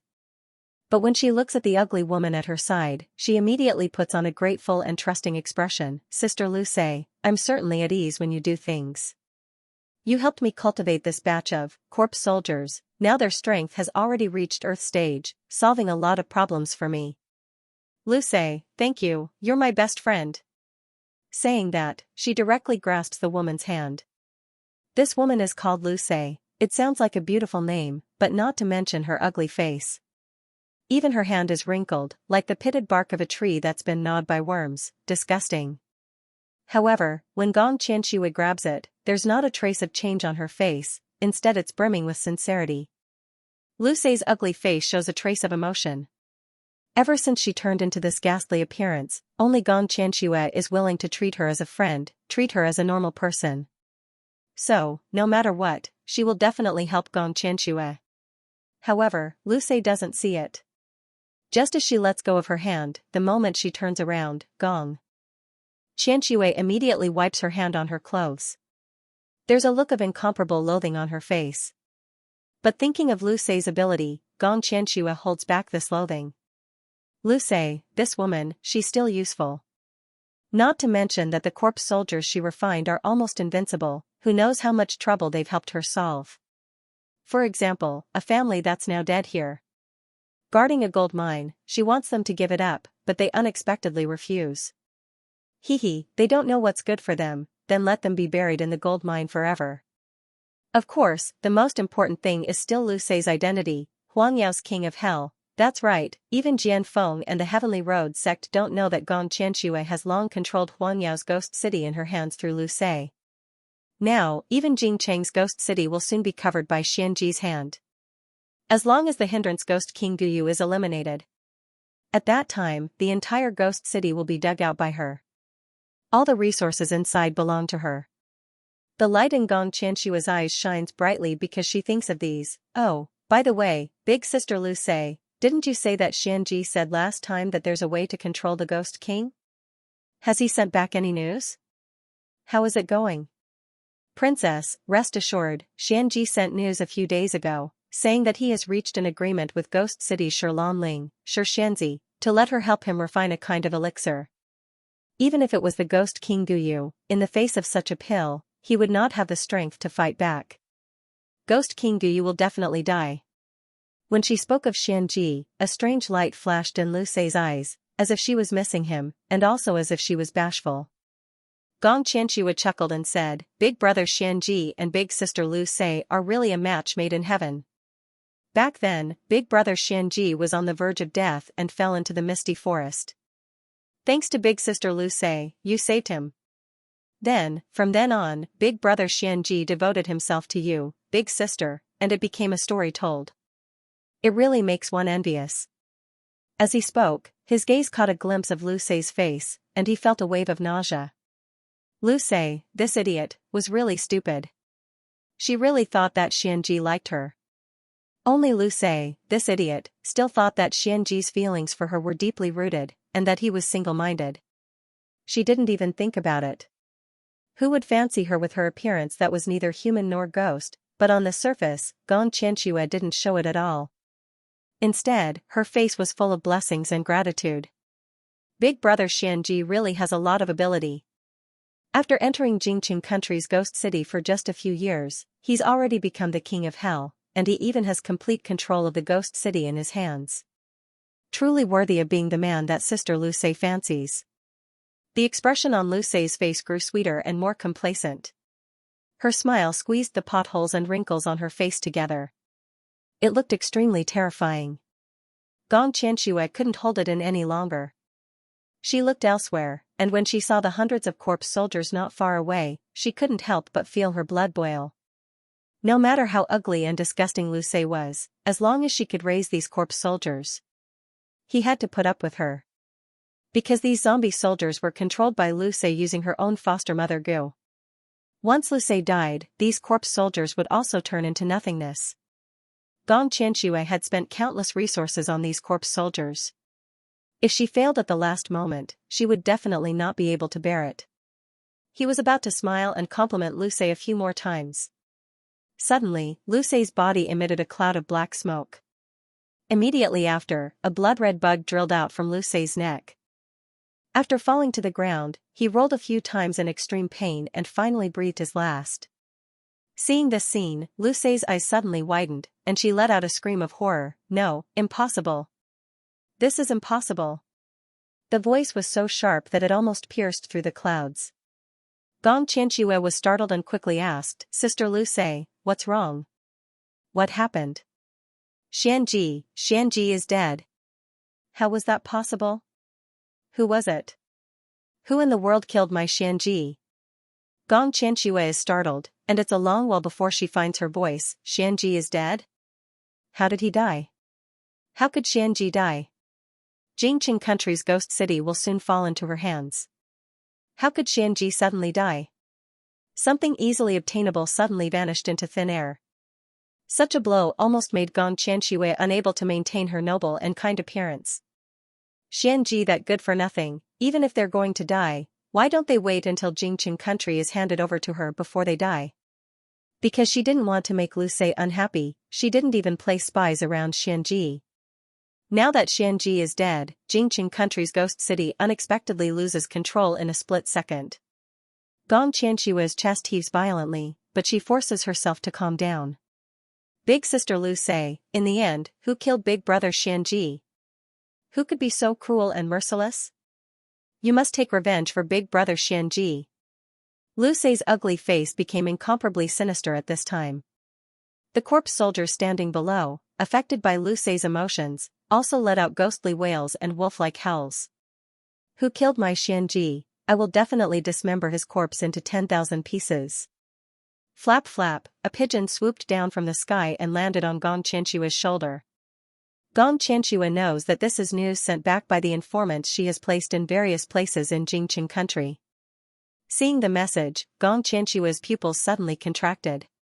A cold and murderous voice slowly squeezed out of her mouth. Jun dash. Mu. Yan. As long as he saw the name and heard the name. It's as if Gong Qianshua could smell the strong stench emanating from her own body. That nauseating stench almost made her the laughingstock of the entire imperial palace. However, there was already a flaw in her flawless image that could no longer be repaired. Even senior brother Jian Feng, who was infatuated with her, frowned and showed a disgusted expression when she smelled like a fox.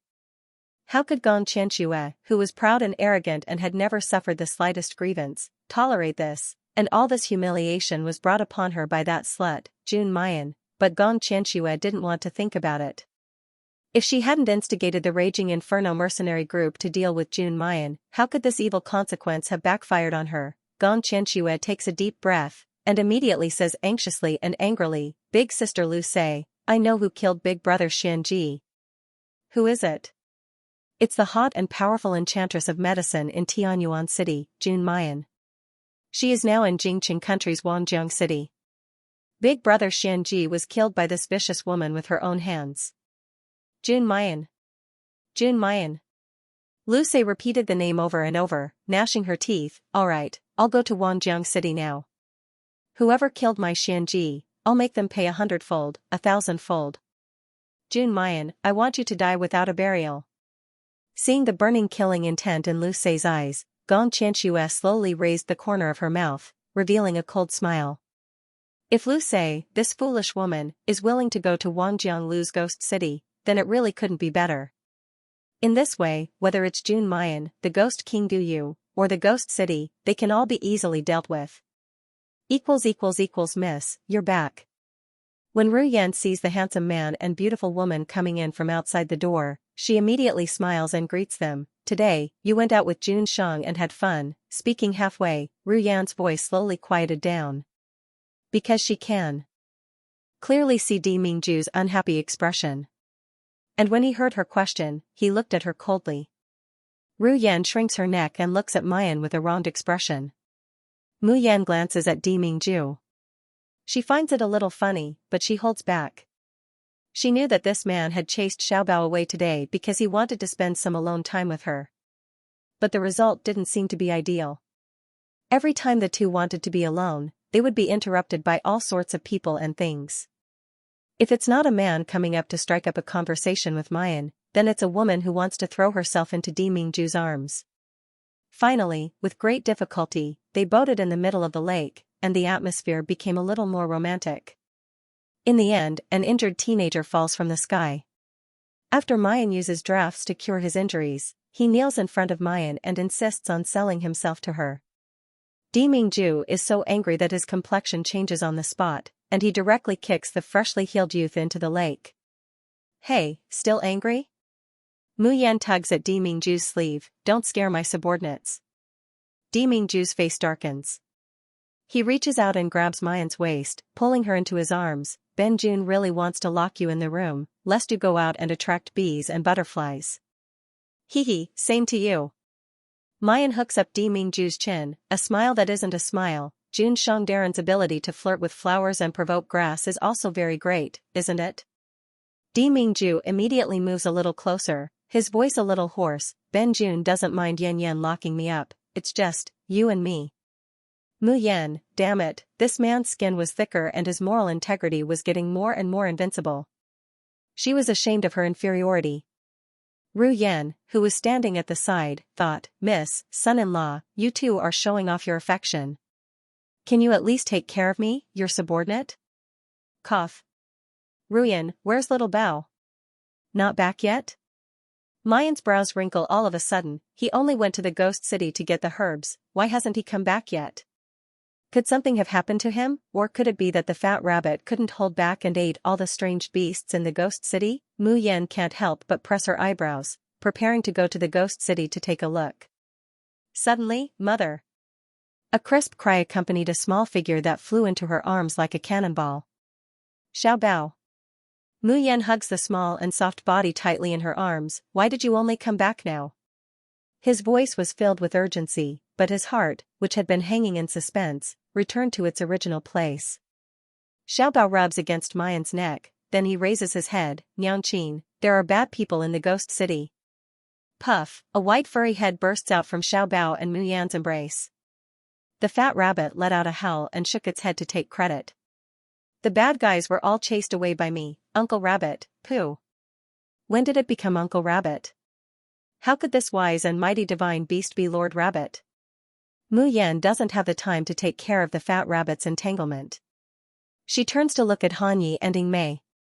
Both of them were covered in blood and looked battered and exhausted. Han Yi directly carries Ying Mei on his back. Mu Yan's brows suddenly wrinkle. Even Di Mingju's complexion slightly sinks. What happened in the end? In Mu Yan's bedroom, Han Yi gives a brief account of what happened in the ghost city.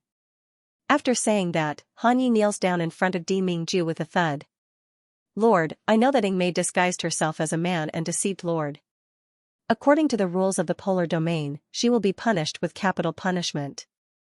If Jun Shang really wants to punish her, can this subordinate bear it for her? Ying Mei snaps his eyes wide open. Han Yi, what nonsense are you talking about? Di Mingju slightly narrows his eyes. There's not a trace of emotion on his handsome face. You should be very clear about the punishment for violating the polar domain's iron laws. This subordinate knows. Han Yi says without the slightest hesitation, but this subordinate is willing to bear the burden for Ying Mei. What kind of punishment would he receive? How could he not know? The few of them are Jun Shang's trusted aides and have sworn to be loyal to Jun Shang forever. They must not deceive or betray him in the slightest. Anyone who violated this rule would be stripped of their immortal bones and expelled from the celestial world, never to return.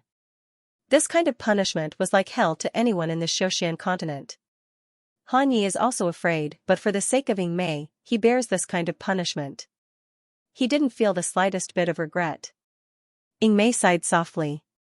A helpless smile appeared on her usually indifferent face. Han Yi, this guy, how could he be so stupid? But he was so stupid that it was adorable. Di Mingju condescendingly looks down at Han Yi, who has a face that looks as if he's facing death with equanimity. He unhurriedly says, that being the case, you can go stay in the purgatory pool for 3 more months. Han Yi hangs his head. This subordinate obeys. Eh? Purgatory pool, 3 months? Jun Shang? Han Yi looks up at Di Mingju in disbelief. Why only 3 more months in the purgatory pool? Wouldn't that be a capital punishment? At the side, Mu Yan finally couldn't stand it anymore and burst out laughing. Xiao Bao nestles in Mu Yan's arms and says in disgust, stupid Uncle Han Yi. Soon after, Han Yi comes to his senses. Jun Shang, you already knew that Ying Mei was a woman? Han Yi is flabbergasted, staring blankly at Ying Mei. His face is suddenly smiling, and suddenly absent-minded. Then, he seemed to have thought of something. Suddenly, he wailed, another 3 months. If I add it up, won't I have to stay in the purgatory pool for a year? Jun Shang, don't. Spare my life. After laughing and joking around, Han Yi says with a serious expression, Jun Shang, now it seems that the ghost city might be under someone's control. Even that guy Guyu, the odds are against him. After a pause, he looks at Di Mingju. Jun Shang, should we make a move? Di Mingju's expression is cold and detached, not saying a word. Han Yi shakes his head. I understand. They couldn't do anything. People from the Xianxia continent coming to the Yanwu continent involves too much karma. This was especially so since a sovereign lord had descended with his true body. He had to be even more careful with his actions. Otherwise, it would very likely lead to terrible consequences. Although the ghost city was once founded by the polar domain, after so many years, the Yanwu continent's ghost city has long had nothing to do with the polar domain. Jun Shang has come to the Yanwu continent this time for Miss Mayan. He wouldn't care about anything else, nor should he care. The fate of Guyu and the ghost city has long been decided. They shouldn't have interfered. Han Yi says, Jun Shang can rest assured, we won't interfere with the matters of the ghost city in the future. Now that the herbs have been collected, why don't we leave Wangjiang City as soon as possible? After all, they've killed a ghost king. If the ghost city finds out, they might not let it go. However, just as Hanya's voice falls, he hears Mayan's languid and quiet voice. Leave? The show has just begun. How can you leave now? Hanya looks at Mayan in surprise. Mu Yan slightly narrowed her eyes, the corners of her mouth still curled up into a smile, but her expression was indescribably cold. When you said the name Xianji just now, I always felt that it sounded familiar. Now I finally remember. In her previous life, she had seen a feminine and treacherous man by Gong Qianshua's side. Beside the man stood a woman who was wrapped up tightly. At that time, Mu Yan seemed to have heard Gong Qianshua call the man Xianji Gij and the woman Lu Se Jiejia. Mu Yan couldn't hear it clearly. He also didn't know what kind of two characters Xianji and Lu Se were. But at that time, when Gong Qianshua saw her, she immediately asked the two of them to leave. There was even a hint of panic on his face. After that, he tried many times to see if she recognized the two people. At that time, Mayan was so stupid that she didn't have the slightest bit of doubt towards Gong Qianshua. But now, hearing the name Xianji, she finally remembered. That Xianji Gij is the ghost king of Wangjiang's ghost city. And Wangjiang's ghost city has long fallen into Gong Qianshua's hands. If you want to go back, then go back first. Mu Yan's gaze carelessly sweeps over Di Mingju and the others. You guys don't want to manage the ghost city, but I want to manage it. How could she not care about anything related to Gong Qianshua? She didn't care about fate or cause and effect. She only knew that if she was reborn, she would definitely turn all of Gong Qianshua's ambitions and dreams into bubbles. She would definitely consign this woman to eternal damnation and make her pay with her blood. Nyangqin won't go back, Xiaobao also won't go back. Xiaobao hugs his Nyangqin, his big eyes full of earnestness. Xiaobao will accompany Nyangqin. Saying that, he gives Di Mingju and the other two a disdainful look, waving his hand. You guys go. After a long while, he slowly says, since Madam wants to manage it, Ben Jun will naturally accompany her. What's more, the ghost city was created by my polar domain, so it's also related to me. How can I not manage it? Saying that, he looks at Hanyi. Since you don't want to manage it, it's useless to stay here. Go to the D Garden's purgatory pool and accept your punishment. Hanya's eyes widen, he simply can't believe his ears. What the hell, he doesn't want to manage it? Isn't it because Jun Shang, as an immortal from the upper realm, can't get involved in the affairs of mortals? When he spoke just now, didn't Jun Shang acquiesce? Why did Miss Mayan just say that she wants to manage it, and you change your mind? Moreover, you sold him out so thoroughly. Jun Shang, where's your integrity?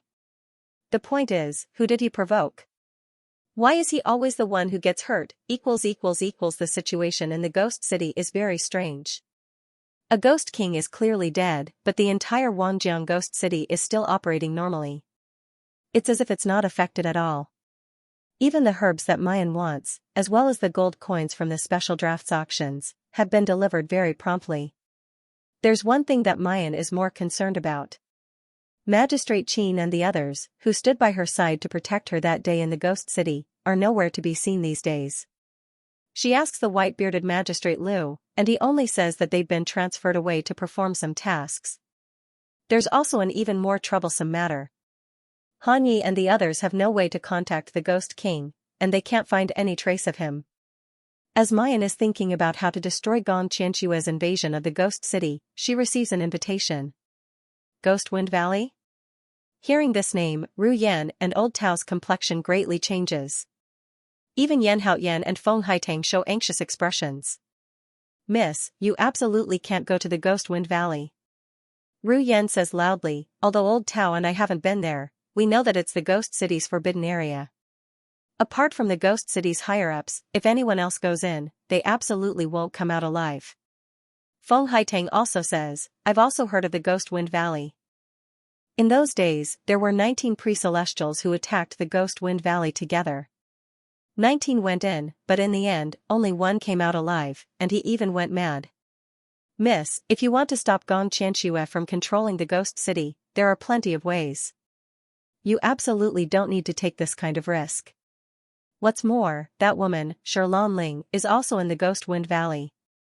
That woman's status in the Ghost City is so high, and she hates you so much, Mississippi. There's definitely a trap waiting for you in the Ghost Wind Valley. Listening to the anxious persuasion of the others. But Mayan's expression is languid and careless. She picked up the invitation and read it again. The content of the invitation was very simple. The Ghost City's Ghost Lord is seriously ill, so famous doctors from all over the world are invited to go to the Ghost Wind Valley to treat the Ghost Lord. If it's cured, the Ghost City will be seriously injured. And there are two invitees. One is Ghost City Xianxia, Ling, and the other is Huangyao's King of Hell. Of course, Mu Yan knows that Ling inviting her is definitely not a good idea. However, she was not a patient person. Ling, this woman, had schemed against her time and time again. It really annoyed her. In addition, the invitation this time is to treat the Ghost Lord. She can just explore the reality of the Ghost City and Gong Qianshua's conspiracy. How could he not go? Miss. This time, Ru Yan and the others are really anxious. Miss, we won't stop persuading you. You must take us with you. Mu Yan's attitude is resolute, and she directly drives them out. However, as soon as she closes the door and turns around, she is embraced into an embrace. The man's familiar breath hits her. Can Ben Jun go with Mu Yan? Mu Yan raises her head and squints at him. Can I stop you? This time, Di Mingju doesn't take the opportunity to take advantage of her. Instead, he gazes deeply at her, and slowly says, what wish do you want to achieve? Ben Jun can help you achieve it. What do you want to kill? Ben Jun can help you kill them. No matter what you want, even if it's the moon in the sky, Ben Jun will pluck it for you.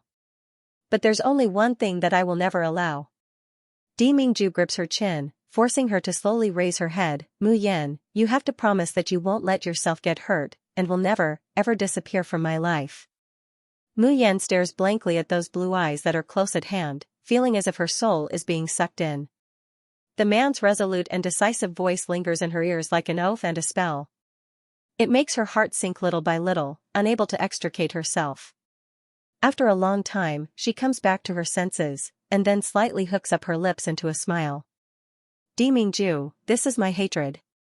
Of course, I have to take revenge on my own, and no one else is allowed to intervene.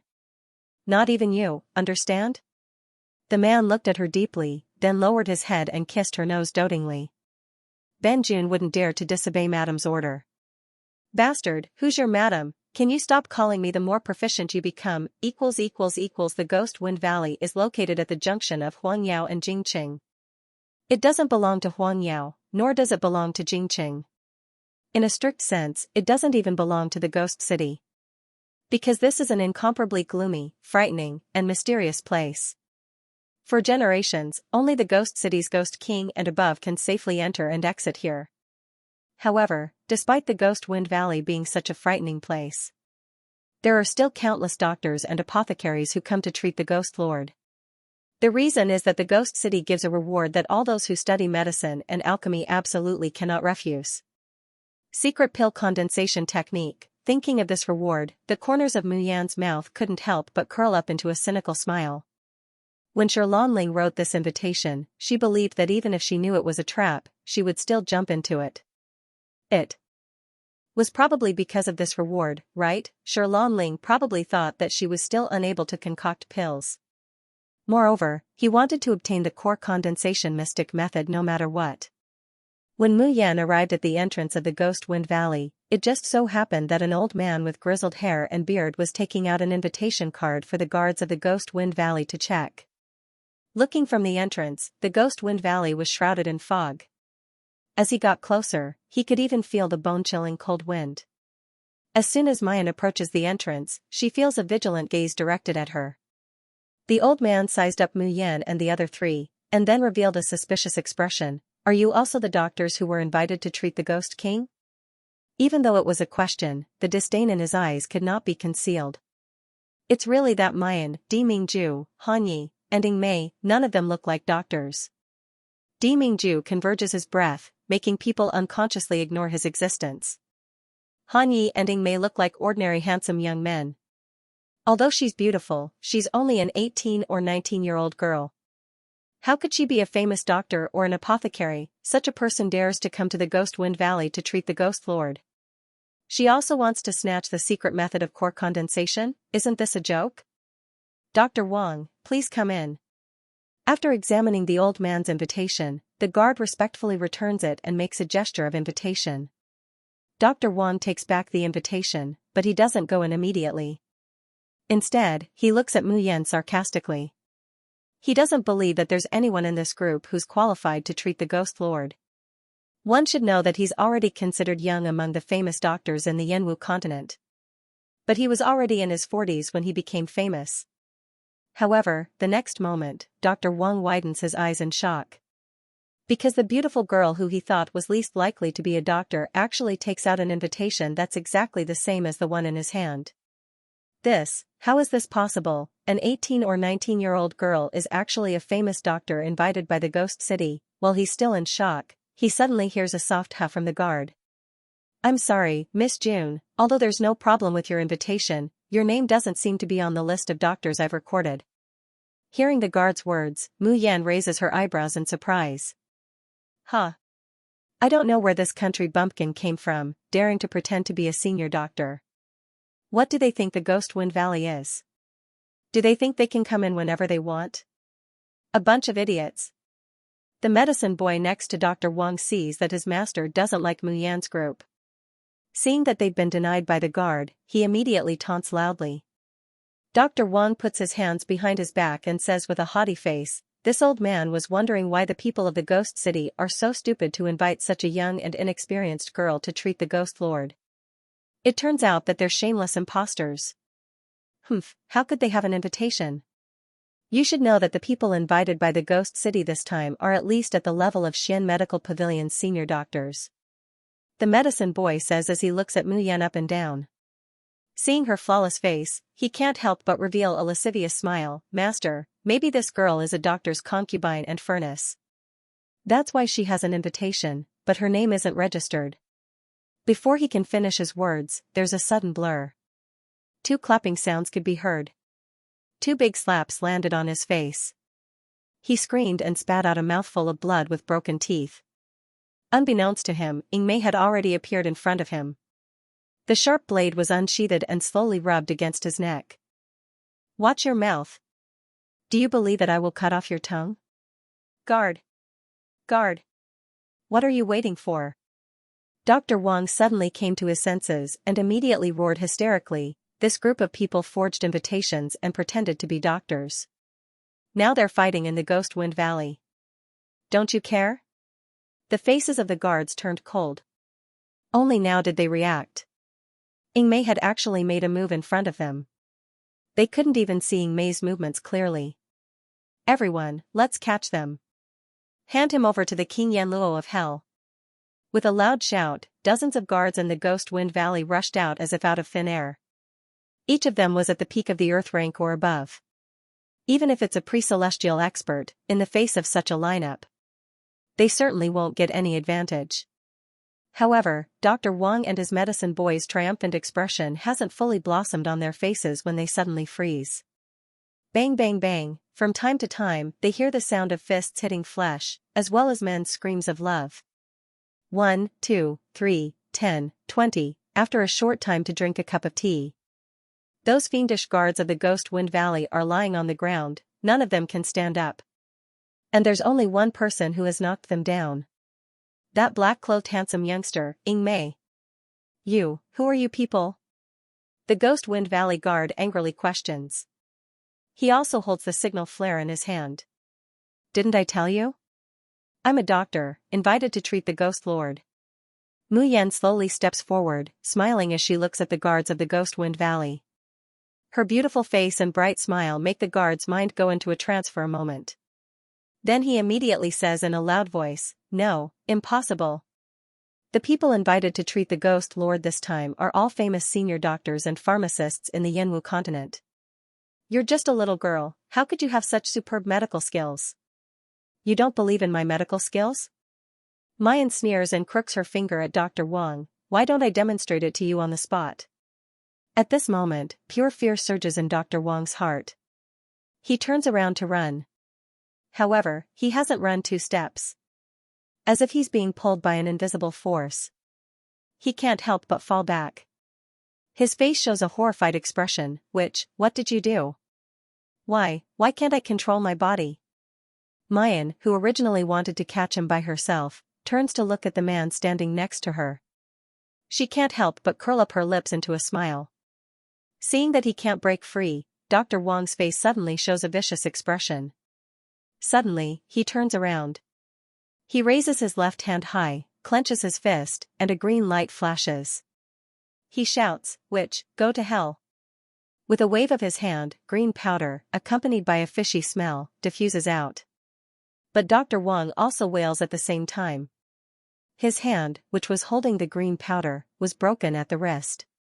The hand that fell to the ground was stained with blood and dirt, but it was still gently bouncing, looking especially terrifying. Dr. Wang held his broken hand and rolled on the ground, screaming like a pig being slaughtered. Mu Yan slowly walked forward, picked up the severed hand, and came to Dr. Wang.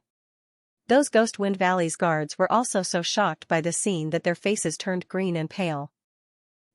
What do you want to do? Behaving atrociously in my Ghost Wind Valley, are you really not afraid of the Ghost City's kill order? Mu Yan tilted her head slightly and smiled, her voice pleasant to the ear. Didn't you question whether I have the ability to treat the Ghost Lord? I have to prove it to you. As she spoke, she grabbed Dr. Wang's severed hand. He picked up the bloody hand from the ground and placed it on the wound. What are you doing? Dr. Wang came to his senses and screamed in pain, don't do anything stupid. You were hit by my heart-piercing powder just now. If you don't have the antidote, you will die without a burial. You must be kidding. Dr. Wang screamed, my hand is broken. You cut it off. How can it be healed? I've been practicing medicine for decades, but I've never heard of such medical skills. Let me go. Mu Yan no longer pays attention to him. She aimed at the palm and wrist, took out a needle and thread, and began to suture. Aha! Without anesthesia and conscious, she directly sutured the tendons and flesh. This kind of pain was simply indescribable. The whole Ghost Wind Valley echoed with Dr. Wang's miserable screams like a pig being slaughtered.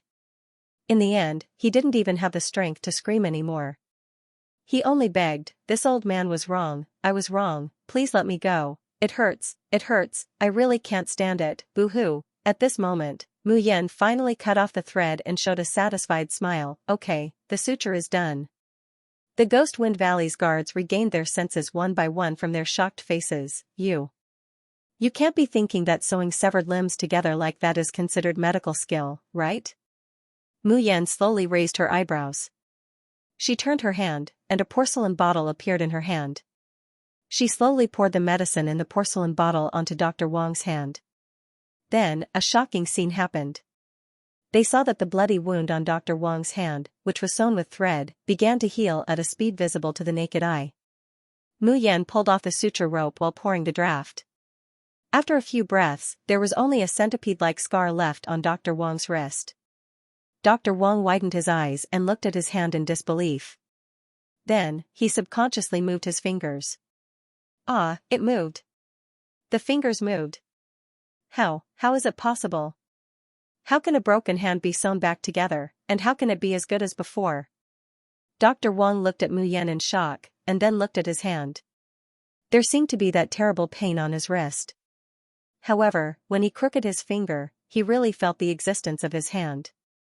Moreover, as time went by, the existence of this hand became stronger and stronger. It was as if it had never been looked at before. No, impossible, how can there be such medical skills in the world? Moreover, the one who used such medical skills was a young girl who was not even 20 years old. Dr. Wang raised his head and stared at Mu Yan. His voice was trembling.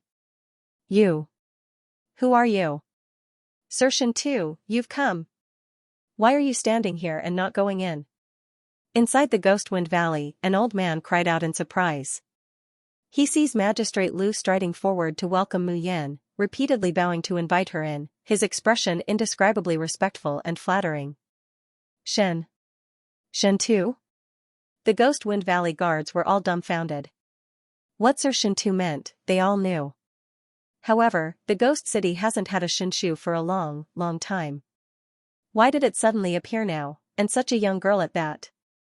Magistrate Lu, who is this lady?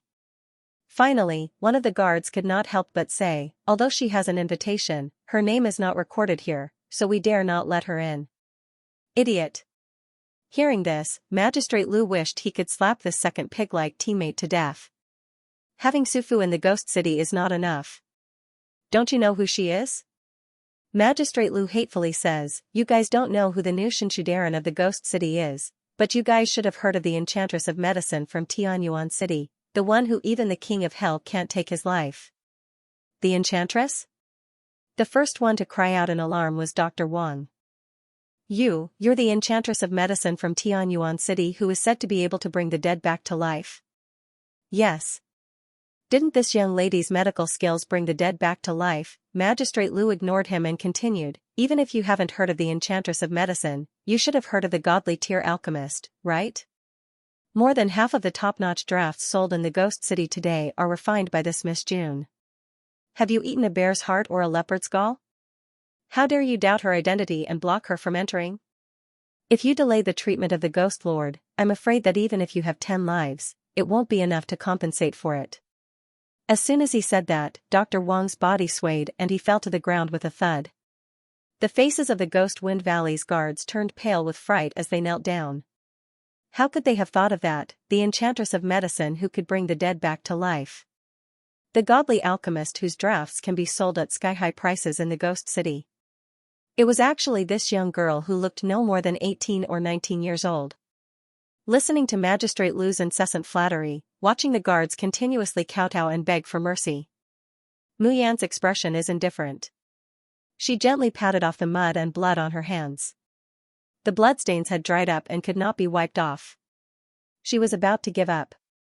However, her hand was suddenly grabbed by someone. A soft and slightly damp handkerchief covered her hand and gently wiped it. Soon, the bloodstain was wiped clean. Mu Yan subconsciously raises her head to look at Di Mingju's cold and handsome face. Unexpectedly, she met the man's bottomless eyes. It was filled with his own reflection. Mayan's heart skips a beat, and she subconsciously withdraws her hand. Only after a long while does she manage to calm down. She coughed lightly to hide her beating heart. He looks at Magistrate Lu with a sneer, I just want to know one thing. This guard said that I'm not on the list of invited doctors. May I ask if the Ghost City doesn't want to cooperate with me from now on? Or, does the Ghost City have a problem with me? Since you have a problem with me, why don't you not force me to cooperate with you? After saying that, she turned around without any reluctance. Then I'll see you again. Oh, no, I mean never again. No, Miss June, it's not like that. Listen to me, this is a misunderstanding, really a misunderstanding. Mayan makes a move to leave, as if there's no room for maneuver this time. But at this moment, she heard a hoarse voice. Enchantress, please wait. Mu Yan pauses and slowly turns around. Not far away, a tightly wrapped person with a mask on his face slowly walked over. It was impossible to tell whether he was a man or a woman. As he gets closer, Mayan's entire heart starts to beat faster. Her body's instinctive reaction to danger made every nerve in her body tense up. This person was very strong, his cultivation was even higher than his own. Moreover, that kind of strength was not only because his cultivation had reached the peak of the innate realm. Furthermore, it was because his body was emitting a sinister and strange aura. This kind of aura was somewhat similar to the poison man enforcer Li that Qianqing had trained. However, he was far stronger than Protector Li. Unlike the last time they met, the ugly white spots on Lanling's face had disappeared without a trace. Her appearance was even more beautiful than before the white jade violet frost had dispersed. Seeing Mayan, Lanling clenches her teeth, her eyes are filled with resentful murderous intent. However, Mu Yan didn't even bother to give her a single glance out of the corner of her eyes. Instead, she stared fixedly at the person who was tightly wrapped up and wearing a mask. This person slowly walked out of the Ghost Wind Valley. The cold and gloomy aura of the Ghost Wind Valley seemed to wrap around his body. This caused his originally sinister and treacherous aura to become even more uncomfortable. I've long heard of the Enchantress of Medicine's great name. I'm Ghost King Lu Se of Half Moon City's Ghost City. Lu Se. Mu Yan's pupils suddenly contract. Could it be the Lu Ce that she had heard of in her previous life? She really didn't expect that Gong Qianshua's hand had already stretched so far. Not only Jingqing country, even the ghost city of Huanyao country has already become something in her pocket. From the looks of it, today's treatment of the Ghost King was probably a real trap. Mu Yan slowly narrows her eyes, subconsciously reaching out to grab something. If she was alone, she would not be afraid. But Xiaobao was in her space. If anything were to happen to her, Xiaobao would be exposed in front of others and be harmed. This was something she would never allow to happen. Her small hand, which she had stretched out in panic, was suddenly held by a warm and wide hand. The man's body slowly approaches, his deep voice faintly echoing in her ears, "Don't be afraid, Yan Yan. I will always be by your side." As soon as she finished speaking, Lu Ce's body suddenly stiffened, and she even took a step back. A pair of cold and severe eyes sweep over Mayan and Di Mingju. A look of shock and fear appeared on his face. Tightly pressed against his body, Mu Yan can clearly feel Di Mingju's body temperature, his heartbeat, as well as his unique aura. The last bit of uneasiness in his heart disappeared without a trace at this moment. Yes, she still has Di Mingju. She, Xiaobao, and Di Mingju. After that, her thoughts suddenly stopped, and she was slightly vexed and dazed. Since when did she start to trust and rely on this man so much? She had clearly sworn that in this life, the most important things to her were only Xiaobao and revenge. Before her vengeance was over, she would never be tainted by such an unstable factor as feelings. Mayan takes a deep breath and breaks free from Di Mingju's hand, resuming her usual calm and languid self. Since it was her own hatred, of course, she had to do it herself. The corner of his mouth hooks up into a shallow arc. Ghost City's long-awaited method is to repeatedly ignore my sincerity and play me for a fool? This one can't accept such an honor. I think whatever Xianxia, whatever cooperation, just forget about it in the future. After saying that, he pretended to leave. Lu Ce didn't expect her to leave so decisively. He could not help but frown. Wait a moment. Lu Ce promptly opens her mouth to call out to Mayan, "Today's matter, it was my ghost Wind Valley that handled matters improperly. I ask Miss June to not take offense. Your name was accidentally deleted by Xianxia. Xianxia, what are you still standing there for? Hurry up and apologize to Miss June. You want me to apologize to her?" Lanling screamed in disbelief. However, Lu Ce's cold gaze swept over. She fiercely glares at Mu Yan, her face twisted with resentment, but in the end, she still clenches her teeth and says, It's my fault, Miss June, please don't take offense." Mayan looks at her with a smile that isn't a smile. "I'm sorry, Xianxia, I don't see the sincerity in your apology." Lanling's face turns from white to green, green to purple, purple to black. In the end, she can only stiffen her body and salute Mayan. "I was wrong, I ask Miss June to forgive me." The guards of the Ghost Wind Valley, as well as Dr. Wang and his medicine boy, all widened their eyes. He looked as if he had seen a ghost. These two, one is the Ghost King of Huanyao country's Ghost City, the other is the only one in the Ghost City who can do alchemy, Xianxia. But now, for the sake of a young lady, he had to lower himself to apologize. This Enchantress, could it be that her medical skills were really that terrifying? The draft that she refined, could it really be that miraculous? Even the medicinal pills that Xianxia refined could not compare to hers. Of course, Lanling also felt the probing and pitiful gazes of the people around her. She has such a high and lofty status in the Ghost City. When and where has she ever suffered such humiliation? At this moment, he really wishes he could pounce over and dismember that slut June Mayan into 1,000 pieces. However, she had no choice but to endure it. Calm and unruffled, Mu Yan watches Lanling's joke for a long time. Since Xianxia apologizes so sincerely, then I'll accept it. It's just that Xianxia made such a low-level mistake time and time again. It really makes me doubt. With your IQ, can you really refine pills to save people? Don't tell me that you messed up the main ingredients when you were refining the pills. Or let me make a bold guess, because of Xianxia's improper treatment, the Ghost King is now beyond cure. Hee, if that's the case, the Ghost King is really too pitiful. Mu Yan's words sound like a joke, but the guards of the Ghost Wind Valley uniformly looked towards Lanling. A few of the guards had suspicious looks on their faces. Lanling's face was already purple. After hearing these words, she felt her vision go black. Her body swayed, and she almost fainted. June Mayan, this slut. She must kill her immediately. After insulting Lanling enough, Mayan enters the Ghost Wind Valley under the invitation of Ghost King Lu Se. The Nether Hall in the Ghost Wind Valley is divided into inner and outer halls. The seriously ill Ghost King is currently recuperating in the inner hall. All the doctors must stay in the inner hall. But the entourage is not allowed to enter the inner hall, so they can only stay in the outer hall. Lu Se's pair of eyes behind the mask faintly look towards Mayan. Miss June, surely you wouldn't mind? Mayan hasn't said anything yet, but Ing Mei and Han Yi are already anxiously saying, how can this be? Miss June, you are alone, if there is any danger. Hee, our Ghost Wind Valley sincerely invites Miss June to treat the Ghost Lord's illness. How could there be any danger here? Lanling sneers, her gaze drifting towards Mayan is brimming with disdain and provocation, or could it be that Miss June doesn't even have this little bit of courage, and needs someone to accompany her in order to dare to stay in the Ghost Wind Valley? Mayan slightly raises her long eyebrows, stopping Han Yi and the others from protesting. What was to come would come. Running away and retreating was not her style. She really wants to see why Lanling and Lu Se insist on separating her and Di Mingju's trio. In the end, what do they want to do? However, this glance makes her heart sink slightly. Because this is the first time she looks at Di Mingju. But Di Mingju is looking at another woman, Lanling. The rooms that the Ghost Wind Valley provides for doctors can be said to be very luxurious. The furnishings inside are incomparably extravagant, everything that should be there is there. Every room was also equipped with 4 beautiful, witty, and intelligent little girls.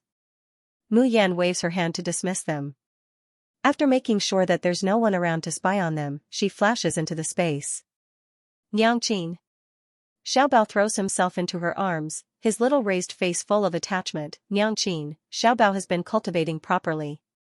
The fat rabbit also hops a couple of times, letting out a howl. I've also been cultivating properly, Mu Yan reveals a soft smile, patting Xiaobao's head, and then the fat rabbit.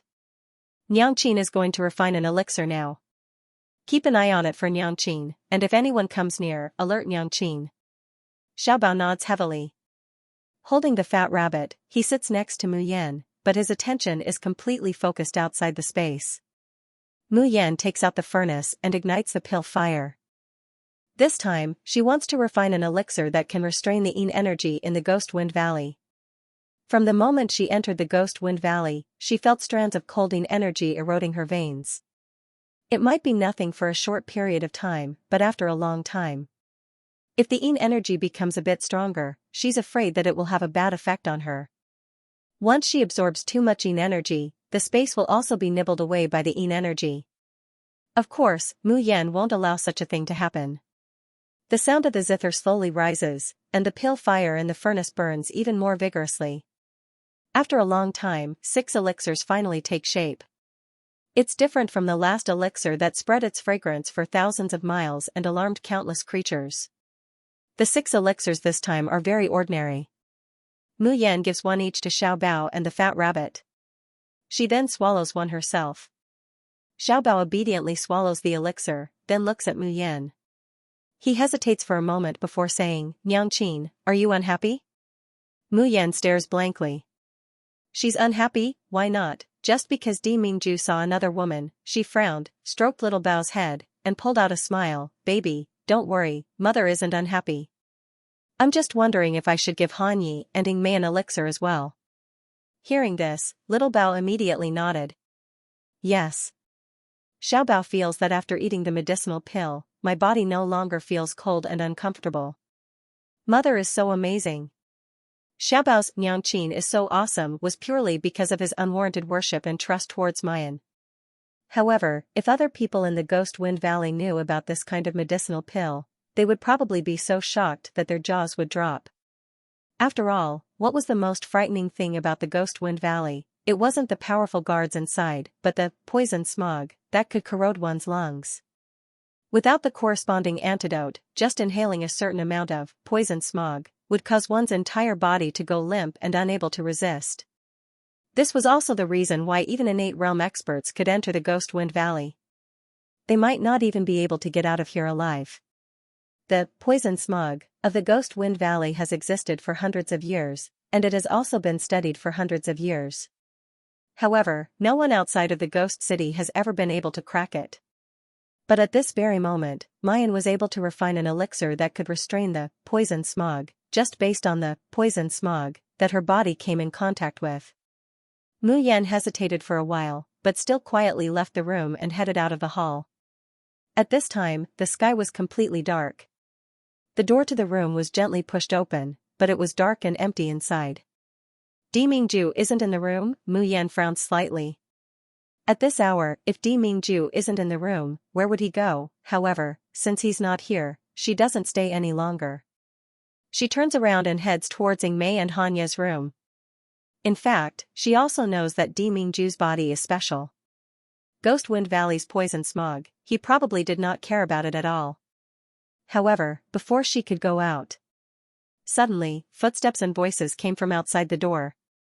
Hearing the familiar voice, Mu Yan stopped in his tracks and subconsciously hid behind the screen. Emperor, don't walk so fast. Lan Ling can't keep up with you. The door to the room was pushed open and the candle was lit. Then, Lan Ling's coquettish voice, which sounded like she was pinching her throat, clearly came from the room. Mu Yan subconsciously clenched her fists and pursed her lips into a line. It wasn't because of Lan Ling's affected voice. Instead, she hears another familiar breathing and footsteps. That's Di Mingju's. Her figure instantly became faintly discernible. His aura was completely restrained in the space. If there were no energy fluctuations, no one would be able to detect her presence if they didn't look carefully. Mayan tilts her body slightly to the side and looks through the gap of the carved and hollowed-out wooden screen. He could vaguely see the figures of a man and a woman. Di Mingju sits on a chair, slowly turning the teacup in his hand. Under the candlelight, his handsome and elegant face appeared to be dazzling and unattainable. Lan Ling was standing not far away, staring at his face in a daze. It was as if it longed to get closer, but was afraid to do so. Emperor Di, have you considered the matter that Lan Ling suggested to you just now? Di Mingju looks at the teacup in his hand, his expression cold and detached. He doesn't answer. Lan Ling seemed to be completely unaware of his coldness. She continued to stare at him foolishly and said, Di Jun, you're not a person from the Yanwu continent. I'm afraid you should be from that Xiozhen continent that everyone yearns for, right? Everything in this Yanwu continent, whether it's people or objects, Di Jun naturally wouldn't put them in your eyes.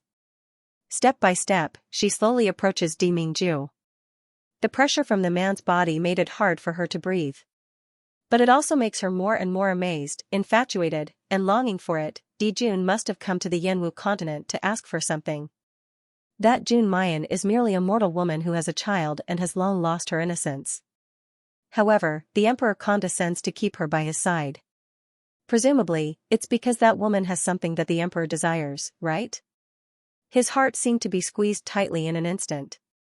Mayan stares unblinkingly at the man's expression. However, the man's expression did not change at all.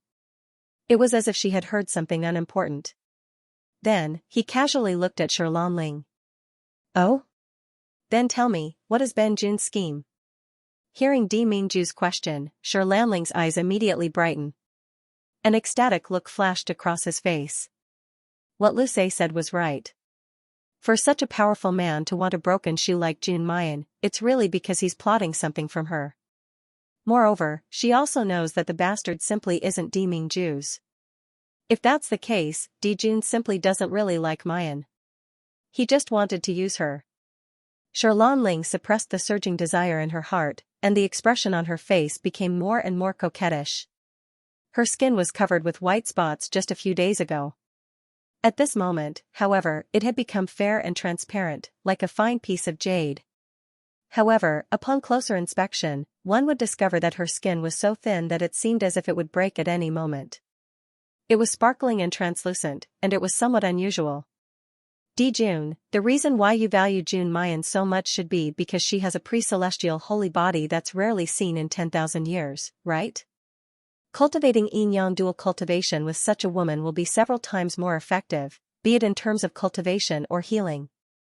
Even if June Mayan has already lost her purity and no longer has a purine constitution, she is still a rare furnace in this world. Emperor, do you think Lanling is right? Di Mingju slowly raises his head, his eyes faint. You only know this?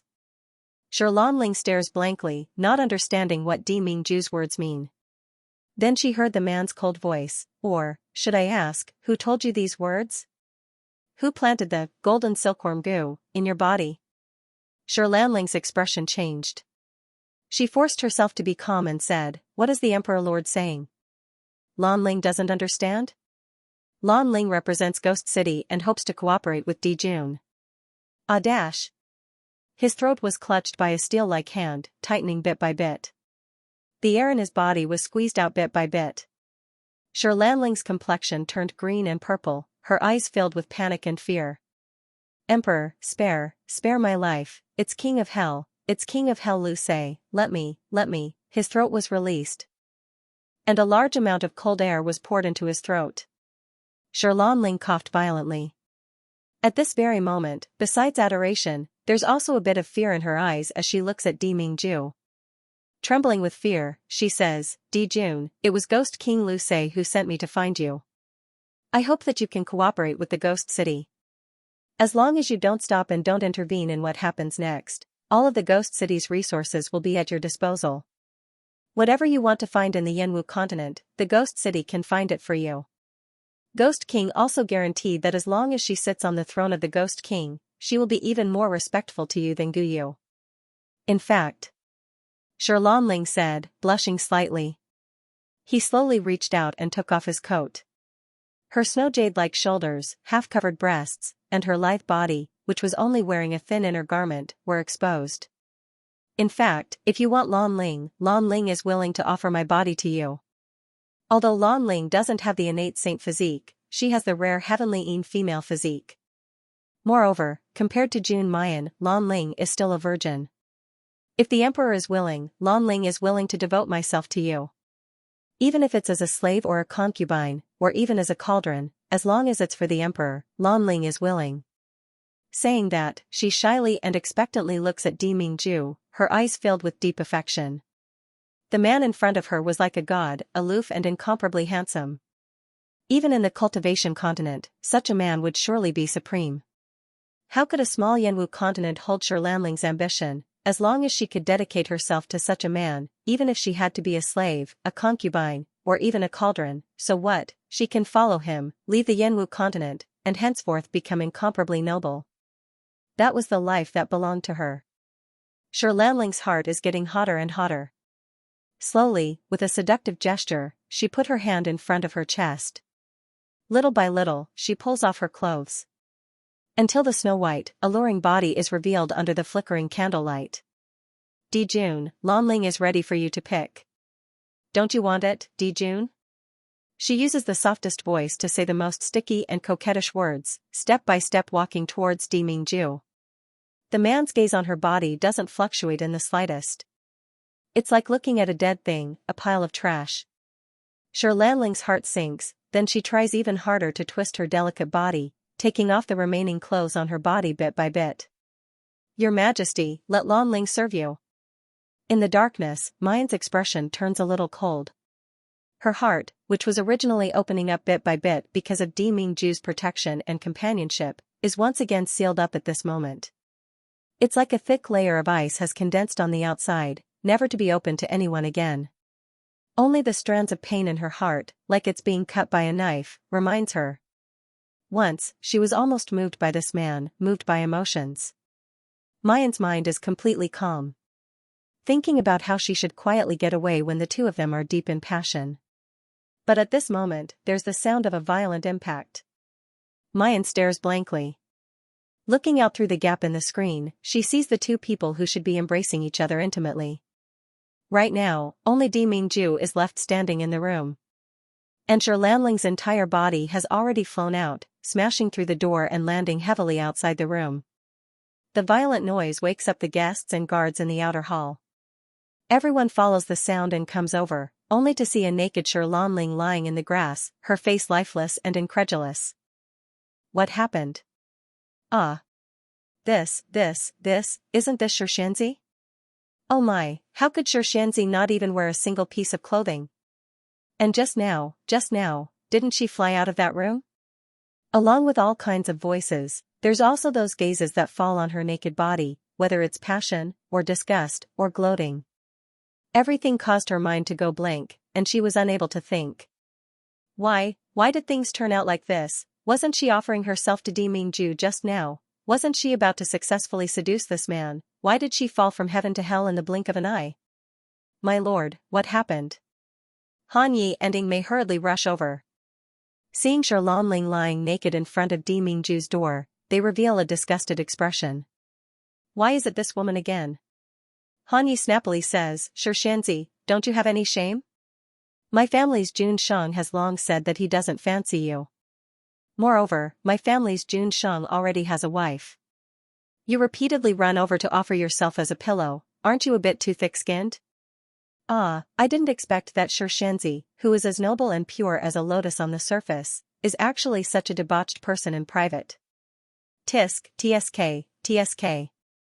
She offered herself as a pillow, yet she was kicked out. If this matter were to spread, I'm afraid that Fairy Shi's reputation in the future, what Xianxia? Bah! What a shameless whore.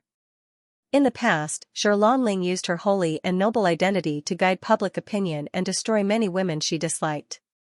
However, she had never imagined that one day, she would become the target of public criticism. Ah! Frantic screams accompanied Xianxia's frantic dash as she covered her face and gradually faded into the distance. After today, Xianxia, who was once sought after by everyone, can be considered to have been completely pulled down from the altar. Everyone laughed and left. The door was slowly closed, and the candles in the room were extinguished. The room fell into endless darkness and silence. Mu Yan's figure slowly withdraws from the space, quietly arriving at the open window. Just as she was about to jump out of the window and leave, a scorching aura suddenly wrapped around her. His steel-like arms wrapped around her waist and restrained her tightly. The man's deep voice rang in his ears, since Mu Yan is here, how can he bear to leave so quickly? Mu Yan's breathing stagnates, but her expression soon returns to normal, and she slowly turns around. When did the Lord discover that I was here? Demingju's brows wrinkle, there's obvious displeasure in his eyes. I said, call me by my name. Mu Yan doesn't want to compete with him in this aspect, so she readily follows his advice and calls out, Demingju. You hid your aura very well. I didn't notice it at first. It was only when Xianxia took off her clothes that I sensed the fluctuation of your aura. Demingju gently strokes her hair, but Mu Yan tilts her head to avoid it. This is a medicinal pill that I refined. It can restrain the yin qi in the Ghost Wind Valley. Mayan doesn't pay attention to Demingju's stunned expression. She spreads out her palm, and 3 elixirs appear in her palm. I've come to deliver elixirs to you, Ing Mei, and Han Yi.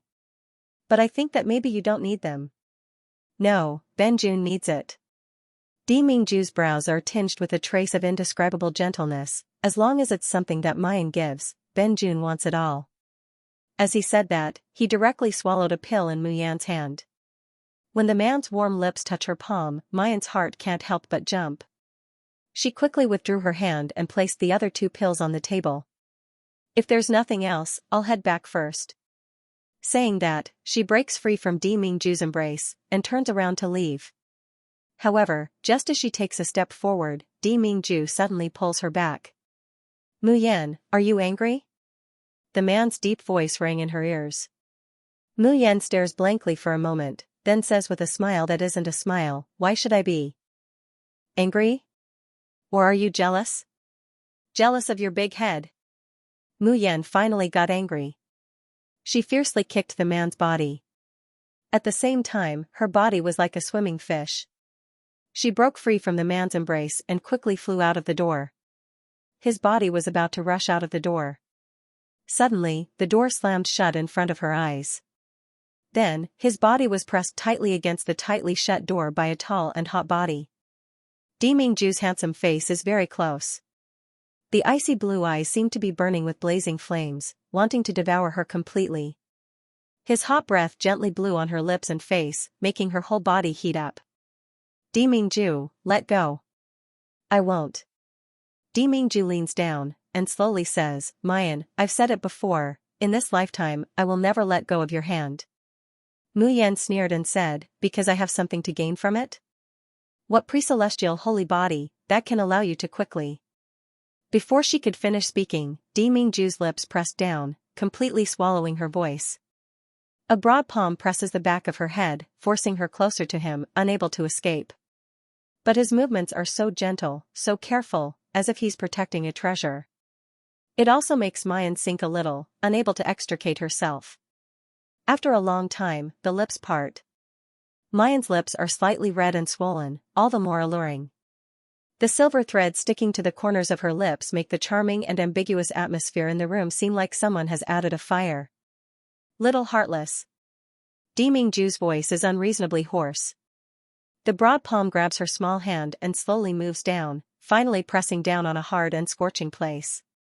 Mayan is so startled that she almost jumps up. She wants to break free from the man's hand, but she's shackled, unable to leave. As a result, she intuitively feels the man's dagger-drawn lust.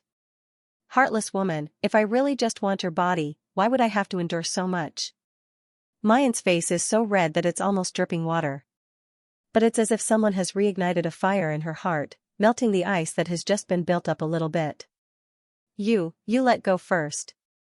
Dimingju presses her hand tighter, his voice is like a hoarse whisper, with a trace of pleading, Mayan, Ben Jun won't touch you before you're willing, but you're responsible for extinguishing the fire that you've lit.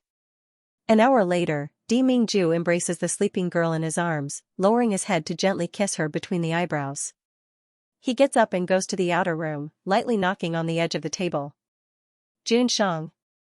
Han Yi and Ing Mei quickly come over from next door, kneeling in front of him.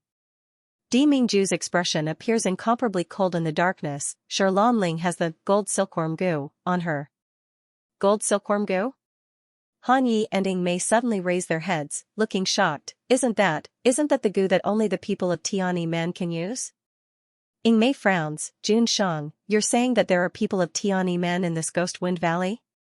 Why would people of Tiani men come to the Yanwu continent?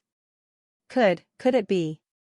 Han Yi clenches his teeth, saying, could it be that someone from Tiani men has discovered that the Shin musicians are in the Yanwu continent? Someone even knows that Miss June is the successor of the Shin musician. When the Shin musician inheritance was triggered by Mayan, it alarmed the Xianxia continent, but it was covered up by Dimingju. However, the remodeling of Mayan's moon spirit root and the ringing of the ghost bell in the Shin musician's ruins in the end still attracted the attention of Tiani men and all the sects of the Xianxia continent. No one knows better than Dimingju how much those old farts of the Xianxia continent loathe the Shin musicians, how much they dread them, and how much they fear them. The current Mu Yan was still so weak. If these people knew of Mu Yan's existence, even Dimingju might not be able to protect her. Dimingju's hands slowly clench and loosen. After leaving the Ghost Wind Valley, I will return to the Xianxia continent. My lord. Han Yi anxiously says, your real body is now in the Yanwu continent. When you return to the Xianxia continent, you won't even have a tenth of your strength. It's too dangerous to deal with matters related to the Shin musicians. It would be better, there's no need to say any more. Dimingju's gaze sweeps over the inner room, his eyes becoming indescribably gentle. In any case, I will not allow anyone to hurt Mayan. The Xian division led by Ing Mei is the fastest knife in the polar domain, and it's a knife hidden in the dark. Han Yi and Ing Mei look at each other, and finally bow, as you bid, Jun Shang. For the next 3 days, Mu Yan hides in the space to refine pills. She just doesn't want to see Dimingju. That night, whenever Mu Yan thinks about it, it's like her whole body is ignited. That shameless pervert, bastard, a few soft pleading words really made her give up her principles and resistance. Although it didn't go to the end, but, Madam Enchantress, don't you think it's too strange? Dr. Wang's question pulls Mu Yan's mind back from that charming night. We were clearly invited to treat the Ghost Lord, but 3 days have passed, and we haven't even seen the sick Ghost Lord's face. Until now, we don't even know what illness the Ghost Lord has. Don't you think it's too strange? Ever since that day when Mu Yan ruthlessly taught him a lesson and awed him by her godly medical skills, Dr. Wang has always been respectful and afraid of Mu Yan. Occasionally, he would even shamelessly ask Mu Yan questions about medical skills. As time goes by, Dr. Wang simply prostrates himself in admiration of Mu Yan's knowledge and strength. After these 3 days, apart from Mu Yan, the other doctors finally realize that something is wrong. They've been invited here for 3 days, and during these 3 days, the Ghost Wind Valley has been serving them comfortably, making them unable to find any fault. But the problem is, they're not here to enjoy, but to treat a disease. As they're talking, a group of ghost envoys wearing the Ghost Wind Valley's uniform suddenly come in. In the blink of an eye, they surround Mu Yan and Dr. Wang. The leader of the ghost envoys condescendingly looks at the two, his expression arrogant and compassionate. Dr. Jun, Dr. Wang, the Ghost Lord invites you. He wants us to go over now? Dr. Wang shows a surprised expression. Don't tell me he wants us to treat the Ghost Lord? The leader of the ghost envoys opens his mouth, revealing a malicious smile. Exactly, so the 2 doctors, please. But it's already dark, and we're going to rest soon. Dr. Wang immediately retorted, the most important thing for a doctor to do is to focus. Even if we go there now, we won't be able to diagnose and save the patient. Hee, that's not up to you. The ghost messenger sneered in disdain, and then his gaze became increasingly cold. Haven't the 2 of you heard of a saying? If the King of Hell wants you dead by midnight, he won't let you live until the 5th. Since our King of Hell has asked you to go and treat the patient now, you must go now. Otherwise, don't blame us for being rude. As soon as he finished speaking, dozens of ghost constables unsheathed their weapons. The cold gleam of their blades accompanied the increasingly dense and cold air in the room as they slowly approached Dr. Wang and Mu Yan. Dr. Wang was so shocked that he fell from his seat and sat on the ground. Mu Yan, however, faintly hooks up the corners of her lips. The ghost envoy glanced at Mu Yan and sneered, Madam Enchantress, I know that your subordinates are very powerful, but the door to the inner hall is already closed. Even if they wanted to come in, they wouldn't be able to. Just give up. The ghost messenger's face revealed a bit of suspicion, then he immediately sneered and waved his hand to have the 2 people take them away. Outside the house, Mu Yan heard waves of panicked and angry voices coming from the entire inner hall. Impudent! I am a doctor invited by your Ghost King to treat your Ghost King. How dare you be so rude and impudent? Do you know who I am? How dare you attack me? Ah! Let me go, where are you taking me? The chaotic scene, the angry curses and screams, caused panic to spread throughout the entire Ghost Wind Valley. However, the doctor's resistance was futile. The actions of the ghost messengers were very rough and cruel, completely lacking the attentive and careful treatment they had towards these doctors a few days ago. This caused a sentence to flash through Mu Yan's mind. The dagger was revealed. In these 3 days, presumably Lu Sei and Sherlan Ling were making some sort of preparation, so they had been biding their time. Now that the preparations were complete, they no longer needed to disguise themselves and revealed their true colors. Soon, all the doctors were escorted by the ghost envoys to a spacious hall. There were no seriously ill ghost kings in the hall.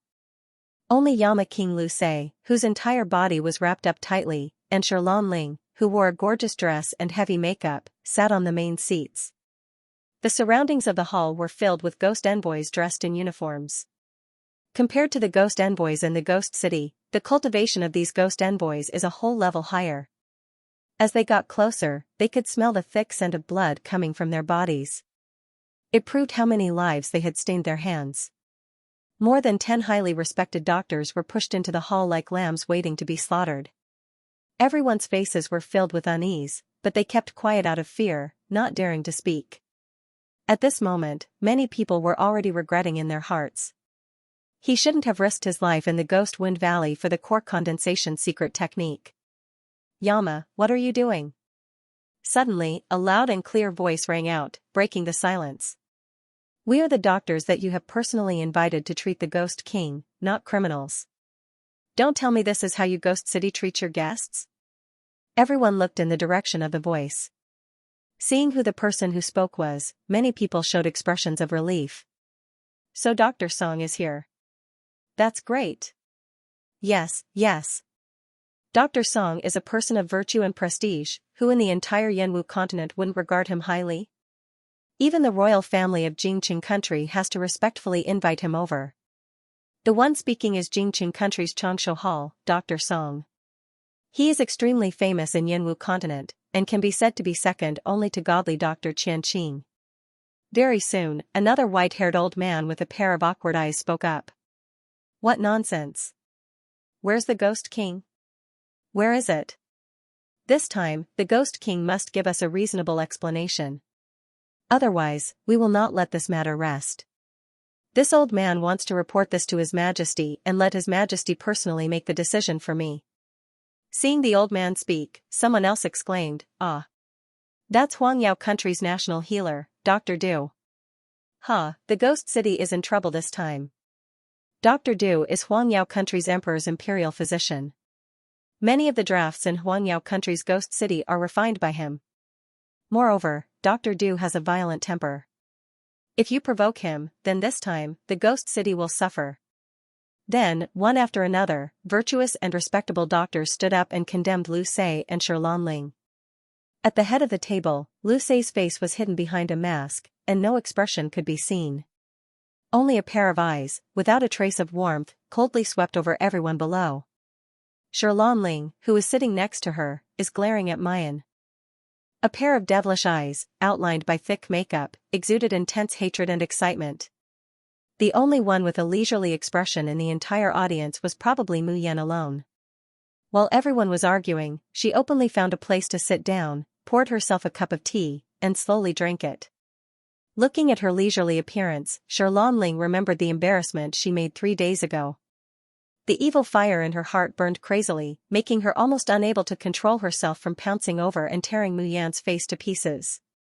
But thinking about what was about to happen, Shi Lanling calmed down and revealed a sinister smile.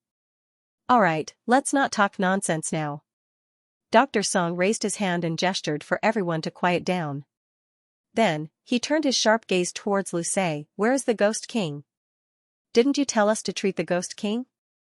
That's right, after you cure the Ghost King, you have to hand over the core condensation secret technique according to the agreement. If you dare to deceive us, don't blame this old man for being impolite. Dr. Du coldly says, when the time comes, we will unite all the countries to boycott the Ghost City, and make you completely disappear from the Yanwu continent. Boycott the Ghost City. With trash like you?" Lu Sei finally couldn't help but laugh out loud. The ghost envoys surrounding the doctors all revealed looks of ridicule and disdain. Seeing this, Dr. Du and Dr. Song's faces alternated between green and white. Good, you actually dare to fool us like this.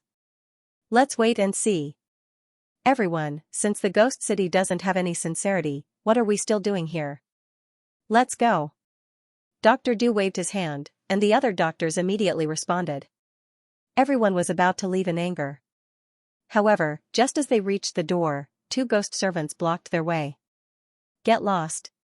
Don't block my path." Dr. Song pushed out his palm, and a powerful Xianxia that contained an intense killing intent filled the air. Dr. Song, who looked like a scholar on the outside, actually had the cultivation of heaven stage. Therefore, there was no fear on his face. He also didn't think that 2 mere ghost messengers could block his way. However, in the face of such an attack, the 2 ghost servants blocking the door. However, there was not the slightest hint of fear on his face. Instead, he revealed a mocking smile. Suddenly, a huge palm leaf fan appeared in one of the ghost envoys' hands. He slapped Physician Song forcefully. A bone-chilling cold wind blew against his face. Dr. Song only felt that the profound chi that he pushed out with his palm was completely swallowed up by the scene wind in an instant. Then, there were a few loud bangs. One by one, the doctors who rushed to the door were kicked into the air by the ghost envoys. He landed heavily in the hall. For a moment, the entire hall was filled with cries of anguish. Dr. Song stood up from the ground, blood seeping out from the corner of his mouth. He fiercely glared at Lu Sei. "Poison smog. Lu Sei, how dare you use poison smog on us? You deranged beast, what are you trying to do? Daring to make a move against so many doctors in the Ghost Wind Valley, aren't you afraid of being hunted down by all the martial artists?" Luce slowly stood up from her seat and pulled with her hand. Many people revealed expressions of horror and disgust when they saw her face. Even Mayan stares blankly. Even she didn't expect that Luce would actually be a woman, and that her true appearance would actually be like this. Luce leisurely and contentedly enjoyed their horrified expressions. Then, he walked step by step towards Dr. Song and Doctor, do you want to leave so soon? What's the rush? Don't you want to heal the Ghost King? Don't you want the core condensation secret skill? Dr. Song gritted his teeth, Luce, don't go too far. Actually, you guys don't have the core condensation secret skill, do you? It was just a gimmick to trick us into coming here. What are you trying to do? My ghost city naturally has the secret skill of pill condensation. Saying this, Luce glanced at Ling. Xianxia is the best proof. Everyone turned to look at Ling. Not bad. Everyone knew that Ling could refine pills. However, was Ling really willing to hand over the pill condensation technique? Ling stood up, her heavily made-up face revealing a flamboyant smile. Of course, as long as you cure the Ghost King, Ling is willing to hand over the core condensation secret technique. I believe that everyone who has come here must really want this core condensation secret method. Saying that, her gaze sweeps over Mu Yan. Seeing that she was still unmoved, he sneered, slut, keep pretending. You want to learn alchemy? You must be crazy. Otherwise, why would he rush to the Ghost Wind Valley?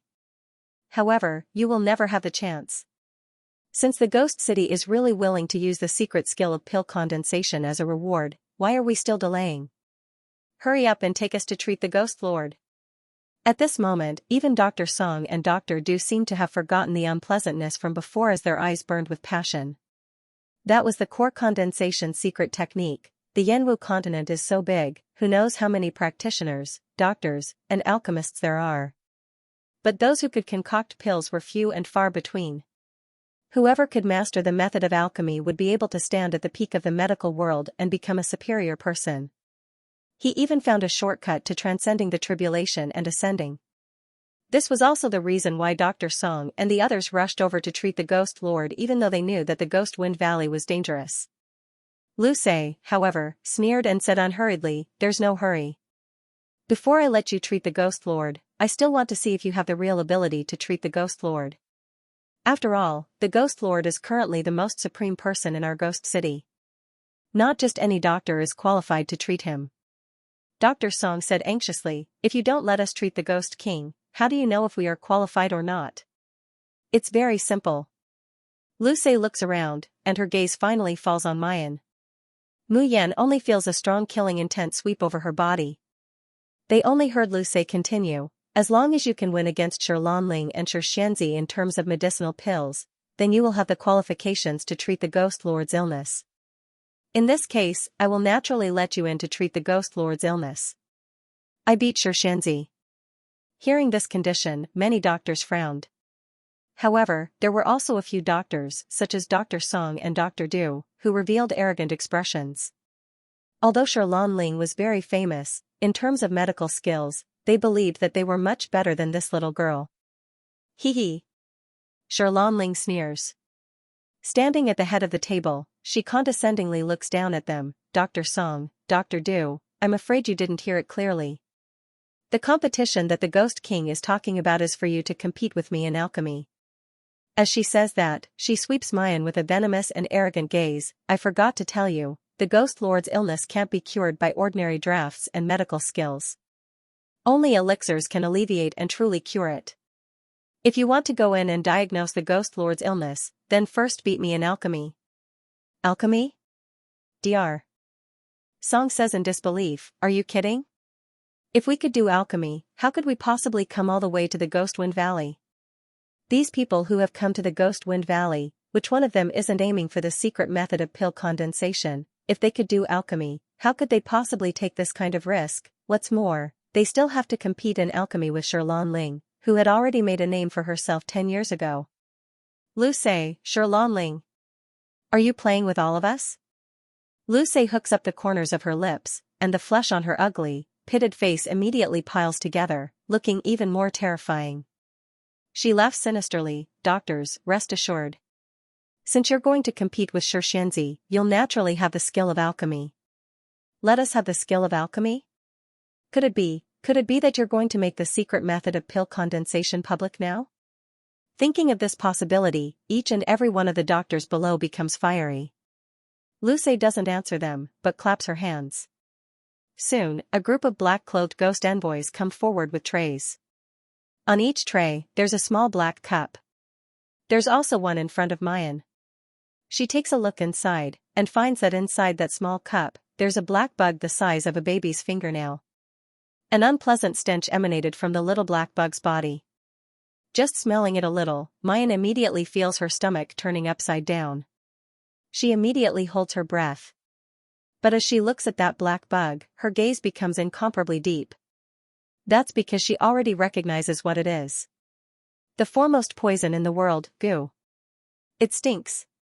Ugh, what the hell is this thing? Why is it so disgusting? In front of Luce, a small cup was also brought over. She didn't care at all. She grabbed the little black bug from the goblet and let it crawl on her dry and cracked skin. There's an intoxicated expression on her face. This is the chi goo. After taking it, you'll naturally have the ability to condense a dan. In this way, you'll naturally be able to compete with Xianxia. Someone was still holding the small cup and examining it. Hearing Luce's words, he immediately revealed a frightened expression, his hands trembling. The small cup fell to the ground and shattered into pieces. The originally quiet little black bug, after landing on the ground, immediately burrowed into that person's body. The seemingly fragile little worm crawled onto the man's skin and quickly burrowed into his flesh. It traveled along the skin and quickly reached the location of the heart. Get lost. Get lost. Don't crawl into my body, Help. The doctor finally calms down, but his face is full of fright, his whole body shivering. Luce, Dr. Chen, if you don't believe me, you can try refining the pill on the spot. As soon as her voice falls, someone immediately brings up a huge furnace. All kinds of herbs are placed next to the furnace, and there's also a specialized medicine boy helping to light the furnace fire. Dr. Chen is skeptical, but he still steps forward and starts to refine the pill. As the herbs slowly melt in the furnace, the doctor hesitates for a moment, activating his internal force, wanting to make the pill inside condense and take shape. At this moment, Mayan's pupils slightly contract. Ever since her spiritual root was reconstructed, and she possessed spiritual power, she can see a lot of things that were originally invisible to the naked eye. For example, right now, the chi goo inside Dr. Chen's body is still restless after he uses his internal force. The tiny, invisible bug is nibbling at Dr. Chen's heart little by little, sucking his flesh and blood. And what comes in return is that the internal force that Dr. Chen originally sent out from his palm has turned into energy similar to spiritual power. As this kind of pseudo-spiritual power is continuously sent into the pill furnace, the pill in the furnace really starts to slowly condense. And no one knows that in this process, the little black bug attached to Dr. Chen's heart has grown a size. This is using a human body as a sacrifice to feed the goo bug. Although for a short time it gives people the ability to condense a pill, there will be a day when they will be bitten back by the goo bug. Finally, their heart will be completely eaten, their flesh and blood will be sucked dry, and they will die. Mayan's brows tightly knit together, her gaze towards Luce is filled with graveness. This kind of method is really too insidious. At this moment, the pill furnace is emitting smoke in spirals, and the fragrance of medicine wafts. Dr. Chen impatiently steps forward to open the pill furnace. Seeing the pill lying inside, he stares blankly at first. Then he says with disbelief and ecstasy, "Success, I succeeded. I actually refined a pill. This time, it's really a stone that raises 1,000 ripples in the living room." All the doctors gather around to look at the pill. After confirming that it's really a first-grade nourishing chi pill, they are immediately dumbstruck. This goo really can give people alchemy skills. For a moment, everyone's scorching gazes turn towards the small goblet. The chi goo that made them fear and loathe just moments ago is now brimming with alluring magic. As long as I consume this goo worm, I can become an alchemist. Some people couldn't help but stretch their hands towards the small goblet. Dr. Wang, who was standing beside Mu Yan, also had a fiery expression on his face. He wished that he could immediately swallow the goo worm like Dr. Chen so that he could immediately have the ability to refine pills. However, his hand had just stretched out when it was grabbed by a slender hand that was snow-white like jade. The girl's light and sweet-sounding voice was neither light nor heavy. It slowly sounded, but it was like a morning bell, ringing in everyone's mind. The so-called goo worms need to be fed with flesh and poison to survive. May I ask Ghost King Lu, what is used to feed this chi goo? It's unknown when, but Mayan has already stood up from her seat, looking towards Lu Sei's direction. Just now, Ghost King Lu said that as long as you win, you can always have the secret alchemy skill. In that case, what would happen to those who failed? After taking in the chi goo, can it still be taken out? As soon as these words came out, it was as if a bucket of cold water had been poured over their heads. It was only at this moment that everyone awoke from their burning desire for the alchemy secret technique. He remembered how terrifying goo worms were. For a moment, everyone retracted their hands and avoided the small goblet like avoiding a snake or a scorpion. On the other hand, the joy on Dr. Chen's face faded and was replaced by fear. Lanling grits her teeth and fiercely glares at Mayan. Slut, mind your own business. Mu Yan is too lazy to care about her, she just stares at Lu Sei. Lu Sei didn't have the slightest intention of avoiding it. She laughed out loud, and looked at everyone's gaze as if she was looking at ants that could be trampled to death at any time. If you fail, of course, only death awaits you. I've spent a lot of time preparing these chi goo for you, and it wasn't until tonight that they were all ready. How can we waste it? If anyone loses to Xianxia in alchemy, your flesh and blood will become fodder for the chi goo. To be able to help Ben Wang's lovely chi goo advance, it can also be considered your honor. Lu Sei's malicious gaze turns towards Mayan, and she says in a rough voice, I wonder if the Enchantress of Medicine is satisfied with this explanation? Looking at your delicate skin and tender flesh, I think my chi goo will certainly like you. No. I don't want to eat the goo, I don't want to be eaten by the goo. Someone finally couldn't help but scream in horror, let me go, I don't want to treat the Ghost King, and I don't want any alchemy secret skill, let me go. As he spoke, he madly rushed out of the hall. However, just as he reached the door, he was stopped by a ghost officer. What do you want? Do you want to force me to consume the goo? I'm telling you, I'm a senior doctor, there are a lot of martial artists out there who would sell their lives for me. If you dare to touch me, I promise to raze your ghost city to the ground. Lu Sei let out a low sigh. Are you really giving up? Of course it's true. A treacherous smile appeared on Lu Sei's ugly face. All right then, let him go. Our ghost city will not force anyone. Hearing Lu Sei's words, the ghost messenger guarding the door immediately retreated to the side. After the doctor recovered from his shock, he thought that Lu Sei had been frightened by him. He immediately revealed a complacent expression and swaggered out. As he left, he was still spitting out ruthless words, Lu Sei, Lanling, just you wait. I will never let this matter rest. Everyone saw that he had really left the main hall safe and sound. A few doctors were tempted and wanted to follow them. Right at this moment, a sudden change occurred. The doctor had just taken 10 steps out of the hall when he suddenly grabbed his own throat. His body was on the verge of collapse. A series of intermittent cracking sounds came from his throat. Then he swung round, swaying unsteadily. The lights outside the dark night palace shone faintly on his face. In an instant, the crowd let out screams of terror. Black holes appeared on his face. It was as if it had been corrupted by something. A thick, stinky, dark brown liquid flowed out of his gaping mouth. In just a short period of time, the senior doctor who had been elegant and graceful just a moment ago had unexpectedly become even more terrifying than Lu Sei. He breathed his last, the entire hall was deathly silent. The next moment, someone asked with a trembling voice, what's going on? Apart from this hall, there is not a single living thing in the entire Ghost Wind Valley. As for the rest of you, as long as you take a step out of this hall, you will become exactly like him. It was indeed the poison smog. Mayan's complexion becomes more and more grave, and she can hear the thumping of her heart in her ears. She knows very well that nothing should happen to Di Mingju and the others, but she still can't stop worrying. He had already given the antidote to the poison smog to the 3 of them. They shouldn't be corroded by the poison smog, right? Meanwhile, Luce was already looking around from high above. She sneered, "Now, is there anyone else who wants to leave?" There was dead silence. "Hee, you should have been obedient from the start." Luce clapped her hands. "Since there are no objections, let's start the competition now." As she said that, she casually pointed. "Let's start with you." She was actually referring to Dr. Chen, who had just successfully concocted a pill. The pill he had just successfully refined was an inferior first-grade qi nourishing pill.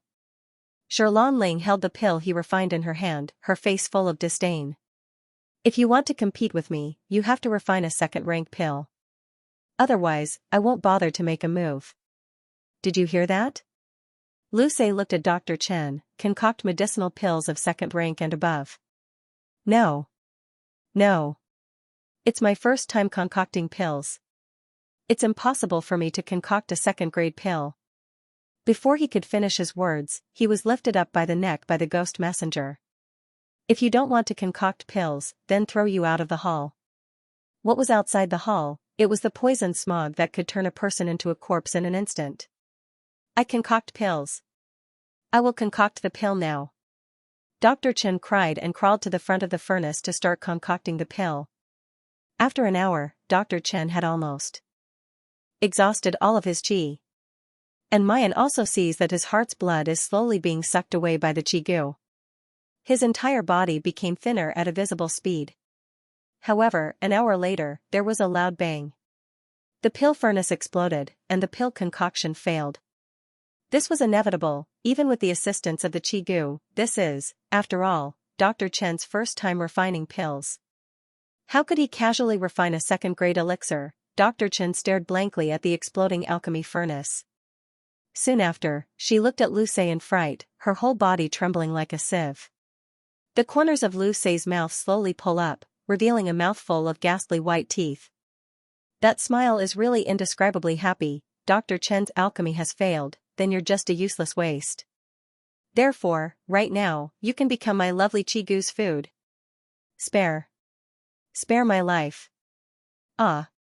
A short and shrill scream came out of Dr. Chen's mouth, and then it stopped abruptly. He lay on the ground stiffly. His already skinny body shriveled at a speed visible to the naked eye. His eye sockets were sunken, and there was only a layer of skin covering his skeleton. He looked like a mummy. Then, at the location of his heart, a small black worm that was several times bigger bit through his flesh and clothes and burrowed out.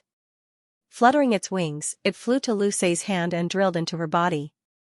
Dr. Chen's heart, on the other hand, was empty. The crowd fell into a deathly silence once again.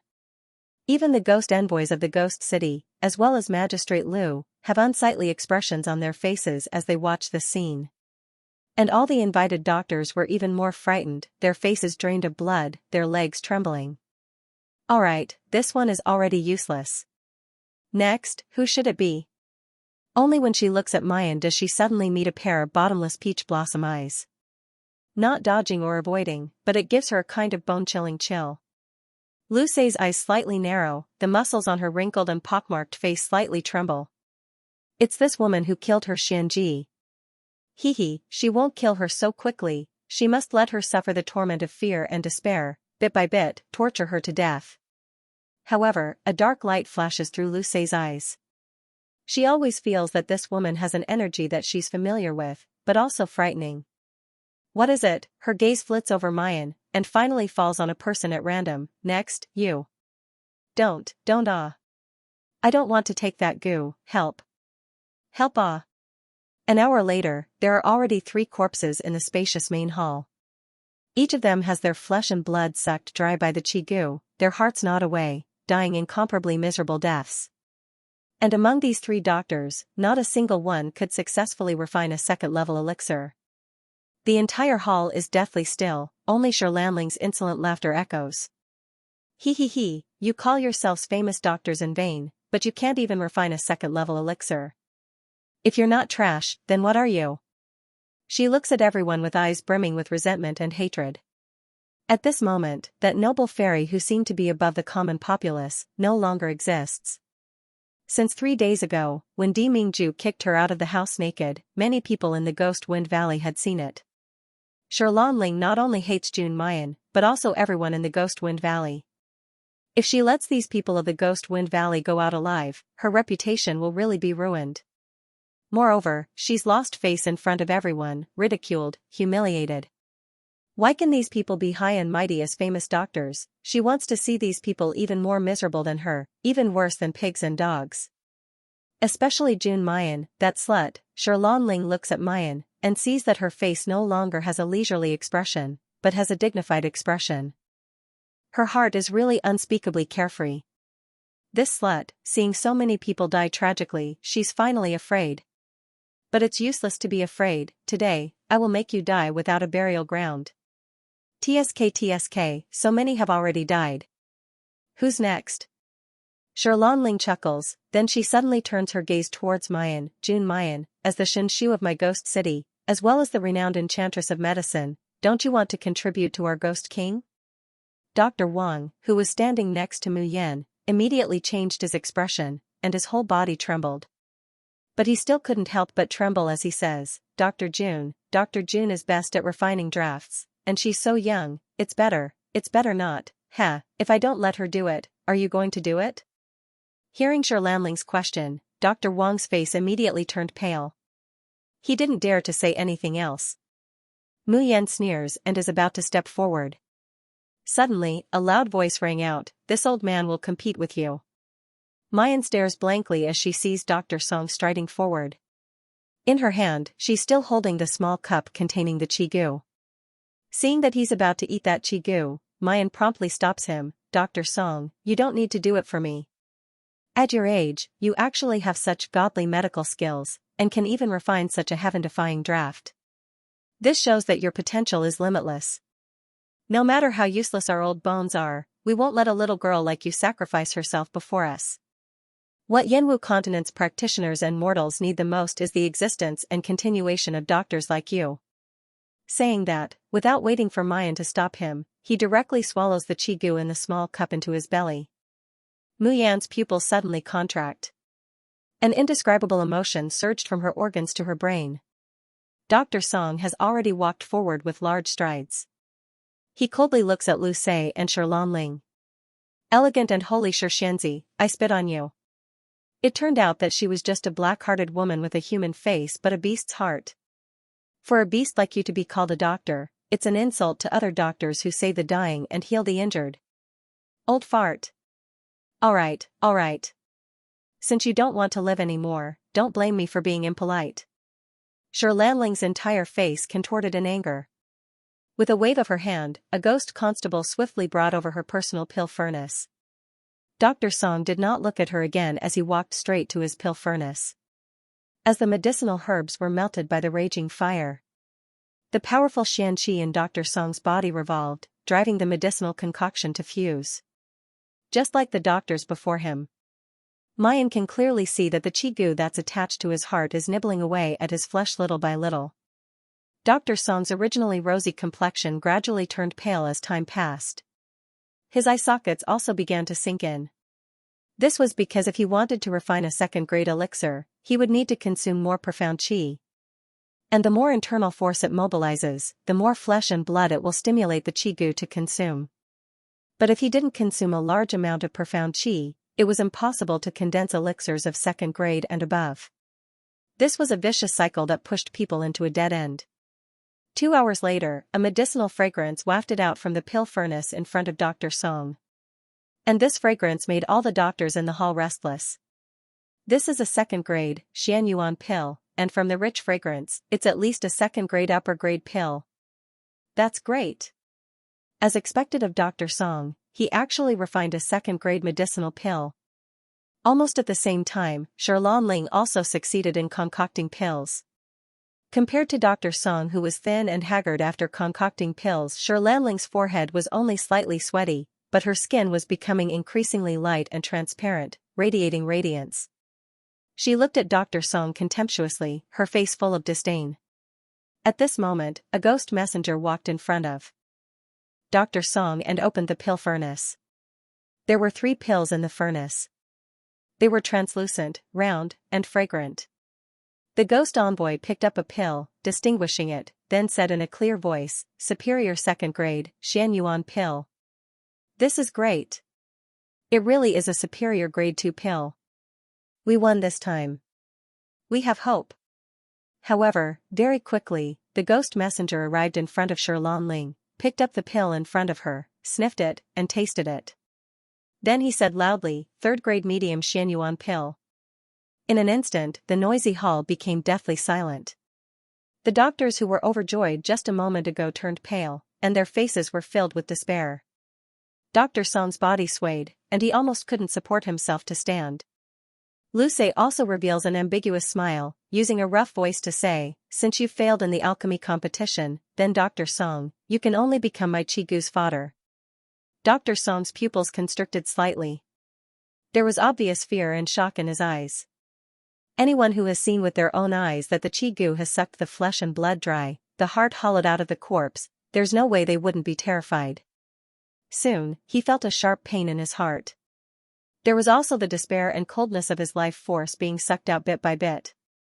Just as he was about to close his eyes and give up on life, suddenly, a hand grasped his wrist meridian. Dr. Song opened his eyes in surprise and saw a beautiful face right in front of him. Then, before he could react, the girl's calm voice came into his ears, "Dr. Song, I'm sorry." A pair of slender hands suddenly tore open his clothes. His already bony chest was exposed. One by one, the silver needles were pierced into his body. As more and more silver needles pierced in, the thick profound energy seeped through the silver needles into his acupoints and tendons. Dr. Song actually felt the pain in his heart and the coldness in his body slowly recede. Then, a sharp pain came from the skin on his chest. The girl in front of him held a knife in her hand, and her movements were extremely clean and efficient as she cut open his chest. Then, he raised his hand and dropped the needle. By the time everyone reacted, Dr. Song could no longer hold on and collapsed to the ground. On Mu Yan's hand, there's already a black bug the size of an adult fingernail poking out with a silver needle. Qigu, the black insect, was pierced by the silver needle. It struggled violently and made a strange, ear-piercing sound. However, as Mu Yan revolves her internal force, the silver needle bursts into a scorching flame. That Qigu is immediately burnt to ashes. Once again, the whole place was so quiet that even a pin drop could be heard. Until Mayan throws away the silver needles, pats off the dust on her hands, and shows Lu Ce a charming and provocative smile. "So this is the Qigu, ah?" His tone was filled with disdain.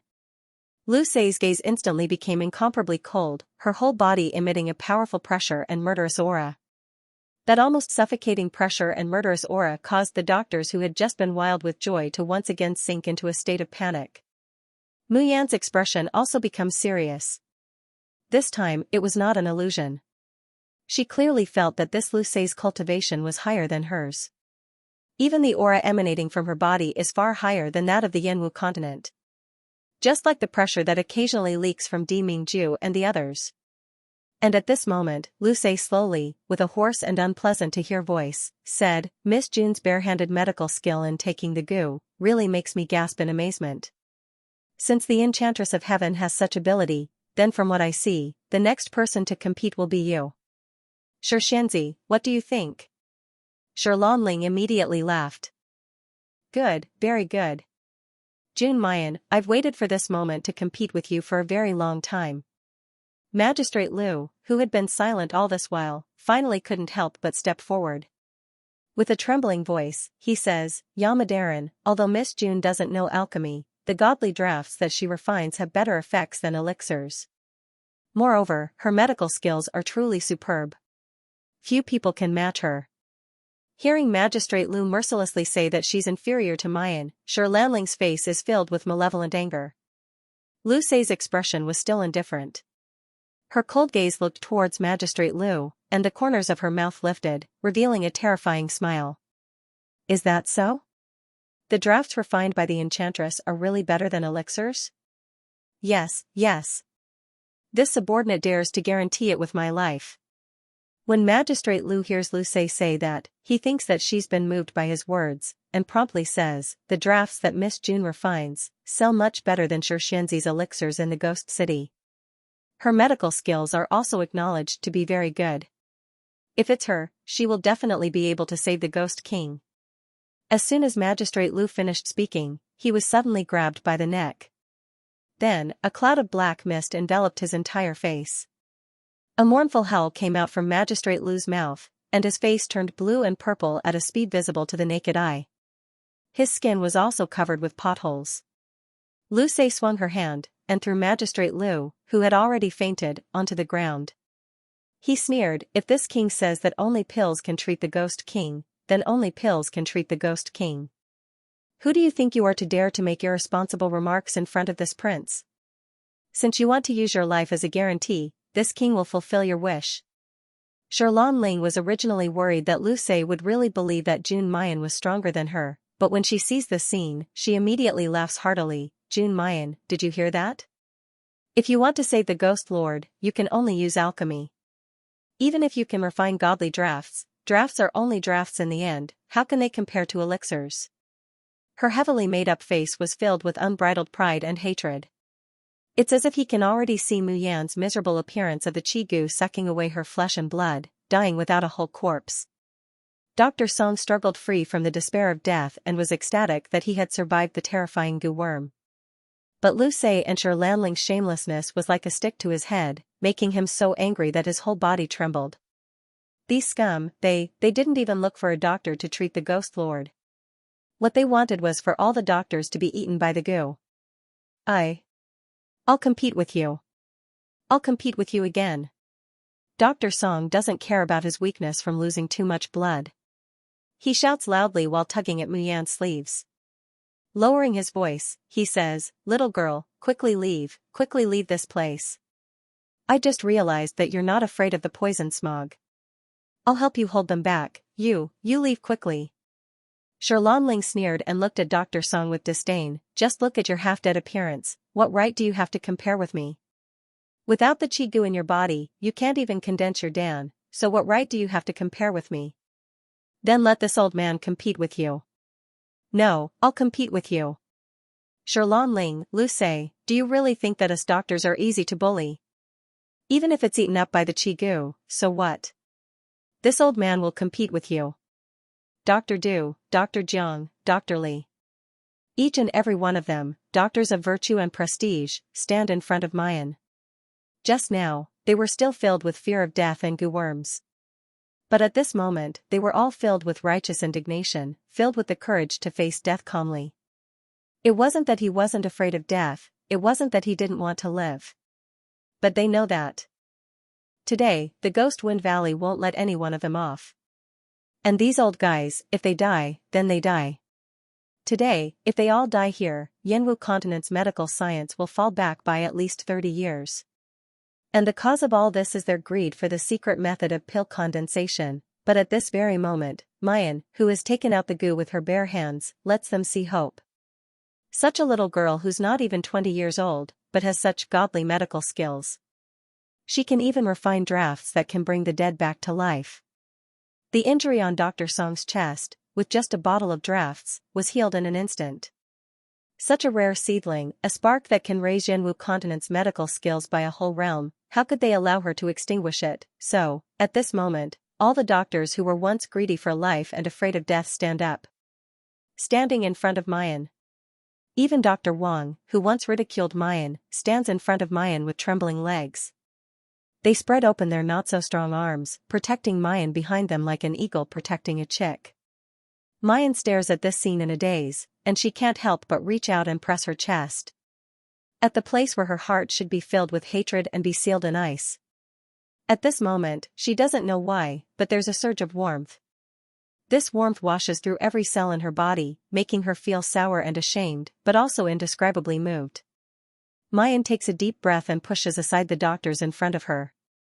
She smiles faintly at Lanling and Lu. All right, I'll compete with you in alchemy. Little girl, don't be impulsive. That's right, that's Lanling, even old Song couldn't beat her, how could you be her opponent? Dr. June, you're good at drafts and medical skills, there's no need to compete with that despicable woman in alchemy. She's already been immersed in alchemy for nearly 10 years, and you're not even 20 yet, how could you possibly be her opponent? The doctors surrounding Mayan are all anxious, each and every one of them earnestly advising her. Little girl, don't try to be brave. It's better for us old farts to risk our lives than for a little girl like you to die. You'd better run away quickly. Mayan looks at the faces anxiously scolding her. Although they're speaking harsh words, they're full of worry for her. Her brows slightly curve, revealing a respectful smile, and she slowly bows, "Thank you seniors for your care. However, this competition belongs to me and Ling, so I ask the seniors to believe me. I will win." Everyone was taken aback. It wasn't because when the girl in front of him smiled, it was as dazzling as the sun, more beautiful than 100 flowers blooming. It's because her smile is brimming with self-confidence and unruliness, as if Lu Sei, Qi Gu, Ling, in her eyes, they're nothing more than insignificant ants. Ling doesn't see Mayan's expression. Hearing her words, she immediately looks contemptuous. "Jun Mayan, why are you still talking nonsense, still not coming over to take the Qi Gu and compete with me? I can't wait to see the appearance of you being gnawed into a dried corpse by the Qi Gu after you lose to me." Ha ha ha. Mayan brushes her clothes and slowly turns around. His peach blossom eyes were sparkling and bottomless, but there was not a trace of panic in them. Her gaze sweeps over Lu Sei and Ling. Only then does she carelessly say, "There's no need to take the Qi Gu. If you want to compete in alchemy, then let's directly start." Hearing this, Ling and Lu Sei were both startled. Ling sneers, "Won't take the Qi Gu? Relying on a waste like you, without the help of the Qi Gu, can you refine an elixir? Stop dreaming? Or do you think that if you don't take the Qi Gu, even if you lose, you can still escape this disaster? Hee, Jun Mayan, you're too naive. I advise you to take the Gu immediately, maybe you'll still have the qualifications to compete with me, otherwise, you'll only die more unsightly." Saying that, she waves her hand. Immediately, a ghost envoy carries a small black goblet, handing it over to Mayan. Mayan has a smile that isn't a smile, not moving. "I said no need, so no need. Ghost King Lu only asked us to refine elixirs, he didn't say that we must take the Qi Gu to refine elixirs. That's not up to you." Ling gnashes her teeth, "I don't care what kind of trick you're planning, but today, you have to eat this Gu, even if you don't want to eat it, you still have to eat it. Come, stuff the Qi Gu into her mouth, I want to see how she can still be arrogant." Hearing that, the ghost envoy carrying the small goblet deftly grabs the little black bug inside. She also doesn't know what kind of special treatment he's done to it. When the Gu touches his skin, it unexpectedly doesn't directly burrow inside, but remains quiet, like it's unconscious. That ghost envoy holds the Qi Gu, slowly approaching Mayan. As the Qi Gu gets closer and closer to Mayan, it suddenly seems to come alive, violently bouncing in the ghost envoy's hand. It's like Mayan's flesh and blood is fiercely attracting it. Lu Sei's eyes brighten. Looking at Mayan, besides hatred, there's also a trace of suspicion. This is the first time she's felt her Gu being so excited. Even the mother Gu in her body seems to be affected, stirring restlessly inside her body. There's definitely something special in this woman's flesh and blood that's attracting them, seeing that the pitch-black, frightening Gu is about to stick to Mayan's snow-white, sparkling skin. Mayan sneers, her fingertips slightly drawing a line in the air like a wave. In a split second, a silver light flashes, and there seems to be a faint hum of a zither. Then, there's only a piercing sound, and the Qi Gu that was still bouncing just a moment ago is cut into two in the blink of an eye. Almost at the same instant that the Qi Gu is severed, a blue flame sprays from the Gu's body. The Gu worm was burnt to ashes.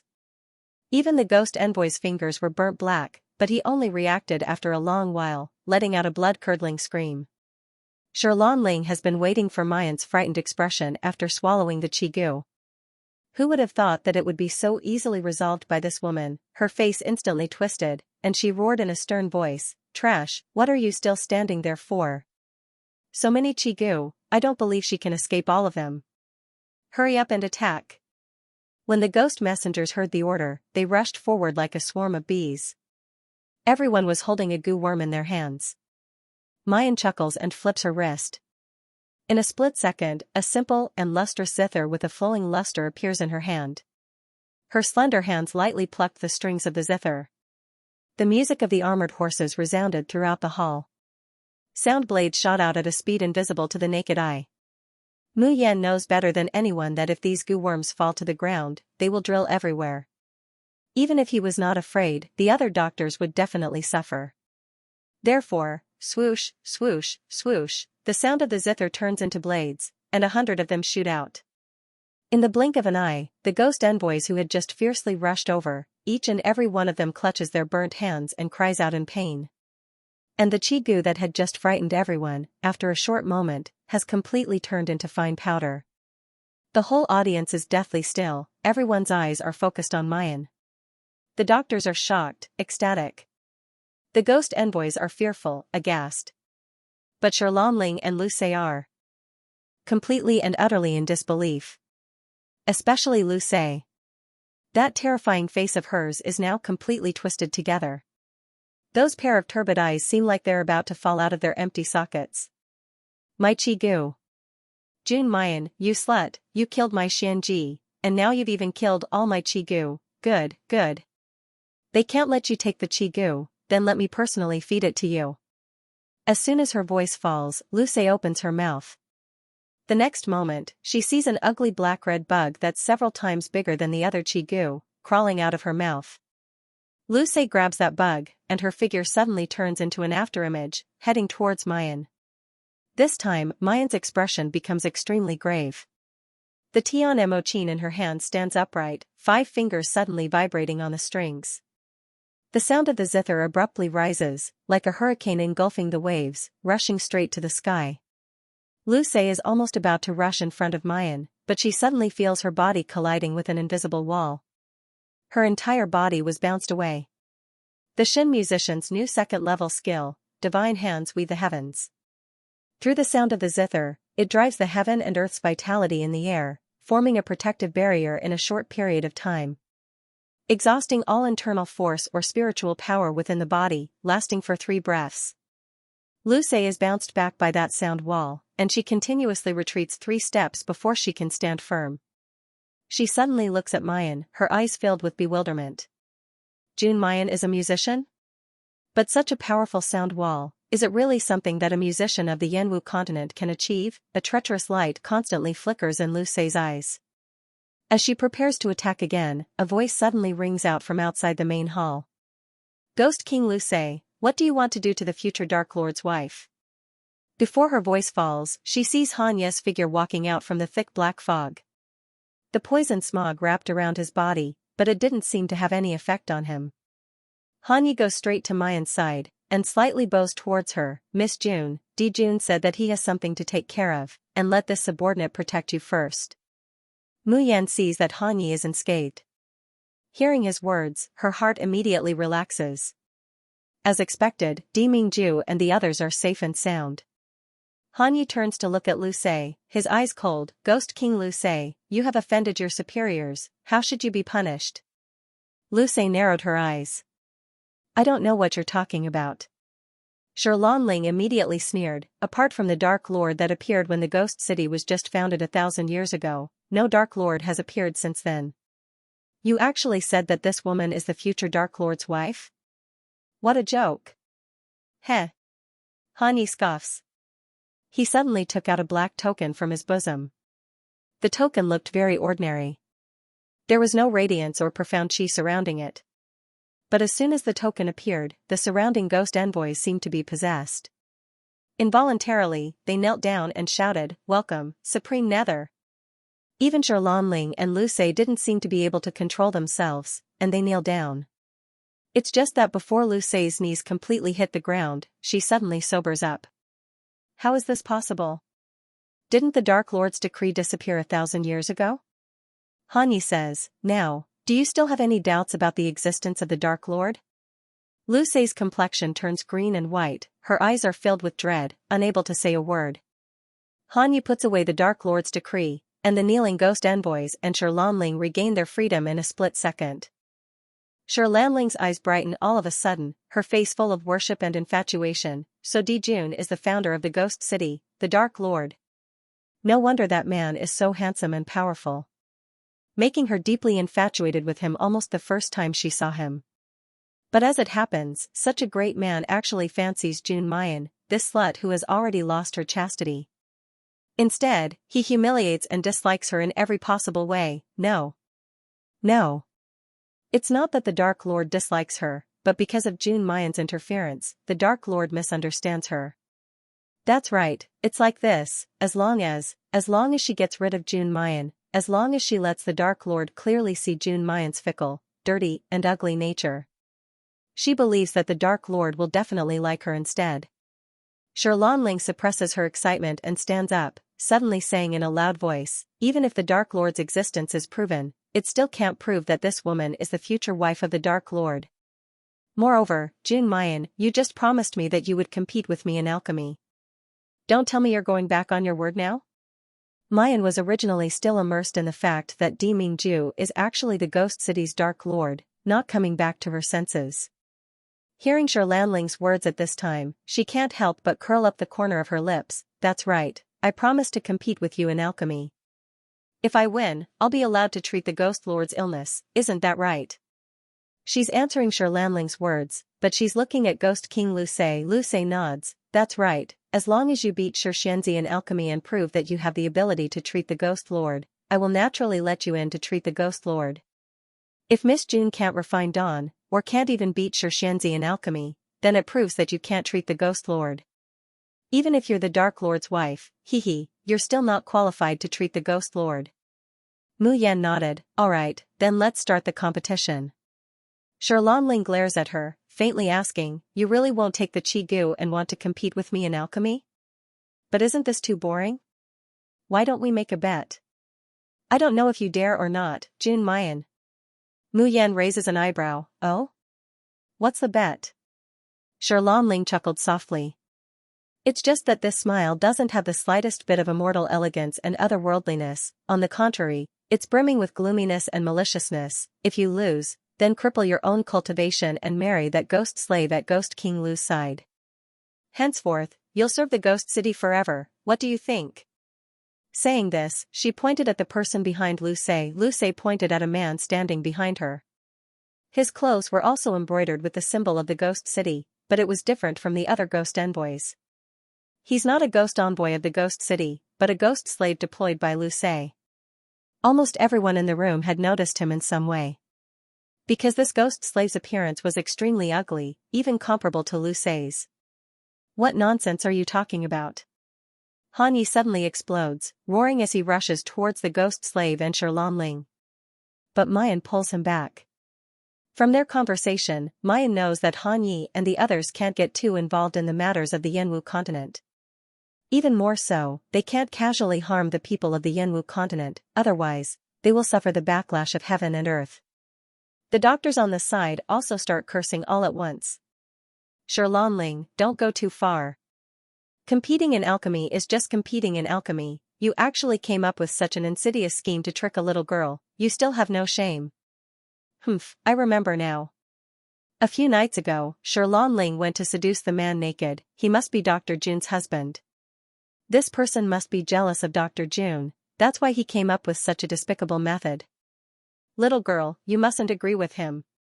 At this time, Lu Ce's gloomy and frightening face finally shows a smile. What?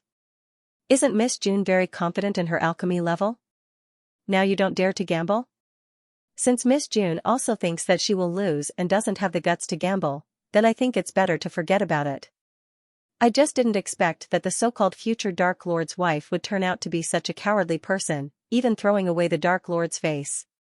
Xianxia grits her teeth and sneers, June Mayan, who do you think you are? How could you be worthy of that person?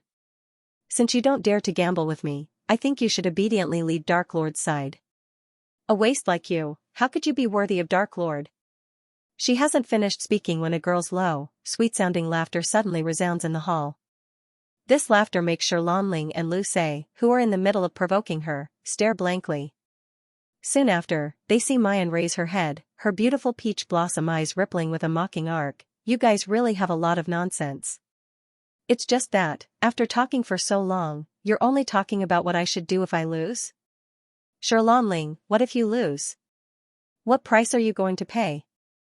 Ling stares blankly at first, then she laughs out loud. I lose? You think I would lose? Jun Mayan, where do you get the confidence to think that I would lose to a waste who has never done alchemy? Mu Yan's expression is unspeakably calm. How do you know that I don't know alchemy? Haha, if you really know how to refine pills, you wouldn't have asked me to refine the golden pill of 9 orifices back then. Jun Mayan, do you think that you can bluff me? Do you take me for an idiot? On the side, Hanyi couldn't help but roll his eyes. If you're not an idiot, then who is? Mayan is still calm and unruffled in the midst of chaos. She says unhurriedly, since Xianxia is so confident, then let's do it this way. If Xianxia loses, I won't ask you to let the Qi suck your flesh and blood dry, to die so unsightly. I just want you to cripple your own meridians and never practice medicine or alchemy. What do you think? Lanling's expression changed. Because Mayan's expression is really too calm, too confident. Could it be that this woman really knew alchemy? No. Absolutely impossible. The dark cloud spirit flower was so precious, and this woman wanted to attract the monarch's attention. If she really knew how to refine pills, why would she let him refine the golden elixir of 9 orifices? Moreover, in the ghost city, Jun Mayan's expression didn't seem quite right when she mentioned alchemy. She obviously didn't know how to refine pills.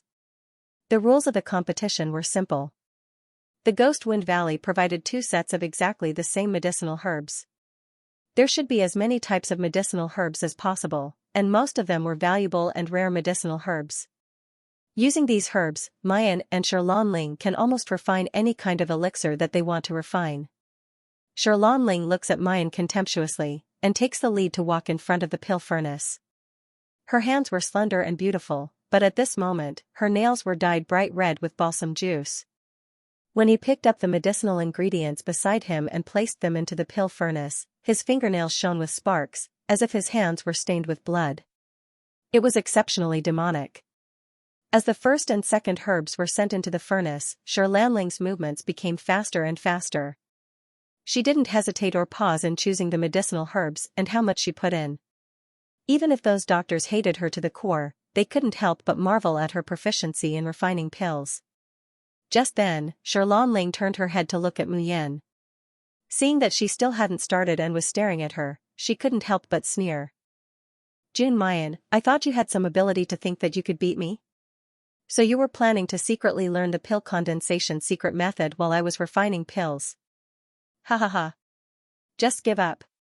If the method of condensing pills could be learned so easily, it wouldn't be called a secret technique. Bitch, you're definitely going to lose today. Ling continues the movements of her hands as she presumptuously taunts Mayan. However, Mu Yan's expression did not change at all. He looked at Ling curiously. She was indeed curious. Logically speaking, alchemy required spiritual power to condense the pill. This was also the key point that she had figured out after her spirit root had been reconstructed.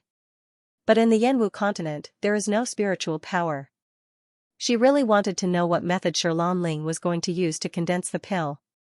After ridiculing Mayan for a while, Ling proudly sneers and no longer pays attention to her. Instead, he turned around and continued to concoct pills. As the flame was driven by her, the herbs began to merge. Finally, it was the last and most important step. Core formation. Why is this flame blue and green? Suddenly, the surrounding crowd exclaimed. This was because they discovered that after Ling injected profound qi into the pill furnace, the flames in the cauldron began to change color. Ling's skin also became increasingly sparkling and translucent as the pill fire changed color. Seeing this scene, Mu Yan slightly narrowed his eyes, his expression indescribably dark and gloomy. After a short quarter of an hour, a faint medicinal fragrance wafted out of the pill furnace and spread throughout the hall. The doctors, who were already worried about Mayan, are now even more restless. This smell? Could it be a high-grade 3rd-grade medicinal pill? But it doesn't seem right. I once bid for a 3rd-grade elixir in the ghost city. This medicinal fragrance is even more mellow and enticing than a 3rd-grade elixir. No, it can't be. It's even richer than a 3rd-grade pill. Could it be a 4th-grade pill? Ling raised her chin and proudly stood up. Soon, a ghost slave came forward, opened the alchemy furnace, and took out 2 jade-white elixirs. Looking at the quality of the 2 pills and the medicinal fragrance they emitted, Yi Zichen's heart skipped a beat. All the doctors' faces turned ashen, and their eyes were filled with despair. 2 pills. She actually refined 2 pills in one go. This medicinal pill is only a high-grade 3rd grade, right? It can't be the 4th rank, right? Because if it's 3rd grade, then Mayan might still have a fighting chance. But if it's a 4th grade elixir, that's 4th grade. Even the best elixir that Master Jian Feng of the Heavenly Road sect can refine is only 4th grade. Moreover, the success rate isn't high. Usually, only one can be refined in one furnace. But Ling has refined 2 4th grade elixirs in one go. How could the doctors not feel despair for Mayan? Maybe it's because of that bet. This time, the one who comes forward to examine the elixirs isn't an ordinary ghost envoy. Instead, it's the ugly ghost slave at Lu Sei's side. He steps forward in large strides, takes one of the elixirs and smells it, then carefully examines it. Soon after, he cracks his mouth, revealing yellow teeth. He laughs cruelly, a 4th grade vein shield Dan. Taking this elixir can withstand an all-out attack from an early pre-celestial practitioner. As soon as these words come out, the whole audience goes silent. Soon after, the ghost envoys burst into an uproar. It's actually a 4th grade vein shield Dan, able to withstand an all-out attack from an early pre-celestial practitioner. That's a real life-saving elixir.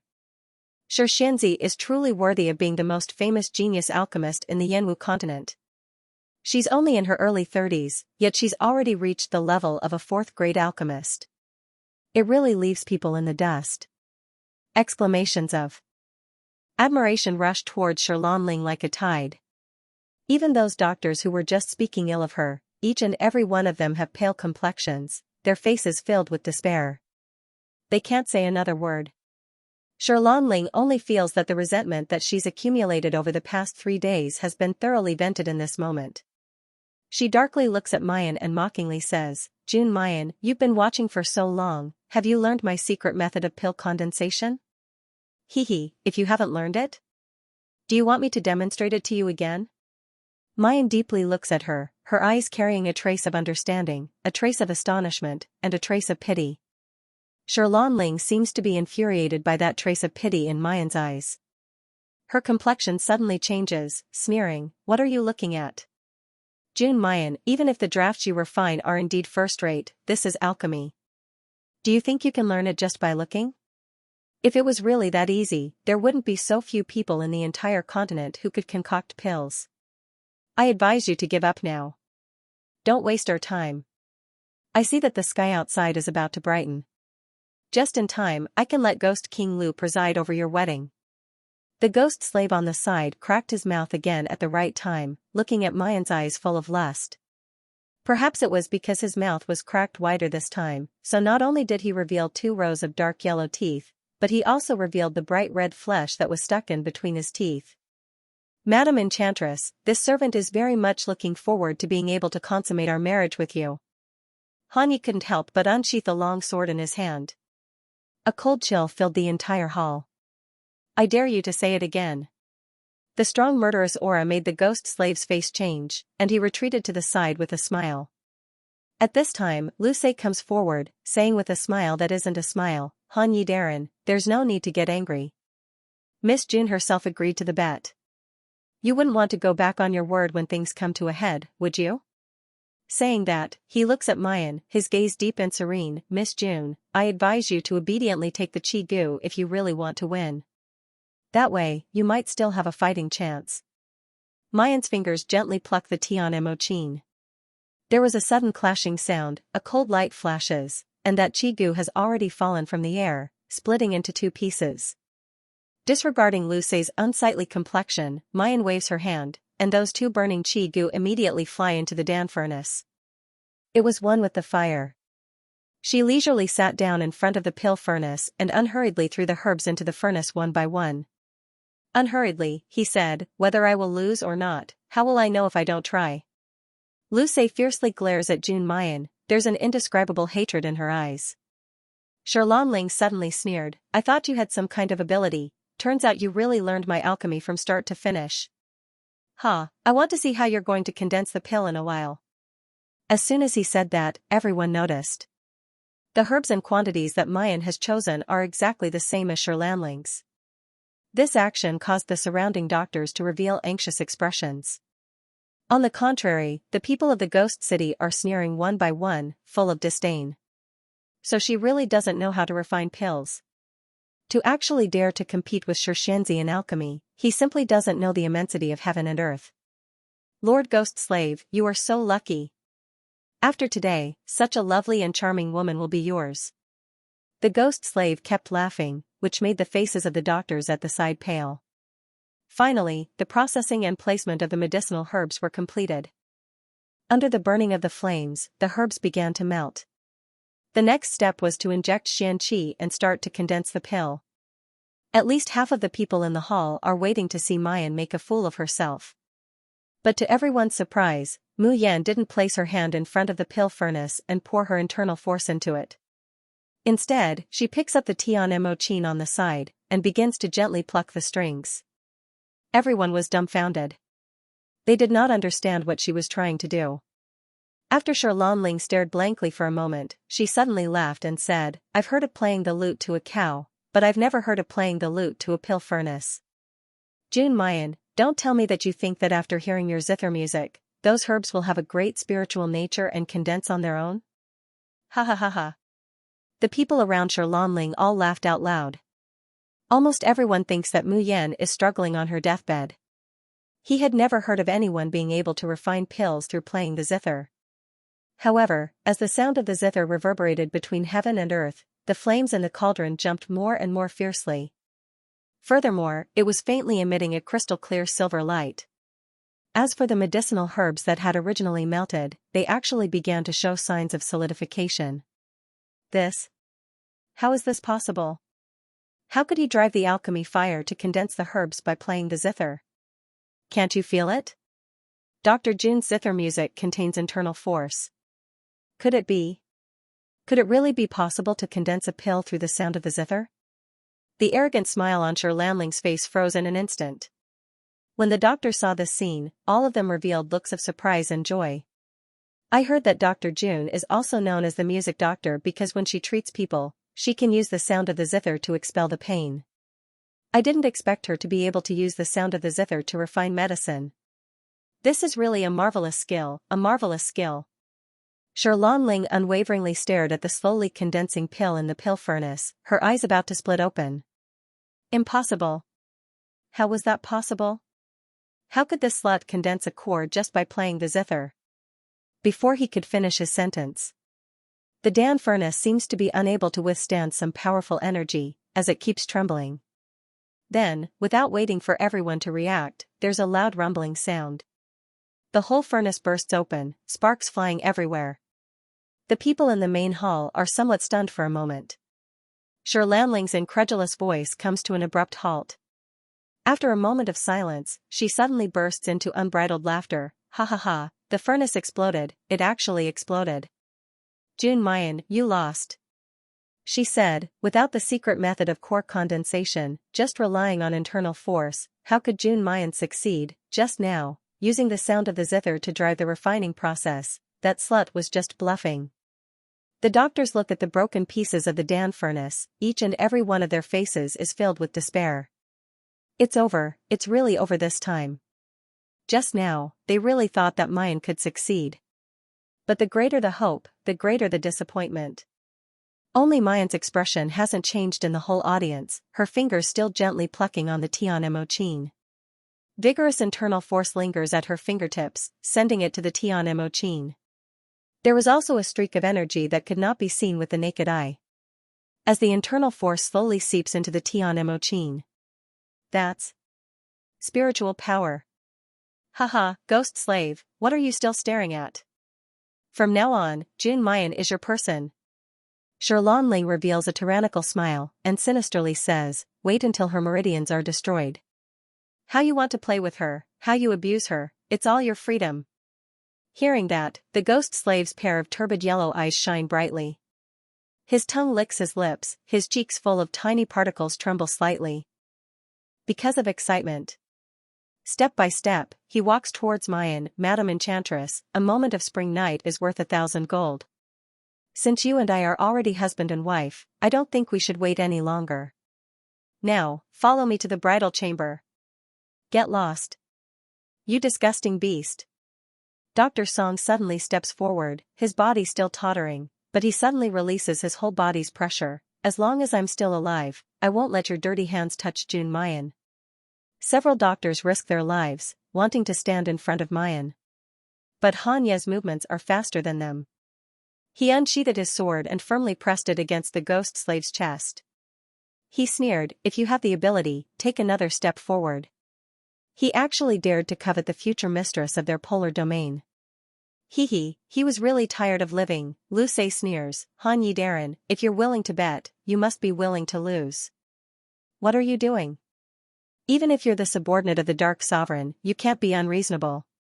If Dark Zun and Han Yi Darren really want to use their power to oppress people, I'm afraid that from now on, Dark Zun's prestige in the Ghost City will completely vanish. Sherlon Ling immediately echoed, June Mayan was the one who agreed to the bet. Are you going to go back on your words now that you've lost? The atmosphere on this side was tense, and everyone was ready to strike. Ah dash! Suddenly, Dr. Wang's exclamation came from the direction where Mu Yan was playing the zither, pill condensation, she's still in the middle of pill condensation. The pill refinement isn't over yet. What? Are you kidding me? The pill furnace has already exploded, how can it still be condensing pills? This shout immediately attracted everyone's attention. No one believes that the pill furnace has already exploded, so it's still possible to continue refining pills. However, the next scene that comes into view subverts everyone's imagination. He saw that under the residue of the exploded pill furnace, there were still sporadic flames leaping about. Just now, no one paid any attention to these flames. Thought they would go out at once. However, upon closer inspection, they discovered that not only were the flames not extinguished, but they were also burning. Instead, it seemed to be wrapped in a layer of gentle silver flames. With the melodious sound of the zither and the burning of the fire, the dregs of the medicine were slowly solidifying. At this moment, it had already begun to take the shape of a pill. He had condensed the core, he had actually condensed a pill. Ding dong, Mu Yan's fingertips turned lightly, and the sound of the zither suddenly became clear and loud. In the next moment, an even more dazzling silver light enveloped the pills, plating them with a layer of silver. Then, a rich and intoxicating medicinal fragrance wafted out. Bit by bit, it seeped into everyone's nostrils and even pores. Hiss! What is this smell? It's so fragrant. I've never smelled a medicinal pill that smells so good. I really want to swallow that pill into my stomach right now. Smelling this medicinal fragrance, I can feel the profound energy in my body boiling. Amidst the rising and falling sounds of discussion, Mu Yan's zither music slowly faded away. The flames in the residue of the cauldron also slowly died out. However, there were more than a dozen silver lights that flew up like meteors and landed in front of Mu Yan. Mu Yan reaches out and grabs it, then slowly spreads it out.